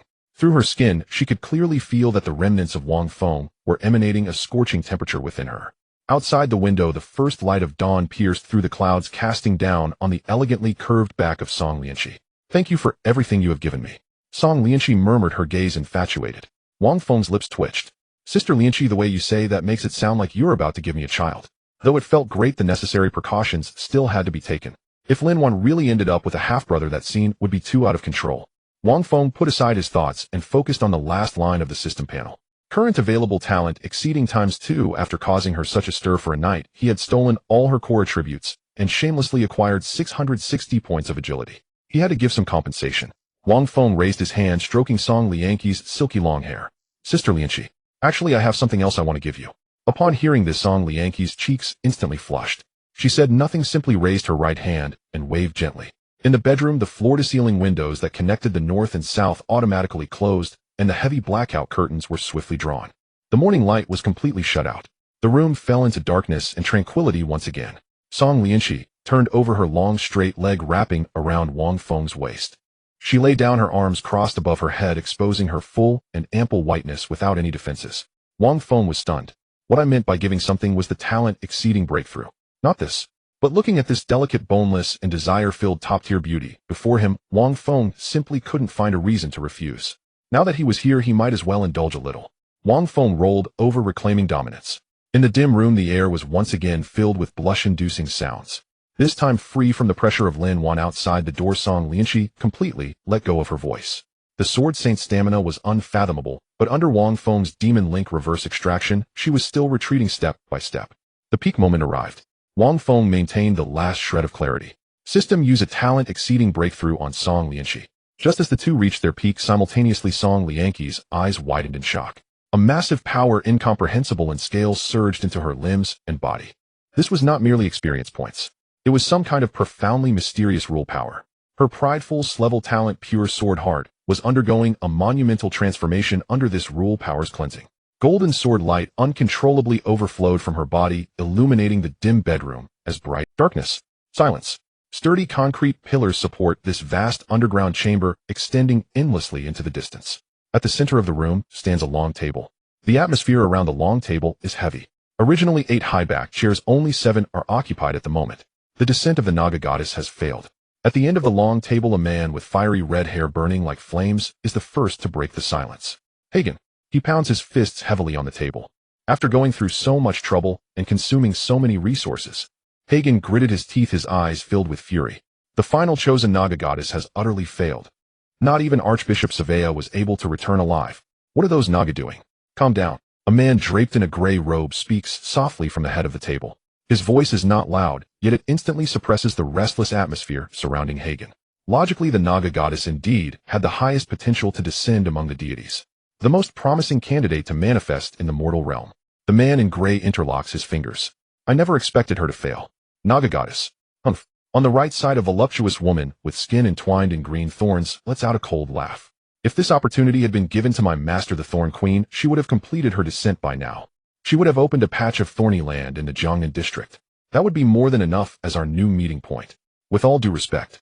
A figure in a hooded cloak whose voice is a mix of masculine and feminine tones speaks from a diagonal position at the table. As he speaks, a thin layer of frost forms on the table. The Thorn Queen is merely a low-tier deity among foreign gods. The Naga goddess, however, is a high-tier foreign god with a significantly higher rank. The hooded figure frowns under the shadow. The implication is clear: what the Naga goddess could not achieve, the Thorn Queen would have no hope of accomplishing. He worships the Pale Lord, whose rank is close to that of the Naga goddess. The two factions generally do not get along. Yet this time in the plan for descent, the Pale faction has also invested vast resources. With the Naga goddess failing, the Pale Lord's descent is likely to encounter unforeseen complications. I have received some intelligence. A voice with an ethereal charm emerges. The woman's name is Tia, and she makes no effort to hide her appearance. She wears a fitted gray robe with large areas of hollowed-out sections around her elbows and waist. A large expanse of delicate fair skin is exposed to the chilly air. It is said that after the Naga's barrier was deployed, someone saw the Great Sword Saint in her. The Great Sword Saint. The titled Sword Saint Song Lianqi. The entire room falls into a deathly silence. The 7 people collectively breathe harder. Hagen's fists crackle as he clenches them, a mixture of fear and hatred swirling in his eyes. That woman is a massive hindrance to the advancement of the entire meeting plan, her hands stained with the blood of their followers. No wonder the entire army was annihilated. Hagen's voice is hoarse. How could that woman personally enter the instance? Did she receive intelligence beforehand? Otherwise, with so many instances unfolding every day, how could she have pinpointed that one with such precision? Tia shakes her head. The informant relayed that she entered the instance because someone she knew was involved at that time. Someone she knows. Her daughter Lin Weiner. Checked it out. Lin Weiner was in another instance outside the city at that time, nowhere near the scene. Once again, silence envelopes the room. No one can fathom why the esteemed level 545, titled Sword Saint, the guardian of the Great Xia Federation, would charge into a suddenly opened instance. The man in the gray robe taps his fingers on the table. We need to reassess the strength of the Sword Saint. According to the reconnaissance results, the Naga goddess had already completed part of her descent at that time. The gray-robed man scans the crowd. If Song Lianqi can annihilate the foreign god's avatar along with its followers, that kind of combat power exceeds our expectations. The entire room is filled with dread and shock. The gray-robed man issues an order: investigate the true reason behind Song Lianqi's entry into the instance. Who exactly is that mysterious figure? If we can uncover it, perhaps it could be our breakthrough point to suppress the Sword Saint. The gray-robed man turns his head, locking eyes with the red-haired Hagen. How is your preparation going? Hagen snorts coldly, his tone laced with disdain. Rest assured, everything is proceeding according to plan. The descent of the heart of molten iron is crucial and must be flawless. The gray-robed man emphasizes. Tia Lia, you two will assist Hagen with all your might. The rest use every means possible to uncover the Sword Saint's weaknesses. Yes. Jiangnan District Private Manor Master Bedroom. Wang Feng feels as if he is about to be completely torn apart. Not just from a physical perspective. Song Lianqi sits astride him. With the sound of the system prompt, an immense and unparalleled power of rules soars into the sky. The heavy blackout curtains are instantly ripped apart. Fiery sword energy uncontrollably spills from Song Lianqi's body, shooting straight into the clouds. A righteous aura fills the entire room. Wang Feng stands at the center of the storm, enduring this terrifying energy baptism. The light is blinding. The aura emanating from Song Lianqi undergoes a dramatic transformation. It becomes sharper, more pure. Yet this supreme powerhouse, radiating a sacred glow capable of cleaving stars, is now closely pressed against Wang Feng. In the most submissive posture, she absorbs all of him. The ultimate sanctity, the ultimate sensuality, both achieve perfect unity within Song Lianqi. Time passes, though how long is unknown. The violent sword energy finally retracts. Song Lianqi collapses against Wang Feng's chest, gasping heavily. She lifts her head, her violet eyes filled with profound shock. Xiaofeng. Song Lianqi's voice is hoarse to the point of being unrecognizable. What exactly did you do? Wang Feng naturally wraps his arms around her slender waist, his fingers gliding over her smooth back. Sister Lianqi. Wang Feng's tone is calm, unwilling to elaborate further. I simply bestowed upon my woman what she should rightfully possess. A new data panel gradually unfolds before his eyes. Target: Song Lianqi. Age 43 years. Height 175 centimeters. Measurements 986-3103. Goddess level 96 points. Profession S level pure sword soul. Profession level 548. Race half succubus. Current favorability 100, eternally loyal. Attributes: true body of the sword soul, clear sword heart, pure sword domain, flashing shadow, assault, unification. Wang Feng's smile widens. Pure sword soul. S level, gifted profession. Previously Song Lianqi could challenge foreign god avatars. What about now? And this woman endowed with destructive power and capable of commanding the winds and rains in the Jiangnan district is now utterly devoted to him. Wang Feng can't help but grin widely. He pats the pert curvature and rolls off the bed. 2 o'clock in the afternoon. At the entrance of Jiangnan Academy, Wang Feng steps down from Song Lianqi's white Paramira, watching the license plate disappear around the corner. After a day and night of turmoil thanks to the reverse siphoning, he now feels revitalized. Full of energy, he could single-handedly take down a bear demon. Yet standing at the school gate, he pats his pocket and falls into contemplation. How careless. He has no money. To be precise, he currently has nothing. 2 days ago, he was stripped of his clothes in the Naga's instance. What he wears now are still the oversized, gender-neutral clothes of Song Lianqi, though exquisitely crafted and exceptionally fitted. But his pockets are cleaner than his face. His phone is destroyed. All identification documents are gone. For a man who has just transitioned to an S-level Dark Radiance swordsman wielding divine attributes, but unable to produce 2 coins from his pocket, this is extraordinarily cruel. No money, no phone to buy one. Payment. No identification and no phone. To reissue a phone card at the service center, one must present identification. To reissue, identification proof of identity is required. Caught in a loop. The only way to break this deadlock is to borrow money from someone to buy a new phone. Wang Feng's mind flashes through a few candidates. After much consideration, the only option is to go to the Safety Production Task Force club and try his luck. Feng Jiu, that well-endowed junior sister, loves to hang out in the club's lounge. If he catches her getting a top-tier phone along with 2,000 cash, should be no problem. Wang Feng strolls with his hands in his pockets, familiar with the route through the teaching building, arriving at the club activities center in the logistics area. He pushes open the door to the lounge. The light is bright. It's quiet. Wang Feng walks over and directly sits down on the long sofa, leaning back. He is just planning how to raise some starting capital to acquire a few pieces of equipment. At this moment, from behind the innermost corner of the lounge, the independent rest area, suddenly a faint rustling sound emerges.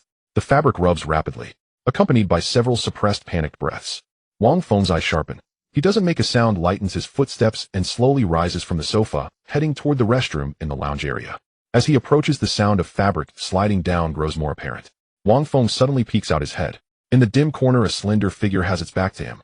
A formerly loose mage robe slips down from the shoulders. A large expanse of fair skin sways in the dim light. The delicate curve of the slender back extends downwards. Pure white cotton underwear outlines the 2 rounded, pert contours. That slender figure with a delicate back made Wang Feng's heart race. After experiencing the allure of mature peaches like Song Lianqi, seeing such a fresh and tender junior sister was a different kind of flavor. He longed to rush forward and hold her tightly in an embrace. Watching her shed her oversized mage robe at the bathroom door, it seemed she was about to take a bath. However, at that moment, the wooden floor beneath Wang Feng's feet let out a sharp squeak. The person in front suddenly, it was none other than Lin Qingyu. When she saw Wang Feng standing not far behind her, openly staring at her nearly naked, in an instant her mouth dropped open and her eyes began to spin. Sunlight streamed through the gaps in the blinds, casting an enticing glow on her fair skin. With her hands clasped in front of her chest, a tiny waist that could be grasped with one hand, and those perfectly straight and round legs. Hiss, those legs. Wearing white stockings, she looked like a celestial being. I could just explode from desire. Lin Qingyu looked down along Wang Feng's burning gaze and keenly sensed his exaggerated physiological reaction below. Her face turned crimson in an instant, even her entire body flushed with a ripe pink hue. Don't say anything. Wang Feng instantly interrupted. Lin Qingyu was taken aback. Wang Feng slightly turned his head, closed his eyes, and furrowed his brow. His handsome face, chiseled like a knife, was filled with determination and forbearance. If it weren't for the tent he pitched below, one would think he was a virtuous gentleman unmoved by such temptations. I'm not just looking at you. For the sake of fairness, let me show you as well. Before he finished speaking, Wang Feng yanked off the oversized coat belonging to Song Lianqi. Rip. His perfectly sculpted muscular lines were fully exposed to the air. Broad shoulders, a robust chest, and those shark-like muscles with sharp angles, along with an 8-pack of abs. After the dual baptism of charm and demon physique, his physical strength and aesthetics had reached the pinnacle of humanity. Lin Qingyu was deeply shocked by this sudden display of male beauty. Her face was so red it seemed it could bleed, and her mind went blank. For a moment, she didn't even know where to begin countering this rogue's logic. Just then, behind the 2 of them, bang! The door to the lounge was forcefully pushed open. I say, wait for Wang Feng to return. Let's directly tackle that dungeon. A crisp and slightly excited voice from Feng Jiu suddenly stopped. 3 people entered: Feng Jiu, Lin Qingyuan, and Shirlei. They stared dumbfoundedly at the broad corridor at the deepest part of the lounge. A man bare-chested with bulging muscles. Behind him, a slender, delicate figure was clutching her chest tightly. The air fell into a dead silence. Whoa, In the center of the lounge, several people were seated in a circle on the couch. Above the activity area, the iron hook that originally held Feng Ziyu's favorite swinging basket was now tied with a thick hemp rope. Descending along the rope, Wang Feng was bound in an extremely shameful turtle's hell position. A red ball gag, seemingly found from nowhere, was stuffed in his mouth. His eyes were covered with Lin Qingyuan's pink sleep mask. His hands were bound behind his back, hanging in midair, swaying violently. Whoa! He struggled, desperately trying to explain. Daring Wang Feng, do you know your crime? Feng Ziyu stepped on the coffee table, the ivory-white hem of her robe lifted, exposing a smooth, round thigh. She held a resistance band in her hand. With a snap, she struck Wang Feng's buttocks. The force wasn't heavy, and it even had a bit of elasticity. But this scene looked nothing like something a decent person would do. On the sofa beside her, Lin Qingyuan tightly embraced Lin Qingyu, whose eyes were red and clearly had just cried, glaring at Wang Feng with indignation. Shirley sat in the corner like a tower, bowing his head to scroll through his phone, as if everything had nothing to do with him. Still dare to argue. Heavy punishment. Feng Ziyu's brows furrowed, and she struck again with the resistance. On that pure, untouchable face, there was a hint of perverse excitement. Shirley scratched his bald head and spoke slowly. Ziyu. It seems Wang Feng can't say anything at all. Feng Ziyu froze. Nonsense. How could I not know if he could speak or not? You're the one with a big mouth. Humph. She snorted coldly, stepping forward to yank the ball gag from Wang Feng's mouth. Ha! Wang Feng felt his lungs fill with air again, and quickly shouted, I was just teasing her. I didn't do anything. It's a misunderstanding, Lord Feng. Little thief. What else do you want to do?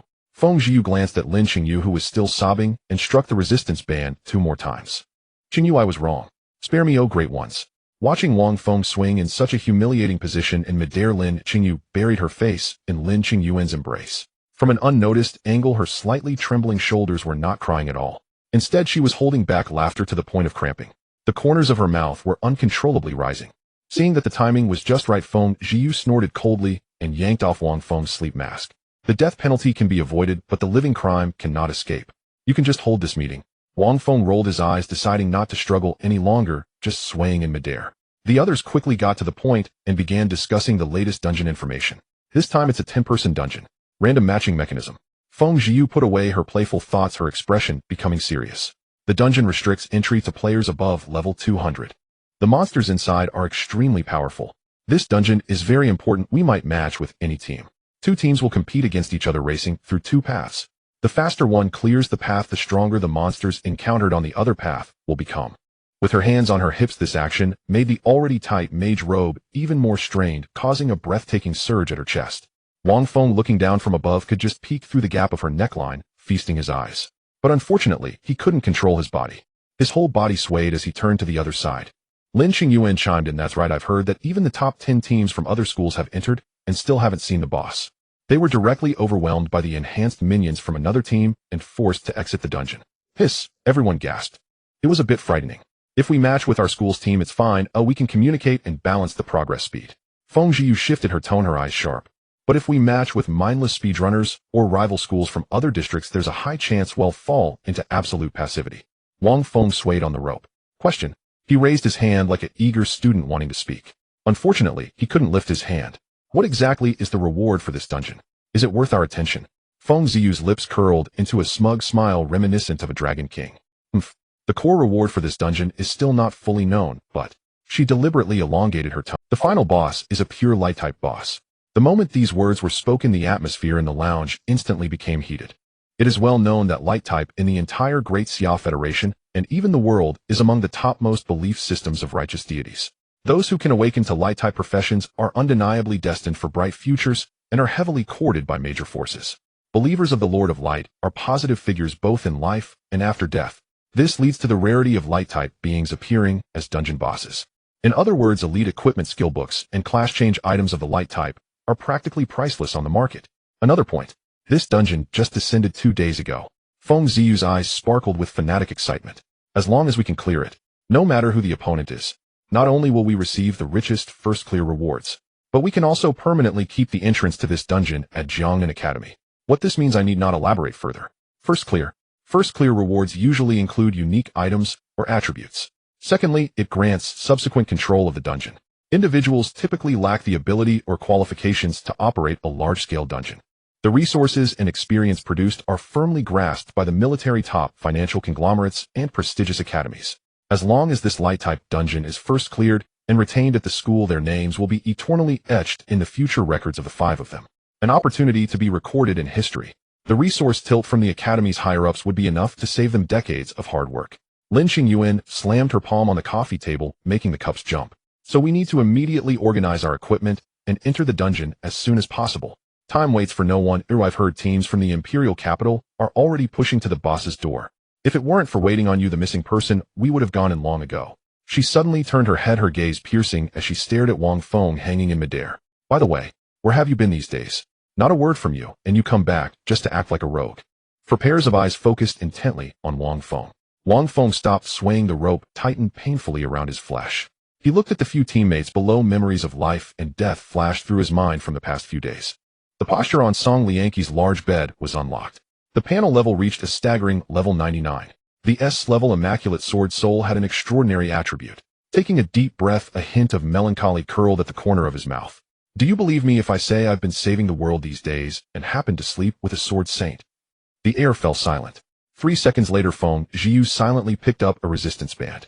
Lin Qingyuan drew the dagger from her waist. It seems living is too lenient a punishment. Feng Zhiyu stretched the resistance band. Wang Feng's face turned pale. Wait, don't do anything. I was joking. The sound of a pig being slaughtered echoed through the logistics activity center for a long time. Half an hour later, everyone left. Wang Feng's upper body was untied. He could only twist and turn to gradually free himself from the ropes. Damn, they won't even untie me. Footsteps came from the doorway and a graceful figure blocked the light. A full bosom stretched the fabric. Her exquisite face wore a smile, and the abstinent platinum two-tone priest robe enveloped her body. Feng Zhiyu leaned against the doorframe and flashed him a mischievous smile. You wouldn't have come to rescue me out of a sudden conscience, would you? Wang Feng paused in his movements. How could I abandon my good teammate?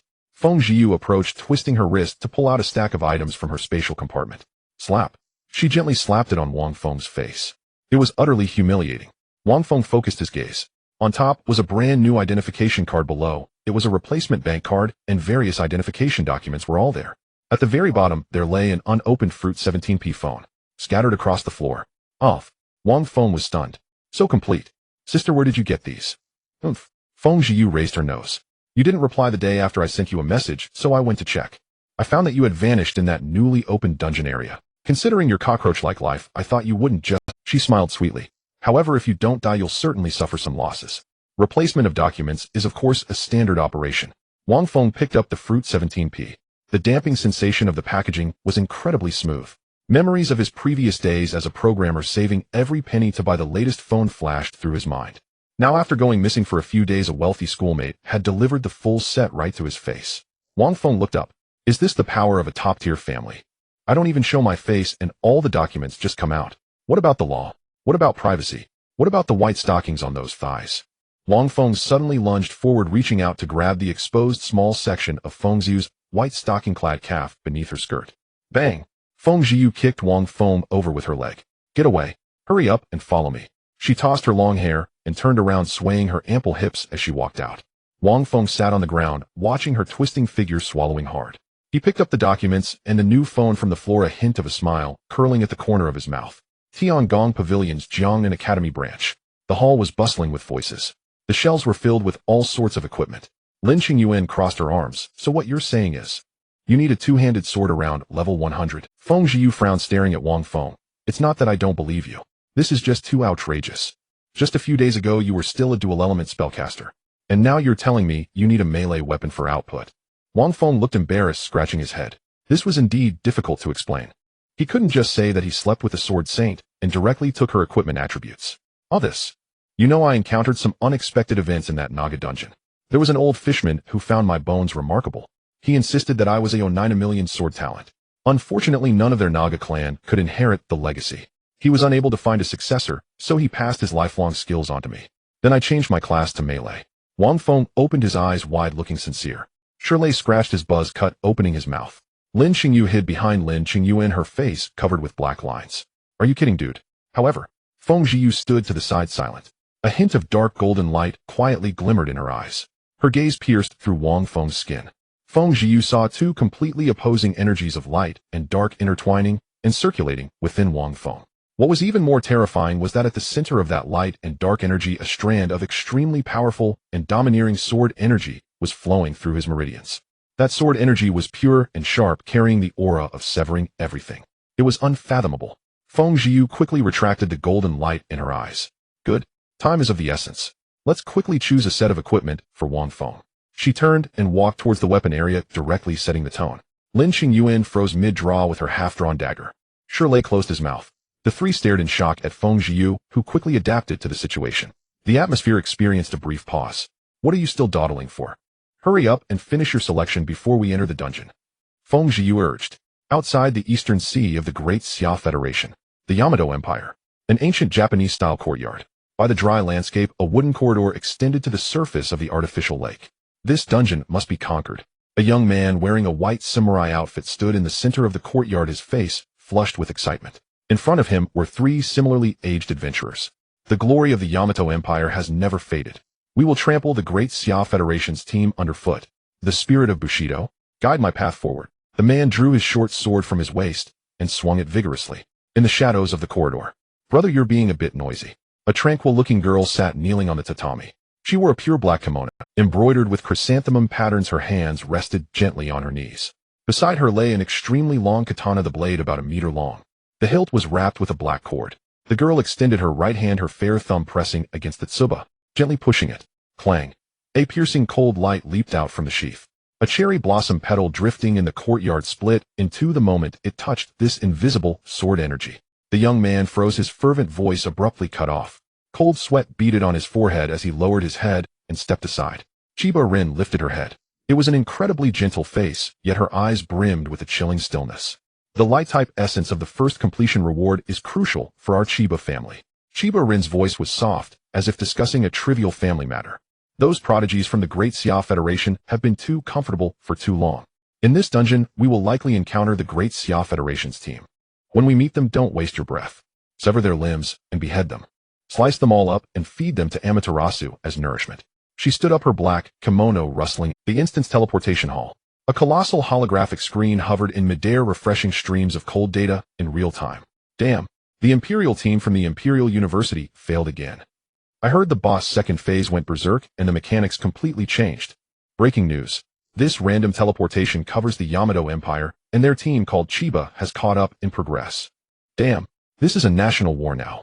If those little Japs get the first clear, where will our Jiangnan Academy and the Great Xia Federation's face be? Amidst the boiling crowd, a sense of anxiety and hostility permeated the air.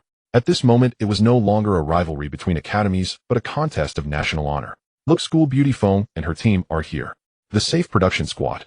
They dare to come. Murmurs rippled through the crowd as complex gazes fell upon Wang Feng and his group entering the hall. Their old setup had some hope, but now they've added Wang Feng. That senior who's a kept man. I heard he's been grinding levels lately. Don't tell me he's here to drag us down and embarrass Great Xia. Senior? Why hasn't scum like him dropped out yet? What nonsense are you spouting? If I were as handsome as him, I'd be a kept man too. Domestic violence. Are you kidding? If I hit my girlfriend, she'd beg for more. Sell. The sharp gossip stung like needles, but Wang Feng's group remained composed, walking straight to the instance registration counter. The registrar, teacher Li Peng, adjusted his glasses, his eyes scanning the form as his brow furrowed involuntarily. Safe Production Squad. He lifted his eyelids, his tone laced with subtle condescension. Your team ranks exactly 10th, and your members' levels are generally not high. The implication was clear: you're not qualified. Feng Jiu stepped forward, her voice crisp and resolute. Teacher Li, according to Academy regulations, any team in the top 10 is eligible to apply for this instance. The surrounding students buzzed with discussion, pointing at Li Peng. His face darkened, but he maintained a calm demeanor. Rules are set, but circumstances are fluid. The situation is special now. The teleportation array can only send one team every 10 minutes, and time is precious. If you go in and fail, wasting that crucial 10 minutes, and the Yamato Empire's team gets the first clear. His voice suddenly rose, his gaze sharp as a blade sweeping over the crowd. Can you bear that responsibility? One sentence placed him on the high ground of national interest. Failure would make you a traitor to the nation. The heavy pressure left even Feng Jiu momentarily speechless, and the surrounding murmurs died down instantly. No one could shoulder that burden. A palm slammed heavily onto the registration desk, producing a loud bang. Shenzhe led his Dawnbreaker team forward, his expression arrogant. Deng Haitao followed at his side like a fawning cur. Teacher Dawnbreaker requests to challenge again. Shenzhe ignored Wang Feng and the others, speaking directly to Li Peng. Li Peng's face lit up with a smile upon seeing them. The third-ranked team on campus, far more reliable than the 10th-ranked Safe Production Squad. Shunzhe, what do you mean? First come first served. Lin Qingyuan, fiery-tempered, was about to explode. Deng Haitao sneered, glancing sideways at them. What do we mean? With you misfits. Don't waste this precious 10-minute window. He then looked at Wang Feng, his chin raised, high nostrils, almost pointing skyward. Huh. Every Tom, Dick, and Harry wants a piece of the pie, ruining Jiangnan Academy's reputation. If you know what's good for you, get lost. Wang Feng had been watching the farce with boredom, but at the words Tom, Dick, and Harry his eyelids lifted slightly. He recognized the familiar foursome, except Su Yui's spot had been replaced by a water element girl he didn't know. What a small world. A cold, sharp curve curled at the corner of Wang Feng's mouth. He moved. No one even saw any action, or just an imperceptible blur flickered in place. Slap. The crispest sound of a slap echoed through the entire hall. Absolute silence fell. Time seemed to freeze. Everyone saw that Deng Haitao, who had been swaggering moments before, now bore a vivid, glaring red five-finger mark on his right cheek. As in a class berserker, Deng Haitao's physique was formidable. The slap didn't even budge him. But the damage was negligible. The humiliation was immense. The clear handprint, like a mocking brand, nailed his arrogance to the pillar of shame. Who did it? Their minds went blank. Only Wang Feng knew. The 660 agility had freeloaded from Song Lianqi, plus the flash strike trait. Not even the naked eye, let alone the Academy's surveillance cameras, without frame-by-frame slow motion, could catch his ill-fucking. Deng Haitao finally reacted, his eyes bloodshot, a berserk aura erupting as he reached for the punch daggers at his waist. Boom. With a dull thud, Shirley's massive tower shield appeared before Wang Feng like an avalanche, shoving the enraged Deng Haitao back several steps. On the other side, Shin Zhe reacted instantly, raising his shield. The scene was on the verge of explosion. Everyone stop. A roar like a thunderbolt, a powerful pressure sweeping the hall. Senior combat theory instructor and department director, Zhou Hong, his face dark, pushed through the crowd. He had thought the students were just heatedly discussing tactics, never expecting someone to start a fight in the teleportation hall. His gaze swept the crowd, finally landing on that incongruous team, on the student who had given him headaches for 4 years, the unambitious one. Wang Feng. Zhou Hong snorted coldly, instinctively casting a detection spell. The next second his pupils contracted sharply. Wang Feng, level 99, good lad. In just a few days had shot from a noob under level 45 to level 99. Had he eaten a divine pill? Suppressing his shock, Zhou Hong strode forward and barked. What's going on? Lin Wan behind Shunzhe immediately stepped forward, pointing at Wang Feng to tattle first. Director Zhou? Their team started it. They slapped Deng Haitao. Zhou Hong's sharp eyes fixed on Wang Feng. Wang Feng stepped forward, meeting everyone's gaze, a playful smile. Start a fight. Who saw it? He turned to a chubby student watching the spectacle. Classmate, did you see it? The chubby guy flinched under his look and shook his head instinctively. No. I didn't see clearly. Wang Feng then turned to another girl. And you? Did you see who threw the punch? That girl also shrank her neck and shook her head quickly. Hell, there wasn't even a ghost of a shadow, and the handprint was already there. Wang Feng's gaze finally fell on Lin Wan. And you? Did you see who did it? In an instant, an intangible, yet overwhelmingly dominant aura enveloped Lin Wan. It was pure sharp, carrying the rule of severing all things. Lin Wan's delicate frame trembled, her face turning deathly pale. This feeling. How could it be so similar to her mother's, the Sword Saint's sword intent? Impossible. Absolutely impossible. How could Wang Feng possibly have her mother's aura? Watching Lin Wan's horrified expression, Wang Feng nearly broke character. This sword heart clarity was stripped right off your mom. He withdrew his gaze and spread his hands at Zhou Hong, his tone utterly innocent. Director, you see, no one saw it. But he shifted his tone, pointing at Shunzhe and the others. We registered first, and they tried to cut in line. That's a fact. Everyone saw it. The crowd fell silent. It was indeed true. Zhou Hong glanced at Shunzhe, who was in the wrong, and Deng Haitao, whose face was red, then at Lin Wan, pale-faced. Is this true? He asked sternly. Lin Wan was anxious. Director, our team is ranked higher, and our success rate is greater. It's for the Academy's honor. You've already failed once. Lin Qingyuan interrupted her mercilessly. Besides, cutting in line is cutting in line. We're also a top 10 team, and by the rules it's our turn next. Lin Wan was left speechless, looking to Shunzhe for help. But Shunzhe turned away, avoiding her gaze. Zhou Hong had already made up his mind. He turned to the still-stunned Registrar Li Peng and barked, What are you waiting for? Register them. Startled by Zhou Hong's authority, Li Peng dared not hesitate, quickly processing the registration for the Safe Production Squad and granting access to the teleportation array. Having done that, Zhou Hong turned to leave. After a few steps, he paused and looked back at Wang Feng. Kid. Wang Feng turned. Zhou Hong's eyes were complex, scrutiny, surprise, and finally a glimmer of expectation. Do a good job. Since you've decided not to be a waste anymore, don't embarrass me. Wang Feng, the Dragon King, slowly curled a sinister arc at the corner of his mouth.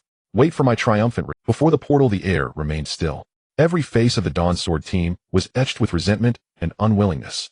Shinzei fixed his gaze on Wang Feng's back, his eyes dark and brooding.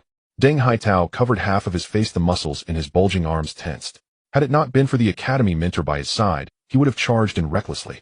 The whispers of the surrounding students were fragmented yet clear. Did they really let them in? Just because of that Wang Feng? Teacher Zhou Hong has already spoken, what can we do? It's just a waste of an opportunity.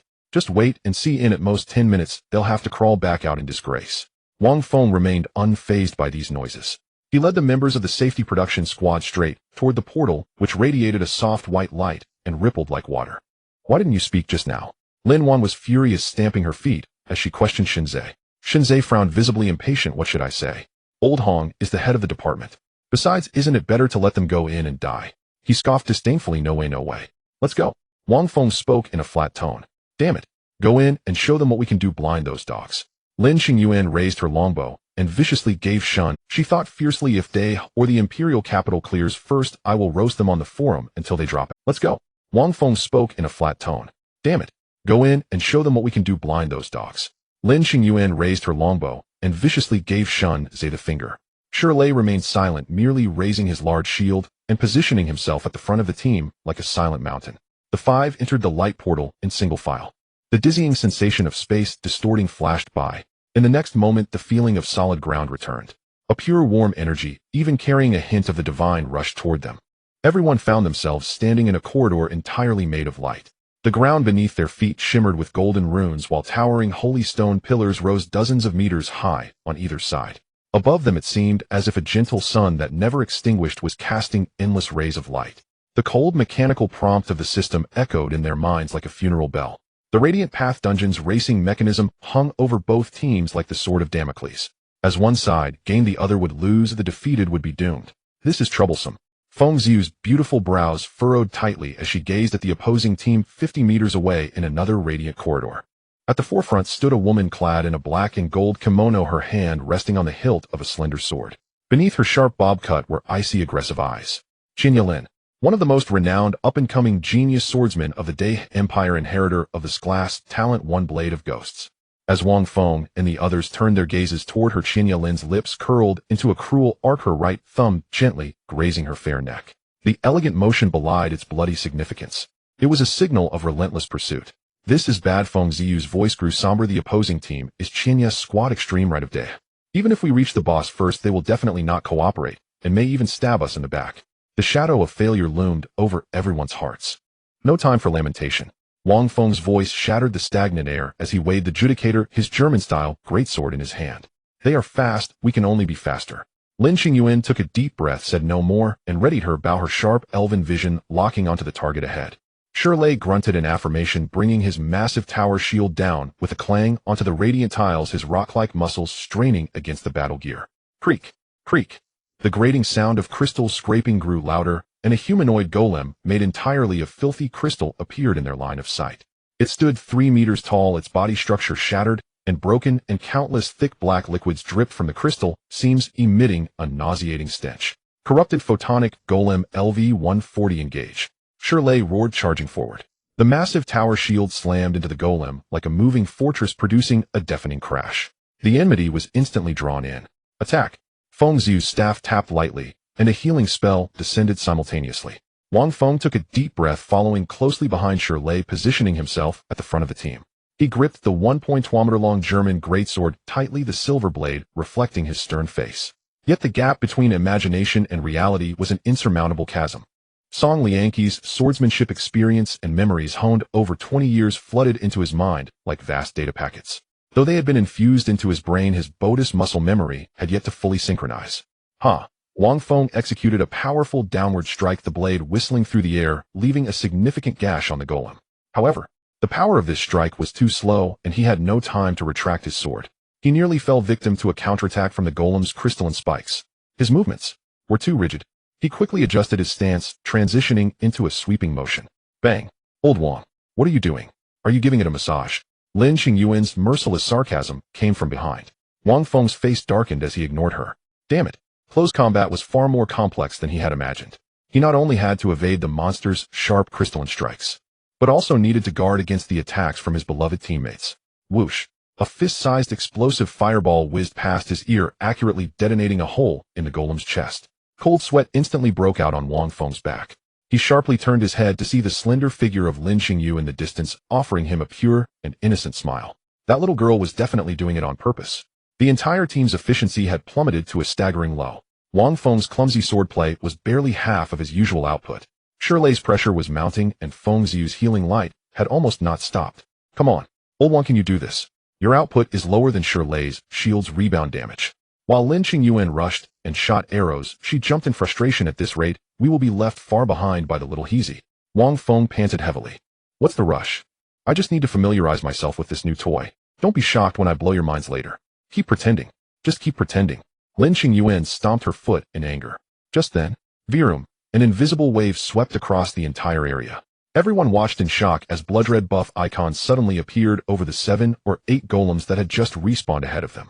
Frenzy, all attributes 5. A weight settled in everyone's hearts, and they instinctively looked toward the diagonal corridor. They saw 2 fierce and domineering blades of light, like silver dragons emerging from the sea, wreaking havoc among the kimono-clad team. With each flash, another golem was cleanly sliced in half. They had taken the lead. Damn it, they got ahead. Lin Xingyuan let out a strange cry. Shirley, hold the line. We charge. The team was forced to accelerate, and the pressure doubled instantly. Wang Feng tightened his grip on the greatsword, his gaze shifting. The leisurely feeling that felt like a picnic had vanished without a trace. In its place was a chilling depth that he had wanted to savor the skills of the sword saint, slowly experiencing each move and feeling the power. But now there was no time.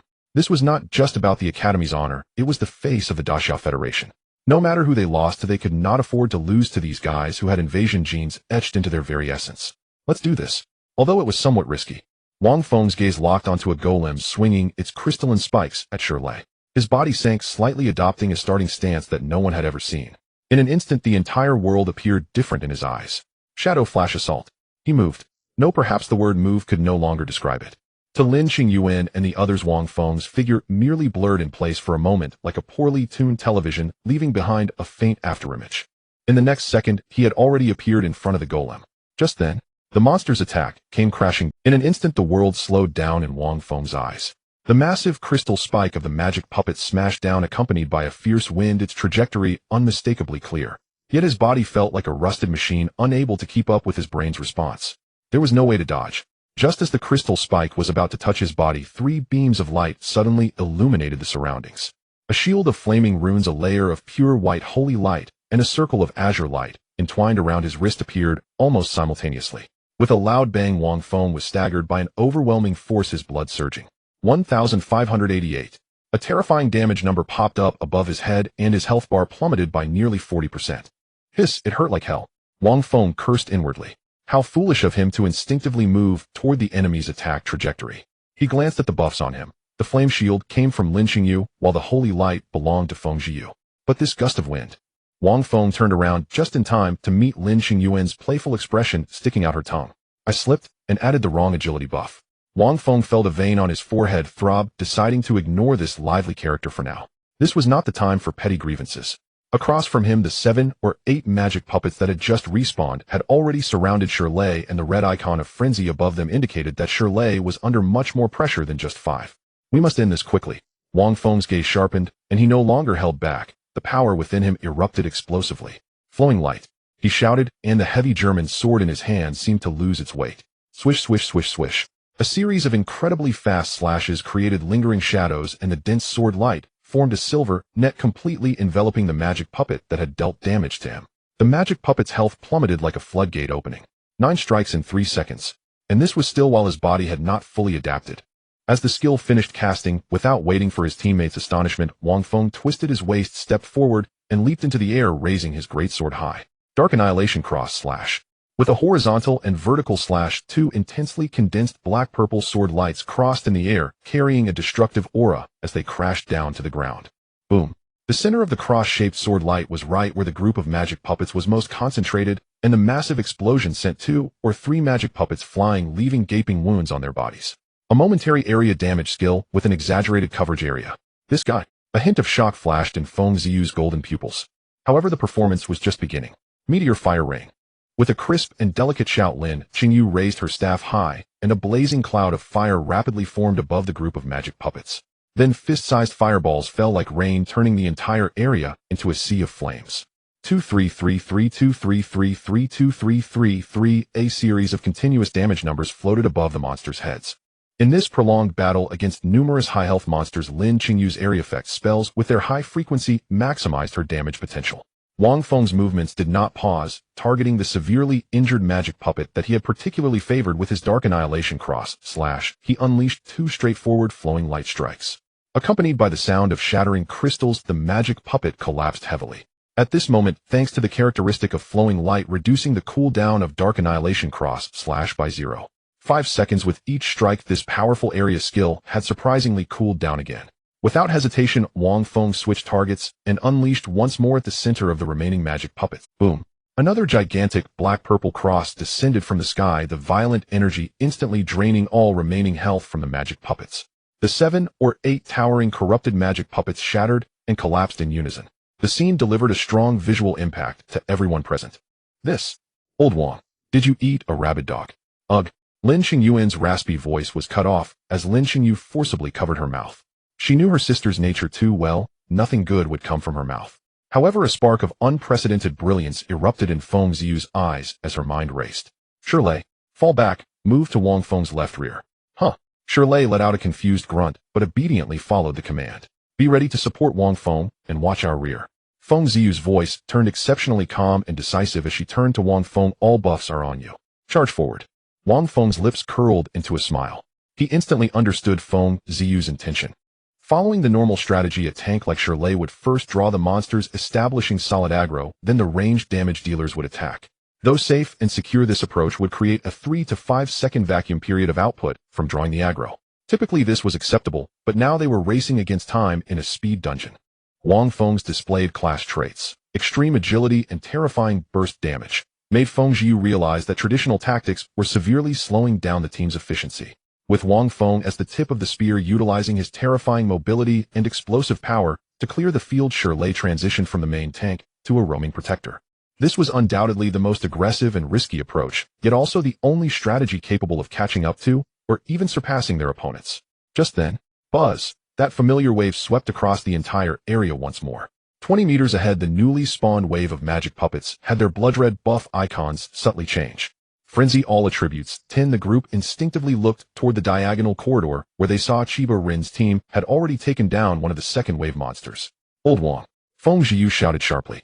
A more solid and heavy holy light shield precisely enveloped. Wang Feng cleared all distractions from his mind, slightly bending his legs. Shadow flash assault.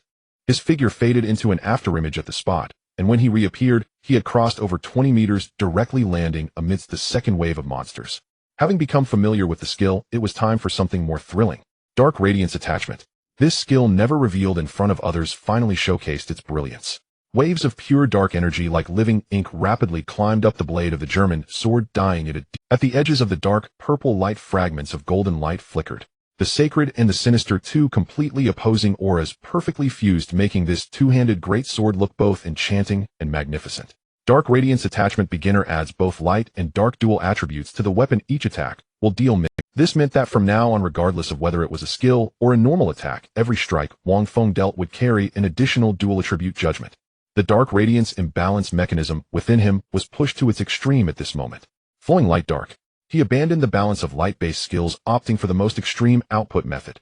The black-purple sword light, like a grim reaper's scythe, stirred a bloodbath in the midst of the monsters. Feng Ziyu's pupils suddenly constricted. She noticed that Wang Feng's health was plummeting at an abnormal rate. With every swing of that shadow sword, a portion of his life force would be drained. Dark Radiance Imbalance, continually releasing energy of the same type, transforms the opposing energy into an erosion of oneself. However, as a cost, the current attribute skill effects will receive a terrifying 100 amplification. This was burning life to exchange for extreme bursts. Feng Ziyu dared not slack off for a moment, her staff glowing brightly, as she cast various healing and damage-reducing skills on Wang Feng, as if they were free. Meanwhile, Wang Feng had completely transformed into an unflagging killing machine. After a combo, Lin Qingyu's Meteor Fire Rain had not even finished channeling when the second wave of 8 magic puppets was reduced to scattered fragments in a storm of black-purple sword light. The entire team involuntarily quickened their pace, nearly jogging behind Wang Feng. Everyone looked toward the opposite corridor, where Chiba Rin's small team had just finished clearing the second wave. Progress had caught up. Charge, Old Wang. Lin Xingyuan shouted excitedly, her face flushed as she drew her longbow, letting out a howl like a wolf. Leave our backs to us. Let's kill those bastard little AGA. Meanwhile, outside the dungeon, a post on the official forum of Jiangnan Academy was rapidly gaining popularity and traction. Title: In-depth analysis. The soft rice waste Wang Feng, who was bashed by the entire internet not long ago, and his lagging little team. Family who understands. I am Lin Weiner from the Sword of Dawn, and today I am utterly disgusted. There are some things that must be said. I believe everyone still remembers that scumbag Wang Feng, who was condemned online for domestic violence and being a parasite. He abused my friend Su Yue. Why haven't you seen Yue recently? Because Yue is now seriously ill. She's at home recuperating. But we later discovered something even more explosive. That beast Wang Feng has long been secretly involved with her older sister, the excellent graduate, Su Yuxian from our academy. He has been leeching off the Su sisters for a long time, utterly shameless. But do you think this is the end? No. He has now set his sights on our academy's goddess, the Holy Maiden of Light, Feng Zhiyu. And today an even more disgusting incident occurred.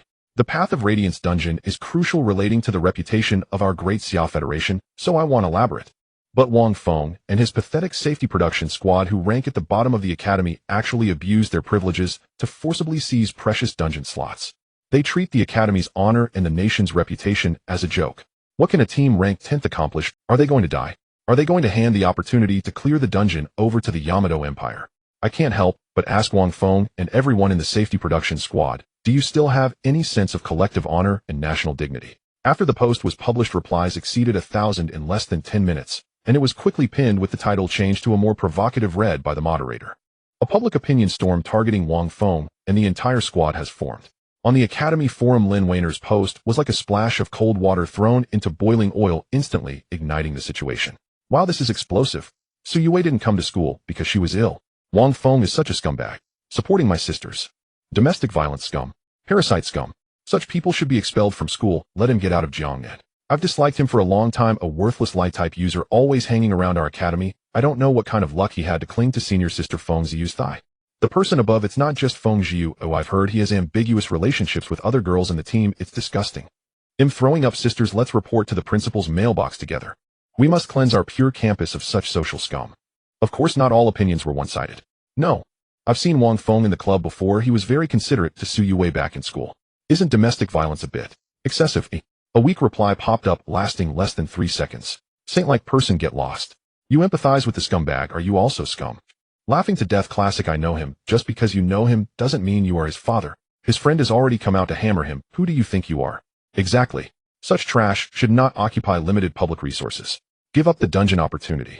Similar weak voices were quickly drowned out by a torrent of indignation. The public opinion was still fermenting wildly.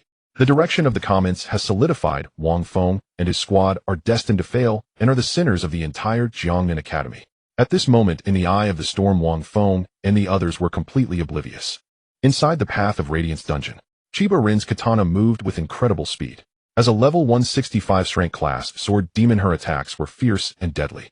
The blade flashed, and with a crisp snap, a 3-meter-tall magic puppet was cleaved evenly in half, black filth splattering everywhere. Her figure moved continuously like a ghostly shadow, pouncing on the next magic puppet. Every move was a display of lethal skill. The blade always found its way through the puppet's fragile crystal structure, cleanly disassembling the monster, and behind her, her brother Chiba, Shuin A-class shadow dual blades, danced his 2 short blades with stylish grace. However, his attacks landing on the tough magic puppet only sparked a few harmless sparks. The entire team's output was almost solely borne by Chiba Rin. At the back of the team, apart from a class demon-breaking archer struggling to output the other two, were a nature-based healer and a buffing on Myoji. This was an extreme offensive team built entirely around the Chiba siblings. After clearing a few small monsters, Chiba, Shu paused for a breath and looked back at the safety production squad in another passage on the left. He found that they were tightly clinging to their progress and couldn't help but curse. Damn it. He lowered his voice and angrily scolded his teammates behind him. These foolish great Xia people, how dare they try to catch up with our Chiba family from the Yamato Empire? They really know nothing. He wiped the sweat from his brow and continued to complain, but this magic puppet is too hard to kill. High attack and high defense. Then he turned his anger towards his teammates. Hey, you idiot. What are you doing? Are you not focusing on your archery? Put some effort in. If the whole team gets dragged down by you, the Chiba family will hunt you down to the ends of the earth. Damn it. The demon-breaking archer tightened his bowstring at those words.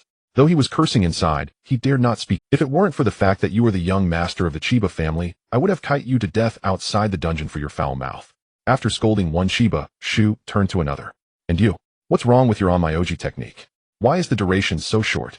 If you cut off the buff at a critical moment again next time, I will feed you to Amaterasu as nutrients. The buffing Onmyoji also had grievances.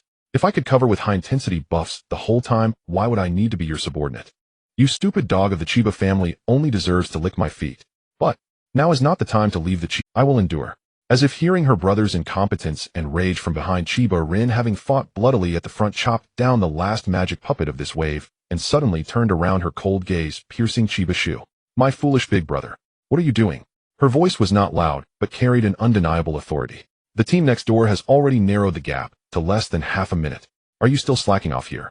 If this race loses because of you, big brother, even I will not spare you. Hearing his sister's reprimand, Chiba Shu shrank his neck. A flash of humiliation crossed his face, but he dared not retort and could only quicken his pace to catch up. At the other end of the dungeon, the atmosphere in Wang Feng's team was equally tense.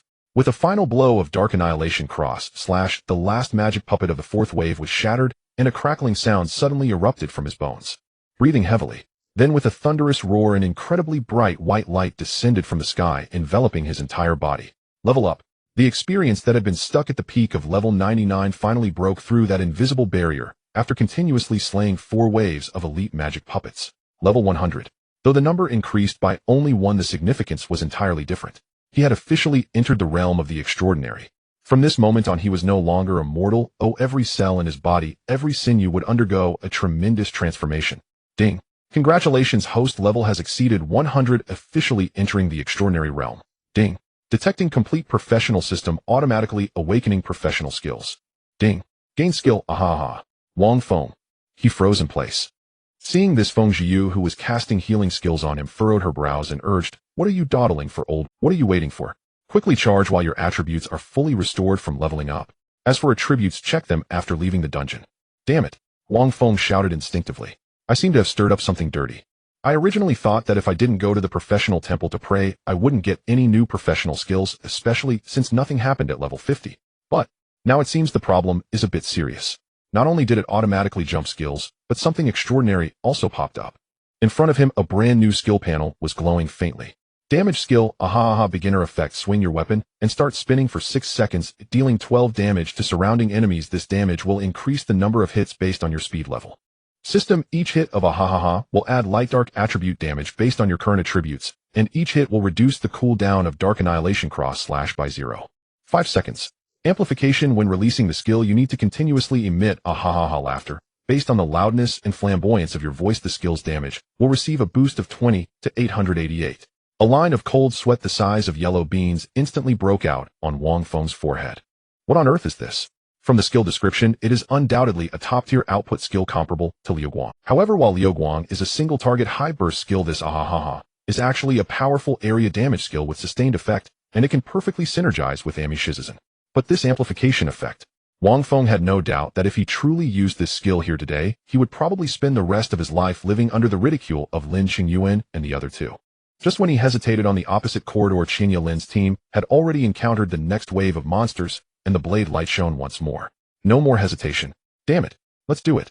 Now is not the time to think about personal gains and losses. For the greater good of the nation, do not underestimate my capacity.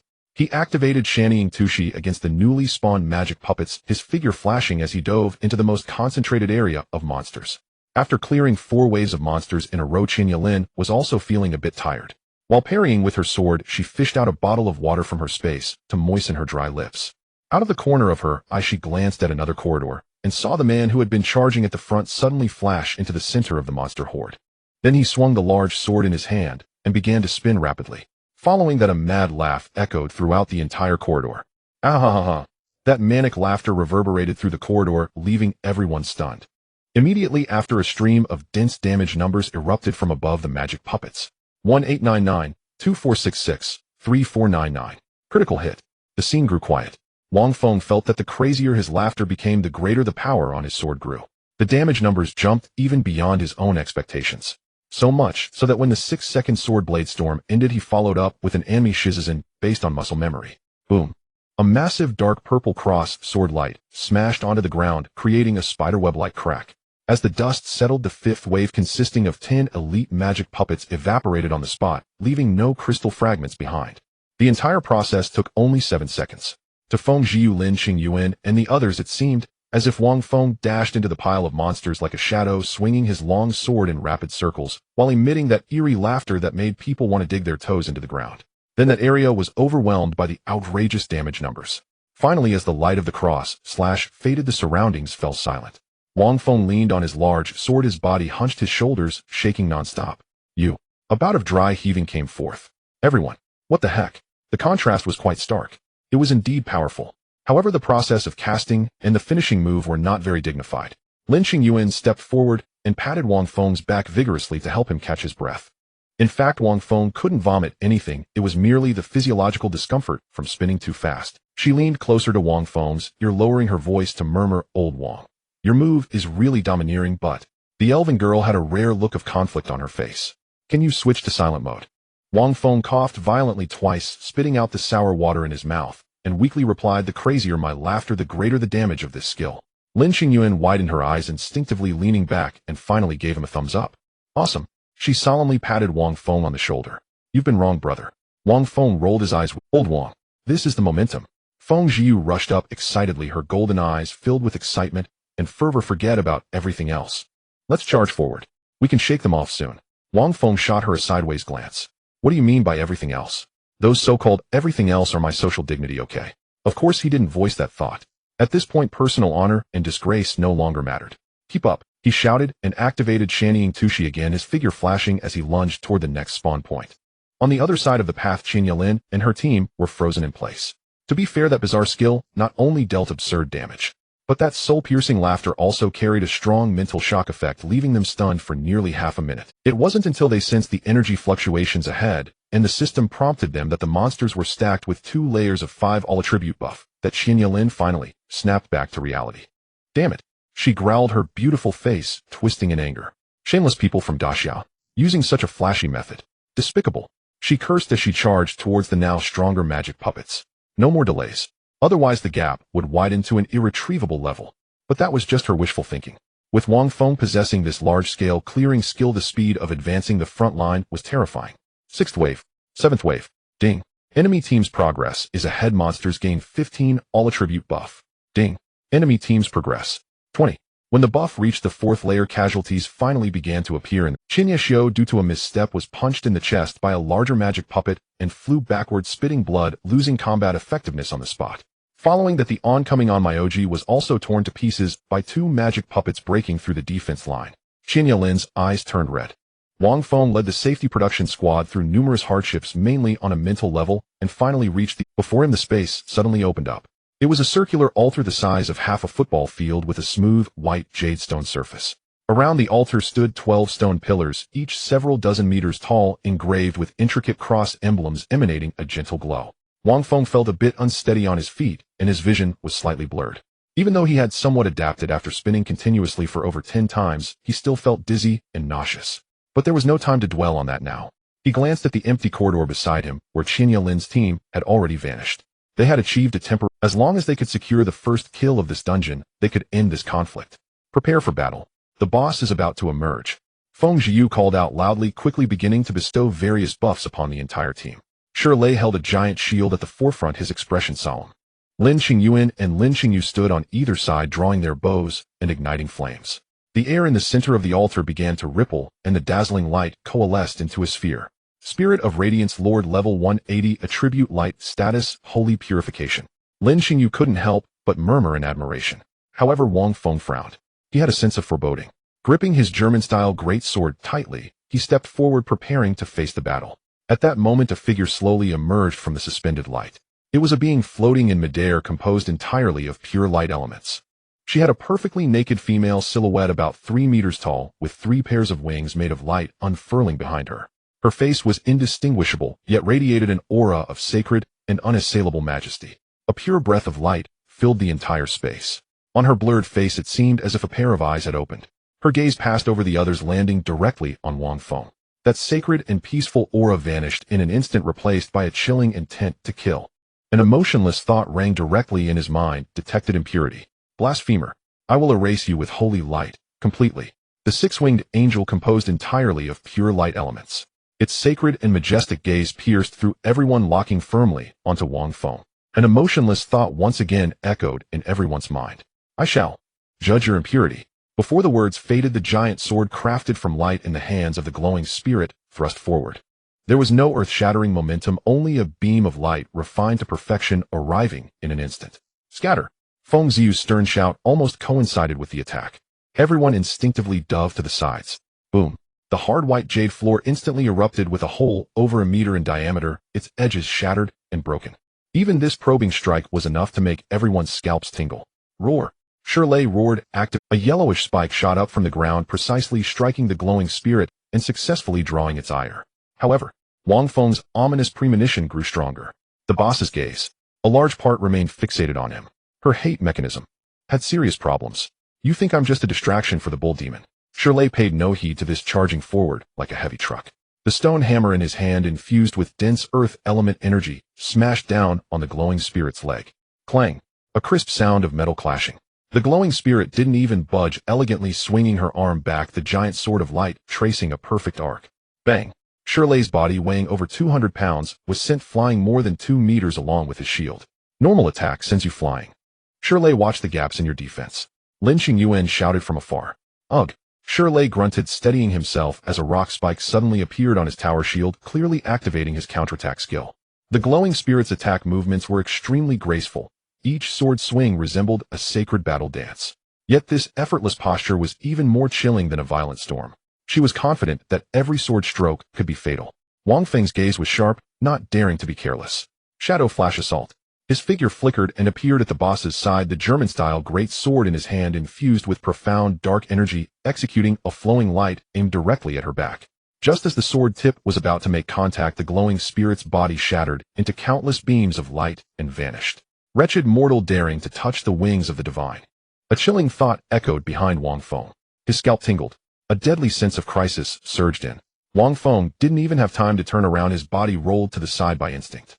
A massive sword light carrying the aura of destruction nearly grazed his scalp. Boom! The ground was once again cleaved open, creating a huge crack. This strike was certain death. Except for the tank, no one could withstand it. Old Wang. Lin Qingyuan and Lin Qingyu's attacks arrived simultaneously, arrows and fireballs striking the glowing spirit, buying Wang Feng a moment to breathe. The rhythm of the battle was tightened to the limit. Shirley also instantly surged towards the boss. This guy is off. She has a separate hate mechanism. She's always watching me. Wang Feng shouted loudly, seizing the opportunity to deal damage. Shirley stood guard by Wang Feng like a solid rock. Swish! Another massive sword swing. Shirley seized the opportunity, his left leg stepping forward and tightening. His right leg slightly bent. His left arm tightened, pressing the great shield firmly against his side. Clang! Perfect block. Just as Wang Feng prepared to strike, during the gap, the successfully blocked angel seemed to be enraged. You overestimate yourself. The giant sword was raised high, circling around above her head, and her stunning figure suddenly brimmed with unmatched explosive power. With a wide swing, boom! The giant sword, accompanied by golden light, swept directly, sending Shirley flying. Wang Feng was dumbfounded. This damn mechanism is closed loop. Shirley, blocking may trigger the opponent's area attack. Hearing the shout, Shirley did not respond. His health, although instantly refilled by Feng Ziyu, was greatly depleted. Amidst the continuous interleaving of the glowing spirits, 3 skills: high damage normal strikes, teleporting backstabs, and 360-degree melee sweeps triggered after blocking or dodging. It's still not the transition phase yet. It's this difficult. Lin Qingyuan screamed inwardly. But at this moment, she dared not lose focus, concentrating on all the boss' abnormal behaviors to respond swiftly and avoid casualties. After nearly 5 minutes of stalemate, the glowing spirit's health was worn down to 80. Suddenly, she halted all movements, her 6-winged light wings suddenly unfurling. I shall bring down the final purification. The light around her shifted from gold to white, crazily converging at her chest. An unprecedented sense of crisis loomed. The path locked by that light enveloped everyone except Wang Feng. Wang Feng's hair stood on end in an instant. This boss, it seems to have intelligence. On the surface, it locked on Shirley with hate. But secretly, it was crazily targeting Wang Feng. The key ultimate move directly targeted the entire group. The terrifying energy fluctuations shook the entire platform. Wang Feng's pupils contracted sharply. It's over. There's no escaping. In that moment, he saw a mere 0.8-second casting time. Shirley, Lin Qingyuan cried out in anguish. Mother of the universe, protect me. Shirley's eyes widened in fury, pouring all his energy into the tower shield. Crack, crack, crack. Rocks erupted violently from beneath his feet, instantly covering his entire body. Level 100 skill, unbreakable rock armor. He transformed into an indestructible rock barrier, firmly bracing against the path of the light beam. Boom! A pure white beam with a diameter of several meters. Carrying the power to purify all, it instantly engulfed Shirley's figure. The stone debris was vaporized in the searing light. Shirley stood as if in a high-temperature laser for a full 6 seconds. When the light dissipated, Shirley's charred body collapsed lifeless. Ding. Teammate Shirley has fallen, can be revived after 300 seconds. Shirley. Lin Qingyuan's eyes were filled with rage. Forget him. Keep attacking. Feng Ziyu's voice was cold and devoid of any emotion. She shouted simultaneously in the team voice. Shirley, after revival, you're not allowed to re-enter the battle. We only have one chance. A second death means true death. With the main tank down, the boss's cold, murderous gaze instantly locked onto Wang Feng. Without Shirley's monstrous resistance, Feng Ziyu's healing pressure surged. Wang Feng's health bar fluctuated wildly like a roller coaster. Meanwhile, at the other end of the path, Chiba Rin's katana had already dulled. Her teammates except for her had all died once. That Onmyoji, upon hearing her order to revive and immediately join the battle, had forcibly exited the dungeon. This act was tantamount to treason. Watching the monster with an 80 all-attribute enhancement buff, Chiba Rin almost ground her teeth to dust. All-attribute enhancement. This wasn't just a simple 80 damage increase. It was a surge in attack speed and endurance across the board. Feeling the violent energy fluctuations from the distant platform, she trembled all over. Why? We clearly arrived first. How could we be overtaken to this extent? That man with the great sword who was laughing ominously. It was all him. But she did not give up. Because even if she rushed over now, she could still join the boss fight. Or bring everyone along to fail together. It had to be one of our own followers. Huiguang Xiling's assaults grew ever more merciless. Wang Feng's nerves were stretched to the breaking point. He danced on the razor's edge like a madman. Relying on instinctive dodges and blocks, he slipped his great sword into the boss body in the briefest flash. He dared not take a blow hidden. With his current constitution, a single critical hit would drop him dead on the spot. Feng Ziyu's mana bar fell as if it had sprung a leak. Her holy light shield shattered and reforged in rapid succession. Desecrator. Death is the only mercy I can bestow upon you. After Huiguang Xiling blinked behind him for another backstab, and Wang Feng scrambled away in disarray, the blurred visage of light and shadow wore anger, so intense it seemed almost tangible. Huiguang Xiling beat her 6 wings, 6 dazzling pillars of light shot skyward, and then collapsed into a rain of radiant feather blades that slammed the ground, instantly forming 6 rotating zones of piercing light. More than half the altar was covered. Their room to maneuver had been compressed to the brink. Careful! Wang Feng bellowed. Shit! Feng Ziyu let a curse slip, and her evade came half a beat too late. Mere seconds spent in the shower of light drained her health to nearly nothing, leaving only a sliver of HP. She had almost boxed it on the spot. Damn it! How despicable!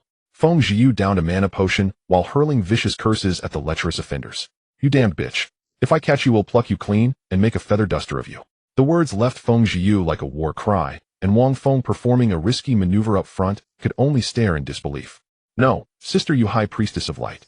Speak to your direct superior like that. When it comes to accusations of desecration, it still depends on your own followers. Through the team's relentless effort, the boss HP had been ground down to 50%. Suddenly, the angel halted all motion and unleashed that almost floor-covering circular persistent damage field, locking everyone's movement entirely. Then, that familiar 0.8-second casting wind-up appeared again. Wang Feng's pupils constricted. That move again. This channeled skill could not be interrupted. But that 0.8-second wind-up was the fulcrum. Mana shock. A serpent of lightning-like energy spat from Wang Feng's blade, striking Huiguang Xiling with surgical precision. But the 0.8-second casting light merely flickered and immediately steadied. Pathetic desecrator. The purifying light will wash away the sins upon you. The angel's intent, laden with unprecedented wrath, detonated inside everyone's minds. We're screwed. Feng Ziyu's face went ashen. The area was soaked in damaging light rain. Step into it, and you die. Stand still, and wait for the purifying cannon, and you die as well. Numb. Desolation. Even the fireball coalescing in Lin Qingyu's hand dimmed slightly. Despair settled over them all. Yet at that very moment, Wang Feng's gaze sharpened. Instead of retreating, he surged forward, deliberately charging toward the about-to-erupt purifying beam. All eyes on me. Anya. Descend. Boom. A semi-translucent black sphere of indeterminate magnitude compressed inward from the distant void. It enveloped Wang Feng in an instant. As it contracted, the blackness deepened until it shrank to an extreme and suddenly fused into his body. Wang Feng's form was remade in the dark, transformed into a being of glossy black energy veined with flowing gold. 3 miniature golden spheres slowly orbited behind him, particles of light and shadow drifting from his frame, an uncanny imperious beauty. He lacked Shirley's monstrous dual resistances, but he possessed a noble damage reduction. At this moment, that 70% damage reduction was the village's last hope. Damn, old Wang. Your transformation is kinda handsome, though not excessively so. Feng Ziyu's quip rang out crisply in the team's voice channel, but the sparkle in her eyes betrayed her true thought. At the same time, holy light guard barrier of wind flame shield. Every buff and shield they could cast plastered onto Wang Feng all at once. Boom. The purifying beam arrived on schedule and slammed squarely into the newly born Anyao form. 2,999. 2,999. 2,200. Critical heal. 2,999. Damage and healing numbers danced crazily above his head. His health bar plunged like a roller coaster and was furiously propped up by Feng Ziyu. Wang Feng felt every bone cry out his insides, burning his skin, splitting inch by inch. 6 seconds stretched into the length of a century. A buzzing as the beam dissipated.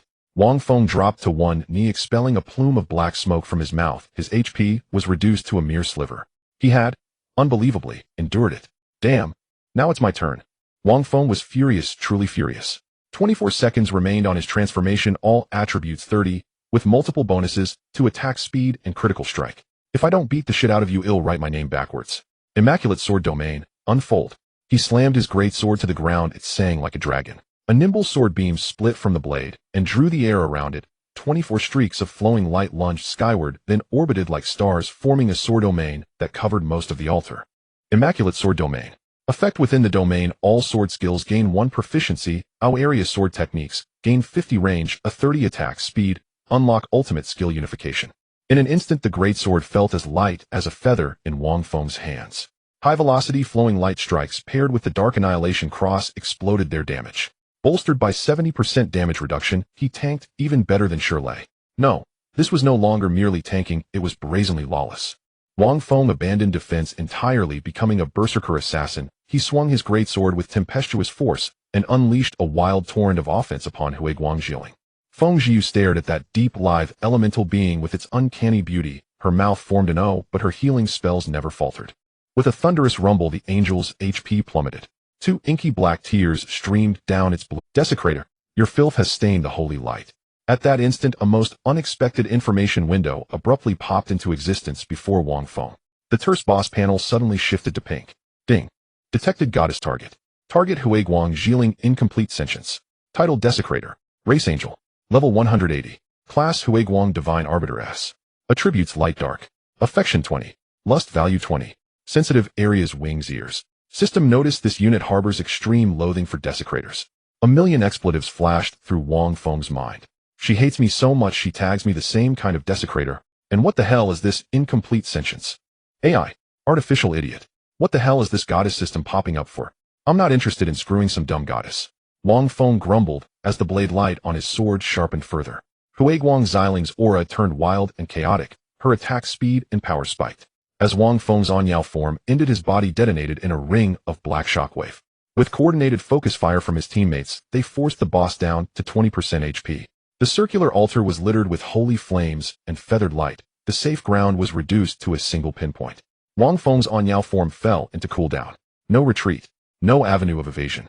Huiguang Zhiling lifted her wings for the 3rd time. The black tears in her eyes seemed to harden into palpable malice. The time of judgment has come. Within endless light. Become dust. That 0.8-second casting wind-up. A 6-second channel. This time the shadow of death once more fell over them all. At this critical moment, a sharp sound of something piercing through the air rang out as an arrow entwined with a swirling azure wind approached at a terrifying speed that surpassed sound itself. The shock arrow. Wang Feng.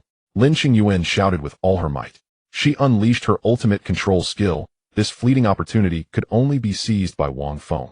Wang Feng moved. Shadow Flash Assault. Just 0.2 seconds before the light cannon was about to fire, he ghosted beneath the boss. Time seemed to slow down at this moment. Now is the time. Magic Energy Shock. He flicked his sword. An invisible shockwave burst forth from the blade. Double control. This was enough to interrupt the perfect spellcasting of a lord-level creature. Bang. The energy of the radiant spirit condensed to its peak suddenly collapsed. Its massive body swayed violently, and the wings made of light dimmed, crashing down to the ground. The proud deity fell to the mortal realm. Ding. The radiant spirit's spell was interrupted, plunging it into a state of magic reflux weakness. Opportunity. Now's the time. Attacker. Feng Ziyu's voice trembled with excitement. Wang Feng began to unsheath his sword at high speed against the radiant spirit. The long-suppressed firepower erupted instantly. Lin Xingyu spat out a small, exquisite crystal vial from her mouth, with a hint of faint purple potion lingering on her lips. Chanting a rapid incantation, fireballs the size of fists shot out one after another. After hitting 3 times, she stacked 3 layers of buffs, and the casting time for her next skill was reduced by 90. A nearly instantaneous, immensely powerful fire blast struck fiercely at the boss's chest. The damage was off the charts. Wang Feng's sword danced with vigor at that moment. Flowing light. Flowing light. After 2 rounds of rapid swordplay, he seamlessly connected to an abyssal cross slash. Boom. The massive dark purple cross sword light smashed into the BOSS, triggering a damage doubling effect for single target attacks. The boss's health visibly plummeted at an astonishing rate. 19. 17. 15. Just as the health dropped below 15. Roar. The radiant spirit suddenly let out a roar filled with endless rage and pain, forcefully breaking free from its weakened state. Lowly ants. How dare you blaspheme the divine? Her body stood again. The black patterns on her skin had spread all over, obviously about to enter the final berserk phase. After executing a cross slash, Wang Feng explosively retreated. He gazed at the frenzied BOSS, his eyes remarkably calm. Now, it should be about time. In his mind, he replayed over and over again the unparalleled elegance of Song Lianxi as she slashed that sword above the Naga altar. With his left hand forming a sword finger at his chest, he slightly sank his body into a bow stance. His right hand grasped the 20-kilogram German greatsword's hilt, slowly lifting it, the sword tip pointing forward.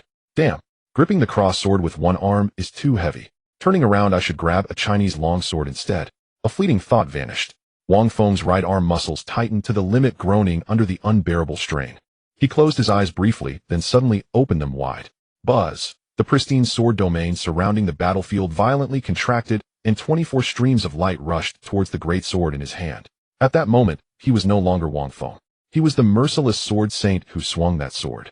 As his arm muscles bulged, he infused all his power spirit, and will into the sword tip, slashing forward. Return to 1. Whoosh! No flashy effects, no deafening roars. Only a gray-white sword, light condensed to its utmost, seemed capable of cutting through space, and time flashing past. The radiant spirit's frenzied aura suddenly ceased. Health plummeted to 2. Damn it. The damage calculation was a bit off. The killing move didn't finish her off. Yet this being programmed to react was stunned by the intent within that sword, forgetting to counterattack. It incredulously stroked the almost invisible sword scar on its chest. But at that moment, a sharp black blade light flashed in. Damn Daxiao people. The first kill. It's out. Xiaohelin, accompanied by her 2 lingering teammates and her brother, her face twisted into a manic, sinister glee. To her, this was a godsend opportunity. Without a hint of effort, her katana was already slashing down towards the boss's remaining health. Feng Ziyu and Lin Xingyuan's expressions turned furious.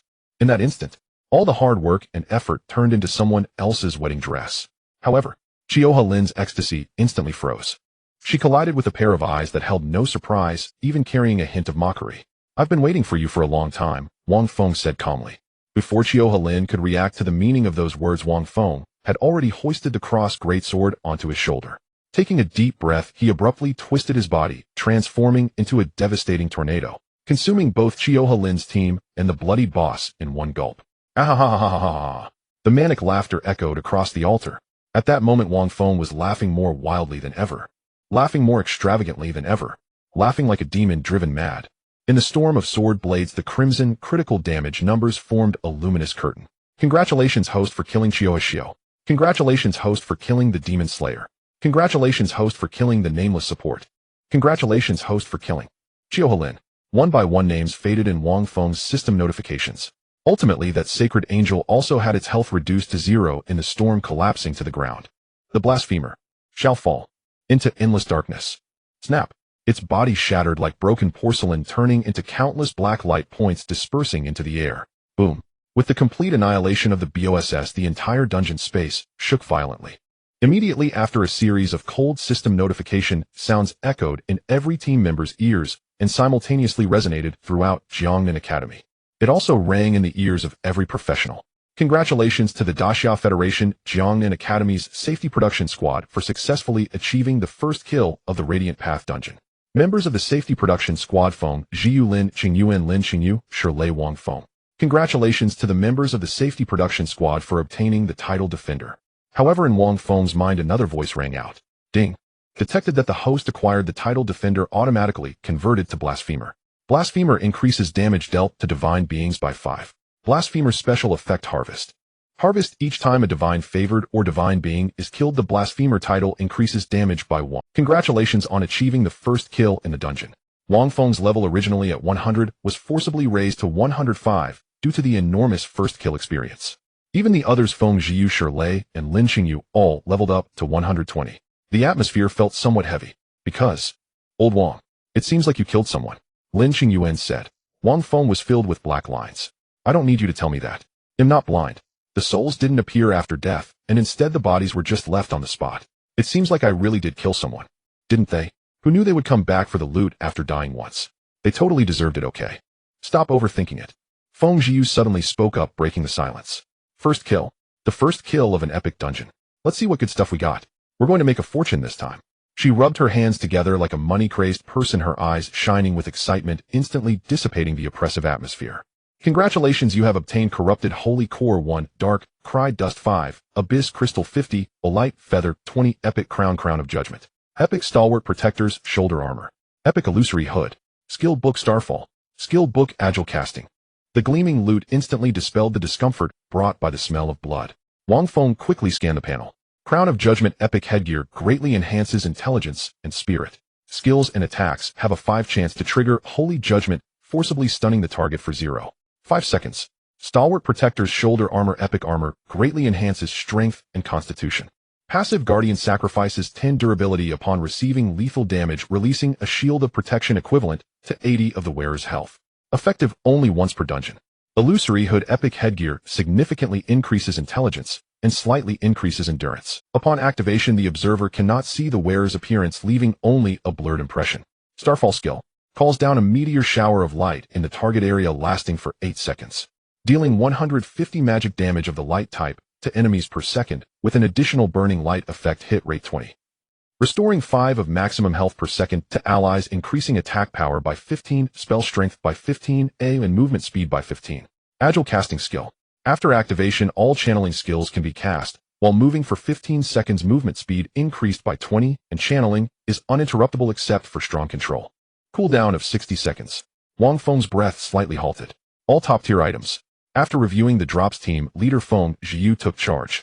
Abyss crystals and light feathers are regular materials, not cheap. Plus the magic energy crystals dropped by the small monsters, we can sell everything and split the funds. Everyone nodded. Dark Cry Dust is a top-tier enchanting material, extremely expensive.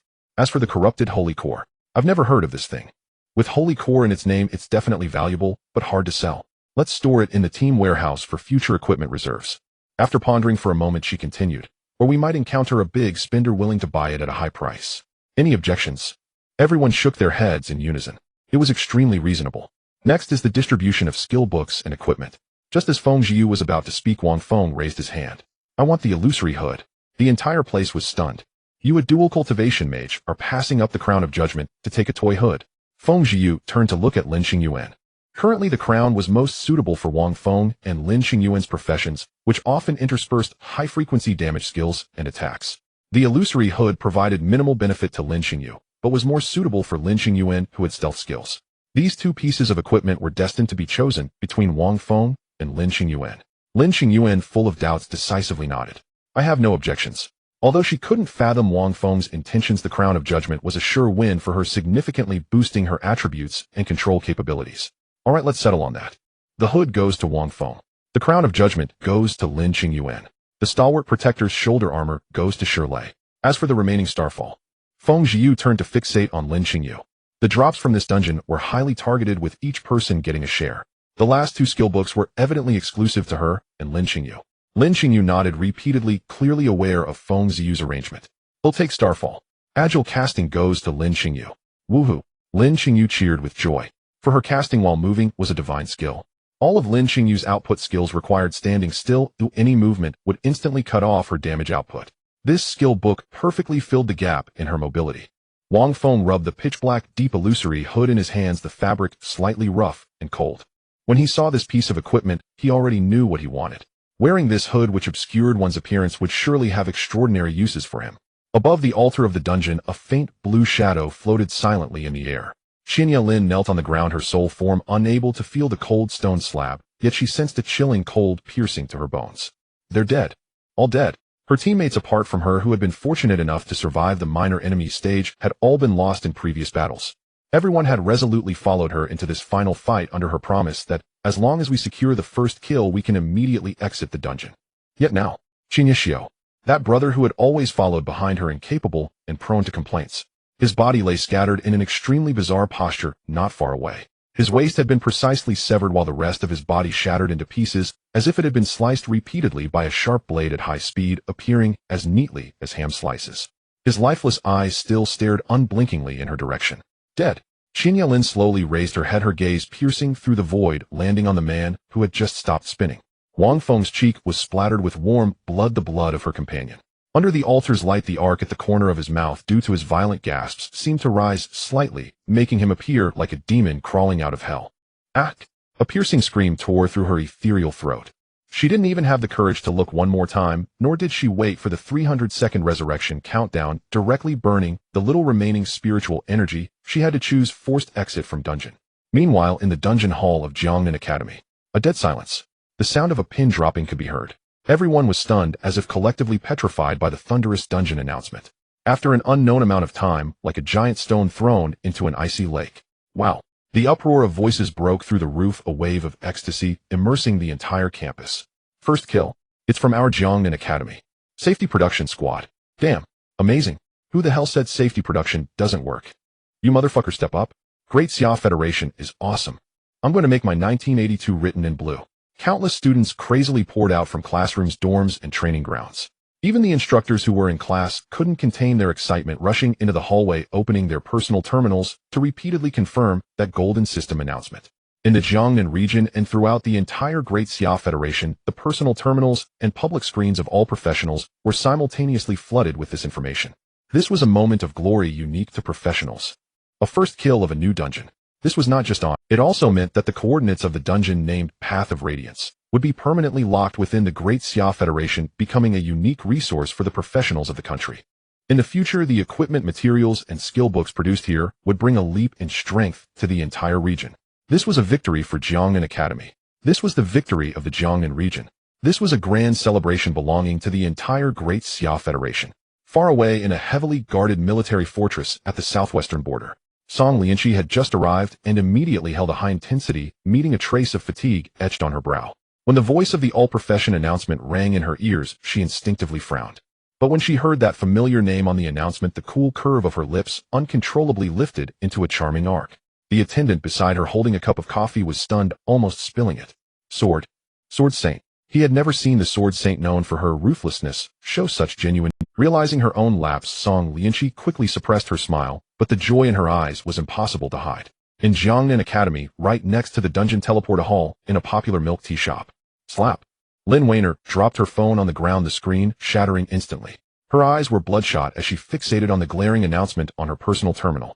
Shunzhe sat across from her, his brows furrowed, his expression dark enough to drip water. Damn.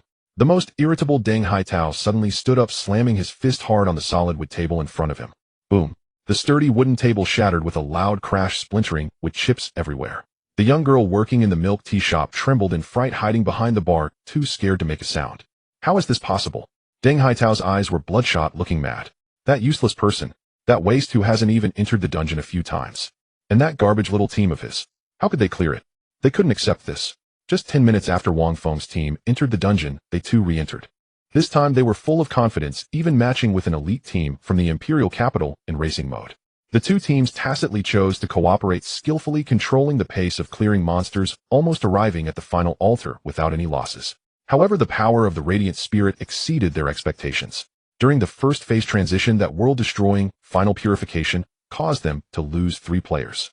The remaining 7 fought with all their might, spending a full 10 minutes just to reduce the boss health to 50. But what awaited them was the second, even more powerful, final purification, and a storm of light feathers covering the entire area. Total annihilation. Upon exiting the dungeon, they reached an authoritative conclusion. This boss required at least its class team, with all members above level 180, wearing a full set of epic light resistance gear to have any chance of clearing. Just as they were walking out with pride despite their defeat, sharing their strategy that the boss health had already dropped to 50, everything changed. slap in the face came so quickly. Wang Feng, the waste in their eyes, and his safety production squad had directly secured the first kill. What 50 remaining health? What level 180 full team? What known dungeon strategies? All the boasting they had done was now slapping them in the face. Moreover, according to the system broadcast, it was achieved by a single team. What was the other team doing? Deng Haitao yelled, eating shit. Hurry, teacher. Quickly play the first kill MVP replay. A student flushed with excitement shouted at the operations staff in the hall. The operations staff member smacked his thigh. Right? First kills and the top 3 clearances always have official dungeon recordings. This was a publicly shareable moment of glory. He quickly retrieved the footage at the control panel, and soon a short clip of just a few seconds of the MVP highlights was displayed on the largest screen in the dungeon hall. Thousands of students held their breath, their eyes fixed on the screen. After a brief darkness, the image lit up.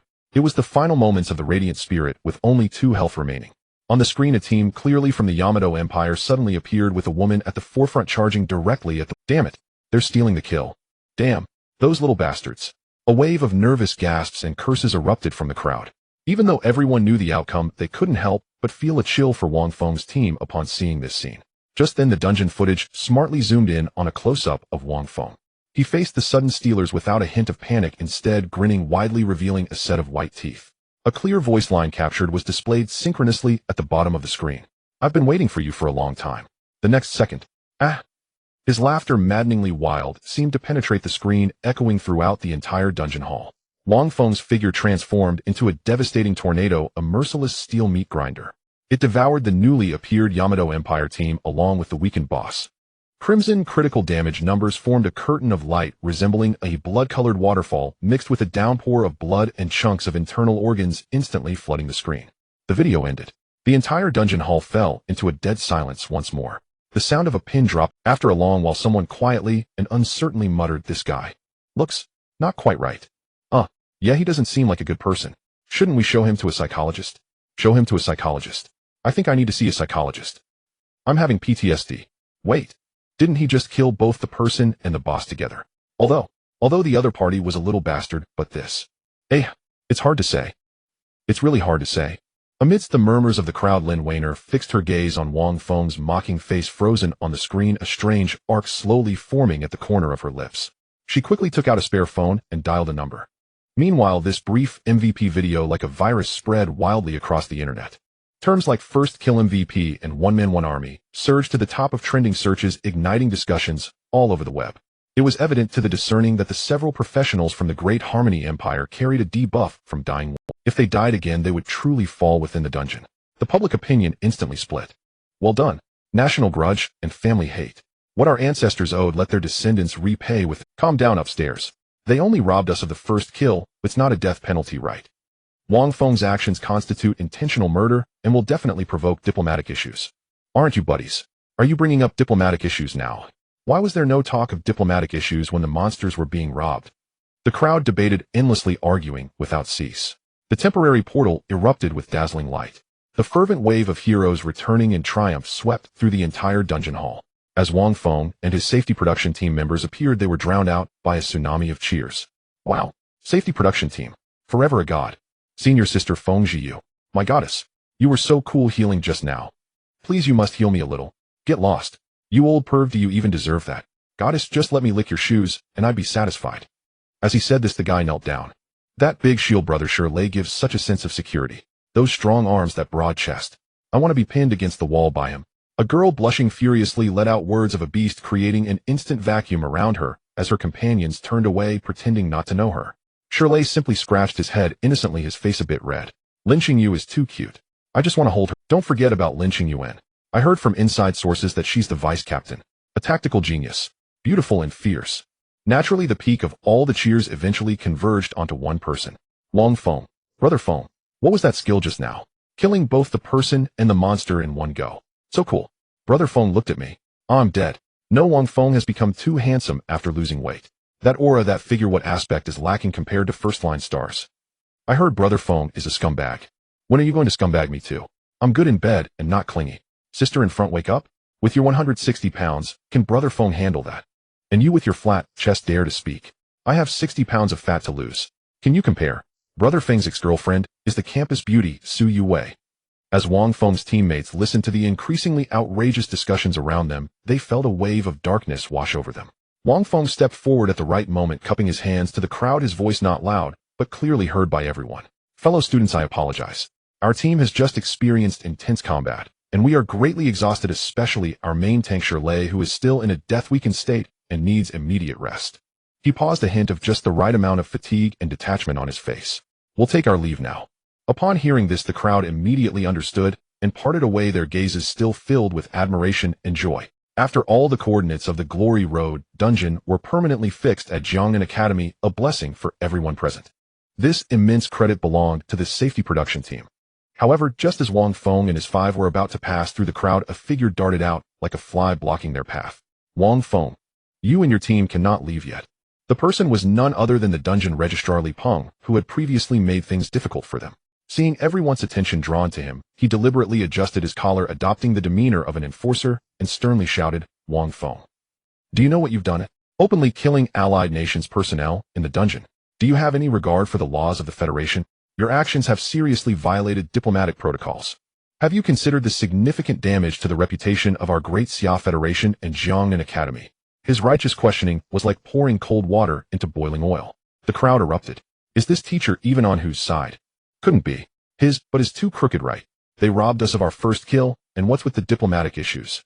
No need to ask, just now Wang Feng made him lose face in public. Now he's here to settle the score. What teacher? Just a useless administrator. Calling him a teacher is giving him face. But that can't be said like that. The video evidence is clear. Wang Feng indeed killed both the person and the monster, and legally this matter is not easy to discuss. Listening to the discussions around him, Wang Feng's gaze passed over Li Peng and landed on Lin Weiner and Shun Zhe, who were not far behind him, with a cold smile at the corner of his mouth. He instantly understood. Teacher Li, the situation was urgent at that time. Wang Feng was about to explain. I don't want to hear your explanation. Li Peng impatiently interrupted, his face grim, exuding the satisfaction of a small man in power. Wang Feng, you and your team come with me to the Academy's detention room, immediately awaiting interrogation by the enforcement team. Awaiting interrogation. Feng Zhiyu frowned, calling his name without any courtesy. Li Peng, what do you mean? Even if Wang Feng is at fault, it's not up to you to point fingers. You have no right to detain us. No right. Li Peng seemed to hear the biggest joke, his voice becoming even sharper. I am the Dungeon Affairs Administrator. If something goes wrong in the dungeon, it's my responsibility. The video is clear. The people from the Great Harmony Empire only wanted to rob the monster, while you, Wang Feng, directly killed them. This is intentional murder.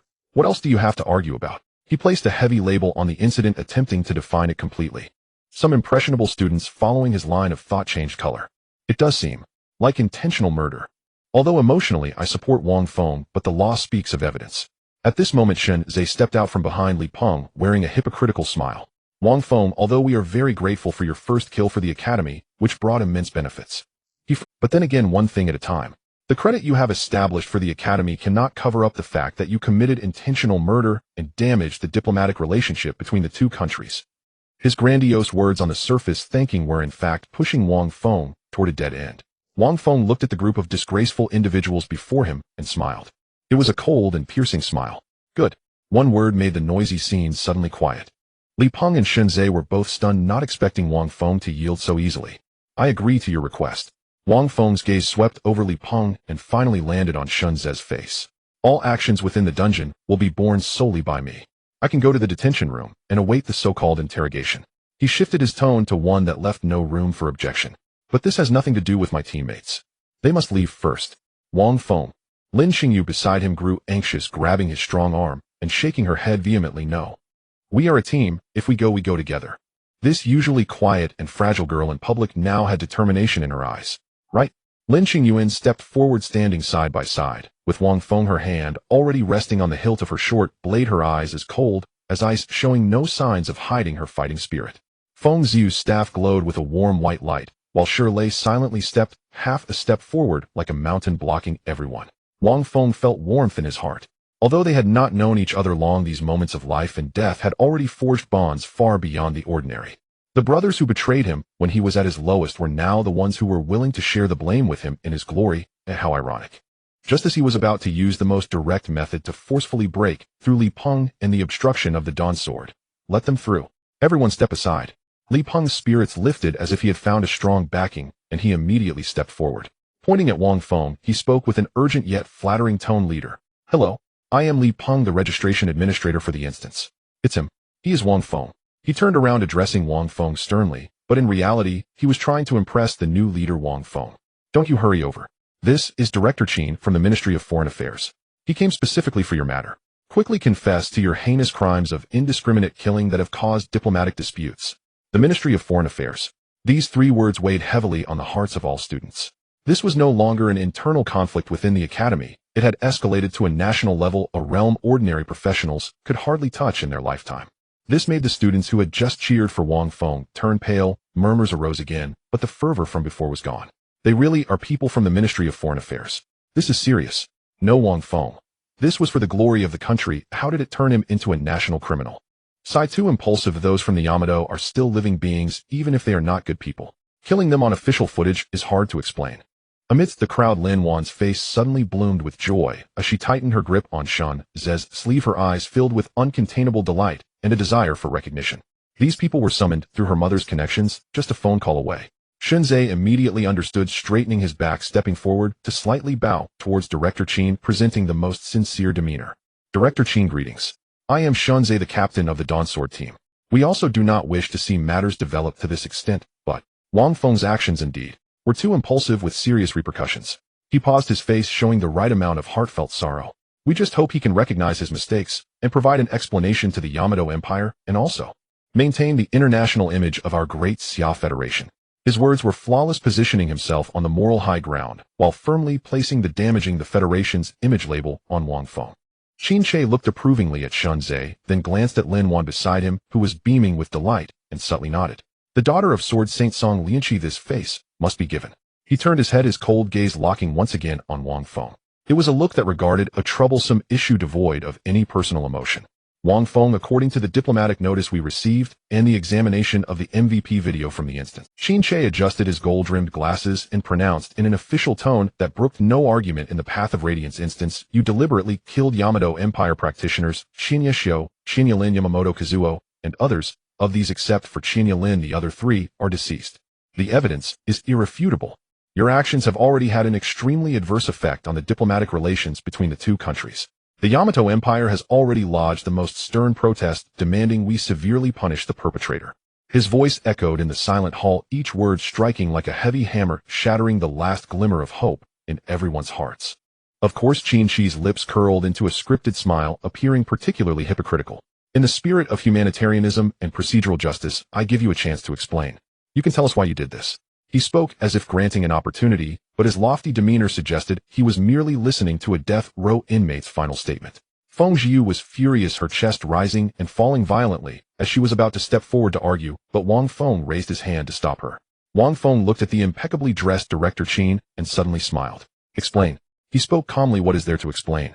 They tried to steal the monsters, so I acted. Heh. Qin Che let out a cold laugh. Absurd. Then he immediately shouted loudly.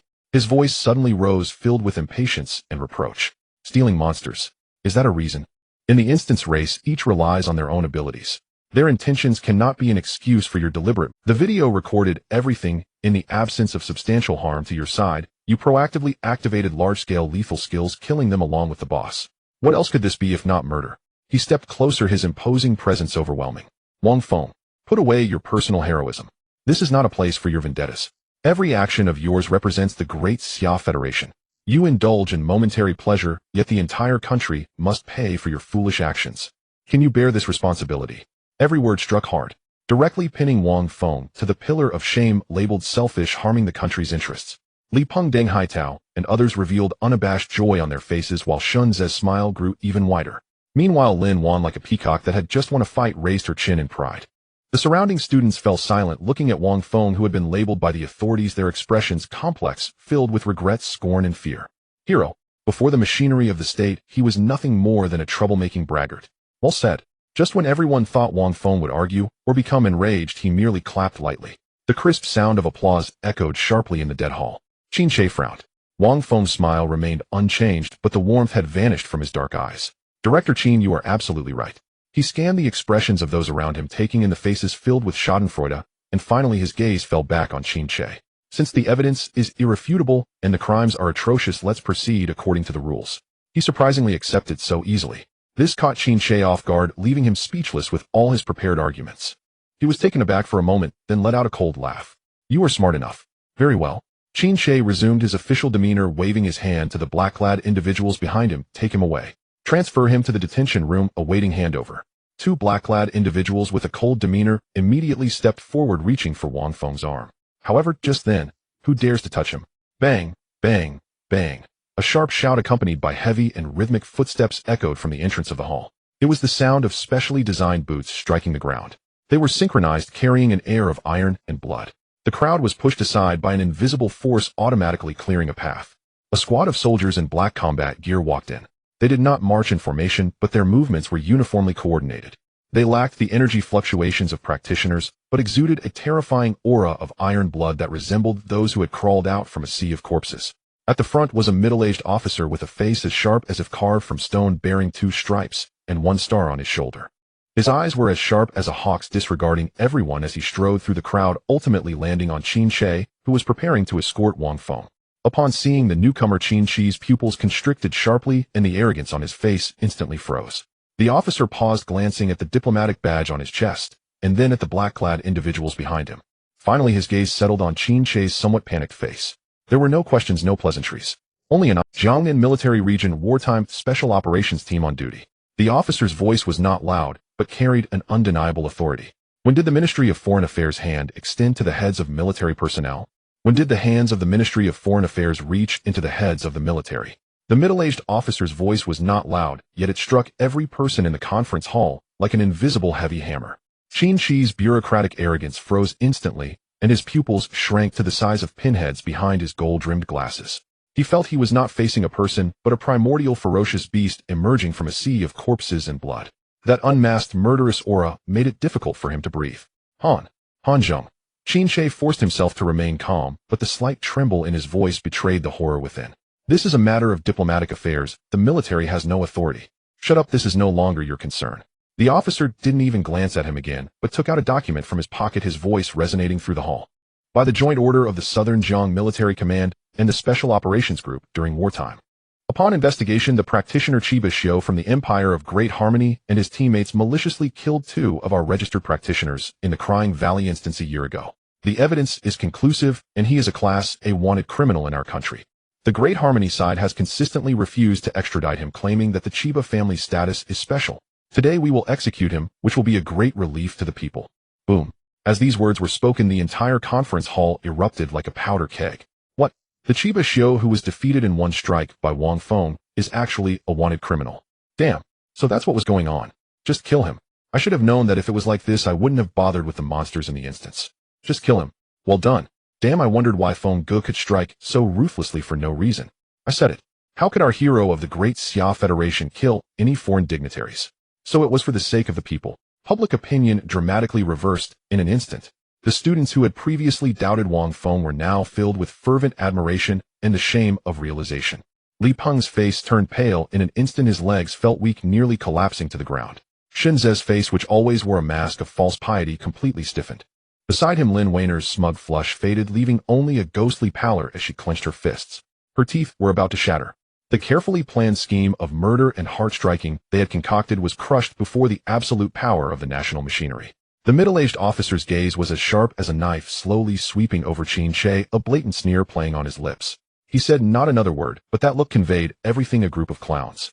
Then he turned to Wang Feng, his previously sharp gaze softened slightly, revealing a hint of subtle appreciation. Upon investigation, the Safety Production Small Team defended the glory of the Federation in the Path of Radiance instance, achieving the first kill, and made great contributions for the Jiangnan region. The military district has decided to reward 1. Team reward fund of 500,000 yuan. 2. Each member of the small team will receive a reward of 100,000 yuan. With these words, 2 soldiers stepped forward, one holding a metal box while the other held a plaque with red background and golden characters. On the plaque, the words "Glorious Home" shone brightly. The officer personally accepted the plaque and walked up to the still somewhat dazed Wang Feng, solemnly handing it over. Comrade Wang Feng, you decisively killed the Class A wanted criminal Chiba Shio during this operation, clearing obstacles for our subsequent actions, and your achievements are remarkable. This plaque is well deserved. Wang Feng. He looked down at the plaque in his hand, feeling its smooth texture and substantial weight. Bro. Did I really just become an officially recognized hero? And a glorious home. He instinctively looked at his teammates around him. Shirley, Lin Qingyuan, and Lin Qingyu all had faces filled with excitement and confusion. Feng Zhiyu. That girl was gazing at him with her beautiful light golden eyes wide open. She also wore a face of foolish confusion, even carrying a hint of shock, as if saying, wow, this is a good thing. Although she knew this girl had an extraordinary family background, her reach couldn't possibly extend from the Sichuan Chongqing region to the Jiangnan military district. Hiss, who was behind this? Wang Feng's mind involuntarily conjured the image of a stunning figure clad in white gauze, tall and graceful, with a tear mole at the corner of her eye. Song Lianqi. He smiled helplessly, stopped thinking further, straightened his back before the officer, and solemnly, thank you for the trust of the party and the country. As the military directly defined the situation, Qin Shi and his group were left standing in place, unable to walk or stay, becoming the joke of the entire scene. In a corner, unnoticed by anyone, the dazed Li Peng was taken away by the vice principal, who had rushed over, and what awaited him was a thorough investigation. Before leaving, the vice principal cast a cold sidelong glance at Lin Weiner, Shunzhe, and Deng Haitao. He dropped a remark, if you don't think I don't know what you have done, relying on your family background to act recklessly. With your butt so crooked, you should go back and reflect properly. Under that terrifying pressure, the three didn't dare to utter a single word, squeezing out of the crowd under the disdainful gaze of the entire school faculty and students. In the Jiangnan region, a vast and heavily guarded estate, a tall and handsome man who, despite being middle-aged, showed no signs of aging, returned home. Wang Qingsong, a woman of enduring charm and gentle demeanor, Lu Yueme, smiled as she approached, naturally taking off his suit jacket. In a good mood today? When you came back, your lips were almost touching the sky, Lu Yueme teased gently. Upon hearing this, the smile on Wang Qingkang's face instantly vanished, and he snorted coldly, regaining his usual authority. Nonsense. Lu Yueme covered her mouth and laughed lightly, not exposing him. Her gaze fell on a delivery box that had appeared on the coffee table, which was open, revealing a red plaque quietly lying inside. She certainly knew why her husband was in a good mood. During the day, the entire Great Xia Federation was broadcasting the news of the first kill in the Path of Radiance instance. That familiar name had left both her and her husband in silence for a long time. Wang Qingsong followed his wife's gaze, and upon seeing the plaque, a trace of undisguised joy flashed in his eyes, but his expression remained stern. What is this piece of junk? Who sent it? What's it doing here? He frowned, full of disdain. This color scheme is so tacky. Where can I put it? Oh. Lu Yueme pretended to be surprised. Then should I ask the butler to send it back? You dare? Wang Qingsong was immediately anxious, but after the words left his mouth, he felt he had lost his authority, quickly shutting his mouth and maintaining a cold expression. He strode over, personally picked up the glorious home plaque, weighted in his hand, and then turned to walk out of the estate. Lu Yueme curiously followed behind. Wang Qingsong arrived at the majestic front door of the estate, gesturing at the massive white jade-carved doorframe for quite some time, while muttering to himself. Hang it here. No, it looks too ugly. Hang it on the right. No, it blocks the family emblem. As he critiqued, he took out a giant sword with a dazzling golden blade from his personal storage space. This legendary weapon, which would drive any dual-wielding melee class crazy, was now held casually in his hand. Eventually, Wang Qingsong seemed to find the perfect spot, the very center of the estate's grand entrance. He continued to grumble, this doesn't match our Wang family's architectural style at all, really.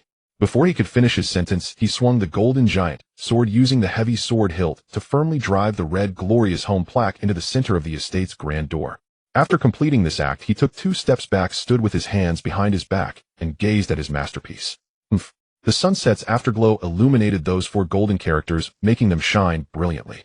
Wang Qingkang's face remained stern, but the slight upward curve of his lips unintentionally revealed the true emotions within him at that moment. Just returned to the resting room of the safety production small team, Wang Feng's phone vibrated. He swiped the screen, and there was a message from Xia Chuchu. That girl hadn't contacted him since they filmed the video last time. The message contained a screenshot of him grinning widely during the MVP replay of the instance, launching into a fit of laughter while activating the ahaha skill. Below the screenshot was a line of small text along with a sparkling eyed emoji. Choo-choo, brother Fengqi. Wang Feng looked at the crazed expression on his face in the screenshot, a smirk curling at his lips.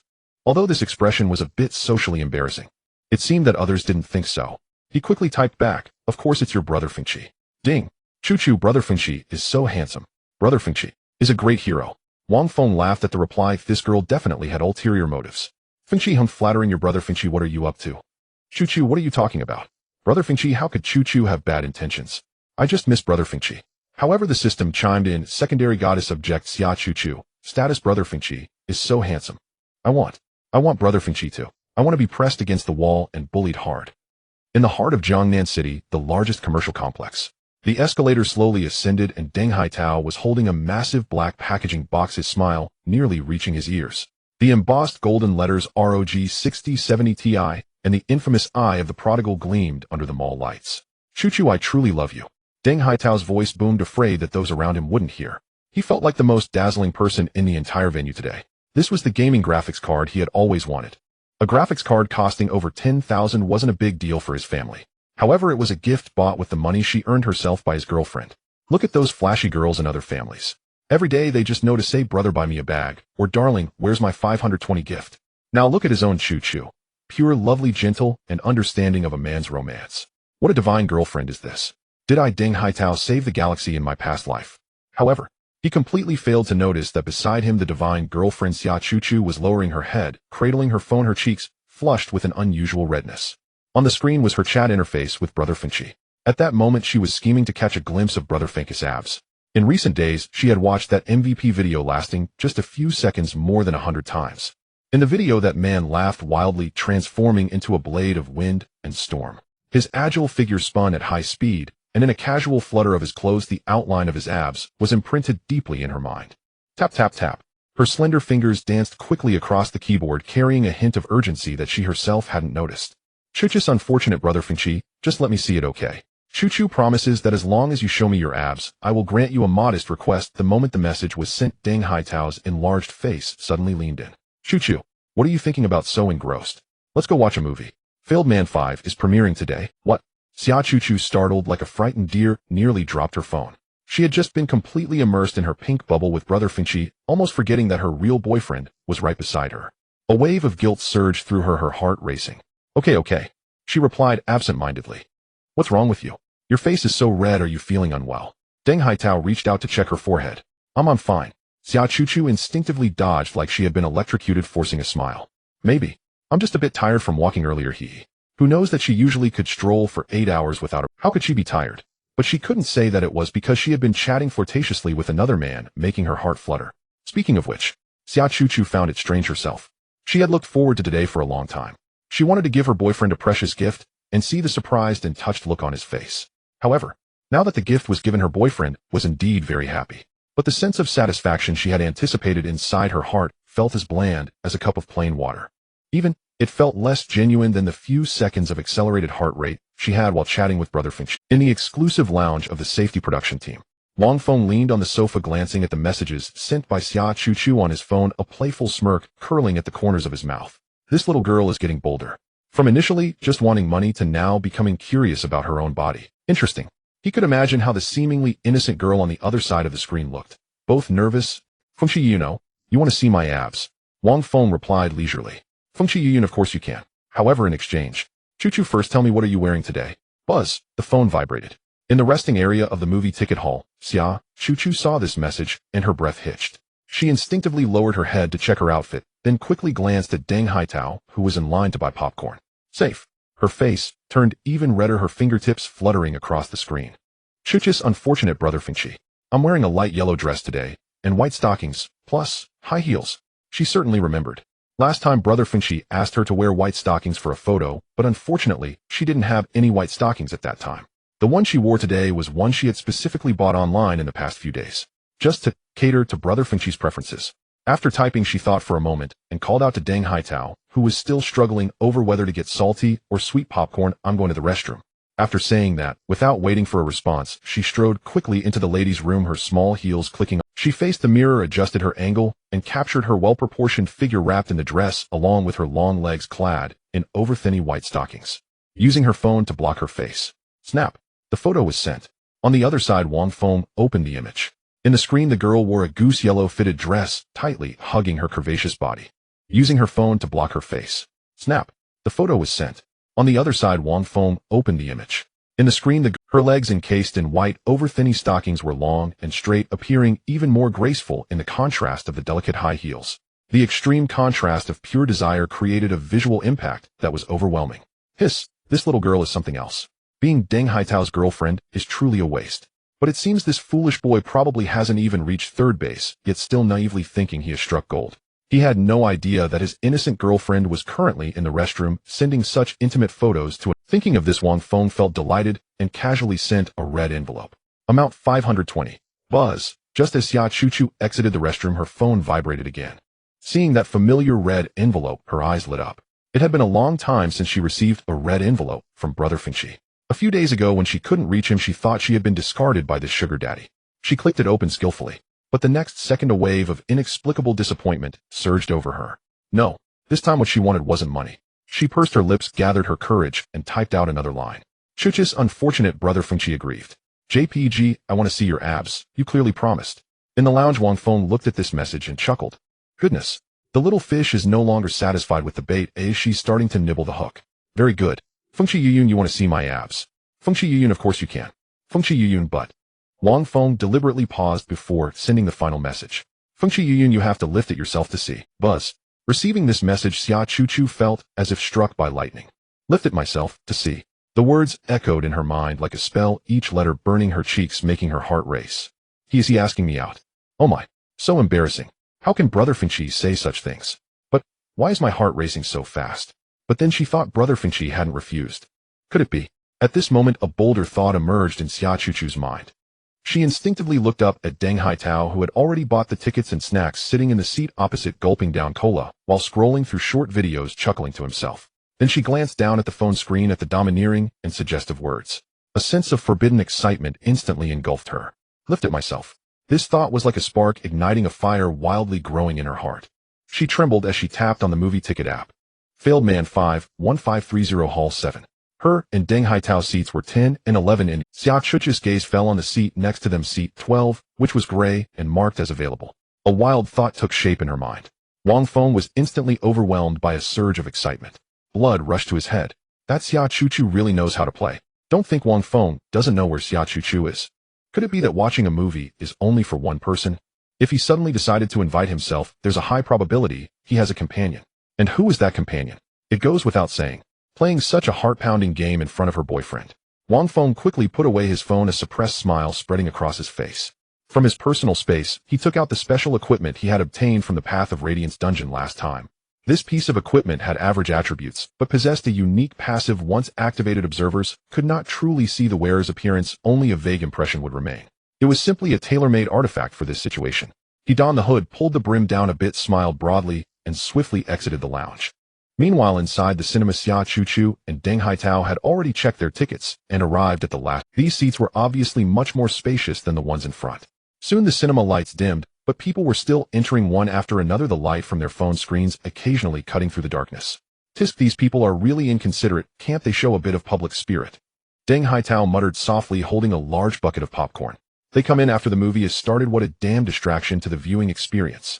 In reality, this movie, Failed Man 5, was one he had been eagerly anticipating.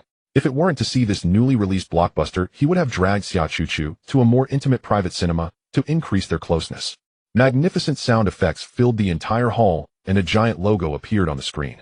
Deng Haitao placed the popcorn on the armrest between their seats, quickly tossed a couple of handfuls into his mouth, then took a big sip of cola, leaning back contentedly in his chair, fully focused on the film. What he completely failed to notice was that just as he was immersed in the shocking opening scenes, a tall figure emerged from the darkness, slowly walking down the aisle. Eventually, he silently sat down to the right of Xia Chuchu. Thump thump. Xia Chuchu was in a state of extreme excitement. She felt an unprecedented thrill. On her left sat her official boyfriend, who was currently intently staring at the big screen.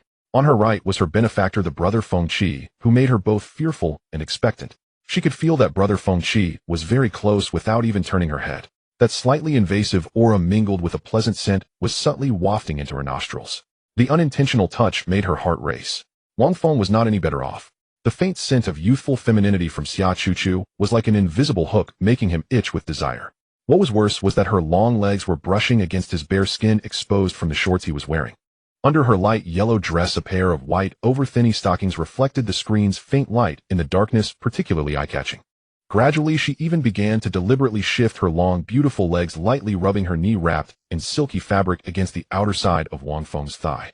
At that moment, in the row in front of them, a couple was becoming a bit impatient after the movie started. The guy even directly reached into the girl's top, squeezing gently. Soon the girl let out suppressed moans. Hey, stop it. We're in a cinema. The girl's voice was as faint as a mosquito's buzz laced with a hint of teasing. However, the guy ignored her, and his actions became even more intense. Hey, why are you going down there? Deng Haitao, who had been intently watching the exciting opening fight, was suddenly distracted by the commotion in front. Damn it, why are you guys not watching the movie and going to a hotel instead? What are you doing in the cinema?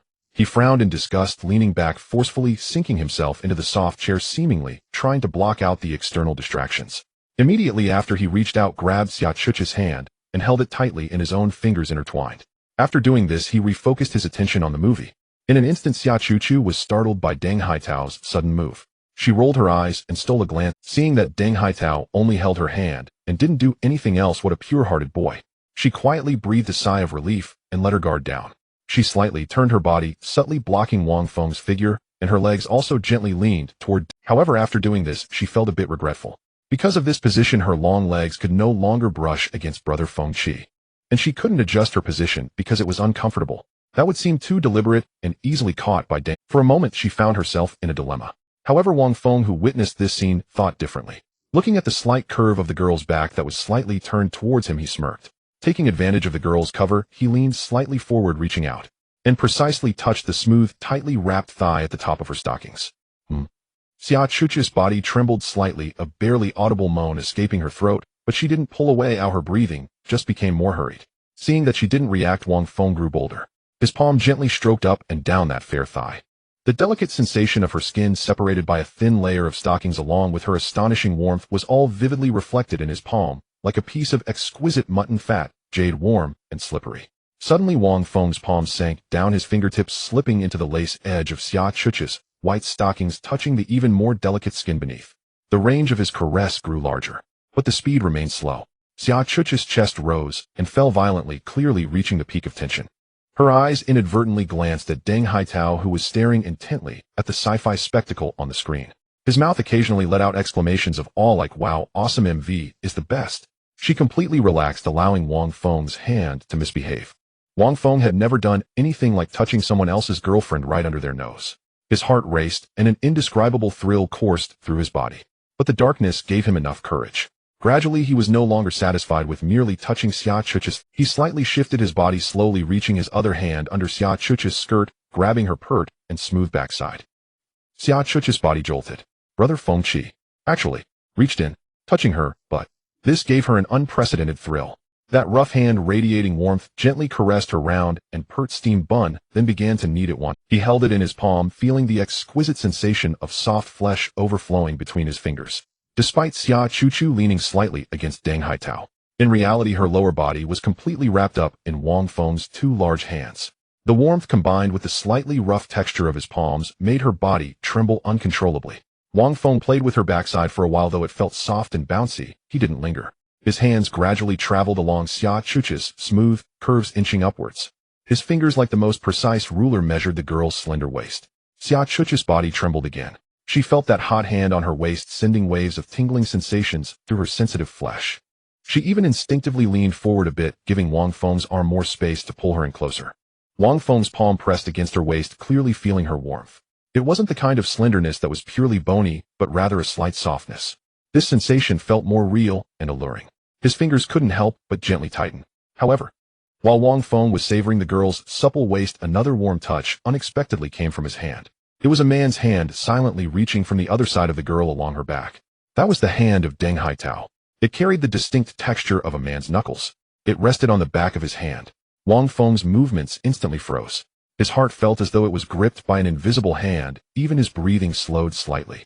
"Oh, bro, what are you doing? Did you notice this?" No way. If Deng Haitao had noticed something unusual, the hand reaching out would be a fist, not a hand attempt. Beside him, Xia Chuchu also froze. Even her rapid breathing was deliberately held back. The subtle tremor transmitted through their closely pressed bodies, clearly felt by Wang Feng's palm. In the darkness, that hand gently patted the back of Wang Feng's hand. Then it attempted to slip its fingers between his, wishing to intertwine their fingers. Wang Feng, he nearly couldn't hold back a laugh. "This fool. Although I know you think this is your girlfriend's hand, I really have no interest in intertwining fingers with a man." Deng Haitao was fully engrossed, staring at the big screen, where an intense battle was being played out with explosions and flames echoing. He was probably subconsciously trying to hold his girlfriend's hand amidst the thrilling plot. Instead, he perfectly grabbed Wang Feng, who was wreaking havoc on his girlfriend's waist. What the hell is this called? Precision targeting. A ridiculous comical feeling surged through Wang Feng's entire body like an electric current. He could even imagine the expression of shock on Deng Haitao's face if the lights in the theater were to suddenly turn on. He would surely add, "How's that, buddy? Baby, stop messing around." Deng Haitao's lips barely moved, his low voice mingling with the film's sound effects, almost inaudible. He seemed to sense that the girlfriend's hand wanted to withdraw, and instead, he gripped it tighter. "Your hand. Why does it feel a bit big?" He mumbled vaguely, but his attention was clearly still on the film, not delving deeper. Xia Chuchu was on the verge of breaking down. His left hand was held by his boyfriend. His waist and hips were controlled by Brother Fengqi. And now the boyfriend's hand was intertwined with Brother Fengqi's hand at her unseen waist. What the hell is this? Why don't we wrap this up after the movie ends? Shame, fear, and a touch of morbid excitement twisted together like 3 strands of rope, nearly choking her. She dared not move or make a sound, biting her lower lip, tightly swallowing everything back down. Wang Feng's gaze in the darkness was starting to falter. Not only was he not panicking, he actually found the game increasingly interesting. He didn't forcibly pull his hand away as that would alert Deng Haitao.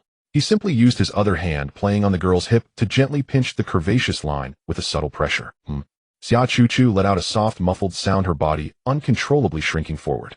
This tiny movement instantly caught Deng Haitao's attention. "What's wrong? Feeling unwell?" Deng Haitao finally spared a glance from the screen, looking at her with concern. No, I'm fine." Xia Chuchu's voice trembled, her cheeks flushed. "It's just a bit cold." "Cold?" Deng Haitao frowned, pulling back the hand that held Wang Feng, and instinctively wrapped his arm around Xia Chuchu's shoulders, drawing her closer to himself. "Is this better?" The theater's air conditioning was set so low. Opportunity. Wang Feng swiftly pulled his hand away the moment that big hand left. Crisis averted. But the game had only just begun. He could sense that although Xia Chuchu was held in Deng Haitao's embrace, her center of gravity and attention still leaned towards him. Specifically where she was focused. "You need not concern yourself." Her eyes, sparkling in the dark, glanced at him with a hint of pleading and shyness. Wang Feng's lips curled into a mischievous arc. He leaned close to Xia Chuchu's ear, his warm breath brushing against her sensitive earlobe. "Were you scared just now?" The girl shivered slightly, the fine hairs on her body standing on end. Without waiting for her answer, he continued in a voice only they could hear, slow and clear. "You said before you wanted to take a look yourself?" Boom. This sentence, like a fuse, instantly ignited all of Xia Chuchu's wild thoughts. She certainly remembered. This was the bold invitation she had mustered the courage to propose. And now Brother Fengqi was bringing this up again right next to her boyfriend. What did he want to do? Xia Chuchu's heart raced violently, nearly jumping out of her throat. Wang Feng didn't give her time to think. He grabbed her arm that hung at her side, unable to find a place to rest. That hand was cold, still carrying a fine sheen of sweat. Under the cover of Deng Haitao once again immersing himself in the movie world, Wang Feng guided her hand to his abdomen, pressing it against the thin fabric of his t-shirt. Hiss. Hard, hot, and defined. The sensation transmitted through his fingertips was 1,000 times more real and shocking than that fleeting glimpse in the video. The sharply defined contours of his abdominal muscles, when tense, felt like the hardest rock, containing an explosive sense of power. This was the body of a man. At this moment, Xia Chuchu felt as if she was about to burn up. Her brain turned into a mushy mess. All her sensory perceptions were focused on the right hand connected to Wang Feng. The left hand was held by her boyfriend Deng Haitao's warm palm, their fingers intertwined, symbolizing a pure romance. Yet the right hand was exploring the solid barrier-like abdominal muscles of another man.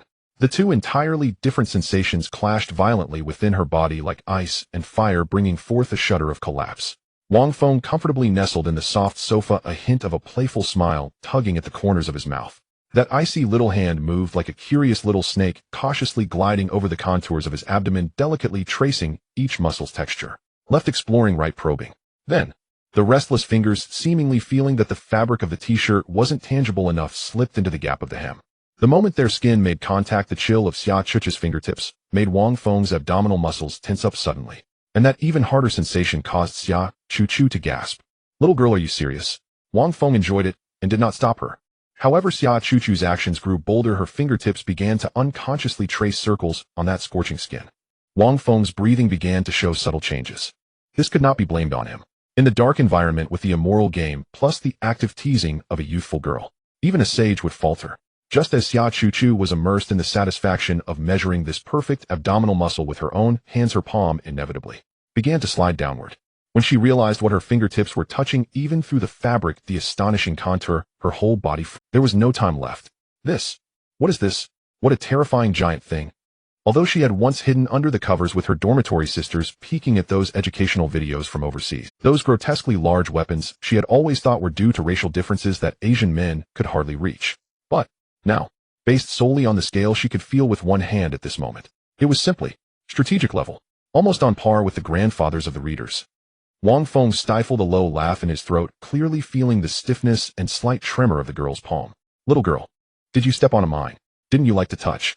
Let's see how you end this. He thought Xia Chuchu would immediately retract her hand like a startled rabbit obediently returning to that pure and well-behaved girl. However, ding. Secondary goddess Xia Chuchu's lust value 10, current lust value 50, accompanied by the system notification sound. Wang Feng was surprised to find that Xia Chuchu not only didn't retract her hand, but instead gently squeezed. She wasn't afraid. Her eyes, stealing glances at him in the dark, sparkled astonishingly, as if she had discovered a new continent. Shyness and fear were replaced by emotions named curiosity and desire for conquest. Did you step on a mine? No, for her this was a treasure found. Wang Feng's gaze turned strange. This Xia Chuchu has something. Then he felt Xia Chuchu's cool, slender fingers making a motion almost identical to his earlier gesture of slipping his hand into the white stockings. Her fingertips pressed against the edge of the athletic shorts. Then, tentatively, they slid inside. Wang Feng's body instantly tensed up. What the heck? Is this really happening? He could distinctly feel the delicate fingertips of Xia Chuchu. And what about Xia Chuchu? Her breath was already in disarray. When she realized what she was doing, she felt a surge of warmth rush from her tailbone to the top of her head. Boom. In the cinema, a violent explosion occurred on the screen, the immense roar and flames perfectly masking the startled gasp from the girl's throat. Wow. Awesome. Next to him, Deng Haitao was thoroughly enjoying himself, completely oblivious to his girlfriend's unusual behavior. He thought she was just as shocked by the thrilling fight scene. He excitedly exhaled a breath of turbid air and casually grabbed another handful of popcorn, munching it with a satisfying crunch. He quickly took another sip of cola, contentedly sighing. When he noticed that his girlfriend was making almost the same swallowing motion as he was, he thought it was amazing that their interests resonated. He exclaimed, "How lucky am I? I found a girlfriend who shares my interests. I told you it was good, didn't I, eh? Choo-choo." Saying this, he tightened his grip on Xia Chuchu's left hand, transmitting his excitement. Chuchu's face flushed red, her throat dry, and she managed to squeeze out two words through her teeth. Yes. She felt like she was about to burst. However, Deng Haitao was completely unaware that his girlfriend's body was subtly trembling at an almost imperceptible frequency. Wang Feng's gaze flickered in the darkness. The game was out of control. Or rather, from the moment Xia Chuchu made her bold move, the control of this game no longer fully belonged to him. This pure and innocent girl seemed to harbor a demon within her, filled with a craving for excitement. And Wang Feng was merely the one who inadvertently opened Pandora's box. He remained composed, because he realized that he no longer needed to guide her. Xia Chuchu's hand had begun to move with surprising dexterity. Those slender fingers explored up and down. Wang Feng's Adam's apple involuntarily rolled. This mischievous girl. Her boyfriend was right beside her, yet she was engaging with another man. However, no one noticed that Deng Haitao, despite his eyes glued to the screen, had begun to unconsciously squirm in his seat. His legs were tightly pressed together, his toes rapidly tapping on the ground. Ugh, damn it, I drank too much cola. The movie was at its most thrilling moment, the boss battle about to commence. How could he leave at such a time? There was still at least an hour left. He couldn't back down. Hold firm. The glory of the bladder rested on this one battle. Meanwhile, Xia Chuchu's eyes were fixed on the screen where the light and shadows shifted, figures flickering. Yet she was completely unaware of what she was watching. At this moment, she was engaging in an exploration akin to blindly feeling an elephant. And she was the blind person who just happened to touch the elephant's trunk. She had never considered that one could truly measure the shape of an object entirely through tactile exploration. It was terrifying. At this moment, Wang Feng was also stunned. The naive yet bold exploration of the youthful girl left him breathless, caught in a state of tension.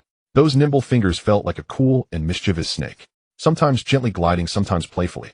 Ugh, so thrilling. Just as Wang Feng was pushed to the brink of emotional release, yet remained unable to reach that limit, suddenly, Deng Haitao, sitting next to Xia Chuchu, suddenly stood up.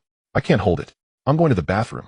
His voice carried a hint of tragic determination as he dashed towards the exit, without even looking back, legs crossed like a gust of wind. Wang Feng was left dumbfounded. Damn, that scared me. He glanced at the screen. It turned out the plot had entered the final calm before the storm. This Deng Haitao had accurately pinpointed the only moment in the film where one would need to relieve themselves. He exchanged surprised glances with Xia Chuchu, whose face was illuminated by the screen's light flickering in the dark, her bright eyes filled with panic and a hint of excitement. Wang Feng lowered his head. This girl's hand was still. A smirk of mischievous allure curled at the corner of his mouth. He leaned down, gently drawing closer to the girl's ear, his hot breath brushing against her sensitive earlobe, triggering a series of tiny shivers. In a voice only they could hear, he slowly and clearly uttered a few words. "Wanna try?" Boom. Xia Chuchu's mind exploded. Her entire being from her cheeks to her neck instantly flushed red. A battle between heaven and man. A battle between heaven and man. Thud thud. Thud thud. She could clearly hear the drum-like beat of her heart, each beat sounding like it was striking against the cliff of reason. Brother Fengqi. What did he say? Wanna try? How could it be? How could Brother Fengqi make such an outrageous request? But she had to honestly confront her heart. She was actually craving. Indeed, at the moment Wang Feng uttered those words, she felt her true thoughts emerge. A glimmer of panic, unease, and a perverse excitement arose. I'm actually craving. I'm such a lascivious woman. Deng Haitao. He must be rushing to the bathroom. How long will he take? 1 minute? 2 minutes? Or 30 seconds? I don't know. But is this the time to do this? Is this the time to think about this? In the dark cinema, with her boyfriend likely to return at any moment and the occasional cough from the seat beside her. All of this felt like chains binding her. Yet Wang Feng's words were like a key unlocking the door to her deepest desires. Behind that door was a self she had never seen before. Xia Chuchu slowly, gently closed her eyes, her long eyelashes fluttering like butterfly wings. Then she leaned down. Ugh! A deeply suppressed groan escaped from Wang Feng's throat. His hand uncontrollably wove through the girl's smooth hair, not too hard, nor too soft, kneading at the back of her head, fingertips even feeling the warmth of her scalp. He relaxed back into the soft sofa seat, every muscle in his body tensing and relaxing in this ultimate sin and thrill. Meanwhile, in the cinema's monitoring room, the staff responsible for safety were wide-eyed, their instant noodles forgotten. What? Dude, are you really playing this way? Didn't that girl just hold hands with the guy on the left who looked like a bull? How did she end up clinging to this handsome guy on the right the moment that dude left?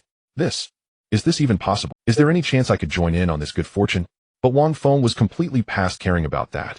He was already on the brink of explosion. With this extreme stimulation, the thrill of sin, and the fleeting opportunity. He felt as if his soul was about to be pulled from his body. He surrendered to the disaster, letting it flow freely. After an unknown amount of time, it felt as long as a century, yet merely a switch in a scene of the movie. Xia Chuchu sat up with a look of grievance. She furrowed her adorable brows, her cheeks flushed with an unusual rosy hue. Her eyes were watery like a small deer that had been wronged.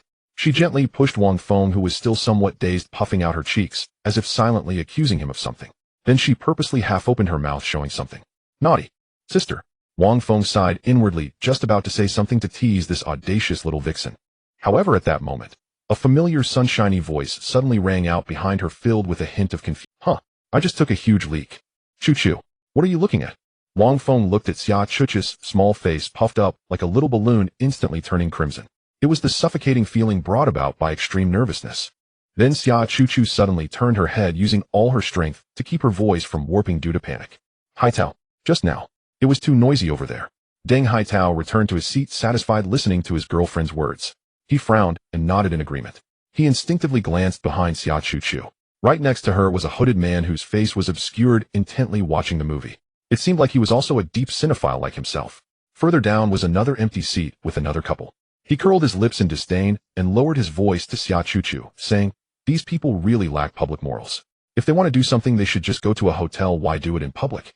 They're disturbing others from watching the movie." Xia Chuchu's cheeks flushed even more, as if they had been scorched by fire, her ears burning hot. She instinctively echoed, "Ah, yes. It's really terrible." Deng Haitao, not suspecting anything, just sniffed forcefully. "What is that smell?" The air seemed to be filled with a faint, fishy scent. Xia Chuchu's heart skipped a beat. She hurriedly grabbed Deng Haitao's half-full bottle of cola, twisted off the cap, and tilted her head back to gulp down a large mouthful, trying to wash away the odor. Hey, drink less. I just had too much cola and couldn't hold it in," Deng Haitao said, unsure if he was concerned about Xia Chuchu or worried about the cola. Huh. He let out a long breath and eagerly asked, "What part did it reach just now? Tell me." Xia Chuchu panicked, her mind going blank. Come on. She had no time to watch the movie. Nothing. Just some meaningless plot, a pre-war mobilization or something. She stammered, not daring to look at Deng Haitao. Deng Haitao's face lit up with joy, proud to say I knew it. Good thing I was quick. Haha, right. Xia Chuchu forced a smile that looked worse than crying. Wang Feng, overhearing their nonsensical conversation, nearly laughed out loud. This fool really was being played like a top by his girlfriend. He didn't even notice a thing. Soon as the movie's plot reached its climax, dazzling skill effects and deafening explosions filled the entire theater. Deng Haitao sat straight, his eyes glued to the big screen, nervously clenching his fists. He had completely thrown everything else out of his mind. Wang Feng initially thought that in this final phase of the movie he could leisurely enjoy this rare tranquility. However, Xia Chuchu beside him did not think so. That little hand, which had just retreated after a brief pause once again, rustled. Like a restless little mouse, it stealthily stretched out from between their seats. She seemed bolder than before. Those slender fingers skillfully slipped under Wang Feng's t-shirt hem, unabashedly caressing his body within the limited space. That feeling. It was as if this powerfully built body had become her personal toy to play with as she pleased. This girl. Is she addicted to touching men? Wang Feng's gaze flickered with amusement. He turned his head, glancing at the engrossed Deng Haitao from the shadow. He saw Deng Haitao with his arms crossed over his thighs, leaning forward, a serious expression on his face. All right, since the opportunity is so good, then I won't hold back. Wang Feng's arm moved.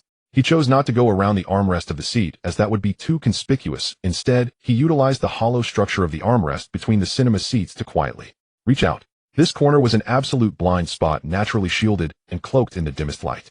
His hand accurately reached out again. Xia Chuchu's body jolted, and the little hand, wreaking havoc on Wang Feng's abs, instantly froze. Ding.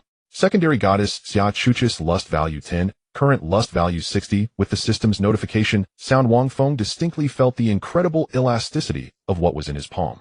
But his movements did not stop. His palm, like a snake, slithering between the gap of her buttocks and the chair, inch by inch began to descend. Soon, that slightly oversized palm was completely pressed underneath.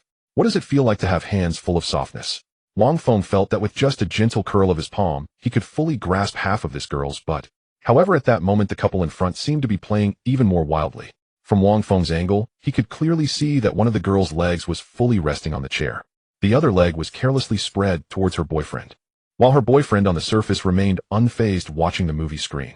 In fact, the other hand was furiously working on a combo. Wang Feng even saw the girl completely arching her head back, her brows furrowed, gritting her teeth. One hand tightly covered her mouth, fearing any sound might escape. Those thighs resting on the chair trembled like leaves in the wind. This scene clearly caught the eyes of the three in the back row. Deng Haitao was stunned. What the hell? Just to watch a movie? Why are there so many stories? Is this a live broadcast? He frowned, ultimately unable to tolerate this immoral behavior interrupting his enjoyment of the boss battle again. Maintaining movie etiquette, he leaned forward close to the ear of the guy in front, and in a sincere tone of someone who had been there said, "Buddy." The guy who was focused on his combo was startled by the sudden gruff voice from above, his whole body jolting. "I'll give you some money, can you two go take a room?" The guy's face turned beet red to the roots of his neck. But quickly he realized he was in the wrong, and was indeed affecting others, and he said, "Sorry buddy, never mind, we won't disturb you anymore." Saying this, he reluctantly withdrew from beneath his girlfriend's skirt. Then that guy made a move that left Wang Feng in awe. He wiped his fingers on his girlfriend's clothing. "What are you doing?" The girl was also embarrassed by her boyfriend's action, her face turning bright red, both shy and angry, punching him lightly with her small fist. Deng Haitao watched this explosive scene unfold before him, rolling his eyes in disdain. He turned back right into Xia Chuchu's face, which was so red it was about to drip blood. "Hey!" A surge of pride filled his heart. "Look, my girlfriend is still pure. Just from watching this little bit of live teaching she got so shy." He struck gold. However, he would never know the real reason that made Xia Chuchu feel ashamed and furious. Just thinking about the possibility that she might be treated in the same way by brother Feng Qi made her, ding. Secondary goddess Xia Chuchu's lust value 10, current lust value 70. Wang Feng, I heard you have a level water affinity talent, right? I've learned a lot. Xia Chuchu let out a hot breath, her eyes becoming dazed. She instinctively leaned her body closer to Deng Haitao, making it easier to arch towards brother Feng Qi. However, at this moment Wang Feng was no longer satisfied with just lingering on the sidelines. A suppressed, tearful moan escaped from the tightly clenched seams of her lips. "What's wrong, Chuchu?" Deng Haitao seemed to have heard something, finally shifting his gaze from the screen to his girlfriend beside him, puzzled. He saw that Xia Chuchu's body was slightly trembling, her pretty face unusually red, with even a hint of sparkle at the corners of her eyes. At that moment Xia Chuchu's heart stopped beating. "You are the true hero." The concerned voice of Deng Haitao rang in her ears like a bucket of ice water, dousing the almost boiling rationality of Xia Chuchu. She trembled violently, and the haze in her lustful eyes instantly regained a hint of clarity. It was over. She had been discovered. Xia Chuchu's heart nearly stopped at that moment. She could feel the finger of brother Wind that had been misbehaving under her skirt pause its actions due to the sudden question. Panic and shame tightly gripped her throat. She opened her mouth, but could not make a sound, her mind a blank. What should I do? How can I explain? Deng Haitao looked at his girlfriend's appearance, his brows furrowing even tighter. He reached out, intending to touch her forehead. "Are you feeling unwell? Why is your face so red?" "No, don't." Xia Chuchu nearly screamed as she dodged his hand, instinctively shrinking towards Wang Feng. Her extreme reaction left Deng Haitao's hand frozen in midair, his concern transforming into astonishment and a hint of confusion. Yet Wang Feng did not withdraw his hand. Instead, he pressed his finger lightly upwards. Ugh! Xia Chuchu's body trembled violently again, her legs instinctively coming together as a whimper escaped her throat. Brother Wind, please, don't. However, it was this very moment that sparked a fleeting excuse in her. She raised her tear-streaked face, gazing at Deng Haitao with glazed eyes, her voice trembling as she choked out, Haitao. I just feel that the male lead in the movie is so pitiful. He fought alone, sacrificing so much to protect everyone. Yet in the end, no one understood him. While saying this, Xia Chuchu sobbed, her long leg clad in white stockings still uncontrollably shaking. Even his most beloved girlfriend abandoned him. Her words were heartfelt, as if she had completely immersed herself in the role, deeply empathizing with the protagonist's tragic fate. Deng Haitao looked at her like this and instantly realized. Indeed, it turned out that Chuchu cried for. When he had seen that part earlier, he had been so angry that he almost wanted to jump into the screen and punch those fools. Unexpectedly, he never expected that Chuchu would share the same feelings. She actually understood. In an instant, the doubts and displeasure in Deng Haitao's heart vanished, replaced by an indescribable joy and sense of recognition. He found it. He had finally found his soulmate. Right. Chuchu, you feel the same way. Deng Haitao's eyes sparkled excitedly, grasping Xia Chuchu's other hand that was not controlled by Wang Feng. Those people are just a bunch of fools. They are completely unworthy of the protagonist's sacrifices. His excitement caused him to voice his thoughts louder than intended, attracting disapproving glances from a few people nearby. Haha. Deng Haitao realized he had misspoken and hurriedly lowered his voice, but could not hide the joy on his face. He was already calculating in his heart that once he returned to the dormitory, he would immediately find the premiere video and all the plot analyses to discuss thoroughly with Xia Chuchu. Deng Haitao, satisfied, redirected his attention to the big screen. The plot was entering the final, most critical 10 minutes. The boss's final form was about to emerge. Xia Chuchu let out a long sigh of relief, her entire being feeling as if it had been deflated.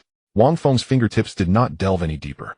They only lightly grazed one joint of his finger before stopping, because in that instant he clearly sensed a layer of resilient obstruction. Wang Feng grinned. He was very satisfied.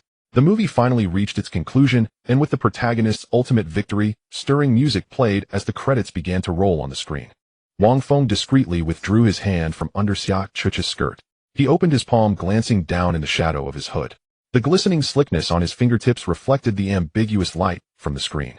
He gently pinched at the sticky texture, seemingly still holding the warmth of the young girl. The lights in the theater brightened, and the audience gradually began to rise and leave. Yet Deng Haitao remained steadfastly guarding his seat, his eyes glued to the screen, full of anticipation. Don't go, Chuchu. Usually with such a big production, there are definitely post-credit scenes. At that moment, Xia Chuchu just wanted to escape from this suffocating place, but looking at her boyfriend's excited expression, she could only weakly nod. Just then her phone in hand vibrated slightly. She unlocked the screen, and a new message popped up. It was from Brother Wind. Brother Wind, later, give me your underwear. Boom. Xia Chuchu's cheeks flushed, instantly burning hotter than ever. Give it to him. Although, she had previously sent him her intimate apparel at his request during online chats. But this time, it was different. She was still out and about, roaming the streets with Haitao. And, if her instincts were correct, that small piece of fabric had already absorbed the fluid she had released during her moment of loss of control. Brother Wind really is so lewd. This thought was quickly replaced by an overwhelming sense of shame and submission. She had never refused any of Brother Wind's requests, nor did she ever want to. Holding her phone, she imperceptibly nodded her head in the glow of the screen. Awesome. That post-credit scene was epic. Deng Haitao, still savoring the experience, pulled Xia Chuchu out of the theater, continuing to analyze the hidden plot clues in the post-credit scene, all of which Xia Chuchu could not comprehend. Wait, Chuchu, I need to use the bathroom. Deng Haitao exclaimed, slapping his forehead before hurriedly sprinting towards the men's restroom. This time he could finally let loose without any reservations. Xia Chuchu stood still, watching Deng Haitao's figure disappear around the corner. She took a deep breath, forcing herself to calm down, then pretended to casually glance around. Soon she spotted a familiar tall figure by a door marked fire exit not far from the theater exit, one that made her heart race. He was leaning silently against the wall, wearing a hood, seemingly having waited there for a long time. Xia Chuchu's heart. She quickly scanned her surroundings, confirming that no one was paying attention to her before, with a heart pounding in her chest, she lowered her head and quickly followed. Creak. The heavy fire door was pushed open and slowly closed behind her, isolating her from the bustling noise of the outside mall. The emergency exit was dimly lit, the air filled with a taste of dust, with only a few emergency lights casting a ghostly green glow. This place was seldom visited. When Xia Chuchu saw the tall figure turning around in the dim light, her body began to tremble involuntarily. In Wang Feng's gaze, the girl's face was pure, yet helpless. Her long eyelashes trembled nervously, her fair cheeks adorned with lingering blush. Under the faint light, they exuded an enticing hue. His gaze finally landed on her slightly parted, glistening cherry-like lips. The fullness of her lips shimmered invitingly, revealing a glimpse of her neat white teeth inside. How pure yet how lascivious was this girl! Wang Feng approached her step by step, his hood obscuring his. However, in Xia Chuchu's view, the remaining half of his face, with a jawline as sharp as a knife, bore a hint of an elusive smile at the corners. Unable to suppress the fluttering in her heart any longer, Xia Chuchu tilted her head and leaned in. The moment their lips touched, it felt as if a subtle electric current surged through her body. Xia Chuchu's lips were so soft. This was Wang Feng's first thought. Immediately after, an indescribable sweetness rushed into his mouth, mixed with the girl's floral fragrance. But beneath this sweetness there was a hint of. Wang Feng froze slightly. Damn, it was his own scent. Even a tiger doesn't eat its cubs. Before he could think further, the girl in his arms suddenly went limp, like a boneless puddle softly collapsing into his. Wang Feng instinctively wrapped his arms around her slender waist, while his other hand boldly covered her perky buttocks, kneading through the thin fabric of her dress. Ding. Secondary goddess, Xia Chuchu's, desire value 10, current desire value 90. It's the tipping point. Since that's the case, Wang Feng no longer held back. He slightly lowered his head, his tongue probing out effortlessly, prying open Xia Chuchu's teeth. Mew. Xia Chuchu let out a small cat-like whimper. An unprecedented, wonderful sensation instantly spread through her limbs. A wave of heat surged from her lower abdomen, and she felt it distinctly. Her body began to feel strange again. Ding. Secondary goddess, Xia Chuchu's, desire value 5, current desire value 95. What to do? Am I being too lascivious? Xia Chuchu thought desperately in confusion. Having been with Deng Haitao for so long, their most intimate action was just holding hands. But now, just being kissed by Brother Fengqi, she was toyed with. And her body had turned into this state. She felt so oblivious to modesty. But her body was very honest. She could only passively endure this kiss. Her small hands, even unconsciously, rose, caressing Brother Fengqi's solid and broad chest. Just as her arms wanted to wrap around Wang Feng's neck to welcome a deeper embrace, Wang Feng suddenly, the feeling abruptly stopped. Xia Chuchu opened her eyes in confusion, her gaze watery, filled with unfulfilled desire and bewilderment. Little girl, are you almost there? Wang Feng looked at her expression, a wicked smile tugging at the corner of his mouth under the hood. I won't let you feel comfortable. He said nothing, only gestured toward her lower body. Xia Chuchu shivered all over. Of course she understood what Brother Fengqi meant. It's that pair of panties. But why? Why does it feel like this? That feeling of being suspended in midair, neither up nor down on the brink, yet not getting released. It was exactly like that night when he teased her with words. Brother Fengqi, why does he always? Suddenly a crazy, wicked thought flashed through Xia Chuchu's mind. This thought made her tremble with excitement. It could lead her to complete downfall, unable to return. But the kind of revenge-like extreme temptation was utterly irresistible. Following that, under Wang Feng's slightly surprised gaze, Xia Chuchu made a move that left him dumbfounded. She slowly turned around, presenting Wang Feng with a graceful silhouette. The light yellow fitted dress perfectly outlined her delicate waist and the curve of her round, perky buttocks. Then in front of Wang Feng she slowly bent down. Her hands reached under the already short hem of her skirt, probing inside. This action caused her to lift her, but high the already tight skirt stretched roundly, forming a full and alluring curve like a ripe peach. Wang Feng's throat involuntarily bobbed. Then he clearly saw those slender fingers under the shadow of the skirt, accurately hooking the edge of her panties. Next, the narrow white fabric slowly slid down her smooth, tight thighs. As she passed her slender calves, Xia Chuchu deliberately did not squat down, but instead tightened her buttocks, causing the already short skirt to completely rise to her waist.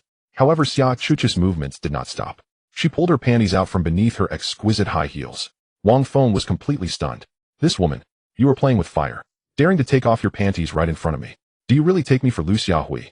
At this moment, one thought occupied his mind. Right here, give her a hard one.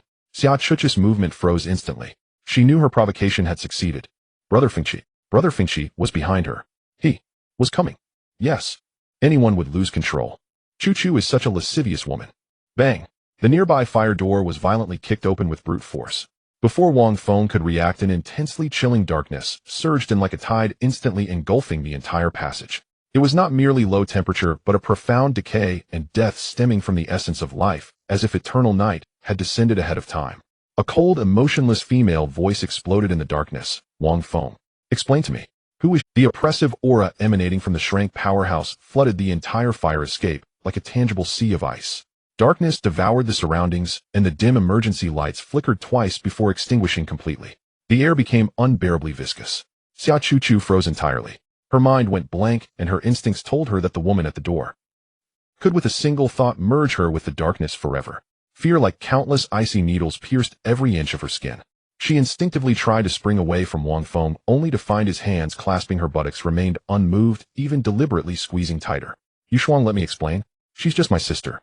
Wang Feng wanted to say that, but the current situation hardly seemed appropriate. His hands gripped a pair of bare rounded buttocks, his lower body, separated only by pants, wedged firmly into the girl's cleft, poised and ready. Anyone hearing this would think he was trying to fool an idiot. Yet Wang Feng's heart was undisturbed, because the moment Su Yoshuang kicked the door open, the pink panel before his eyes had refreshed. Target Su Yoshuang, affection 100, until death, lust 30, status extremely enraged. She risked life and limb clearing dungeons for you, yet you sneak around behind her back indulging in such inferior goods. And you didn't even invite her. Affection at 100, never to decrease. It was simply unreasonable. The curve of Wang Feng's lips grew even more amused. He knew that even now, if he demanded a threesome with this shrank female warrior pushing from behind, she would comply, even proactively unlocking more novel plays. But now was not the time. Deng Haitao could show up any moment, and that scene would be truly hard to manage. Slap, slap. Wang Feng lightly smacked Xia Chuchu's bottom twice. The crisp sound echoed in the silent corridor. Xia Chuchu shuddered, snapping back to reality. She finally broke free from Wang Feng's grip, turning back in terror to glance at the frost-faced, soul-freezingly beautiful woman, nearly collapsing in fear. Wang Feng's gaze, however, remained locked on Su Yoshuang, as she approached step by step, appreciating the stunning curves outlined by her dark purple high-cut combat suit. One of his hands still hadn't left Xia Chuchu's bare bottom, greedily squeezing it a couple more times. Go, Wang Feng said to Xia Chuchu, as if dismissing a kitten. Xia Chuchu pardoned, as if by amnesty, hurriedly bent over to pick up her fallen underwear. But just as her hand touched the damp fabric, Wang Feng was quicker, snatching it from the floor and stuffing it into Xia Chuchu. Her eyes widened in disbelief. Give it back. How could this be? Caught in the act, and he steals her panties. Brother Fengqi is a complete pervert. But she dared not linger another second. Bursting into tears, she fled at full speed, barely brushing past the wall under Su Yushuang's icy, dismissive gaze, escaping this arena of slaughter. The fire escape door closed again. Now only the two of them remained. So, you're into this kind of thing. Su Yoshuang finally walked up to Wang Feng, lifting her fair chin. Her amber eyes churned with complex emotions, anger, grievance, and above all, possessiveness. Wang Feng said nothing, only smiled. If Xia Chuchu was a pure, innocent girl waiting to be plucked, then Su Yoshuang was a ripe, juicy peach ready to burst with sweetness. She possessed both the firmness of a maiden and the full voluptuousness of a mature woman. He pressed forward without hesitation, pinning her against the cold wall. What? Just came out of a dungeon. Wang Feng wrapped one arm around her impossibly slender waist, while his other hand slid with practiced ease over her Venus-like flat, taut belly, roaming over the smooth, silk-like combat suit. His fingertips quickly found a small zipper pull from her front, hidden in a private place, and reached back to touch it. He pulled it forward. Rip! A soft sound, and the combat suit perfectly encasing her pert peach-shaped bottom split open at the most hidden seam. In that hidden valley, a strip of extremely narrow white thong fabric was deeply embedded in her plump flesh. Wang Feng hooked the thin string, gently tugging it outward, completely ignoring Su Yushuang's flushed cheeks and rapid breaths. You let her get away. He leaned close to her ear, his voice low and husky. Now you have to take responsibility for putting out my fire. A storm of passion swept through. In the end, Wang Feng couldn't bear to start a session outdoors with such a beautiful goddess. Inside the apartment, only heavy breathing and lingering afterglow remained. Days of pent-up desire were finally released to the fullest. Ding. Detected deep connection with goddess Su Yoshuang. All her entries unlocked. Obtained a primary enhancement effect. Random skill level 1. Skill Ahahaha primary upgraded to Ahaha intermediate. Effect: when using the skill Ahahaha, a powerful force field will be generated at the skill's center, dragging all targeted entities towards it. Wang Feng was speechless. He never expected this skill to level up first. A warm, tight, and voluptuous body lazily pressed against him sideways, her slender fingers drawing circles on his solid chest. Been through a lot of dungeons these days. You look thinner. Wang Feng caressed her delicate, sweat-slicked skin, asking softly. Su Yoshuang buried her face deep in his chest, inhaling his scent mixed with sweat, and her voice carrying a satisfied nasal tone. It's not hard. But if I come back and catch you fooling around again, I'll really ignore you. Even as she said this, her body clung tighter. Wang Feng smiled without answering. He knew the shelf life of this ignore you wouldn't exceed 3 seconds. Oh, by the way, I came to tell you something important. Su Yoshuang suddenly looked up, her expression turning serious. Oh, it's about Su Yue. Su Yue. Wang Feng's eyes turned cold. That woman. He hadn't heard news of her in a long time. Since he crushed her dignity at the party last time, had heard she was on the verge of a mental breakdown and had taken a leave of absence from school. What about her? You're not here to plead for her, are you? Wang Feng's tone held a hint of mockery. Su Youshuang immediately shook her head, her gaze firm. I know what she did to you is unforgivable. I won't plead for her. She paused, her tone turning grave. But this matter concerns my mother. Wang Feng raised an eyebrow. Su Youshuang's mother. That title was a bit delicate. Back when he was dating Su Youwei had jokingly called her mother-in-law. Now, from Su Youshuang's side, it seemed, he still had to call her mother-in-law. Oh, what's wrong with mother-in-law? Wang Feng called out instinctively. Hearing this, Su Youshuang's cheeks flushed with two rosy clouds, her eyes growing even more tender, but she quickly returned to the main topic. My mother took Su Youwei away for a special bloodline training. If she succeeds, her brank ice vein talent might directly evolve into Shrank. A bolt from the blue. The information in this sentence was enormous. First, talents could be upgraded postnatally, and a leap from brank to Shrank at that. This meant Su Youwei, a defeated opponent, could re-emerge as a formidable enemy in an entirely different guise. Second, that thoroughly devoted housewife mother-in-law whom had only heard of in rumors was clearly not simple. I know you're confused. Su Youshuang seemed to read Wang Feng's thoughts, taking the initiative to explain. Actually, Youwei's ice vein talent is just a lower branch of Shrank talent. That complete talent is called Eternal Frost Heart. To awaken the Eternal Frost Heart, one must complete a trial in an extremely harsh secret realm. It said. The success rate is less than 10%. At this point, she quickly hugged Wang Feng tighter, urgently assuring him, but don't worry. Even if Youwei succeeds, I will never let her hurt you again. Looking at the plump body in his arms, anxiously explaining, a wave of warmth surged in Wang Feng's heart. He pinched her cheek and smiled. Why would I worry? His voice was gentle, yet carried undeniable confidence. As long as you're by my side, nothing else matters to me. These simple words seemed to hold a certain magic. Hearing this tender speech, Su Youshuang's eyes seemed to melt into threads, dissolving in his embrace. However, the next second, Wang Feng rolled over, reclaiming the dominant position.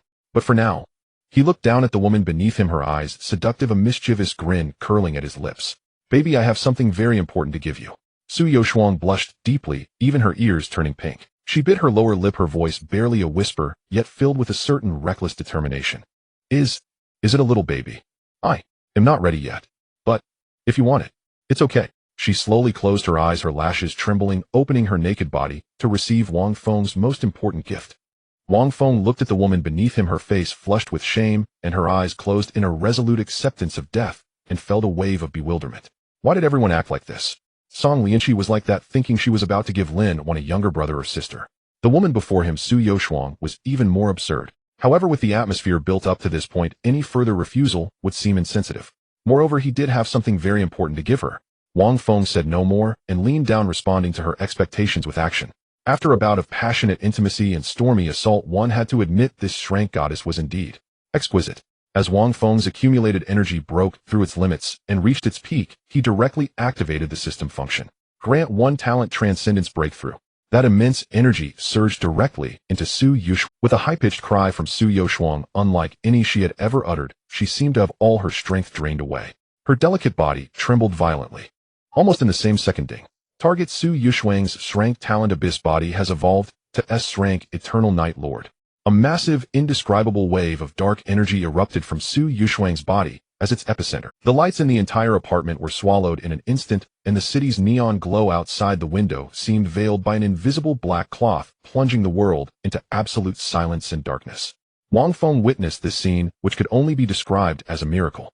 Su Youshuang's originally lustrous black hair began to rapidly lose its color from the roots, turning into a dazzling pure white within a fraction of a second, like a waterfall condensed from moonlight, radiating a cold brilliance in the darkness. Next was her skin. Starting from her smooth forehead, deep dark patterns spread outward, like living things, quickly covering every inch of her skin. It rapidly transformed into a wondrous texture resembling the vast cosmos. A profound darkness adorned with countless tiny, slowly drifting points of light, as if she were wearing the entire starry sky. With a faint hum of energy, a set of ornate and mysterious dark gold streamlined soft armor materialized out of thin air. The armor plates precisely wrapped around her body, yet her chest, lower abdomen, and inner thighs were left exposed. It both accentuated her breathtaking perfect curves and exuded a dangerous and noble aura that kept others at a distance. At this moment, Su Youshuang's brows no longer held any trace of the tenderness and submission she had shown on the bed. She slowly opened her eyes, now pure black and devoid of emotion, like a deity descending from eternal night, overlooking all beings. Only Wang Feng, through the pink panel before him, could glimpse the truth of this goddess. Target Su Yoshuang affection 100 until death talent eternal night Lord S rank status talent evolving. Extremely joyful and adoring of the divine grace bestowed by you, yearning to dedicate everything to you completely. Newly unlocked skill list Eternal Nightfall Eternal Night Domain Annihilation Blade Return Abyss Shackles Void Walk. A satisfied smile curved at the corner of Wang Feng's mouth. The leap from strength to S rank was a qualitative leap representing that Su Yushuang's potential had been elevated to a new level, one that was rare even within the entire Xia Federation. And such a future supreme powerhouse was now in the most intimate way united with him. The phenomenon of the advancement came and went quickly. When the light in the room returned to normal, Su Yoshuang still maintained her transformed, eternal Night Lord form. She looked down in slight confusion at her hands, which resembled works of art from the stars, then slowly raised her head and gazed at Wang Feng with her dark golden eyes. The coldness of divinity and the warmth of a woman intertwined in her gaze, creating a strange charm. Wang Feng said nothing, then reached out with interest, his fingertip lightly tracing the dark gold armor above her lower abdomen, which had a cold metallic texture. The touch was hard, yet perfectly fitted. He followed the edge of the armor, found the gaps between the plates, hooked his finger gently, and moved with a thought. With a soft click, the seemingly indestructible armor disintegrated like a toy, turning into specks of light that vanished into the air. With the armor gone, a flawless, starry divine body was completely exposed before Wang Feng. It was no longer human skin, but a work of art made of pure darkness and starlight. Every inch radiated a faint luster, as if a mere touch would stain one with the dust of the entire universe. Wang Feng couldn't resist leaning down and placing a kiss on that starry, smooth lower abdomen. Su Yushuang's body trembled slightly beneath her white hair, and a suppressed moan escaped her throat. How does this form feel? Wang Feng raised his head and looked at her. It feels full of power. Su Yushuang's voice also carried an ethereal quality. As if I could easily tear everything apart. Is that so? Wang Feng smiled, rolled over, and pressed this divine body beneath him again, whispering in her ear, then let me see whether your power or mine is stronger. This time it was no longer a simple release of desire, but more like an exploration of the unknown. What would it be like to have a deep connection with an S-rank talent? As it turned out, this feeling was indescribably wonderful. When everything settled into calm once more, the new system prompt arrived as expected. Ding. Deep connection detected with an S-rank talent. Skill acquired, blade return beginner. Wang Feng was in high spirits and immediately focused his mind, checking the newly acquired skill in his system interface. However, when he found the skill icon, he was stunned. In his skill list, a new entry had appeared. Unarmed beginner Wang Feng. Unarmed. Wasn't it blade return? How had the name been locally censored? He tried to activate this skill called unarmed and immediately felt a sense of stagnation different from using previous. How did it change when it came to me? Wang Feng frowned. Although the system was powerful, its occasional mischievous quirks were truly speechless. It seemed the specific use of this skill would require some time to study. Just then, a sudden urgent phone ringtone shattered the intimate and quiet atmosphere of the room. Meanwhile, by the Jin Lake in Jiangnan at the Song family garden, this vast estate was eerily silent at this moment. All the servants were keeping their distance, fearing the nearly palpable aura of murder emanating from the main residence. In the center of the living room, Lin Weiner stood straight, her body trembling like a leaf in an autumn breeze. Before her, seated on the main sofa, was a stunning figure clad in a flowing white garment. It was the sword saint Song Lianqi. At this moment, her face was overshadowed by a thick layer of frost, the murderous aura causing the temperature in the entire living room to drop several degrees. Lin Weiner. Song Lianqi finally spoke, her voice devoid of any warmth, filled with an unshakable disappointment. You have truly disappointed me beyond measure. Hearing her mother's words, Lin Weiner trembled even more violently. She bit her lip hard, her nails digging in. Hatred. A tidal wave of hatred surged within her. Why? Why did her mother know that she had used her connection to trouble Wang Feng by reaching out to Qin Shi from the Ministry of Foreign Affairs? Could it be that useless Qin Shi spilled the beans? She hated it. Why did her mother persistently protect that Wang Feng? The man discarded like trash by Su Yue. She hated it. But facing the Sword Saint's pressure, she could only squeeze out a few words. I'm sorry. Sorry. Lin Weiner's words were interrupted sharply by Song Lianqi. Shouldn't you be apologizing to me? Your actions have caused me immense shame. Song Lianqi suddenly stood up, her tall figure imposing a pressure that made Lin Weiner instinctively take a half step back. You should apologize to Wang Feng. Apologize? To that useless man. I am the daughter of the Sword Saint. This statement pierced Lin Weiner's taut nerves like a needle. She screamed hysterically, her voice sharp and piercing. In an instant, it seemed the entire estate was filled only with the echo of her screams and the sound of the wind outside. Why? Lin Weiner's eyes turned red, tears mixed with unwillingness streaming down her face. Why do you always protect that garbage that even Su Yue doesn't want? What kind of spell has he cast on you? Why? Song Lianqi looked at her seemingly deranged daughter momentarily at a loss for words. Am I supposed to say it out loud? That as the esteemed sword saint of the great Xia and national powerhouse, I have been seduced by a man almost the same age as my daughter. To say that the reason she defended Wang Feng was to ease the relationship between them, so that one day, she could truly accept this man into her home. How could she possibly say that? To admit in front of her daughter that she was trying to find her a father and that he was a peer, it was too shameful. Shut up. Song Lianqi trembled with anger at her daughter's words, trying to cover her. She could only raise her voice even louder. Look at what you have become. No matter what, Wang Feng is a hero who secured the first kill for our great Xia Federation, protecting our strategic resources. In the future, countless professionals from Great Xia will benefit from his achievements. What kind of bull hero? Lin Weiner completely lost it, screaming without thinking. He was just lucky. If it had been me, if my team had faced someone from the Great Harmony Empire, I could have killed them. I could have cleared it. I could have secured the first kill. The one who should have become the hero was me. Me, the future. Song Lianqi was dumbfounded. She looked at her utterly unfamiliar daughter, hardly believing her ears. When did she become this naive? With her mediocre skills and a disjointed team, she thought she could achieve the first kill. It was simply a fantasy. Shut up. Song Lianqi, unable to contain her anger, snapped. Bam! In the air, a gray-white sword energy instantly coalesced into a soft whip, cutting through the air and striking Lin Weiner's face fiercely. Ah! Lin Weiner let out a cry of anguish, a clear red mark instantly appearing on her fair face. Do you know why your talent has remained stagnated at grade A, unable to progress? Song Lianqi's voice was cold and piercing, filled with a heartbreaking frustration. Because your sword heart has never truly been clear. It is filled with jealousy, arrogance, and pride. You do not possess a pure sword heart at all. Yet Lin Weiner did not absorb a single word of this heartfelt teaching. She covered her stinging face in disbelief, her eyes wide open. You actually hit me. Song Lianqi looked at her daughter's obstinate expression, feeling an uncontrollable surge of anger rise to her head. After all this time, the crux of the issue was this. I hit you, this ungrateful child.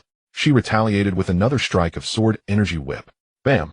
The other side of her face instantly swelled up in symmetry. Ah! Lin Weiner covered her burning cheeks, letting out an even more heart-wrenching scream. You never cared for me since I was young. Other people's parents go to great lengths to pave the way for their children, to support their children. What about you? What have you done for me? As the sword saint of Great Xia, a single word from you could provide me with countless resources. If it weren't for my insufficient level and poor equipment, would I have failed in the dungeon? That first kill was supposed to be mine. But you ignored me completely. You have never seen me in your eyes. In your eyes, I am just a burden that prevents you from marrying off. I hate you. Lin Weiner shouted, suddenly turning around and slamming open the heavy door of the estate, running out like a madwoman. In the living room, only the wind was left to mess with Song Lianqi. Her chest heaved violently, and after a long while she let out a long sigh. She knew that in order to temper her sword heart and guard the borders, she had indeed neglected her daughter too much over the years. But when would her daughter truly understand this good intention? Song Lianqi wearily sat back on the sofa and quietly picked up her phone. The screen lit up, revealing a screensaver of Wang Feng's manic and charming smile captured during his aha moment in the dungeon. The young man was full of vigor, looking down on everything. As she gazed at this face, the frost on Song Lianqi's face melted away, without her noticing, replaced by a complex tenderness. She extended her delicate fingers, gently caressing the contours of the young man's abs on the screen. She felt a familiar warmth rising from deep within her abdomen alongside her solid and pure sword soul. Once these two completely opposing forces were the source of her greatest pain. The awakening of the demon bloodline was the biggest stumbling block in her pursuit of the pinnacle of the sword path. But ironically, it was precisely because of this tremendous resistance that her sword heart was tempered to be incredibly pure and solid. And now, with Wang Feng's appearance, her sword heart evolved into an even purer sword soul, even managing to gain perfect control over her demon bloodline. All of this was thanks to this man. As she pondered, two flushes appeared on Song Lianqi's cheeks. She felt a familiar heat begin to rise within her body. One hand uncontrollably slowly reached beneath her light veil. Jiangnan Academy. Wang Feng stepped closer to Lin Xingyu. What are you doing? Lin Xingyu felt a bit uneasy under his gaze and instinctively stepped back. Wang Feng grabbed her wrist and pressed her down onto the table, leaning forward and casting her into his shadow. His face was very close, so close that his warm breath brushed against Lin Xingyu's sensitive pointed ear. You just interrupted my good thing. Wang Feng deliberately lowered his voice, mimicking a domineering CEO's magnetic tone. As for you, my dear little lamb, how will you compensate me? This sudden wall slam and cheesy line instantly turned Lin Qingyu's cheeks red to her ears, even her pointed ears blushing pink. I. Her mind went blank, her heart racing as if it would leap out of her throat. Just then, swish, a black shadow with a sharp sound of slicing air rushed from behind Wang Feng. Bam! Ah! Wang Feng let out a piercing scream, his body arching like a cooked shrimp before crashing to the ground. He felt a burning pain in his back as if it had been seared by a heated iron. At the entrance, Feng Zhiyu was grinning maliciously, holding a nearly 5-meter-long black whip. The material of the whip looked impressive, gleaming with a glossy sheen under the light. She lightly struck the whip in her palm, producing crisp sounds of snap-snap. Next time I see you bully our Qingyu, Feng Zhiyu flashed a devilish smile, her ample assets swaying slightly. I will make you kneel and call me mommy. Wang Feng grimaced. I can already shout. No need to hit me. Wang Feng lay on the cold floor in a big shape, trying to relieve the excruciating pain in his back with the low temperature. That damned woman. When did she appear? From an awkward angle, he shot a vicious glare at Feng Zhiyu's rather spectacular southern hemisphere, accentuated by her bending over. Despicable woman. Wang Feng cursed vehemently. Sooner or later, I will tear off those pesky things of yours and use them as balls to kick around. Feng Zhiyu paid no mind to his curses, strutting over like a victorious rooster, confidently taking her seat at the head and banging the table. All right, stop playing dead. Get up and start the meeting. Wang Feng gritted his teeth and climbed up, discovering a gruesome gash on the back of his t-shirt from that last whip. What's the rush? He asked, irritated. You see for yourself. Feng Zhiyu opened the massive projection in the lab. On the projection, a golden system announcement was looping. Congratulations to the Dawn Sword team on successfully clearing the 180-level extraordinary dungeon. Azure remains in 54 minutes and 13 seconds, setting the fastest record for this dungeon. The projection shifted to replay the MVP highlights. In the footage, a well-coordinated team dealt the final blow to the Bone Sovereign. Leading the charge was a silver-haired half-elf woman with an icy complexion, Su Qingxue, from the Student Council's Discipline Department. In front of her, the damage dealer Deng Haitao, the main tank Xinzhe, and Lin Weiner. These people actually got into the top 3 for speed. Wang Feng was somewhat surprised. Not just the top 3, Feng Zhiyu pointed at the timer. 54 minutes. This result is currently ranked first. Looks like that Su Qingxue really has some skills. Just then, the MVP replay zoomed in on Deng Haitao, who delivered a savage punch that crushed the Bone Sovereign. Then he turned to the camera, revealing an extremely arrogant and provocative smile. Wang Feng, I know you're definitely watching.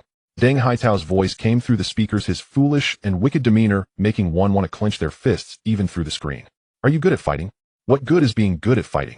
If you're out there, you need power. You need a background. What circle are you in? He paused slightly, then rambled on. Oh, so you're a little nobody, ha ha. After finishing his lines, Deng Haitao burst into a wild laugh. Tomorrow, the first match of the intra-school ranking competition, you and me. Deng Haitao quickly quelled his laughter, making a gesture across his throat. At that time, I will make you this trash. Snap. The video instantly went dark. Uffed. Wang Feng couldn't hold. They were just in the middle of making threats, and the MVP recording showed no mercy, cutting off right at the key moment. But the time was only a few seconds, and if you don't focus on the highlights, who can you blame? Everyone looked at Wang Feng with complicated expressions. Lin Qingyuan spoke up. We hadn't planned anything regarding this before. We only signed up for the team competition. Wang Feng, if you don't want to participate, you can just ignore him. Wang Feng scratched his head, suddenly remembering the fabric in his pocket, already plotting it. In Jiangnan Academy, inside the club's lounge, a flurry of chaotic wind sounds erupted continuously. Lin Weiner, dressed in a pure white training outfit, wielded a 3-foot-long sword without any finesse. She was frantically hacking at a wooden target. The sword's blade grazed the wooden post, leaving behind a series of deep and shallow marks. At that moment, Lin Weiner had 2 distinct red marks on her face, swollen and comically exaggerated. However, paired with her twisted and fierce expression, she resembled a dog that had lost its home. Behind her in the lounge area, Xunzhe, Su Qingxue, and Deng Haitao watched her impotent rage with varied expressions. These past few days had been torturous for the team. They had hoped to use their connections to thoroughly deal with Wang Feng and drive him out of the school. Unexpectedly, that guy had military connections behind him. As a result, nothing happened. Lin Weiner, frustrated, had written a scathing post intended to tarnish Wang Feng's reputation. However, he quickly turned around and secured the first kill of the glorious path, becoming a hero representing the nation. Now, beneath that post filled with cutting remarks, there were countless comments berating them as clowns and traitors, turning them into the laughingstock of the entire academy. The vice principal summoned them and gave them a thorough scolding, which led to the embarrassing scene yesterday, where Deng Haitao publicly challenged Wang Feng in the dungeon records. Seeing Lin Weiner's defeated appearance, Deng Haitao frowned and finally couldn't help but speak up. Lin Weiner calmed down. He stepped forward, adopting a condescending stance. Look at what you've become. Is it just because of a little setback? Is it really necessary to make such a scene? Anyone who doesn't know might think you were violated. Lin Weiner's hacking action suddenly froze. The sword hung in midair. It felt as if the air in the entire lounge had solidified at that moment. What does it mean to be violated? Lin Weiner's mind flashed back to the scene from a few nights ago when she returned home. The disarray and her mother Song Lianqi in disheveled clothing, and her mother's recent unusual behavior, that radiant skin and face. It was a charm no woman who had practiced swordsmanship for years would possess. She felt a foreboding sense. Could it be? No way. Her mother was the sword saint of the Great Xia Federation. Thinking of this, she felt a surge of anger. Slowly she turned around, inch by inch, her bloodshot eyes locking onto Deng Haitao. He felt a chill down his spine under her gaze, and instinctively took half a step back. What are you looking at? Lin Weiner's lips twisted into a bizarre grin, her voice hoarse. Are you very concerned about other people's mothers?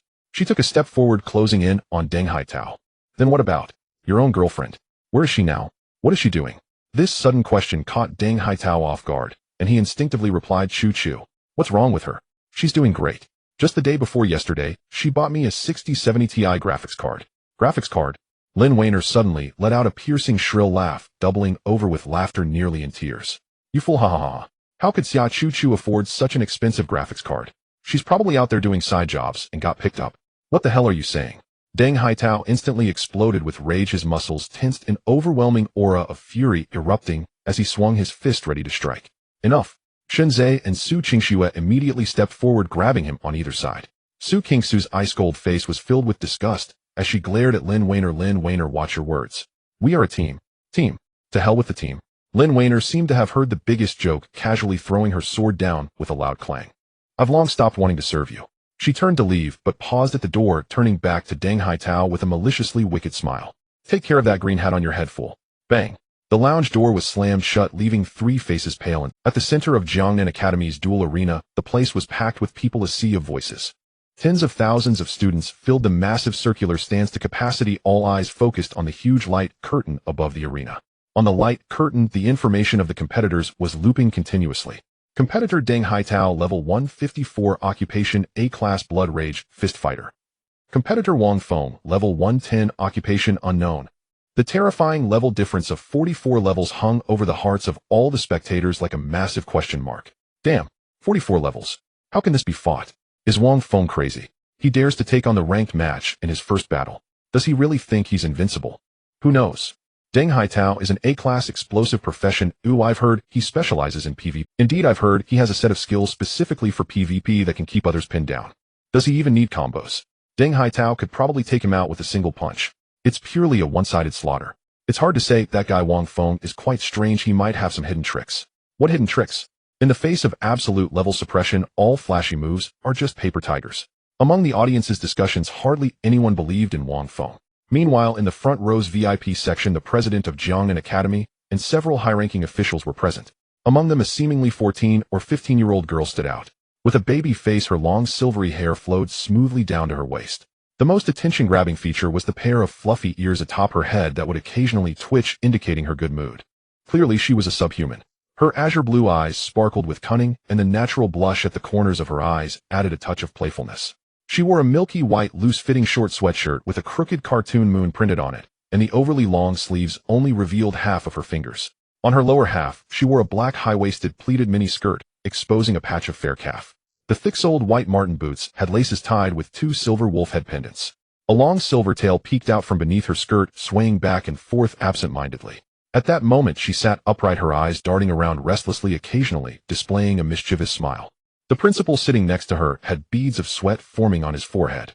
He had witnessed this little ancestor casually loosening the screws of an old professor's chair in the front row with her bare hands. Just earlier, she even extended her tail to casually slap another director's bald head. That person happened to be Deng Haitao's mother, He Zhao, a dignified S-class member of the Silver Moon Wolf clan, yet she behaved like a mischievous child. Finally, under the gaze of thousands, the door of the competitor's passage opened. Wang Feng and Deng Haitao stepped onto the stage, one on the left and one on the right. The referee wore a gloomy expression. With the higher-ups watching closely, if this turned deadly, he wouldn't be able to handle the fallout.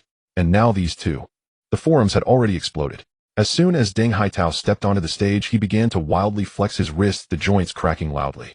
He stared fixedly at Wang Feng, a sinister grin on his face. Wang Feng, today, I will make you kneel on the ground. Let you know if you have no background, don't act all high and mighty. Wang Feng looked completely unconcerned, casually digging at his ear. Would you engage in a brilliant trash talk session with someone mentally challenged? No, that would only make you look even more foolish. However, when his gaze swept over the VIP section, his movements suddenly halted. Because, in the crowd, the system accurately detected a goddess. Ding. Detected a qualified goddess target. He Zhao Zhao, age 38, height 156 centimeters, measurements 865-487, goddess, level 96 points, occupation Blood Moon Savage, Beast, S-Class, occupation, level 365, race, Silver Moon Wolf Clan, subhuman, current favorability, 10 attributes, Silver Moon, Frenzy Moon, Shadow Strike, Frost Claw, Split Wolf, Clan Instinct, Moonlight Devour. Status: this new toy seems much more interesting than my foolish son. Weakness: she has no weakness, no soft spot. You can only cater to her preferences. Wang Feng's eyes landed on the girl on the high platform, who appeared to be only 15 or 16 years old. It turned out to be Deng Haitao's own mother. Wang Feng stared blankly at the figure of the girl in the VIP area. This striking contrast of a mature woman could be described as exceptional. At 38 years of age, she had the enticing face of a middle school girl. What made matters worse was the evaluation given by the system. This woman lacked any normal maternal love. She was entirely a hedonistic madwoman. Wang Feng withdrew his gaze and flashed a very amiable smile at Deng Haitao. Classmate Haitao, let me reintroduce myself. My name is Wang Feng. He proactively extended his hand for a handshake. It was as if he had never seen Deng Haitao before engaging in friendly communication. Instead, Deng Haitao was completely bewildered. Get away. He slapped Wang Feng's hand away. Are you begging for mercy now? It's too late. I must beat you to a pulp today. Wang Feng spread his hands, a look of helplessness on his face. Dude, if it weren't for wanting to leave a good impression in front of your legal lowly mom, who has the time to deal with you, you stupid pig? Look at your terrible modeling. And then look at your mom's seemingly underage two-dimensional art style.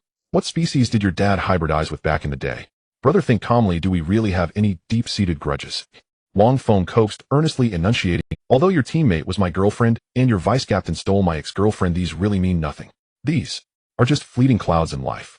We are just passers-by in each other's lives. Wang Feng's tone was sincere, akin to a life mentor feeding toxic positivity to his fans.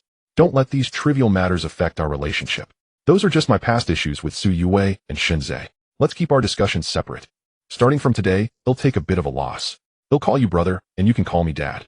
Deng Haitao listened with a serious expression as the latter part sank in. Huh, damn it.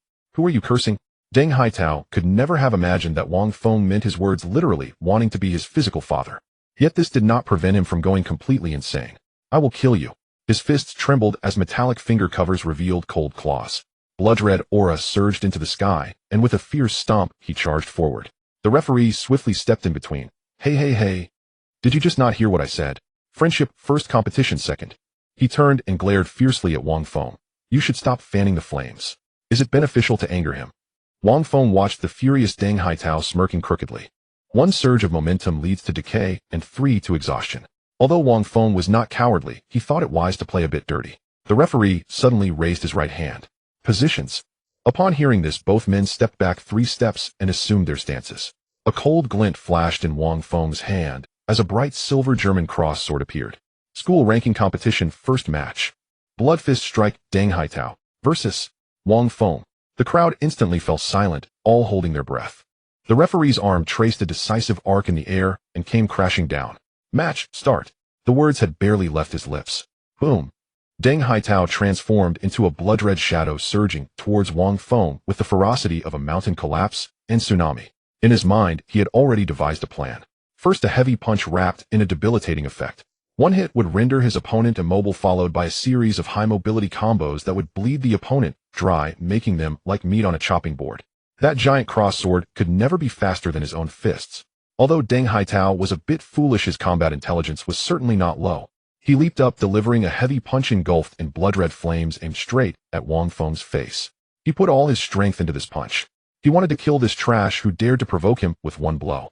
The hearts of thousands in the audience were in their throat. Everyone thought that in the next second Wang Feng would be blasted away like a broken sack, left barely alive or half dead. However, just at that electric moment, Wang Feng did something that made everyone's eyes pop out. He didn't even look at the fist coming towards his face. Instead, he leisurely twisted his neck, producing a series of crisp cracking sounds. Then clang. A loud sound. He actually plunged the bright silver German cross sword heavily into the ground beneath him. The sword buried 1/3 of its length, standing firmly and vibrating. Hit you. Wang Feng raised his head and grinned at the now close Deng Haitao. The weapon is a bit unnecessary. Using my fists is enough. As soon as he finished speaking, he spread his legs apart and assumed a standard boxing stance, looking prepared to welcome the storm with calmness. What the hell? Is Wang Feng crazy? Is he sick? He has a weapon, but won't use it. Barehanded against an agreed blood fist strike. That guy has been boxing for more than 10 years. Dude, if you're throwing a fake match, you can just forfeit. No need to demean yourself like this. Damn, I even took off my pants and you show me this. That's not how you show off. No, brother Feng, I don't want to see scars on your handsome face. Can the fangirls in the upper seats get out of the arena? This is a duel, not a place for you to ovulate. Who are you cursing? Our brother Feng is handsome and charming, and it's jealous people like you who are ugly. The audience of thousands erupted in an uproar with voices of discussion, curses, and screams blending into a chaotic symphony, almost lifting the dome of the arena. In the VIP section, Vice Principal Liu Weixiu's blood pressure soared as he nearly crushed the thermos in his hand. What is this brat thinking? How could he be so arrogant? Just days ago I saw him bravely fighting those minor professionists in the Glowing Path dungeon, showing both courage and wisdom. Why is he acting so foolish today? Next to him, department head Zhou Hong frowned tightly, completely unable to comprehend the antics of that rascal in the center of the arena. Only He Zhao remained unfazed. This grade powerhouse, who looked no different from a middle school student, showed no signs of concern, instead watching with keen interest. Her beastly instincts, characteristic of the Silver Moon Wolf clan, were wildly sounding alarms. Although she couldn't understand what Wang Feng was doing. At the moment Wang Feng plunged the great sword into the ground, the sense of danger he brought her did not diminish, but rather escalated several levels. This was not giving up a weapon. This was picking up another more ferocious weapon. In the center of the arena, Wang Feng completely ignored the surrounding noise. He gazed at the system panel visible only to him. Smile. Status skill unarmed. Inserting the equipped weapon into the ground immediately enters unarmed status. You will inherit all attack power, attack effects, and additional damage of the equipped weapon, and can release skills that require a weapon using bare hands. Status bonus: attack power increased by 200, attack speed increased by 80. Unlock exclusive skills: left fist high damage, right fist high damage, head shaking. Head shaking evasion judgment. During the duration of head shaking, automatically perform an evasion judgment when attacked with a base evasion rate of 20, further enhanced by your agility attribute. Current agility 130660. Young man, it seems you have a power not belonging to you. Current evasion probability 99. 99. Wang Feng. This skill name is somewhat unworthy of my handsome appearance. Damn it. He suppressed the urge to complain, staring at the panel's description. He exhaled a breath of turbid air. Then his body very honestly began to sway its head left and right. In the last 0.1 seconds before Deng Haitao's fist, imbued with immense power, struck Wang Feng's face, Wang Feng's head gently swayed to the left in sync with the annoying rhythm. Suddenly a soft radiance shone down from above the arena, precisely illuminating Wang Feng and creating a spotlight around him. Immediately after, an incredibly catchy background music began to play out of nowhere. Flowers bloom and wither under the sky. As the ethereal vocalization filled the air, countless translucent pink petals slowly fell from the sky. In that moment, Wang Feng was shocked to the core. What the hell was that? Did this skill actually come with its own skin and BGM? However, this sudden and bizarre display lasted less than a second before the light effects and music vanished instantly. Yet that 1 second of distraction was enough. Whoosh! Deng Haitao's originally aggressive and determined punch, wrapped in a crimson gale, struck past Wang Feng's cheek at an utterly inconceivable angle. The punch's wind stung Wang Feng's cheek, but he truly didn't get touched at all. The tens of thousands of spectators erupted into chaos after a moment of stunned silence. What the hell was that just now? Was that an effect? He really dodged it. No way. At such a close distance. I know Deng Haitao's punch well. His PvP initiation is characterized by speed and ferocity. There's no way to dodge it. Isn't it just pure luck? He just tilted his head and dodged it. What's there to brag about? If you think you can do better, why don't you give it a try, eh? The commotion from the crowd had no effect on the two combatants. Deng Haitao remained in his punching stance, frozen in place, his face displaying shock and confusion. Only he knew how absurd that moment had been. In that instant he felt as if an invisible force had tugged his fist, causing it to veer off course. He stared intensely at Wang Feng, his voice dry. What was that just now? Who knows? Wang Feng blinked, shrugged his shoulders, and looked innocent. Maybe it was the power of my ancestors. He had already cursed the system 1,000 times in his heart. Why all this flashy nonsense? If one didn't know better, they would think he was here to debut as a singer-dancer. Deng Haitao's face darkened instantly. The power of ancestors. This was clearly an insult. And next time you won't be so lucky. As soon as he finished speaking, he surged forward again, his leg muscles bulging, charging at Wang Feng like a cannonball. Meanwhile, Wang Feng was completely indifferent to his threats. He was immersed in a strange sensation. A peculiar rhythm was spreading through his limbs, as if his body no longer belonged to him, but was being guided by a higher will. As Deng Haitao's iron fist came crashing down again, Wang Feng's body moved uncontrollably once more. He started shaking his head again. This time with mental preparation, the BGM didn't stop. Flowers bloom and wither under the sky. You appear and disappear. Morning and evening in between. Yet your face is hard to outline. The bright and ethereal vocalization resonated throughout the arena. The spotlight and the falling petals re-emerged, even more enduring and dazzling than before. Wang Feng felt completely dazed. He felt his body in the accompaniment of the BGM, placing his hands on his chest, beginning to move rhythmically. His left foot lightly tapped the ground, his body swayed in a strange rhythm. His right foot lightly tapped the ground, his shoulders swayed. His head bobbed left and right. Duong duong, his feet alternated, jumping lightly in place, his head nodding to the beat. Wang Feng's heart was collapsing. Damn it. No. Was his entire reputation about to be destroyed by this abstract dance? However, his body was very obedient, every movement precisely synchronized with the BGM's rhythm. This dance simply couldn't be stopped. The spotlight shone and petals flew in the air. Wang Feng was now in the center of the stage, dancing a bizarre routine that was either an abstract dance or a fit of epilepsy under the gaze of tens of thousands. In the stands there was first a deathly silence, followed by an eruption of laughter like a tsunami. Ha ha ha. What the hell is this? Is this performance art? Come on, Jiahao. Quickly come see, you have a rival. Ha ha. How does this skill even have BGM? Help. Is Wang Feng here to fight or to hold a concert? Someone please shut off his sound system. I'm about to laugh myself to death. Ha. In the VIP area, Feng Zhiyu was already laughing uncontrollably, her jelly-like body shaking wildly. She pounded the chair, gasping for breath. Ha ha ha. As expected of my team's versatile player. The control effect is top-notch. Ha ha. Brother Feng is amazing. Regardless of winning or losing, you are the most dazzling one here today. Ha ha. Even in the spacious aisles, several students who loved to stir up trouble began to imitate Wang Feng's head movements and his duong duong jumps. The entire arena had turned into a sea of joy. Vice Principal Liu Weichu's face was flushed red, desperately covering his mouth, his shoulders trembling, as he clearly struggled to contain himself. What kind of tactic is this? The department head Zhou Hong beside him had a ghostly expression. He couldn't hold it in any longer. He really couldn't hold it in anymore. However, the other main character in the storm, Deng Haitao, he had initially wanted, but when he heard the tsunami of laughter from the stands and looked at Wang Feng's absurd dance moves, the string of rationality in his mind snapped with a pop. A wave of unprecedented humiliation and rage surged to his head. You? Are you mocking me? His eyes turned red, his teeth grinding. Wang Feng, wait a minute, buddy. Is your self-awareness a bit they are clearly laughing at me, okay? Who do you think you are thinking everyone is focused on you? Damn it, if I weren't stuck in this skill state, I'd surely argue with you about this pointless issue. How dare you? Deng Haitao's voice trembled. Defile this sacred arena. Boom. Blood-colored aura erupted violently from his body, forming a raging wave of energy around him. Die for me. He abandoned any flashy moves, bent down, and took a step forward to charge at Wang Feng. His fists clenched tightly, opting for the most reliable and violent close-quarters combat. Huh. Whoosh whoosh whoosh.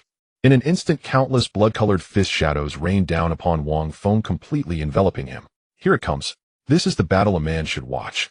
Every punch lands. Go for it. The audience in the stands were instantly captivated by this fierce momentum, holding their breath. However, gradually, everyone noticed something was off. Especially the referee, who was closest to the action. He widened his eyes, clearly seeing that amidst the impenetrable storm of fist shadows, Wang Feng was still dancing his bizarre dance. Each time, Deng Haitao's fist came at Wang Feng's vital points with a cunning and ruthless angle. Wang Feng always managed to dodge at the last moment with an astonishing movement. A heavy punch aimed straight at his face. Wang Feng swayed his head in rhythm with the BGM. Dodge. A punch aimed at the liver. Wang Feng twisted his body, his waist shifting with the motion. Dodge. A powerful sweeping kick. Wang Feng leaped lightly off the ground. Duong, the referee. Unbelievable. I have never seen such an outrageous dodging technique.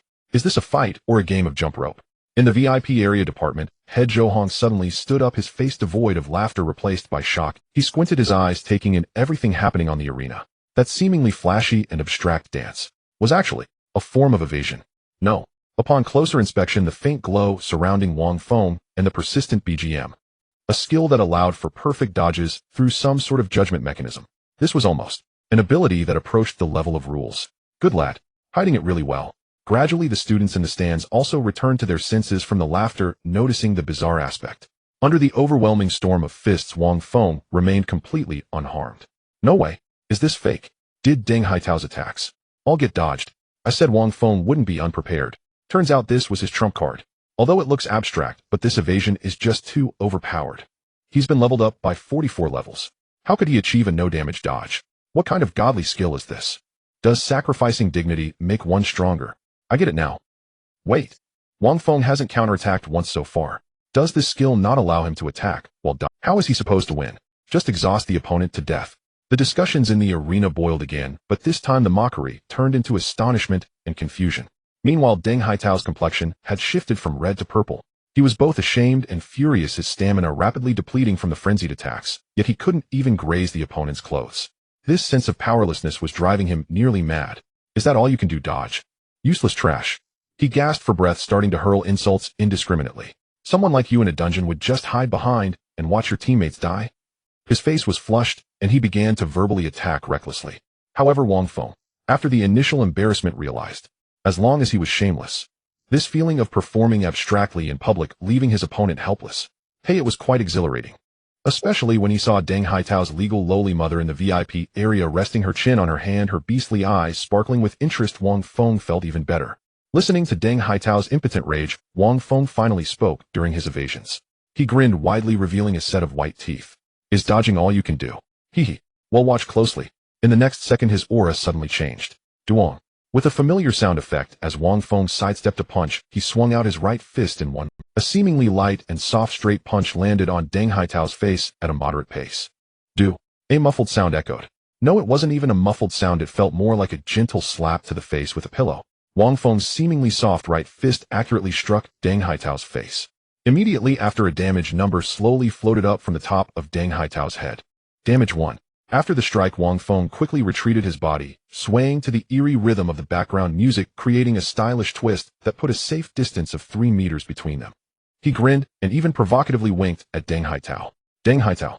He maintained a slightly backward-leaning posture from being hit, his entire being frozen. The muscles on his face twitched, and his mind went blank. What is happening? Did I just get hit? Damage. 1 point.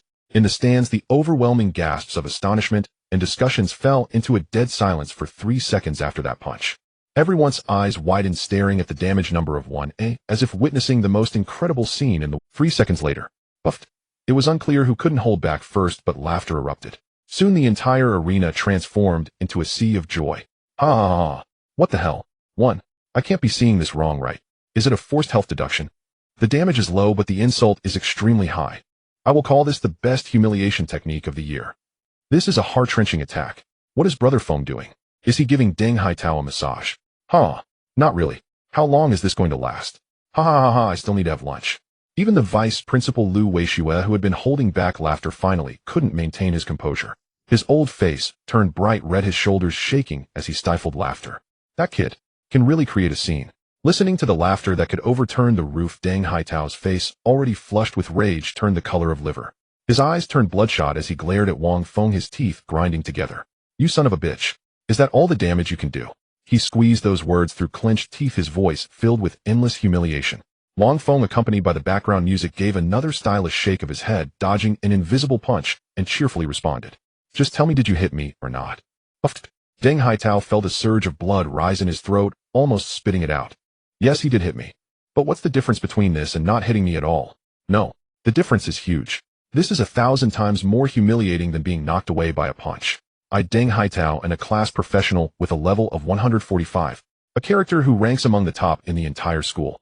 Today, in front of tens of thousands of spectators right before my mother's eyes, being toyed with by a recognized waste who is 44 levels below me, using a dance-like movement, and then managing to deal just 1 point of damage. This is no longer just being slapped in the face. This is like having my face pressed to the ground, being ground into it with the soles of shoes, and then having a thick spit loogied on me.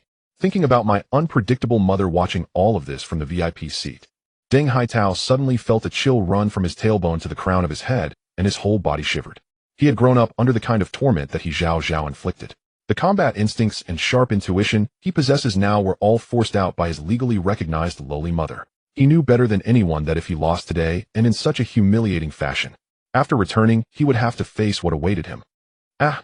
Deng Haitao could no longer maintain his sanity, and let out a beast-like roar to the sky. I will kill you. However, Wang Feng completely ignored his impotent rage. At this moment Wang Feng was happily enjoying another passive skill he unlocked under the state of unarmed. Aura. Effect: each normal attack deals 0. One of the target's maximum health as true damage, which ignores all defense reductions. Incredible. It means that regardless of how much strength you use, even if you just lightly touch, as long as it counts as an attack, you can reliably deduct 1/1000th of the opponent's health. Just like that previous blow, it was more the system's rule that determined the damage rather than Wang Feng's punch. However, that 0.1 damage is just too low. It means that I need to land 1,000 punches to kill my opponent. And that doesn't even account for their healing. Of course, since it's a divine skill stolen from Suyo Shuang, it definitely cannot be something pedestrian. This baseline damage is crucial for another accompanying effect. Left punch high damage, right punch high damage. Hitting with the left fist grants buff Gale, 5 attack speed. Hitting with the right fist grants buff Blazing Sun, 5 total damage. Buffs can stack infinitely and last for 10 seconds. The left punch gets faster and faster. The right punch becomes more and more painful. As long as I hit fast enough, the baseline damage keeps getting higher, faster and faster. Combined with the absolute evasion of shaking head and swaying body, how could I possibly lose? This is simply invincible. With this in mind, Wang Feng's steps became even more lively. He transformed into a fleeting phantom, rapidly circling around the already blushing Deng Haitao. Occasionally shaking his head and hopping a bit at the intervals of Deng Haitao's attacks, he suddenly closed in. Duong, a left jab. 1. Duong, a right hook. 1. Duong, a set of comically absurd combination punches. 11. After hitting, he ran away, never greedy for more. Wang Feng even had the leisure to make a face at him. Deng Haitao was so angry that he shouted and swung his fist, throwing a desperate punch. Naturally, he didn't even touch the corner of Wang Feng's clothes. Wang Feng watched the buff layers in his status bar continuously increase, his mouth almost smiling. Ask you. Gale X20 Blazing Sun X20. In less than a minute of massage, his buffs had already stacked to 20 layers. A 100 increase in attack speed. A 100 increase in total damage. The increase in attack speed made his movements quick enough to almost create afterimages, and that dance gradually transformed from abstract madness into something oddly captivating. And the damage increase. Wang Feng felt that it was time to showcase his true skills. He closed in once again and threw a right straight punch. Bang! Damage to Wang Feng. Deng Haitao. The entire audience. Ha! What the hell? The damage doubled. From 1 to 2. Such a terrifying increase. Ha! I understand. Senior Wang Feng is stacking damage buffs through continuous attacks. This is a highly scalable fighting style. But isn't this growth too slow? Attacking for 2 points, by the time he kills Deng Haitao, it will be dark outright. You're thinking too much. Deng Haitao's automatic healing has already restored him to full health. Wang Feng couldn't help but twitch the corner of his mouth. Damn, I made a mistake. It seems that this true damage effect is purely meant for those tanky bosses against a PvP target like Deng Haitao. The effect is indeed minimal. The humiliation is maxed out, but to win with this is indeed a bit challenging. But who said I don't have a trump card? Wang Feng's peripheral vision glanced at the skill bar. In the state of unarmed, the icon for the last active skill had accumulated enough energy under the continuous attacks and was radiating a dangerous glow. However, at this moment, in a frenzy, Deng Haitao suddenly had a flash of insight. Breakthrough. I must win, and win beautifully. I need that woman to see that I am no longer the little brat who was bullied by her back in the day. I, Deng Haitao, am the true protagonist. In the midst of this extreme rage and humiliation, he suddenly grasped the crucial point. I cannot hit Wang Feng's body. But when he can hit me, doesn't that mean I can also attack his unarmed? Good. Very good. I am in a class professional blood fury fist. My weapon is these indestructible claws. A sinister and cruel smile crept onto Deng Haitao's lips. He fixed his gaze on Wang Feng, waiting for his next close-range move. Here it comes. He saw Wang Feng's body transform into a phantom, once more charging towards him, that seemingly harmless fist aimed directly at his chest. This is the moment I've been waiting for. Wang Feng, die for me. Let's see whose fist is harder, yours or mine. At the critical moment, Deng Haitao did not dodge, but instead stepped forward forcefully. He did not attack Wang Feng's body, but rather viciously met Wang Feng's seemingly light fist with his blood-glowing spiked gauntlet. Everyone gasped. They seemed to foresee that Wang Feng's fist would be instantly pierced, blood and flesh everywhere. However, facing this lethal blow, Wang Feng's face blossomed with an even more arrogant and cruel smile. A sword fight, Using strength against strength. Good. This is the feeling I want. Today let me show you under the system skills enhancement, whose rusty iron is tougher, yours or mine. Come on. In an instant, Wang Feng retracted all his playful expressions, his demeanor becoming incredibly solemn. The booming background music and the rain of petals abruptly stopped. The ethereal dance of shaking head and swaying body abruptly halted. His legs spread apart, and his waist sank. a stance as stable as Mount Tai firmly planted on the arena. However, no one noticed. The icons for Gale X20 and Blazing Sun X20 on Wang Feng's body instantly vanished, transforming into a stream of golden flame-like energy, converging on his right fist. A domineering, fierce, and indestructible fist intent soared into the sky, state unyielding. At this moment, time seemed to slow down. Wang Feng slowly raised his right fist, which gathered all his power, aimed at Deng Haitao's spiked gauntlet, letting out a deafening roar that echoed throughout the arena. Ultimate intent. Explosive punch. Boom. Boom. Fist and claw collided with a thunderous crash. A sound loud enough to shatter eardrums erupted, explosively radiating from the point of impact. The violent shockwave instantly surged forth, sweeping up the dust and debris from the arena's surface into a visible shockwave that spread wildly in all directions. The front row audience was even blown off balance, screaming in panic. Dust filled the air, obscuring everyone's vision. In that moment, the entire arena fell into a deathly silence. Everyone strained their necks, hearts pounding in their throats, fixated on the chaotic center. What happened? What on earth just happened? After a moment, the dust slowly began to settle. On the arena, a figure gradually, Wang Feng. He remained in that exaggerated stance of a bow step punch, standing as steady as a mountain, not even a strand of hair out of place. And where was his opponent, Deng Haitao? The crowd turned to follow the direction of Wang Feng's punch. They saw a shadow, the figure limp like a noodle, transformed into a human cannonball, soaring backwards at 3 times the speed of its approach. Bang! A tremendous sound. Deng Haitao was smashed directly into the load-bearing wall over 20 meters away, which stood more than 2 meters tall. He was embedded in the wall in a big shape, his limbs hanging limply before slowly sliding down to collapse in a corner, motionless. The entire venue fell silent. One could hear a pin drop. 1 second, 2 seconds, 3 seconds. I can't believe it. Someone was the first to react from the extreme shock, letting out a high-pitched shout. Instantly, the entire arena exploded like a fish pond hit by a depth charge. He won. Holy crap. Wang Feng actually won. A 44 level difference, and he still won. One punch. Just one damn punch. Was that whole time just a show for us? This is real damage. Not high damage, but a complete one-hit kill. Brother Feng is incredible, voice cracking. The cheers and screams rose to a deafening pitch, nearly toppling the entire venue's ceiling. In the VIP section, Feng Jiu felt her heart bloom with joy, but maintained a proud demeanor. I knew he could do it. I guessed it long ago. In the corner, Lin Wan and Shun Zhe looked as pale as death, their faces a deep shade of iron.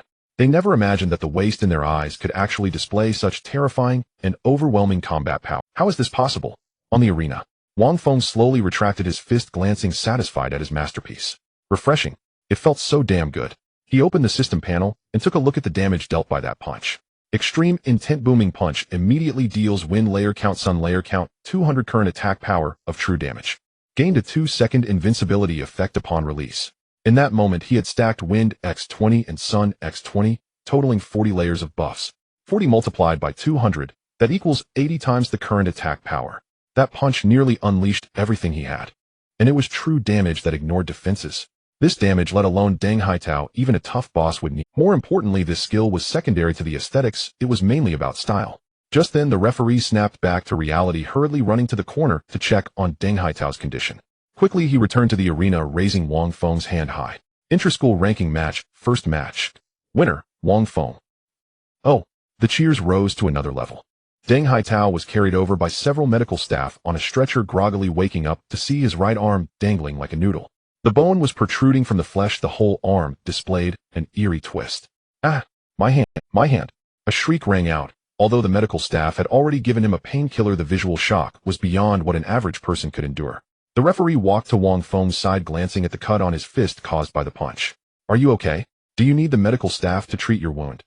Wang Feng glanced down at the minor wound, which was negligible compared to Deng Haitao's tragic state. He waved his hand nonchalantly. It's fine, just a small injury, they'll let our team's healer take care of it later. After saying that, he wore a friendly smile as he walked step by step towards the stretcher with Deng Haitao. However, his friendly demeanor in Deng Haitao's eyes looked more terrifying than a demon from hell. Deng Haitao trembled like a sieve, watching Wang Feng approach, retreating in fear. You? Don't come near. That punch had completely shattered his courage. He himself was a dual cultivation of strength and agility, knowing the importance of power all too well. But in that moment of collision, he felt that he had not struck a person's fist, but a meteor crashing towards him. The kind of irresistible, terrifying power capable of crushing everything. You? How much strength do you have? What? Why is the damage so high? Deng Haitao asked, his voice trembling. Wang Feng chuckled, glancing at his attribute panel. Strength 105. Agility 96,660. Intelligence 98,284. Stamina 112. Mentality 89. The strength attribute is indeed not high. What a pity my friend's job characteristic is agility plus attack intensity. Just tell me if it hurts. Seeing Deng Haitao's mix of fear and hatred, Wang Feng's smile grew wider. He crouched down, leaning closer to Deng Haitao's ears, speaking in an utterly disappointed tone. I thought you were stronger. Honestly, I was even a little hopeful. Now that I see. Wang Feng elongated his tone, then chuckled lightly. It's just about that much. As he spoke, he deliberately waved his injured fist, showcasing the faint bloodstain. This minor injury, compared to Deng Haitao's arm that could be rated as grade 9 disability, was simply worlds apart. After hearing this, Deng Haitao's already pale face turned beet red. He struggled to catch his breath, nearly fainting again. He clenched his uninjured left fist tightly, his teeth grinding, yet he dared not utter a word in retort. Wang Feng looked at his angry, yet cowardly demeanor, feeling extremely satisfied. But, was that it? How could it be? Since you took the initiative to provoke me, don't blame me for going for the kill. In the next moment, under the gaze of tens of thousands, Wang Feng leisurely pulled something out of his pocket. A small pure white piece of fabric. The fabric was soft, clearly of high quality, and at its center there was a pink, dainty bow. It was a woman's underwear. The entire venue fell into a stunned silence. Everyone was dumbfounded. What was this guy doing pulling out a pair of underwear after winning the match? What kind of perverse hobby is this? Deng Haitao was momentarily dazed, but when he focused on the style of the underwear, especially that signature pink bow, his pupils trembled in shock. Then he watched in horror as Wang Feng took that small piece of fabric and elegantly, carefully wiped the blood off. The blood was absorbed by the fabric, leaving behind a striking red mark.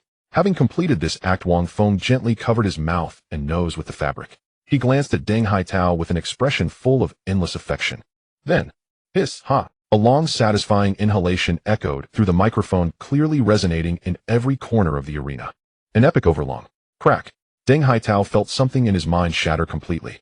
How could he not recognize? That was the birthday gift he personally selected for Xia Chuchu at the counter. He loved this style so much. He had imagined how shy yet seductive Xia Chuchu would look wearing it, but after sending it out he never saw it again. Now, it was in Wang Feng's hand, still stained with Wang Feng's blood, and Wang Feng had. Deng Haitao let out a beastly roar from his throat, his jaw trembling, 2 lines of humiliating, helpless tears rolling down his cheeks. In the next second, he abruptly sprang up from the stretcher, using his uninjured left hand to madly lunge at Wang Feng. I fuck your mom. Wang Feng, what the hell did you do to Chuchu? I'm going to kill you. The referee was complete. He had been closely watching Wang Feng, fearing that this winner would make some extreme move and cause a stir online. But in the end, damn it, the one who made the first move was actually Deng Haitao, who was left with half a life. Dude, even in this state you still think about a counterattack. Why are you still breaking down? Facing the frenzied Deng Haitao, who rolled off the stretcher and attempted to bite him, Wang Feng couldn't even be bothered to move his feet. He simply stood still, as if watching a poorly executed monkey show. The referee and several medical staff rushed over desperately, holding onto Deng Haitao's intact arm and body, dragging him backward. Let go of me. Let go of me. Deng Haitao's eyes turned bloodshot in an instant, filled with rage, resembling a furious ghost. Supported by a few people, his feet flailed uselessly on the ground as he emitted a beast-like roar. Wang Feng, don't you dare walk away. Explain yourself. What the hell is that thing? I will kill you. I will kill you. Wang Feng looked at his impotent fury, curling his lip. He took that small white piece of fabric and began to knead and play with it in front of Deng Haitao. Then he stepped forward slowly, 1 step at a time, towards the restrained Deng Haitao. The medical staff and the referee grew increasingly nervous as they saw him approach. Dude, are you coming? Just let him go. What are you talking about? Wang Feng leaned slightly forward in front of Deng Haitao, wearing an innocent and naive smile. I can't understand what you're saying, He paused, tilting his head, as if truly contemplating. Xia Chuchu, who? Your girlfriend. Boom. Deng Haitao's mind exploded completely. He glared fiercely at Wang Feng, wishing he could dismember him with his eyes. Come on. He may be foolish, but he isn't an idiot. For Wang Feng to produce that item at that time and place, saying it has nothing to do with him, is something even a dog wouldn't believe. Wang Feng savored the look on his face, which was filled with murderous intent, yet helplessness, and felt a wave of satisfaction in his heart. He brought the piece of fabric closer to his nose, leaning slightly forward and feigning extreme obsession. I must say, hiss, ha, another epic inhalation. The scent of a girl. Wang Feng squinted his eyes, a look of endless reminiscence on his face, his voice low, yet piercing. It's really nice. Puffed. Deng Haitao could no longer hold back, spewing a mouthful of old blood mixed with tears of humiliation, and rolled his eyes back, fainting entirely. Quick, hurry and take him away. Administer the sedative. The medical staff scrambled in chaos, quickly restraining Deng Haitao back onto the stretcher and hurriedly carrying him away. The referee looked at the mess and felt his scalp tingle. He glanced at Wang Feng, who was still lost in his artistic reverie, wiping the sweat from his forehead. Wang Feng, the match is over, and we kindly ask that unrelated personnel leave quickly. The second match is about to start. Wang Feng shrugged, displaying an expression of "this isn't my fault." With a casual toss, he threw the pair of underwear that had completely shattered Deng Haitao's defenses into the trash can. In the VIP area, a silver-haired girl observed everything with keen interest, a wild, mischievous smile creeping across her lips before she silently turned and departed. In the lounge, the moment Wang Feng pushed open the door, he was greeted by a roar of cheers. "Look who it is. Our champion. The underwear god is back." Feng Jiu was the first to scream, bringing chaos to the scene. Woo! Bang! Pop! Shirley and Lin Qingyu each held a confetti cannon, aiming and spraying it right at Wang Feng's face, covering him with ribbons and glitter. Wang Feng. He wiped the glitter off his face, looking utterly annoyed. "What do you mean by underwear god? Do you even know what that means, eh? That's called strategy. Psychological warfare, okay? I can't be bothered with you uncultured folks." Feng Jiu leaned back on the sofa, crossing her long legs, and curiously asked, "But seriously, why did pulling out a pair of underwear make that guy completely break down?" Lin Qingyu leaned in with her sparkling big eyes and asked, "Yeah, what is that? Is it your love token, eh?" Wang Feng felt a wave of nausea just thinking about Deng Haitao's greasy face. He almost spat out his tea. "You're really disgusting." After the commotion, Lin Qingyuan stood up, stretching her wrist. "All right, enough joking. The third match is about to start, and I need to get on stage." Wang Feng was taken aback. "You're participating too?" Lin Qingyuan shot him, "Or are you stupid look?" Feng Jiu facepalmed, poking Wang Feng's forehead in frustration. "Don't you care about your teammates at all? Aside from you, Qingyuan and Qingyu are both participating in the individual rankings." Wang Feng was even more confused, turning to Feng Jiu. "What about you? Aren't you participating?" Feng Jiu. She felt her holy light power was about to burst. "Do you even hear what you're saying? Am I supposed to get on stage and demonstrate how to heal people? Or show how to cast resurrection spells on opponents?" Wang Feng suddenly realized, then leaned in with a cheeky grin, opening his mouth. "You don't need to do that, just heal me directly, come on." The next second, bang, crash, thud. The lounge was filled with the sounds of a chaotic scuffle and Wang Feng's shrieks. A few minutes later, Feng Jiu clapped her hands in satisfaction, and the Lin sisters also withdrew, feeling refreshed. Wang Feng, sporting two black eyes and a bruised face, crawled up from the floor, looking towards Shirley, who had remained silent in the corner. "Lazy, aren't you participating?" Shirley scratched his thick neck and shook his head with a sincere smile. Feng Jiu explained, "Shirley is a devoted follower of Terra, Mother of the Universe. His doctrine is to protect. Unless it's a dungeon raid or protecting a companion, he won't engage in any fights he perceives as meaningless." Wang Feng nodded, understanding it was about faith. However, on the other side, in the medical room, Deng Haitao had just had his arm cast when he struggled to get up from the hospital bed, his eyes bloodshot as he rushed out. In the corridor of the rest area, he found Xia Chu-Chu chatting with several girlfriends. Xia Chu-Chu. A furious roar scared the surrounding people away. Seeing Deng Haitao's fierce expression that seemed ready to devour her, Xia Chu-Chu stepped back in fright, her face filled with fear and innocence. "Hi, Haitao, what's wrong?" "What do you mean, what's wrong?" Deng Haitao approached step by step, his voice trembling with rage. "Chu-Chu, why did you treat me like this? Why?" Xia Chu-Chu looked at Deng Haitao, who resembled a furious ghost continuously retreating. Her eyes turned red and tears began to well up. She bumped directly into a corner. "Wow, Xia Chu-Chu suddenly squatted down, hugging her knees and bursting into tears. Deng Haitao was completely taken aback by this sudden outcry. He stammered, I. He was momentarily at a loss, and as he looked at his girlfriend, who was crying like a rain-soaked pear flower, his inner anger was doused halfway. But on stage, I saw with my own eyes." He spoke incoherently, recounting the moment on the arena when Wang Feng humiliated him by pulling out his underwear. As Xia Chu-Chu listened and cried, her sobs grew more intense, her shoulders trembling, appearing utterly pitiful. But no one noticed that beneath the lowered head, the corners of her mouth quietly curled into a smirk of triumph. She breathed a sigh of relief and sighed. Fortunately, that pervert only pulled out his underwear and said nothing. Seeing Xia Chu-Chu crying like a mess, Deng Haitao was completely at a loss and helpless. At that moment, Xia Chu-Chu suddenly lifted her head, glaring at him with her red, tear-filled eyes, then did something that made him blush furiously. She abruptly turned and dashed into the nearby women's restroom. A few seconds later, she stormed out, holding a small, warm piece of fabric, and violently threw it at Deng Haitao's face. Look closely. Look closely. This thing is clearly here. How would I know about the one you mentioned, you bastard? Whoa.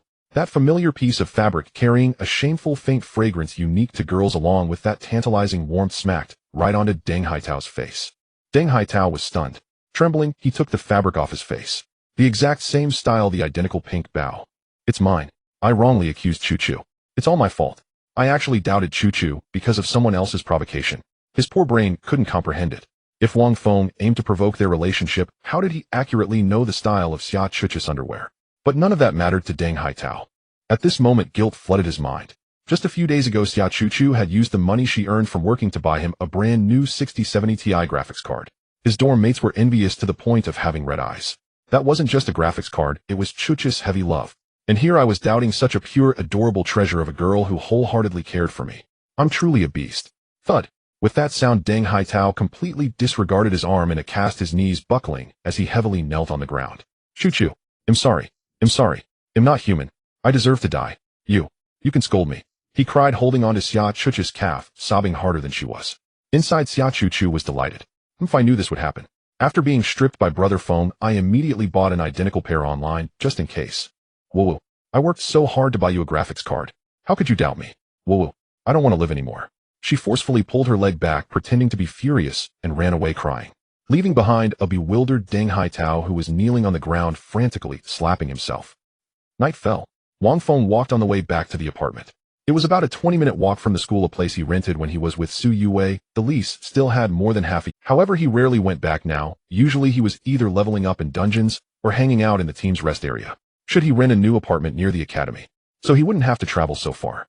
He glanced at the balance in his bank account, which was nearing 7 digits, all earned from grinding dungeons and selling materials. To be honest, being a professional really pays off. But unfortunately, the housing prices in the Jiangnan region are indeed exorbitant. With this amount of money, I'd probably only be able to buy a toilet near the academy. Thinking about how he has to carefully calculate, even for a place to live now, he recalled how he used to be when he was the Wang family's young master. What was I thinking when I got involved with a woman like Su Yue, and then fell out with my family? If I were to return home now, apologize to those cheap parents, saying I still want to live a life where I just open my mouth for food and stretch out my hands for clothes, they would definitely break my legs and laugh at me. But if I can't buy a house nearby, getting a car wouldn't be too bad. What kind of car should I buy? Song Lianqi's Panamera is quite impressive, but not very practical. The space is too small. What kind of car should I get? The evening breeze was gentle and felt quite nice on his face. But at that moment, the atmosphere suddenly felt off. A faint scent of blood invaded his nostrils. Immediately after, a pure, unmasked intent to kill surged in from all directions, enveloping him in an instant. That feeling of being targeted by a top predator made every hair on his body stand on end. Ugh! A deep, oppressive roar as if vibrating the air echoed. From his side and rear, a ghostly sound emerged. All the hair on Wang Feng's body instantly stood up. This killing intent was terrifyingly pure, devoid of any complex human emotions. It was simply a desire to tear him apart. Without thinking, he reflexively drew the German cross sword he had used in the match, which suddenly appeared in his hand. Then, he fiercely plunged the German cross sword he had just summoned into the concrete ground beside his feet. In that instant, it was too fast. The sound of the air being torn apart was sharp and piercing. System, get it moving. Flower blooming. A light and quirky BGM abruptly played. Whoosh. At the same moment the BGM started, Wang Feng's head uncontrollably turned to the left. A claw carrying a bloody wound nearly grazed his nose. A massive figure landed, its 4 claws carving deep grooves into the hard stone ground, sparks flying. Only then did Wang Feng see the full form of the ambusher. It was a silver-white giant wolf over 4 meters long and nearly 2 meters tall at the shoulder. Its fur seemed to be formed from condensed moonlight, with a pair of silver vertical pupils flashing cold light in the darkness, sharp fangs visible, and a huge furry tail swinging restlessly behind it. A high-level magical beast. The pressure was immense. What the hell? How did such a big beast get into the city? Is the Jiangnan region's city defense army just for show? This thing clearly wasn't friendly. Its level was definitely outrageously high. However, the silver giant wolf didn't give him any time to think. It pushed off with its powerful limbs, its massive body transforming into a silver shadow as it lunged at Wang Feng again. The entire movement was agile and swift, creating a stark contrast to its huge size. Wang Feng's eyelids twitched wildly. Run? Are you kidding me? At this speed, even if I kicked my own head, I wouldn't be as fast as it. Run with my head. All he could do was passively follow the beat of that silly BGM, embarking on an exceedingly abstract dance of evasion. Left sway, right swing. Duong, each leap and claw strike of the silver giant wolf brought with it a terrifying might that tore through the air. But each time Wang Feng managed to narrowly evade with an unfathomable posture. This scene was indescribably bizarre. After dodging for several seconds, Wang Feng finally noticed something was off. He distinctly saw the giant wolf smile, curling its mouth into a distinctly human-like mockery after missing a pounce. Even that massive tail was swaying joyfully behind it. Damn, this beast is intelligent, and it looks like it's not low in intelligence. In the instant he was distracted, a minuscule pause in the beat of that silly BGM occurred. A cunning glint flashed in the silver wolf's vertical pupils. A silver figure instantly magnified in front of his eyes. Bang! An irresistible massive force struck him squarely in the chest. With a 99 evasion rate, the 0.01 flaw was precisely seized. Wang Feng's vision darkened, and he was instantly knocked down to the ground. A suffocating pain surged through his chest, as if he had been hit heat-in by a lead block stuffed with cotton. However, the expected excruciating pain from shattered bones did not occur. Though the force was overwhelming surprisingly, it had no lethality. He cautiously opened one eye. He saw the silver giant wolf perched on him, its silver vertical pupils filled with mockery and playfulness. Wang Feng was certain he wasn't mistaken, the wolf was indeed laughing. Then he watched helplessly as the giant wolf opened its massive mouth capable of crushing alloy steel plates aimed at his neck, and took a bite. Wang Feng felt as if he was in a terrible state. He had even prepared himself to face the fangs capable of tearing through steel, ready to pierce his throat. Am I going to die? I never expected it to feel this cold. Bring it on. After 18 years, I'm still a good man. Yet the excruciating pain he anticipated from being bitten did not come. In its place was a strange sensation that was warm, moist, and carried a hint of blood. Slurp, slurp, slurp. A rough tongue at least 20 centimeters long began to lick his face and neck randomly, leaving a sticky trail of saliva. Wang Feng's brain completely crashed. What the hell? What is going on? This is not the right vibe. Where is the so-called apex predator? Where is the blood-soaked maw? This damn high-level magical beast knocked me down not to have me for dinner, but to wash my face. Still using saliva. What's worse, he was now pinned down by the massive body of the giant wolf, unable to move, forced to endure this sudden baptism. Wang Feng closed his eyes, feeling the rough texture of the tongue scraping across his face, and the intense beastly aura. A sense of indescribable dread surged from his feet to the crown of his head. I am dirty. This is even more unbearable than being killed. That long, humiliating minute felt like a century to him.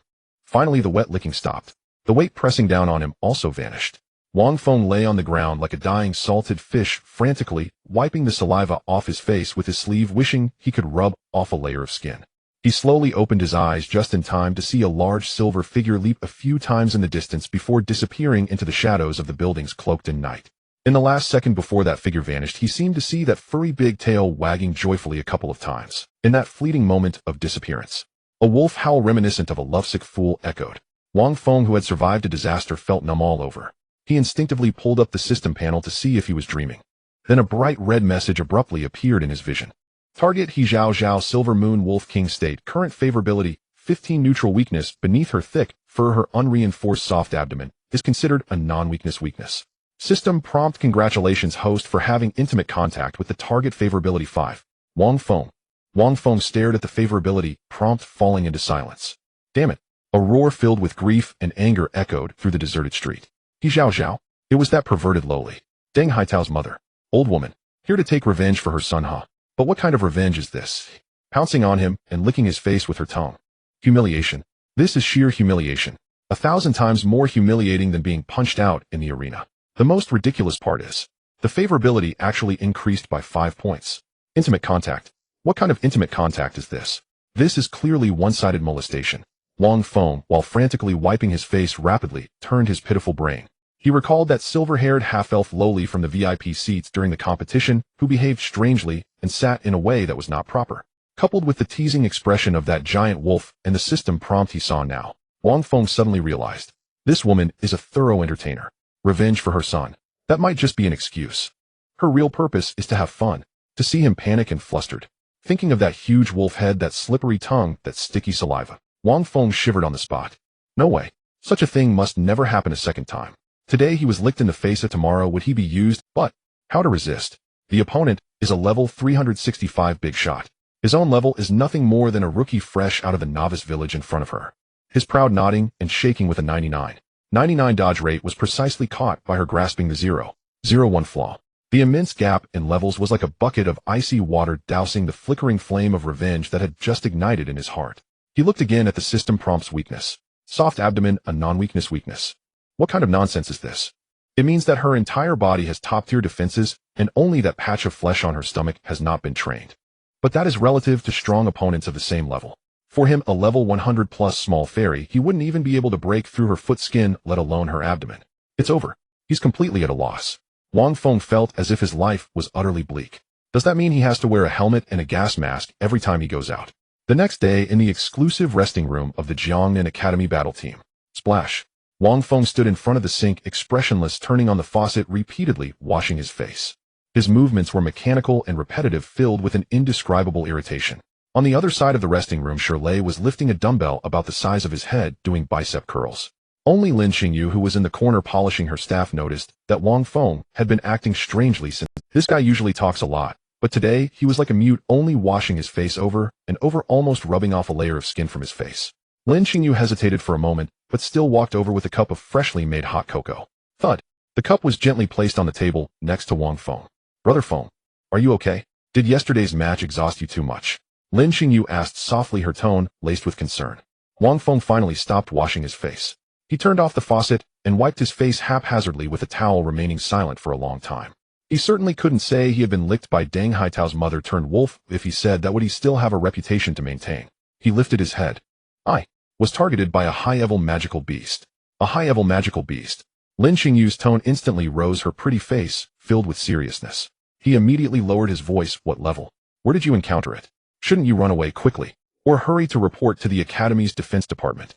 Let a high-level professional handle it. This was the standard reaction of a normal person. Wang Feng shook his head, revealing a hint of bitterness on his face.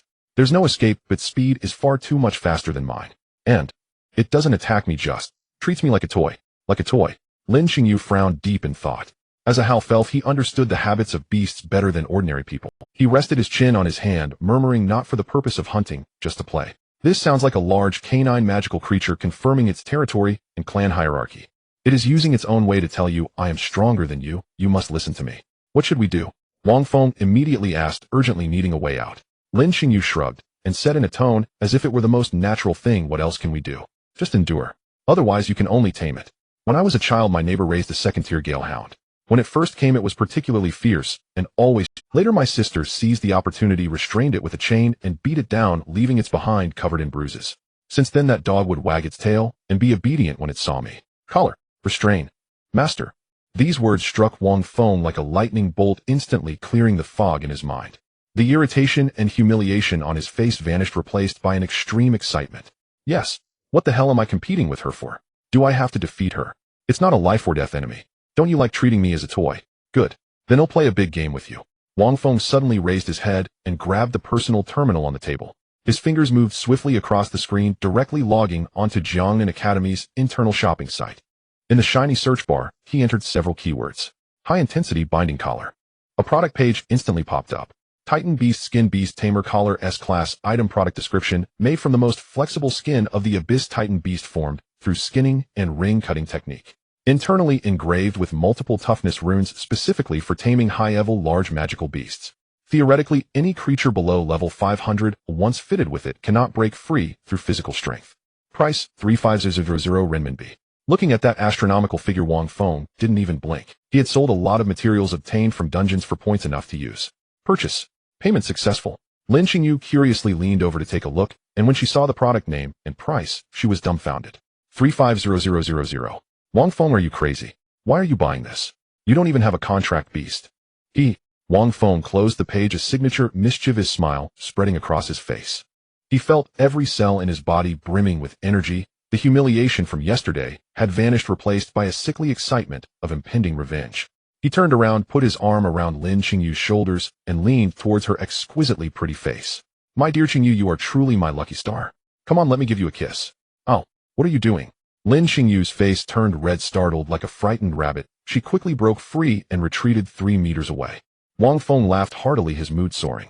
He picked up the cup of now cold hot cocoa on the table, drank it all in one go, and with a flick of his wrist sent the empty cup soaring through the air in a perfect parabolic arc, landing precisely in the distant trash can with a clang. He turned around, revealing an evil grin to his puzzled teammates. Everyone, the moment of witnessing a miracle is coming up. Under the bus stop sign at the west gate of Jiangnan Academy, Xia Chuchu became the only moving scenery. Her pure and charming face created a striking visual contrast with the explosive curves outlined by her tight t-shirt. Her long and smooth, beautiful legs were adorned with a pair of white, over-thinny stockings. Every passing boy couldn't help but let his gaze linger on her, his atoms, apple bobbing uncontrollably. A couple happened to walk by. The boy's gaze only flickered for a moment, but his girlfriend had already precisely locked onto the target, twisting her 2 fingers sharply into the soft flesh at his waist. Hiss. What are you looking at? Nothing, babe. I was just checking if this sign is crooked. The boy winced in pain, his face contorted, pleading for mercy, yet his peripheral vision still betrayed him as it slid back towards Xia Chuchu. Xia Chuchu remained oblivious to all of this, or rather she had long since grown accustomed to it. She certainly wasn't waiting for a delayed bus, but rather for someone to pick her up. Standing directly at the school gate was too conspicuous. She didn't want to be seen by Deng Haitao's roommates, so she deliberately walked to this bustling platform, using the pose of waiting for a bus to mask her anxiety and anticipation. At this moment her phone in her pocket vibrated, the screen lighting up with a message from Deng Haitao. Ever since the day before yesterday in the darkness of the theater when Wang Feng's finger had intruded beneath her skirt, her body had begun to feel quite different. An unshakable heat resided just beneath her lower abdomen. That violated spot felt as if countless ants were crawling on it, itching unbearably. No matter how she squeezed her legs tightly with a pillow after returning to the dormitory, she could not dispel the emptiness and restlessness deep within. What troubled her even more was that Wang Feng's face with its hint of mischief appeared in her mind far more frequently than her legitimate boyfriend Deng Haitao. So much so that last night the first thing she did upon returning to her dorm was send Wang Feng a WeChat message to check in a behavior that had previously only belonged to Deng Haitao. She absent-mindedly opened the chat box. Hi now by Chuan Cash version, baby. I don't have class this afternoon. Let's take a walk by the lake. I want to formally apologize to you. Apologize. Seeing these 2 words, Xia Chuchu's beautiful brows furrowed slightly, almost. If it had been before, she would have probably been like an innocent little girl filled with joyful anticipation, guessing whether it would be flowers or a candlelight dinner. Or perhaps a carefully selected, yet inexpensive little gift, immersing herself in that cheap romance. But now the images that floated in her mind were of Wang Feng casually sending a red envelope with 4 digits, his handsome face, and that bad boy smirk, which seemed to control everything. In comparison, Deng Haitao's so-called surprises seemed so childish, so superficial. Sighed Deng Haitao, when will you grow up? Xia Chuchu sighed helplessly in her heart, but her mind uncontrollably began to race, sketching another scene. If it were Wang Feng, what would he do? He would probably take her to a luxury restaurant with an average cost of over 1,000. Then he would take her to the highest 5-star hotel in the city center, booking a presidential suite with a view overlooking the entire city's nightscape. The 2 of them would stand in front of the huge floor-to-ceiling window, swaying their glasses of expensive red wine, silently gazing at the dazzling city below. Then without warning, he would hug her from behind, his scorching palms brazenly sliding under her clothing, kneading and teasing, stripping her bare. He would press her against the cold glass window, causing her softness to bloom into a pink flower from the pressure. Outside, the streets were bustling with life, with countless people rushing about. And in the room, he would possess her fiercely in the most primal way, leaving countless wet and hot imprints of varying sizes on the cold glass. Thinking of that scene, Xia Chuchu felt her body heat up suddenly. A sound as delicate as a mosquito's buzz escaped her lips, laced with suppressed desire. This was what she truly wanted. Her cheeks flushed bright red, the heat rushing to her ears, making her feel incredible. She shook her head vigorously, her lively ponytail swinging in an annoyed arc as if trying to toss out all those shameful images from her mind. Odd. She clenched her cute little fists and gently tapped her temples. Xia Chuchu, you have a boyfriend. She puffed out her cheeks and softly scolded herself in the air, looking both embarrassed. Wang Feng Gij. He is just an older brother I met online, while Deng Haitao is your boyfriend. She took a deep breath, her fingertips quickly tapping on the screen to reply to Deng Haitao. Not today, babe. I have something to do, and I can only come back at night. Hi now by Chuan Cash version. It's okay at night. I'll wait for you by the lake. Don't miss me. Chu Chu Bu Kulian. Alright, but you might have to wait a bit longer. Don't be mad. Hi now by Chuan Cash version. I won't, don't worry, baby. After finishing the chat, Xia Chuchu felt her anxious mood calm down a little, but her anticipation for Wang Feng Gij grew even stronger.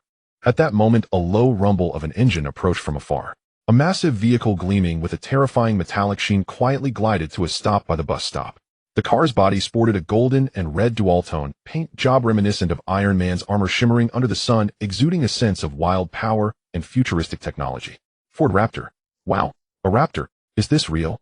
Does someone in our academy actually drive this thing? This paint job must be custom. It's gotta cost tens of thousands. With a 3.5T displacement, this thing drinks fuel like water. Whoever drives this must have a fortune. Spending over 100,000 on a pickup that gets scrapped after 15 years, what a rich second generation. Look, the car has stopped. It's here to pick someone up. I wonder which department's beauty is so impressive. The surrounding students waiting for the bus erupted in excitement, all eyes focused on this imposing steel beast, with voices of discussions, exclamations, and the sounds of phones being pulled out for photos rising and falling. Naturally, Xia Chuchu was stunned for a moment, but she soon shifted her gaze away. Over 100,000. She heard the surrounding chatter. That was an amount her family could never afford. The owner of such a car was a character that could never appear in her life. She stretched her fair neck, standing on tiptoes, continuing to search for that figure that made her heart race amid the flow of traffic and crowd. Her phone buzzed again. The screen displayed her familiar username, Feng Chi Yong Yong. Her heart skipped a beat, and she quickly answered, her voice suddenly sweet and soft, as if it could drip with honey. Hello brother, I'm here at the bus stop. Oh, where are you? While speaking, she was still looking around, afraid of missing him. On the other end of the line, only Wang Feng's succinct and teasing voice was heard. Get in the car. Wang Feng completed the beast-taming collar, and without delay turned directly into the nearest Ford dealership. Full payment, picking up the car, all in one go. The Ford Raptor he was now driving had a 3.5T twin-turbo engine running on 92-octane gasoline, with a fuel consumption of nearly 20 liters per 100 kilometers in the city, a pure fuel guzzler. However, Wang Feng enjoyed such rough primal power. At this moment, he succinctly said 2 words, get in the car, transmitted through his phone. As soon as he finished speaking, the steel beast beside the bus stop, which had attracted the attention of passers-by, flashed its matrix headlights twice like a waking wild animal blinking. Brother Feng. The voice of Xia Chuchu on the other end of the line abruptly stopped. Wang Feng clearly saw through the dark car window that the girl who had been tiptoeing and looking around just moments ago had her body frozen in place, as if someone had pressed the pause button. Her eyes widened in disbelief, her mouth slightly agape, the phone still held to her ear, as if she were a statue caught in a moment of shock. Boom. Wang Feng could almost hear the sound of a mental string named rationality being severed by a flood called vanity. Interesting. A playful smile curved at the corner of Wang Feng's mouth as he leaned back in the wide leather seat, leisurely enjoying her performance. A full 5 seconds passed. Only then did Xia Chuchu seem to wake from her daze. She quickly hung up the phone, then awkwardly tucked a stray hair behind her ear, attempting to cover her earlier embarrassment. Then she straightened her back. It was an overly deliberate elegance, each step measured as if with a ruler, her toes lightly touching the ground, her waist swaying gracefully. She was walking toward her vehicle, heading for the Ford Raptor that drew the jealous and curious gazes of everyone around. Wang Feng watched her demeanor, feeling utterly unfazed, even slightly amused. Look at this posture. Anyone who didn't know would think a movie queen was walking down the red carpet. He could clearly see that with each step Xia Chuchu took, her peripheral vision quickly scanned the surrounding students, greedily absorbing every bit of shock and envy, converting it into a composed yet proud smile on her face. This sensation for her was likely more intoxicating than any spiritual opiate. Finally, she reached the car door. With a soft click, the door opened, revealing an interior filled with luxury. Xia Chuchu did not immediately get in. Instead, she first offered Wang Feng, sitting in the driver's seat, what she believed to be her sweetest, shyest smile. Then she bent down. This simple action caused her already tight t-shirt to be stretched to its limits by her ample chest, outlining a breathtaking silhouette as if it would rip apart at any moment. She intentionally paused for a second at this angle before sliding into the car and casually closing the door behind her. Bang! The heavy door shut, completely isolating them from the external noise and envy. The car was instantly enveloped in absolute silence, leaving only the faint glow from the central control screen and the unique scent of new leather. Xia Chuchu awkwardly closed her legs, the white, over-thin stockings glimmering softly in the dim light, her hands nervously resting on her knees, presenting a picture of utmost obedience. Brother, big brother. She was about to say something to break the silence. However, Wang Feng did not even glance at her. One hand reached toward the central console, his fingertips leisurely gliding over the massive touchscreen, as if selecting tonight's playlist. At that moment, his other hand moved. That hand landed on Xia Chuchu's calf, clad in white stockings, without any warning. Xia Chuchu's body jolted, the words on her lips swallowed back instantly, her breath momentarily halted. She could distinctly feel that warm hand moving slowly upward along the tight muscle lines of her calf, gliding smoothly beneath the thin fabric. Past the knee, reaching the thigh. The skin there was even softer, more sensitive. His palm seemed to carry a kind of magic, igniting a trail of small flames wherever it passed, subtly draining her of all strength. She instinctively wanted to clamp her legs together, but found herself unable to resist at all. Outside the window, the students had not yet dispersed, still pointing and whispering. Inside the car, a hand that did not belong to her had already skillfully slipped beneath her short skirt. This extreme contrast made her feel dizzy, the familiar warmth stirring once again deep in her abdomen.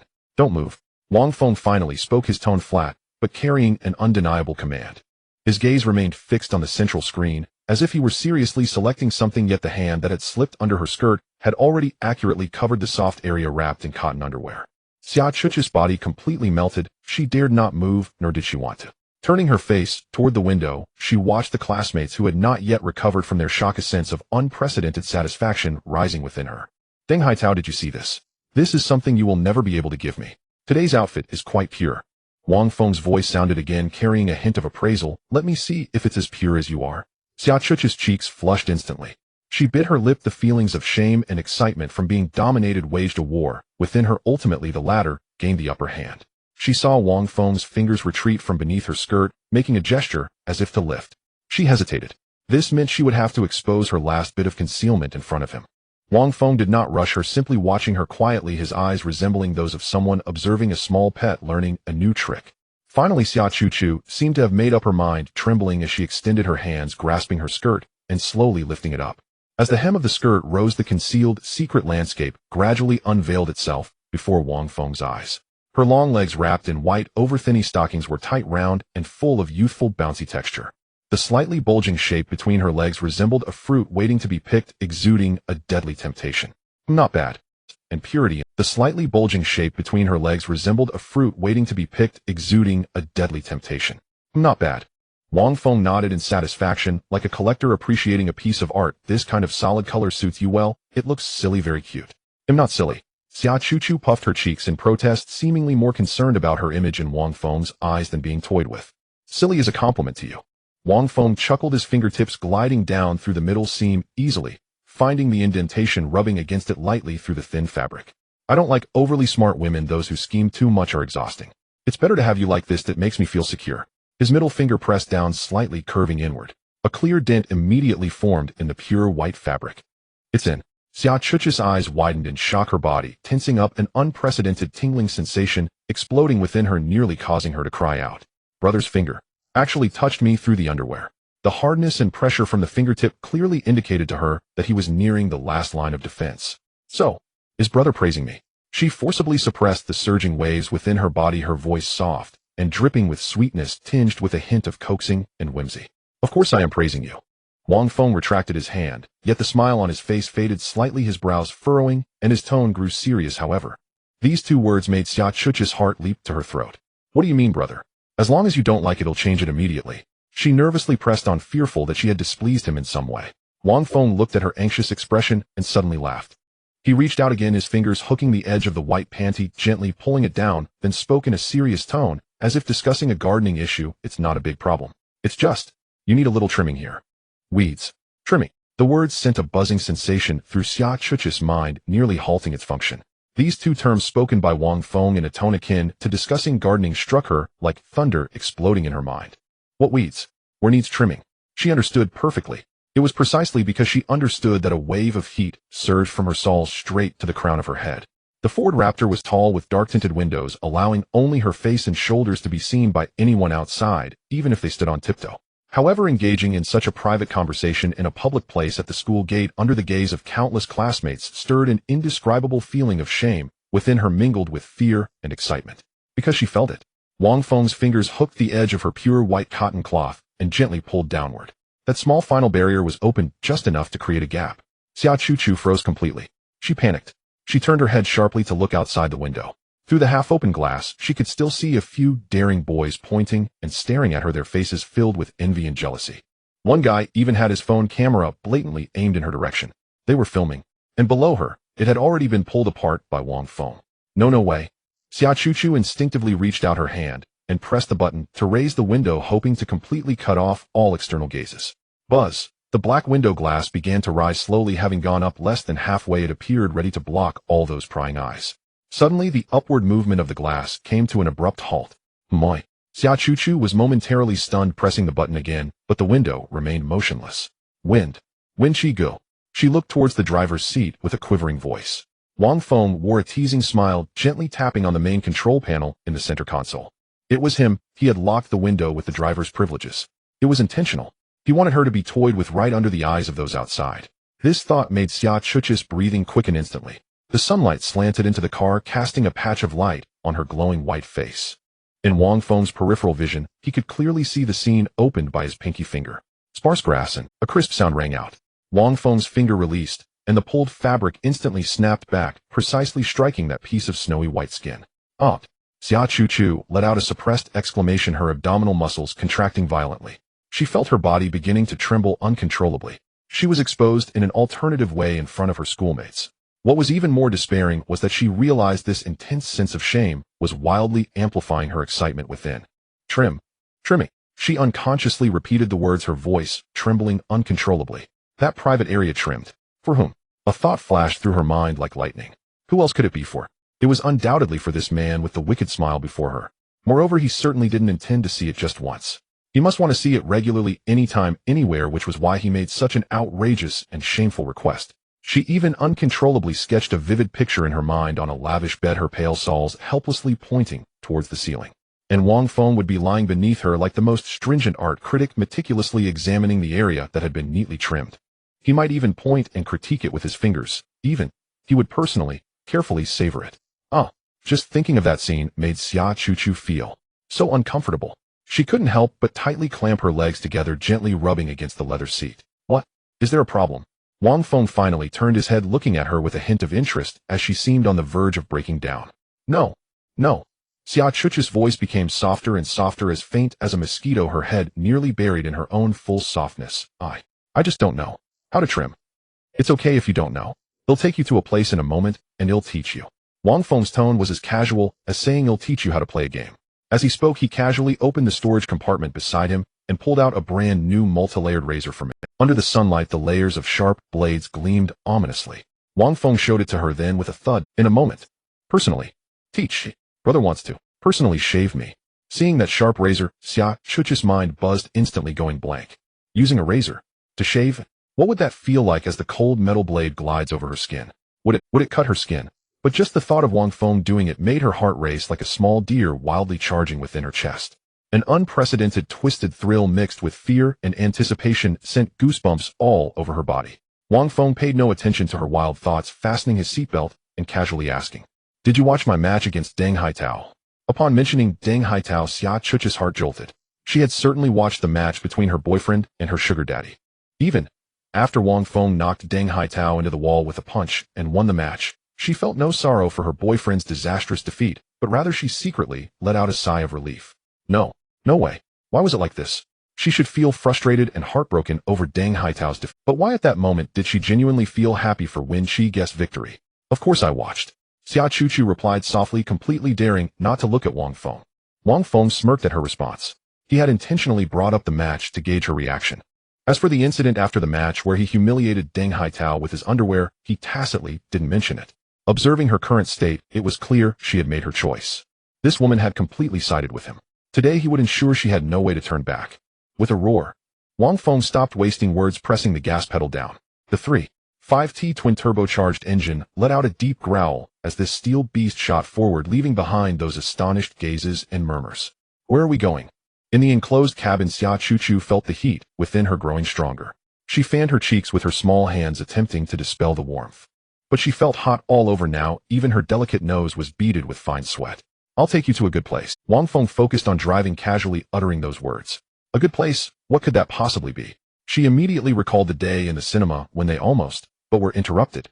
Xia Chuchu felt she was in deep trouble. She dared not ask again, as she already guessed what was about to happen next. However, she said nothing, not even a hint of resistance. She simply sat quietly in the passenger seat, nervously clutching the hem of her clothes like a little lamb awaiting judgment. Come kneel on the chair, come here. Wang Feng's voice was gentle, yet carried an undeniable command. Kneeling on the chair. Coming over. Xia Chuchu's mind buzzed, almost coming to a halt. What could these 6 words possibly mean? How could she not understand? Brother Feng is such a pervert. This is in the middle of the street. The car was still moving, although the car door blocked most of it, but the window was still open. What if someone outside saw something? Her heartbeat instantly accelerated and her cheeks felt hot enough to fry an egg. However, her body was far more honest than her mind. Almost instinctively, she unbuckled her seatbelt. The strap that had bound her retracted with a whoosh, as if it had also released the last shackle in her heart. Forget it. This isn't the first time. He had already toyed with her so much in the cinema. What is one more time, Matt? Moreover, she didn't know why, but just thinking about the shameful things that were about to happen made a surge of uncontrollable excitement rise deep within her body. Xia Chuchu bit her lower lip, her face flushed to the point of almost bleeding. She obediently turned around, bending her knees, and carefully knelt on the soft leather seat. This position forced her to arch her rounded hips, wrapped in a gray pleated skirt high up. The view beneath the skirt was tantalizingly concealed, forming a breathtaking curve. Her face was flushed as she looked at Wang Feng, her shy and submissive demeanor causing the corners of his mouth to curve even more. He still steadied the steering wheel with one hand while the other reached over and gently pinched her collagen-rich cheek. Good girl. Just that one word made Xia Chuch's body soften. Immediately Wang Feng's finger applied slight pressure, pulling her face closer to him. Xia Chuchu was wearing a fitted white t-shirt today with a wide neckline. From this angle, Wang Feng had a clear view of the ample cleavage of her cup breasts. Her big watery eyes looked at Wang Feng pitifully like a frightened little rabbit, yet she dared not resist, and then she bent down. Xia Chuch's delicate body slowly climbed upwards. A strong masculine scent rushed towards her. Although they had already experienced this once in the cinema that had been in the dark, now under the bright daylight still in a moving car, the feeling was completely different. Xia Chuchu closed her eyes as if to encourage herself. Then she began to explore. Just at the moment, everything was completely pulled apart. Slap. A crisp sound rang out. Xia Chuchu was stunned. Wait. Did I just get hit? However, the next second, everything before her completely shocked her. Previously in the cinema, although she had felt that horror, the environment was dark after all. Only now at such a close distance, observing with ultra-clear image quality, did she truly realize how terrifying it was. At that moment, the car turned at the intersection. The angle of the sunlight changed, streaming in directly from the driver. Xia Chuchu watched wide-eyed as the sunlight cast clear highlights and shadows. Xia Chuchu felt her eyes start to spin. The onboard navigation sweetly chimed in, announcing, continue driving for 2.5 kilometers, the road is clear. Wang Feng glanced at Xia Chuchu, who had completely shut down, and redirected his attention back to the traffic. The young girl's body knelt in the passenger seat, her hips raised high. From Wang Feng's angle, Xia Chuchu's delicate face was almost bleeding from embarrassment. But her eyes were startlingly bright. Her fair cheeks wore an expression of daring defiance as she leaned down. What a tormenting little fairy. He inwardly cursed, focusing entirely on the road ahead, gripping the steering wheel tightly. The road surface was not very smooth. Why are there so many manhole covers? Every time the vehicle rolled over one, it jolted perfectly. It's deadly. Really deadly. Xia Chuchu's breath became ragged. Perhaps it was due to excitement, or perhaps the air inside the car was indeed thin. Just then the red light ahead turned on. Wang Feng had just brought the car to a stop. Hey buddy, nice ride. How many have you taken down? A rough, booming voice came from the side. Wang Feng turned to see a burly man with a buzz cut in a black Range Rover, grinning widely and shouting at it. With that brother's hearty demeanor, it was clear he was from the northern border region. 90,000 out of the door on the spot. Wang Feng replied with a smile. At that moment, Xia Chuchu heard Wang Feng's voice through bone conduction. How it was transmitted, don't worry about it. It felt quite strange. But when she realized that Wang Feng was chatting with a complete stranger while she was busy, she felt a sickly excitement wash over her. Then, oh wow, is this for real? Wang Feng's foot stomped down suddenly, nearly flipping the car over. The northern brother clearly hadn't noticed anything unusual in the car. His attention was fully captured by the stylish golden red Raptor. He leaned out of his driver's seat, surveying the vehicle up and down. Damn, looks awesome. This thing is really something. This big guy. I'm getting one too. The brother exclaimed sincerely. Suddenly his gaze fell on the edge of the Raptor's passenger window. He saw two prominent rounded objects facing him, and they were bouncing. When he realized what those two prominent objects were, the smile on his face instantly froze. That bouncy curve, that youthful vitality. Although he couldn't see the person, he understood what she was doing. The brother, who hasn't been young before. He slowly exhaled a puff of smoke, his facial expression becoming complicated, ultimately turning into a hint of admiration. He nodded meaningfully at Wang Feng. Just then the traffic light at the intersection turned green. Without a second word, the brother stepped on the gas, and the Range Rover roared ahead. Once he was far away, he took a final look at the Raptor in the rearview mirror and shook his head. Today's youth really know how to have fun. Wang Feng watched the Range Rover disappearing into the distance, feeling speechless. Gently pressing the accelerator, the 3.5T engine let out a low growl as the vehicle smoothly started moving again. Feeling the car moving, Xia Chuchu's body tightened, and she instinctively wrapped one arm around Wang Feng's waist to secure herself. Even with Wang Feng's extraordinary willpower, at this moment his thoughts began to uncontrollably drift away. Drifting towards his hometown. Drifting towards the northern part of his country. A few minutes later, Wang Feng lifted her up. Xia Chuchu's cheeks were flushed, her eyes dazed. Just then, ding. Xia Chuchu's phone emitted a crisp notification sound. She picked up her phone and unlocked the screen. On the screen was a WeChat message. Deng Hai Tao Chuchu. Before it gets dark, please be sure to come to the villa area by Jinhu Lake. I have a surprise for please. Xia Chuchu was still lingering in the afterglow of the earlier encounter, her mind adrift. Her legs felt weak, her heart numb, and her thoughts were a chaotic mess. She didn't respond or utter a word, simply pressing the phone screen dark and tossing it back into her bag. Wang Feng, driving, caught a glimpse of the familiar avatar on her screen from the corner of his eye. He asked nothing. Sit tight, we're almost there, he said calmly, his voice betraying no emotion. Xia Chuchu snapped back to reality, lifting her head as if waking from a dream. The scenery outside the window had transformed completely. The towering skyscrapers were gone, replaced by vast expanses of neatly trimmed greenery and low, elegant buildings. The air carried a moist, grassy scent. The Ford Raptor gradually slowed, gliding smoothly onto an internal road paved with beautiful bricks. Flanking the road were rows of independent two-story European-style villas, each with a delicate garden. A villa district. This was, "We've arrived Jinhu Lake Villa District." They turned into a courtyard with an automated gate. Wang Feng killed the engine and engaged the electronic parking brake in one fluid motion. "I've booked a lakeview room here. Jinhu Lake Villa District." At those words, Xia Chuch's heart clenched as if gripped by a hand. No way. No way. Deng Haitao had just messaged her mysteriously, saying he wanted to meet her by Jinhu Lake tonight to give her a surprise and apologize. This was too much of a coincidence. The thought made Xia Chuch's face pale. What if Deng Haitao saw her stepping out of Fengqi Gij's nearly million-yuan Raptor? The image was too horrifying to imagine. How would she explain?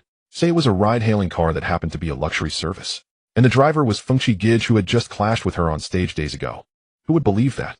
No. Xia Chuchu knew clearly that even Deng Haitao, as foolish as he was, wouldn't buy her lies. What's wrong? Don't like the lakeside? Wang Feng keenly noticed her expression change. The scenery here is stunning. It will definitely give you an unforgettable night. He turned his head, a faint, elusive smile on his lips. Come on, let's get out.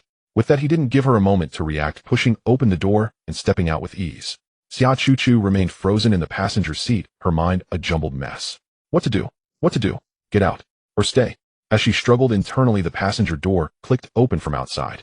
It was Wang Feng. He said nothing, just stood there looking at her. Xia Chuch's hand moved to unbuckle her seatbelt almost instinctively. The Raptor's high chassis had already been a challenge to climb into. Now, facing the height as she prepared to descend, she felt a wave of hesitation. Wang Feng extended a hand. She placed her small hand in his as if possessed. In the next second, a surge of strength pulled her. She was practically lifted from the car, losing her balance, and she gasped, crashing into a warm, solid embrace. Wang Feng didn't hold back. The soft, fragrant bundle in his arms felt incredibly good to the touch. His large hand, following her fall, naturally lifted her short skirt again, his warm palm pressing directly against the outer thigh, wrapped in white stockings, rubbing gently but firmly. A young girl's skin was truly something else. Even through the thin stockings, he could feel the delicate smoothness and astonishing elasticity. It was like fine silk enveloping a piece of warm, smooth jade, making him reluctant to let go. The heat from his palm radiated continuously. Xia Chuch's body instantly went limp. The familiar electric current shot up from her inner thigh, spreading through her entire body in a flash. Deng Haitao. Who was Deng Haitao again? Oh, right, her supposed boyfriend. But not very familiar. At that moment, the thread of reason in Xia Chuch's mind snapped completely. Even if that unlucky Deng Haitao appeared before her now, she felt she could tell him, without flinching, "Sorry, you've got the wrong person. I'm not Xia Chuchu." Then she would follow Fengqi Gij without looking back. Wang Feng took her hand and led her deeper into the villa district. Passing through a garden trimmed like a painting, the view opened up before them. A vast artificial lake appeared, its surface as calm as a mirror. The area was tastefully arranged and remarkably empty. Scanning the area aside from a few gardeners, there wasn't a soul in sight. Xia Chuchu soon brightened. Right, why was she afraid? This Jinhu Lake was huge. Even driving around took ages. How likely was a chance encounter? Besides, Fengqi Gij had surely chosen the top-tier lakeview suite, secluded and private. That miser Deng Haitao, who wouldn't even pay for a shared bike, how could he end up here? At most, had set up a couple of candles by the public lakeside and text her to come over. Impossible. Absolutely impossible to run into him. With that thought, Xia Chuch's spirits soared. Instead of resisting Wang Feng's hand roaming over her leg, she reached out her other small hand and gently, with a hint of coaxing, covered the back of his hand. It wasn't a stop. It was a tender caress of tacit consent and encouragement. Her fingertips traced lightly over his skin as if responding to his teasing. She seemed to have grown accustomed to being freely handled by this man. She even began to crave and adore the large hand that roamed so wantonly over her body. They walked along the path by the lake. The hard stone pavement gradually gave way to smooth cobblestones. The lake water shimmered with a golden halo under the setting sun, crystal clear, revealing the swaying aquatic plants below. Wow! Xia Chuchu couldn't help but exclaim in admiration, her entire being becoming buoyant. The warm evening breeze caressed her cheeks, making her squint in contentment. The wind swept her jet black hair backward, and her fitted white t-shirt was molded by the breeze into breathtaking. "Want to walk down there?" Wang Feng looked at the charming little vixen beside him, his own mood exceptionally light. Sure." Xia Chuchu nodded excitedly, like a child given candy. She ran to the edge of the stone path, crouched, and slipped off her delicate little sandals. The motion caused her already too short skirt to ride up, even further revealing a stretch of snowy inner thigh that was dazzling to the eye. Then bending over, her fair hands grasped the white stocking tops at her thighs, slowly inch by inch pulling the white silk stockings down. As the pure white receded, her near-perfect leg curves were exposed to the air. The lines were firm and fluid, extending from her slender ankles upward, shapely calves, full thighs, skin glowing white in the sunset. Her small feet were as exquisite as works of art, 10 rounded toes like tiny pearls with no nail polish, showing a natural tender pink hue. Clearly she had washed herself from head to toe clean and fragrant before going out. Her bare feet tentatively stepped onto the cobblestones. The cold, uneven sensation made her curl her toes and let out a soft cry. Wang Feng followed behind, hands in his pockets, enjoying the sight with keen interest. Xia Chuchu wobbled a few steps across the cobblestone shore, finally reaching the water's edge. The cool lake water instantly submerged her fair feet. So nice. She let out a satisfied sigh, then turned and happily waved at Wang Feng. With her waving motion, her full chest bounced, creating a mesmerizing ripple. At that moment, Xia Chuchu felt as if she were in a real romance. She suddenly realized that her relationship with Deng Haitao wasn't love, it was just a habit. Because of his pursuit, the teasing from others, they had agreed to be together, and she had simply been fulfilling that agreement. That relationship had no surprises, no racing heart, no thrill, no sweetness. But now, every moment with Fengqi Gij was filled with indescribable excitement and a sweetness wrapped in money. And the physical ecstasy he brought her, which she both feared and anticipated. At this moment, what is Deng Haitao doing? He is standing on a patch of open ground by the Jin Lake, his feet on the pebbles, his right hand covered in thick plaster, pointing at the landscape with his uninjured left hand. Bro. Yes, this is the spot. It has to be directly in front of the floor-to-ceiling windows of that villa. Damn, this position is guaranteed to make a great shot. And this? From here on, arrange all the roses in a heart shape. Hey, who told you to make it so? From here to here is enough. It needs some blank space. Smaller is more exquisite. The two roommates dragged in to help exchanged glances, thinking that he is just being stingy. And the sound system. Hide the sound system behind that pillar. Deng Haitao grew more excited as he spoke, as if he could already see the dawn of victory. When Chuchu appears, Aqiang, you just play the music via Bluetooth. Remember, it has to be loud. And the cake. Let's hide it here for now. I called Zhou Chuqing from our class over, and when she sees my signal, she'll bring out the cake. Deng Haitao stood with his hands on his hips, looking at the surprise scene. He had meticulously planned, a determined smile spreading across his face. In his eyes, this grand apology ceremony would not only allow Xia Chuchu to completely forgive him for yesterday's misunderstanding, but also take their relationship to new heights. Tonight, amidst this picturesque lake and mountains, Deng Haitao aims to show Xia Chuchu that no one understands romance better than him. Meanwhile, Wang Feng was sitting on a flat, hard rock by the lake, watching the delicate figure playing by the water under the sunset. I must say, this feeling is truly subtle. Seeing someone else's girlfriend smiling so brightly, just because of a small financial contribution, feels completely different from a serious romantic relationship. It is a sensation mixed with conquest, plunder, and absolute control, especially when he thought that this innocent and carefree woman was taken from his rival Deng Haitao. This is no longer a simple romantic affair. The intense sense of guilt provided Wang Feng with an unprecedented satisfaction of conquest. This is a top-tier thrill of snatching away his most precious treasure from someone else.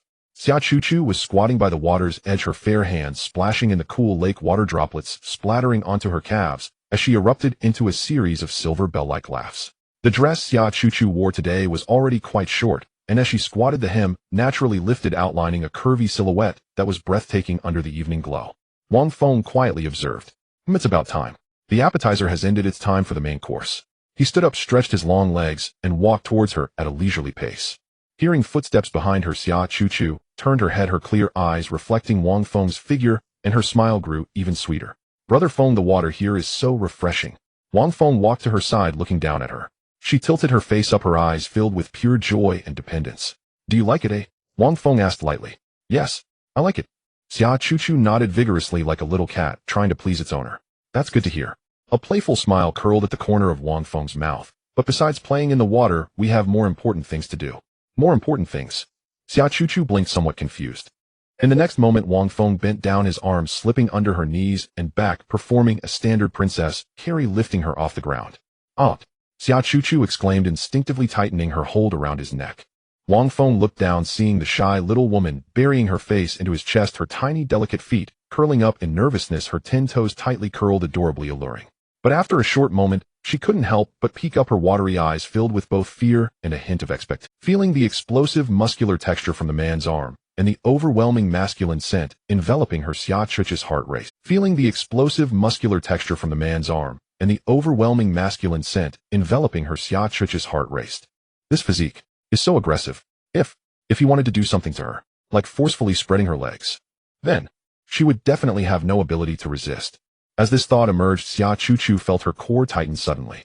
Tension and fear, but deep down an uncontrollable, inexplicable sense of anticipation began to swell.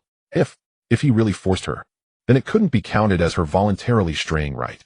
Yes, it was him who forced her. Let's go back inside. Wang Feng carried her and turned towards the villa by the shore. His lips brushed against her ear, his warm breath tickling her. You promised me something, but it's time to fulfill it. What thing? Xia Chuchu was still a bit dazed, but soon she recalled the brand new razor Wang Feng had taken out from the storage box earlier in the car. Whoosh! Her face instantly turned crimson all the way to her ears. Could it be? He is going to help her shave right now? Here. Xia Chuch's heart was pounding wildly in her chest, feeling as if it would leap out of her throat. She buried her face tightly against Wang Feng's chest, not daring to look into his eyes, yet her body honestly tightened its embrace even more. She was ready. Wang Feng held her, his steps steady. They walked around a patch of low pine trees, and suddenly the view opened up. A cream-colored lakeside villa stood quietly by the shore with several floor-to-ceiling glass windows that brought the whole lake view inside, reflecting the evening sky and shimmering lights on the water. Simple, yet exuding a sense of understated luxury. Xia Chuchu peeked her head out from Wang Feng's embrace, gazing at the villa in front of her, completely stunned. She had never imagined in her lifetime that she would come to such a place. Her boyfriend Deng Haitao, the notorious penny pincher who insisted on splitting expenses even on dates, would never take her here. Wang Feng first gently set her down, and then walked back to the rugged pickup truck, retrieving his belongings, which of course included the brand new razor. He took Xia Chuch's hand, unlocked the villa door with his fingerprint, and led her through a brilliantly illuminated living room. The master bedroom also featured a gigantic floor-to-ceiling window facing the glimmering lake. Wang Feng did not simply throw her onto the bed, but took her to the large soft couch by the window. The couch was covered with a thick linen cushion, spacious enough for two people to lie side by side, closely pressed against the glass, as if reaching out could touch the surface of the lake. However, just as the atmosphere reached an extreme ambiguity, a sudden commotion erupted outside the villa. A loud, overly confident male voice clearly penetrated the soundproof glass and reached their ears. Brothers, listen to my command. Let's do it again. When the music starts and the lights shine, he'll drop to one knee. He'll ask you, aren't we handsome? Let me tell you, no woman can resist this kind of scene. Chuchu will definitely cry on the spot. Xia Chuch's blush faded instantly, her entire being struck by lightning. Her heart jolted, as if her blood had frozen. That utterly foolish voice was none other than Deng Haitao. How could he be here? Xia Chuch's mind went blank, her head buzzing, as if 1,000 bees were having a party. Blood rushed to her head instantly, only to cool down in the next moment. She was like a cat whose tail had been stepped on, suddenly breaking free from Wang Feng's embrace, scrambling with hands and feet to a corner of the floor-to-ceiling window, curling into a ball, her heart pounding so hard it felt like it would leap out of her throat. It's over. It's over. It's over. This time she's definitely doomed. Caught red-handed, that fool Deng Haitao would absolutely go crazy. Wang Feng looked at her panicked expression, then turned to glance at the sturdy figure outside the window, gesturing grandly, unable to help but grin widely. What a coincidence. What do they call this? This is called the right place at the right time. It's as if heaven itself is making sure the show is a hit.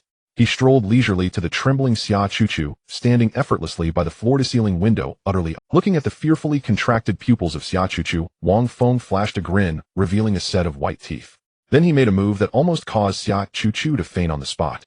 He raised his hand and very deliberately, very dramatically waved at Deng Haitao outside the window. And then, BGM flowers bloom and fade. Wang Feng's head started to sway flamboyantly to the familiar melody. Xia Chuchu was frozen. Completely frozen. Brother. Big brother. You are my real brother. What time is it? And you are still here dancing like a fool. Is this a faceta-face mockery? This set of moves with the BGM, who in the entire Jiangnan Academy doesn't know about it. This is the exclusive BGM nailed to Deng Haitao's humiliation pillar.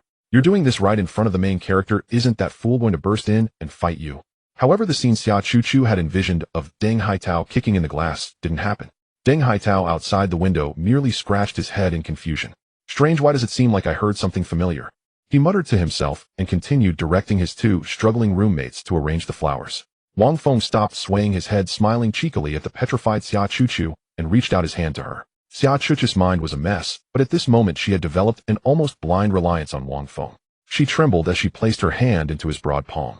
Wang Feng gave a strong pull, lifting her off the ground, and effortlessly bringing her soft body back into it. When Deng Haitao's clear face swayed just outside the window, Xia Chuchu's body tensed once again. Yet the hand that Wang Feng had around her waist transmitted a strange warmth, remarkably calming her heart that felt ready to explode. It was as if, as long as this man was around, she wouldn't have to fear the sky collapsing. Baby. Wang Feng's lips brushed against her ear, his warm breath making her shiver. Don't worry. He pointed with his chin towards the floor-to-ceiling window outside. This thing is one-way glass. Rich people also value their privacy. One-way glass. Xia Chuchu's brain struggled to process the information in those few words. She stared dumbfounded at the large glass that had a slight tea-color opening her mouth, but unable to utter a single word. So, you can't see inside from the outside. Only we can see that fool outside arranging heart-shaped candles. Is this the world of the rich? Do they play this extravagantly? Wang Feng faced her as he noticed her naive expression. Xia Chuchu's cheeks had already taken on a lovely shade of pink, not from fear, but from another emotion. Don't believe it. Wang Feng's lips curled into a mischievous smile. How about? Let's give it a try. Wow. Xia Chuchu felt like she had become a teapot that was whistling steam, starting to rise from the top. How could she not know what Wang Feng meant by give it a try? Before she could react, Wang Feng swept her up in his arms, turning around a few steps, and directly tossing her onto the large soft couch by the window. With a thud, Xia Chuchu felt herself sinking into the soft cushion, the world spinning around her. When she regained her bearings, Wang Feng had already pulled out a brand new razor and a can of shaving foam from his bag. Upon seeing these two items, Xia Chuchu was utterly embarrassed, immediately covering her face with both hands, her legs instinctively curling up, her toes tensing. But she had no idea that this defensive posture was seen by the man as an explosive level of temptation. The short skirt with her curling up had slid up to her waist.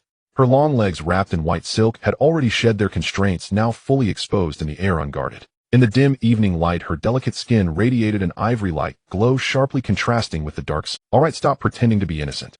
Wang Feng's voice carried an undeniable sense of command. He shook the can of shaving foam in his hand, and with a fist squeezed out a mound of dense white foam into his palm. Do it yourself? Huh. Xia Chuchu felt her breath catch. To do something so shameful, and to make herself do it voluntarily. This request struck her like a thunderbolt, echoing in her mind. Brother Feng. He even said I pretend to be innocent. A strong sense of shame ballooned wildly within her. But clearly, Xia Chuchu's mind raced with the memories of everything since she met Wang Feng. Remembering taking nude photos for Brother Feng, sending lingerie, and those little videos, being fingered in the cinema, initiating a kiss in the fire escape, being requested by him in the car. She bit her lip. It seemed, in front of Brother Feng, I had always been a very proactive, very promiscuous woman. But why am I not repulsed at all? Instead, there was always a tingling, stimulating sensation running through my body. Could it be? I am inherently a lustful woman. But this feeling, I like it so much. Xia Chuchu tightly clenched her fists, her nails nearly digging into her palms. Her face was flushed, her mind a chaotic mess. But her hands, seemingly of their own accord, slowly moved. That's right. Compared to that cheap and boring guy Deng Haitao, Brother Feng's undeniable commands, this domineering approach of crushing with money and action at the slightest disagreement. I seem to like it even more. Yes. For such matters, of course, the stronger the man, the more it appears that I am forced into it. That way it's easier to find an excuse for myself. Much better than listening to my sisters complain about some clueless guys who are so impatient, yet at the critical moment pretend to be gentlemen and ask, can I come in? Too disappointing. Too boring. Shame and a perverse sense of excitement fiercely battled within her heart, with the latter eventually prevailing. Her thumbs gently gripped the sides of the last piece of fabric she wore. Then, she suddenly yanked it down. That mysterious, meticulously wrapped, white little bun was completely, unreservedly exposed to the— When that small white bundle was completely exposed to the air, Xia Chuchu's fair legs went taut, and straight, her toes curling inward. Beneath the lifted skirt, her youthful innocence lay fully bare. Having tossed aside her last defense, Xia Chuchu froze entirely, her mind a blank, utterly at a loss as to where to place her hands or feet. Wang Feng watched her so invitingly vulnerable, a crooked smile curling on his lips as he toyed with the can of shaving foam. He didn't act immediately, but instead, like a connoisseur appreciating a work of art, let his gaze wander over her body. Tis. Wang Feng let out an ambiguous sound, then leaned down, his large hand reaching directly for that fair smile. The touch of her skin was indescribably delicate. He grasped the girl's slender ankle and gently pushed it up. Xia Chuchu's body had become so compliant that words were unnecessary. A simple gesture was enough for her to instantly understand what Wang Feng wanted. Her body instinctively cooperated, her legs slowly parting. The evening sunlight streamed through the one-way floor-to-ceiling windows, casting a golden glow over the girl's form, as if each inch of her skin was gilded with a sacred light. Heck, quite cute, Wang Feng remarked casually after a glance. In truth, Xia Chuchu was just a sophomore, her hair not thick, but sparse and soft to the eye. Xia Chuchu resignedly closed her eyes, her long lashes casting shadows on her cheeks. She could feel the hand wreaking havoc on her body, each movement making her tremble involuntarily. She could only bite her lower lip hard, using the pain to combat the strange sensation welling up within her, enduring this long and tormenting prelude of shame. Wang Feng stopped teasing her, shook the can in his hand, and with a hiss squeezed out a large fluffy mound of white foam into his palm. The cold foam touching her warm skin made Xia Chuchu shudder again, her body instinctively shrinking back. However, Wang Feng's fingers were far from still. As he spread the foam, his fingertips would graze her, wandering back and forth with deliberate carelessness. This kind of teasing touch, so faint yet present, was even more unbearable for Xia Chuchu than a direct assault. The muscles of her lower abdomen were tense, her legs trembling uncontrollably, and those cute little feet curled their toes as if enduring immense torment. Wang Feng watched the scene before him, his grin widening. The hand that had been spreading the foam with his fingertips suddenly began to trace circles. Then with his palm facing upward, his middle finger vanished. Hey! Xia Chuchu's eyes flew wide open. She opened her mouth wide, but not a single syllable escaped. The suppressed breath was stuck in her chest. Perhaps subconsciously, she didn't want Deng Haitao outside the window to hear a thing. Or perhaps this allowed her to build up better. Wang Feng sensed the change and smirked mischievously. You're quite sensitive, aren't you? I only touched. Don't say it. Please. Xia Chuchu's entire body trembled violently, the conflicting emotions of excitement and shame tangling wildly in her mind, leaving her in a daze, nearly shutting down. Wang Feng found it amusing to watch Xia Chuchu, who wanted to cry out, but dared not, forcing a stifled breath to lodge in her chest. And no need to hold back. React however you feel. Wang Feng's voice carried a hint of seduction. Doesn't it hurt to hold it all in like that? As he spoke, he pressed down a few more times. This finally shattered all of Xia Chuchu's psychological defenses. She could no longer suppress it. A stifled moan escaped from deep in her throat, and her body arched upward abruptly. She gasped for air, her consciousness beginning to blur. That feeling again. A blankness before her eyes, a sensation of her soul about to leave her body. It was her dazed gaze passed through the floor-to-ceiling window, looking at the golden sunset outside, at Deng Haitao, directing his roommates to arrange candles, while she herself, in this luxurious villa, was being toyed with by another man until her body lost control. This intense sense of transgression and excitement overwhelmed her. A stream of liquid broke through the foam's defenses. Wang Feng had anticipated it a second before he felt Xia Chuchu's body twitch unnaturally. He had already sidestepped. He looked at the foam he had painstakingly applied and curled his lip. Well, all that effort wasted, ahead, have to start over. However, just as Xia Chuchu's body began to calm, she suddenly shuddered violently, her pupils contracting as if she had seen the most terrifying thing in the world. Brother, wait. Please. Wait. Xia Chuchu's voice was filled with extreme terror and panic. She reached out a trembling hand and grabbed Wang Feng's wrist, which was about to act up again. What's wrong? Wang Feng looked up in displeasure, following her terrified gaze out the window. There, outside the floor-to-ceiling window, stood a person. That silly Deng Haitao was pressing his face curiously against the glass, shielding his eyes with his hands as he peered inside. The angle of his gaze was right beside the two of them. Deng Haitao. Recognizing the face, Xia Chuchu was frightened out of her wits, her pretty face turning ashen. Wasn't it supposed to be invisible? How could he be here? How could he get so close? Don't worry. Wang Feng's voice was unusually calm. He didn't even lift his head. This one-way privacy glass, with the light so strong outside, even if he gouged out his eyeballs and pressed them against it, he couldn't see inside. As he spoke, he pushed Xia Chuchu's leg again. Xia Chuchu let out a pitiful whimper, like a kitten bullied by its master, but too afraid to resist. Her legs instinctively wanted to close to hide the mess, but she dared not defy Wang Feng's command, so she remained stiffly in place. She could even imagine Deng Haitao outside the window staring curiously in this direction, while she right under his nose was being. This extreme shame and tension nearly paralyzed her mind. Yet under these circumstances, she was horrified to find her physical reactions growing even stronger. Why in this situation did she feel a faint, indescribable excitement? I really am a pervert too. This terrifying thought filled Xia Chuchu's heart with despair. Just as she was lost in these chaotic thoughts, Wang Feng had picked up a brand new razor. The cold metal blade touched her warm skin. Without a pause, completely ignoring the prying gaze outside the window, he began to shave gently and methodically along the contours of her skin. The blade was sharp, and wherever it passed, foam and hair were swept away, leaving behind a patch of smooth new skin. Wang Feng's movements were slow and steady, like a master craftsman meticulously carving a work of art. He was very thorough, leaving no corner untouched. For Xia Chuchu, every second was an exquisite torment. She could clearly feel the cold, sharp sensation of the blade gliding over her skin, each stroke dancing on her nerve endings. What made it worse was that whenever she opened her eyes, she could see through the tinted glass Deng Haitao's simple face, so close to her own. He was still peering in curiously, even tapping on the glass. He seemed to be watching the entire process. This thought made Xia Chuchi's body tighten even more as a new, more turbulent wave began to brew deep within her. It's over. He saw everything. He saw me being. Xia Chuchi's mind buzzed, instantly going blank. Her blood ran cold, almost making her perform an instant death scene. However, just as her soul was about to leave her body in despair, she noticed that Deng Haitao outside the window was acting a bit strangely. She saw him checking himself in the glass, first on the left then on the right, even adjusting his unruly bangs, and making a self-consciously handsome expression. Wait, is he using this glass as a mirror? Oh. Understanding this scene, Xia Chuchi's heart, which had been suspended in her throat, finally thumped back heavily into her chest. I'm saved. But before she could fully relax, an even stronger, more perverse wave of stimulation instantly engulfed her entire body. Although he couldn't see her, he was right there. He was leaning against the glass less than 20 centimeters away from her, and she was being attended to by another man under his affectionate gaze. What was this? A live, immersive experience with a minotaur? On one side was Brother Feng's meticulous craftsmanship, and on the other her boyfriend was watching closely. This dual stimulation caused her brain to completely crash, while her body senses were amplified countless times. She bit down hard on the hem of her dress, stuffed in her mouth, her body uncontrollably taut like a bowstring. Her toes curled in agony from extreme restraint, yet they slightly relaxed due to the indescribable tide. She felt like she was going insane. Finally, as that overwhelming wave was about to wash away her sanity, she could no longer hold back. A faint pop sounded against the cold glass of the floor-to-ceiling window. If it weren't for this glass barrier, Deng Haitao, who was fixing his hairstyle outside, would definitely need some mousse to shape it properly. Wang Feng raised an eyebrow at this sudden scene.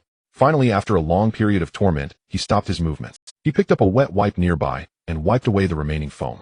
Moments later, a brand new and polished masterpiece presented itself before his eyes. It was like two different worlds compared to how it looked before. All right, let's see if it's much cleaner now. Wang Feng whistled, admiring his handiwork with satisfaction. The expression on his face seemed to suggest that if he didn't become a professional, he could still make a living with this skill. Then with a mischievous smile, Wang Feng patted her. Only then did Xia Chuchi dare to release the hem of her dress that she had almost bitten through, gasping for breath like a fish out of water. She lowered her head in shame. Just one glance made her face turn boom, even redder than the twilight on the horizon. Smooth and shiny like a freshly peeled egg, it felt so strange, so unfamiliar, utterly mortifying. You see, I told you he couldn't see right. Wang Feng's voice, tinged with playful mockery, suddenly came close from. He didn't give her any time to react, his hands directly passing under her armpits, lifting her by the thighs slowly, bringing her closer to the floor-to-ceiling window. No, don't. Xia Chuchi was so frightened that her soul almost flew away. How her body, which had just calmed down, began to act against her, while shaking her head like a rattle. But her resistance in front of Wang Feng was no different from a kitten acting cute. With just a thin layer of glass between them, she was almost pressed against Deng Haitao's honest face. Such a close distance and such a shameful position made her body go out of control again.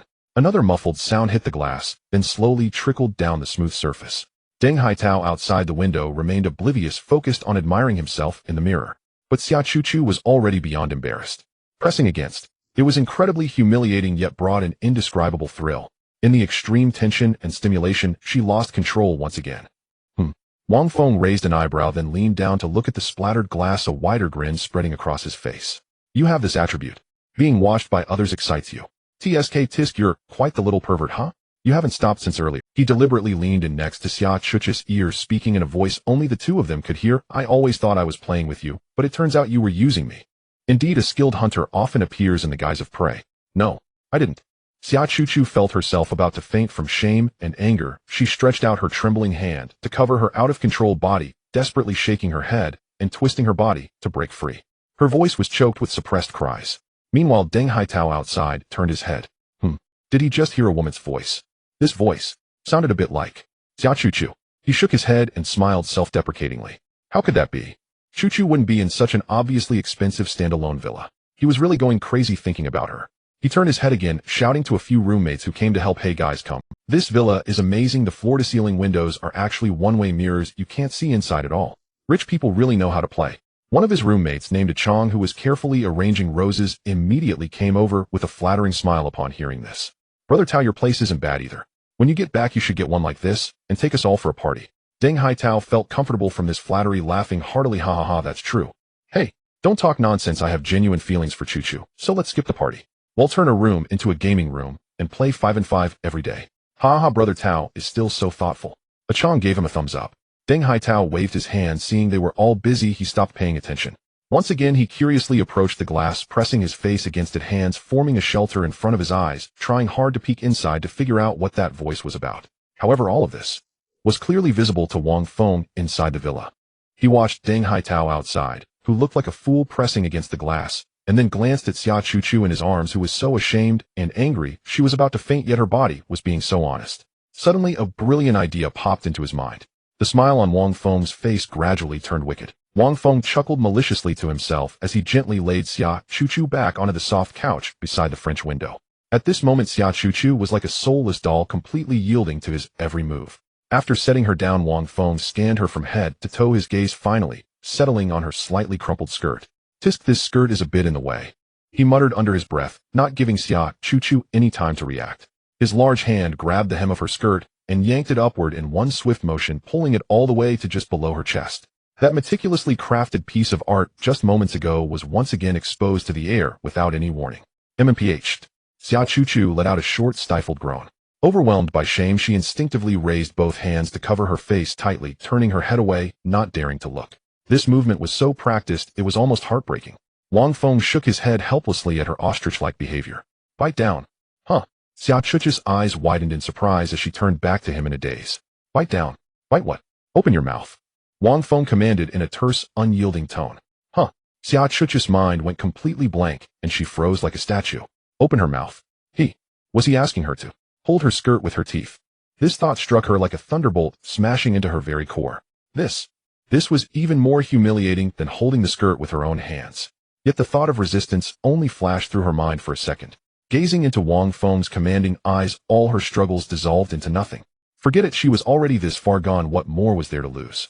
Might as well let it all go. She let out a resigned sigh and obediently complied. However, the skirt was a bit short. She had to awkwardly adjust her limp body, pressing her back firmly against the soft couch cushions and lifting her upper body slightly, before she could barely manage to catch the edge of the skirt with her teeth. In this posture, her curled legs, flat stomach, and were laid completely bare before Wang Feng. It was a pose of utter humiliation, yet also one of devotion and appeasement. Shame coursed through her like molten lava, making her entire body burn with a terrifying heat. Good girl. Wang Feng's eyes gleamed with satisfaction as he looked at her. He pulled out his phone, opened the camera, and aimed it at Xia Chuchu. Come on, hands up, make a victory sign. Xia Chuchu was numb. A victory sign. A devil. This man was a pure-blooded devil. In the past, she would never have done such a thing.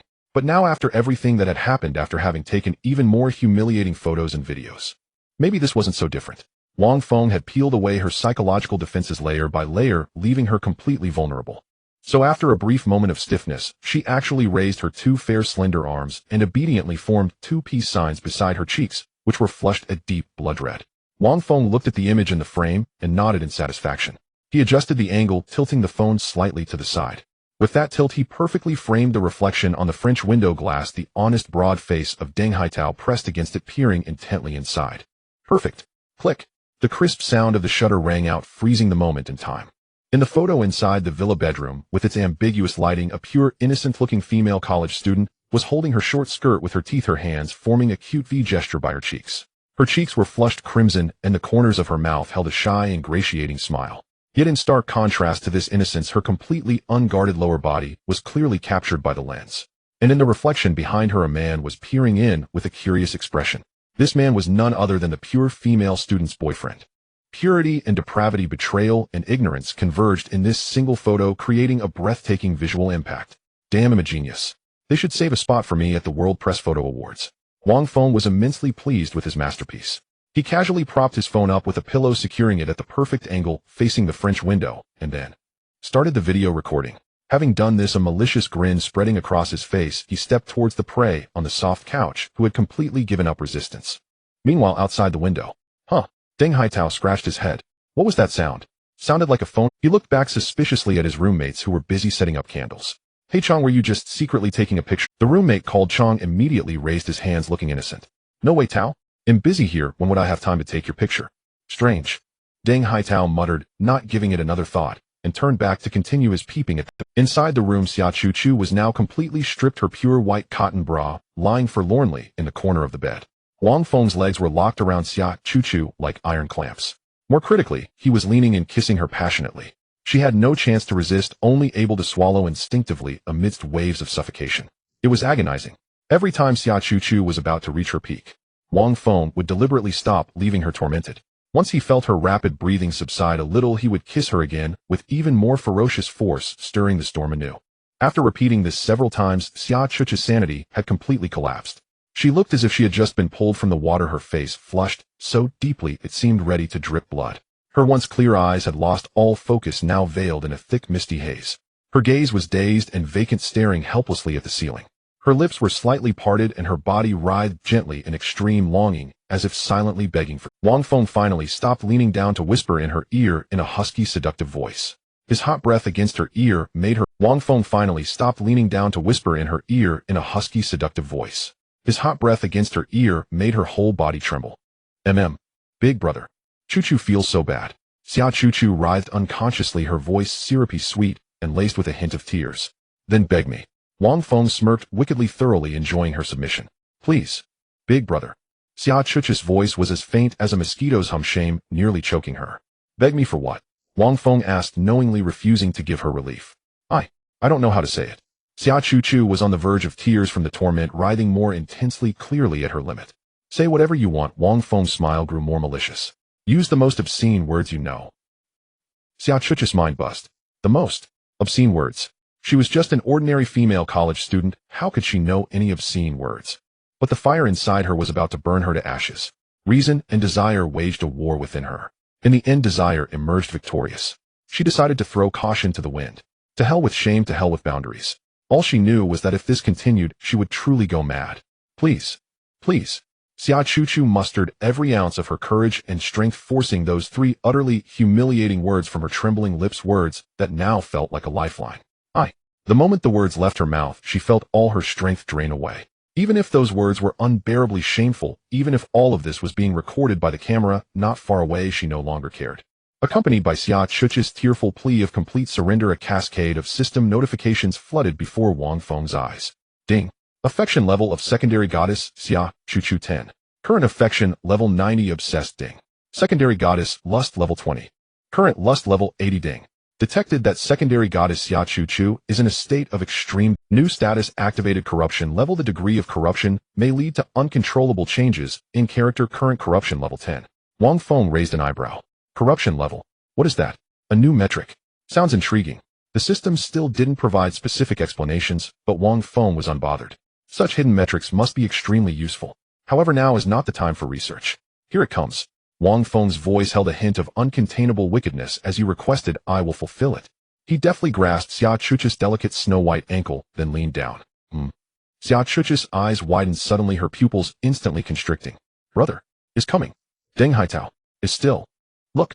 Her gaze had completely lost focus, yet her vacant stare pierced through the one-way glass, fixating on her boyfriend's oblivious face, which even bore a hint of foolish laughter. Wang Feng said nothing further. He adjusted Xia Chuchu to face Deng Haitao's direction. From this angle, it was nothing short of a grand and cruel sacrifice.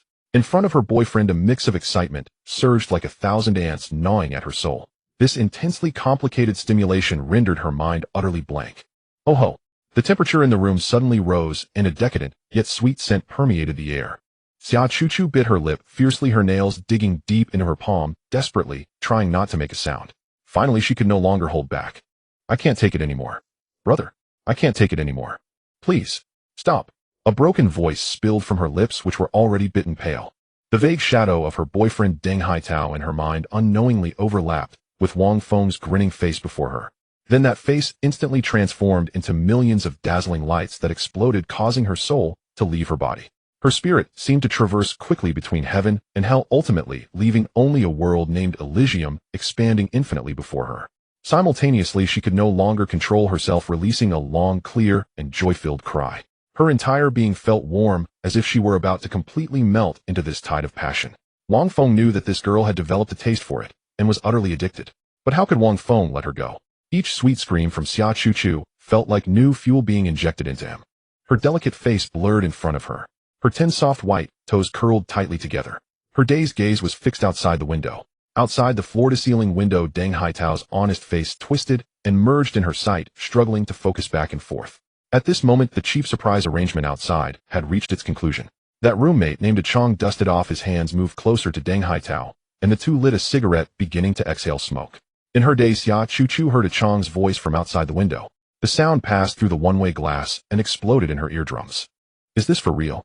I didn't know that sister-in-law was so frugal in daily life and secretly did part-time work. Chong's tone was filled with surprise and envy. Deng Haitao took a deep drag from his cigarette, puffing out his chest with immense pride, and said, "Of course. Otherwise, do you think how I got that latest graphics card? Wow. Brother Tao is amazing. Managing to tie down such a good girlfriend for a first-love sister-in-law is truly a beautiful and thrifty girl." Haha, that's right. Deng Haitao laughed heartily. Listening to the mutual flattery just a window away, Xia Chuch's mind buzzed loudly. A good girl. She looked down at her legs. That domineering wicked man was. All of this made her unable to suppress a sweet, sticky whimper. Coupled with the extreme humiliation of her boyfriend labeling her a good girl, these two extreme stimulations struck directly at her cerebral cortex. Woo! Xia Chuch's rationality completely shattered.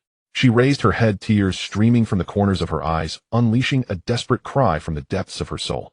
Yes. I really am a good girl. Ding. Secondary goddess Xia Chuch's lust level 10. Current lust level 90. Ding. Secondary goddess Xia Chuch's corruption level 5. Current corruption level 15. Outside the window, Deng Haitao's honest face was filled with confusion. A hallucination? No, it was definitely not a hallucination. That alluringly charming good girl cry, he could swear it was definitely Xia Chuch's voice. But how could that be possible? This was the villa area by Jinhu Lake, where each house costs at least 10 million. How could Chuchu be here? And making that kind of strange sound? Could it be that he wanted her too much, causing auditory hallucinations? Deng Haitao took a step back, scrutinizing the giant floor-to-ceiling window that clearly reflected his foolish face. Wang Feng looked at Deng Haitao's frantic expression, and the corners of his mouth curled up even more. A series of mischievous ideas bubbled up in his mind, and he was just about to sit up and end this round. However, before he could move, Xia Chuchu seemed to sense his intentions. Her delicate white feet suddenly curled, tightly wrapping around his waist. Wang Feng looked down and saw the little girl frowning with a look of sorrow. Hey, isn't she addicted? He grinned, reaching out to gently caress her fair face, which was flushed with a rosy hue and glistening with sweat. Be good, don't rush. His voice was soft, yet it carried an irresistible charm. Upon hearing these words, Xia Chuch's tense body instantly softened, and her long legs that were entwined around him loosened their grip. Pop Wang Feng lifted her completely from the soft couch once again. Xia Chuchu felt utterly weak looking at this man, like a bewildered little kitten. His upper body was bare, and his sculpted muscles looked particularly alluring under the dim yellow light.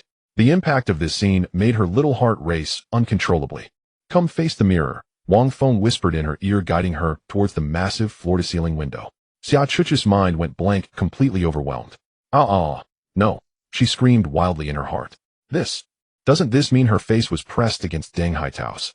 Although she knew that those outside couldn't see inside, the psychological shame she felt was 100 times more intense than before. Wang Feng paid no attention to the storm raging inside her. He guided Xia Chuch's trembling little hand, pressing it against the cold single-pane glass. Her fingers spread wide. A pair of humiliating handprints was left on the glass. Then Wang Feng wrapped his arm around her delicate waist. Xia Chuchu let out a short gasp. Again, it was back. Xia Chuchu could barely stand, having to lean her entire weight against her small hands pressed against the glass. Her eyes were tightly shut, long eyelashes glistening with tears. Her lower abdomen slightly protruded, bringing her to the peak of embarrassment, making her feel lightheaded and dizzy. It's over. Her mind was a complete muddle, but she was quickly jolted awake. Because her boyfriend Deng Haitao was outside, right in front of her. So close. So close he must be able to see. For Deng Haitao outside, he indeed saw something. However, what he saw was completely different from what he had imagined. First, he felt the glass in front of him slightly trembling in a very regular manner. Then on the smoothly polished surface of the glass, two clear handprints appeared out of nowhere. Deng Haitao was startled. What is going on? How could two handprints suddenly appear? Damn, why does it look like a scene from a horror movie? And judging by their size and slenderness, it seems to be a girl's hand.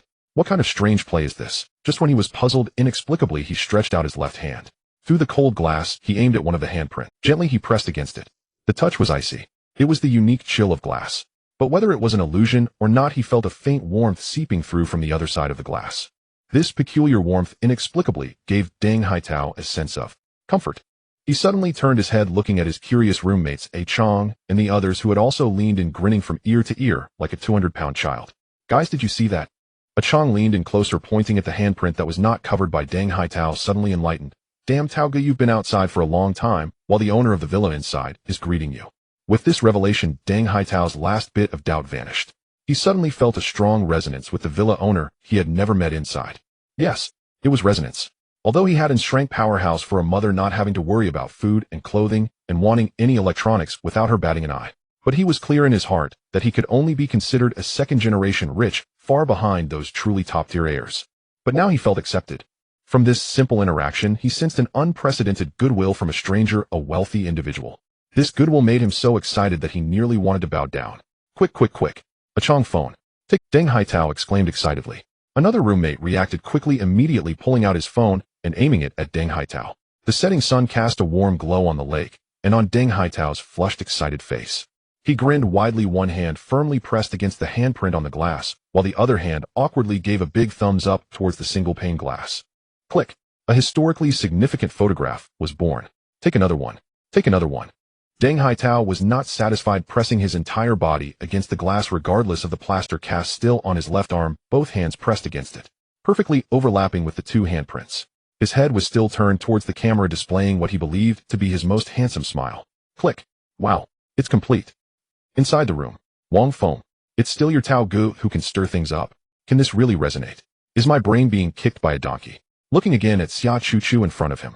She was completely numb. She stared blankly at her boyfriend, separated by a thin layer of glass with her handprints. Hands together. And behind her. Ding. Secondary goddess, emotional value 20. Current emotional value 100. Ding. Secondary goddess, Xia Chu favorability 10. Current favorability 100. Loyal to the end. Ding. Detected that secondary goddess Xia Chu is in a state of extreme moral decline. Corruption value 5. Current corruption value 20. A series of system notifications flashed across the screen. Ding. Detected first deep link resonance with secondary goddess Xia Chu. Unlocking other parties' career traits. Career traits. Aren't they skill attributes? Wang Feng didn't have time to think about it, because compared to the system notifications, the extreme pleasure coming from his body made his scalp tingle. Acquired secondary goddess Xia Chu rank water affinity career trait corrosion. Host S rank talent career dark radiance swordsman experience. If Wang Feng had maintained his clarity at this moment, he would have noticed that the words dark radiance on his career panel trembled violently, but perhaps due to insufficient upgrade experience it ultimately returned to calm. He didn't know how much time had passed. Wang Feng was still hunched over, holding the delicate body that had completely collapsed in his arms. Xia Chu slowly came to her senses. She felt that she was still in that shameful standing posture. Wang Feng's warm hand was casually stroking her. She slowly turned her head, naturally meeting Wang Feng's lips. After a sweet entanglement, her eyes were hazy, exhaling like orchids. Brother Feng, I belong to you now. Wang Feng smiled gently. Although this little girl was just a secondary goddess, it must be said that the nurturing experience was truly top-notch. Especially this extreme sense of moral decline was something no other woman could provide. However, just ding ding ding. A clear and pleasant ringtone came from the bed not far away. It was Xia Chu's phone that had been carelessly tossed aside. This call, without asking, one could tell who it was from, because the sun outside had completely sunk below the surface of night fell. Deng Haitao looked at the venue he had carefully arranged with satisfaction. He felt the time was right, so he dialed that familiar number. He had one hand in his pocket, and the other uninjured left hand held the phone to his ear, a confident and expectant smile on his face. Beep, beep, beep. The call was connected. Jingle. The crisp ringtone of her phone exploded like a death knell in the bedroom, which was so quiet only the sound of panting remained. Xia Chu shuddered violently, instantly yanked back to reality from that cloud-floating state. Like a startled rabbit, she jerked her head toward the phone, vibrating wildly on the bed. On the screen, the two characters Tao Tao glared at her blindingly bright, making her heart flutter with panic. Hey, Chu, where are you? On the other end of the line came Deng Haitao's voice, brimming with anticipation and a hint of impatience. Xia Chu lay sprawled on the bed, her body as limp as a pile of mud, barely able to stretch out a trembling hand to swipe the answer button. I. She opened her mouth, but only broken syllables could escape her throat. Am done for. Say I'm in the villa right behind you, watching you through a pane of glass. Say I was just pressing against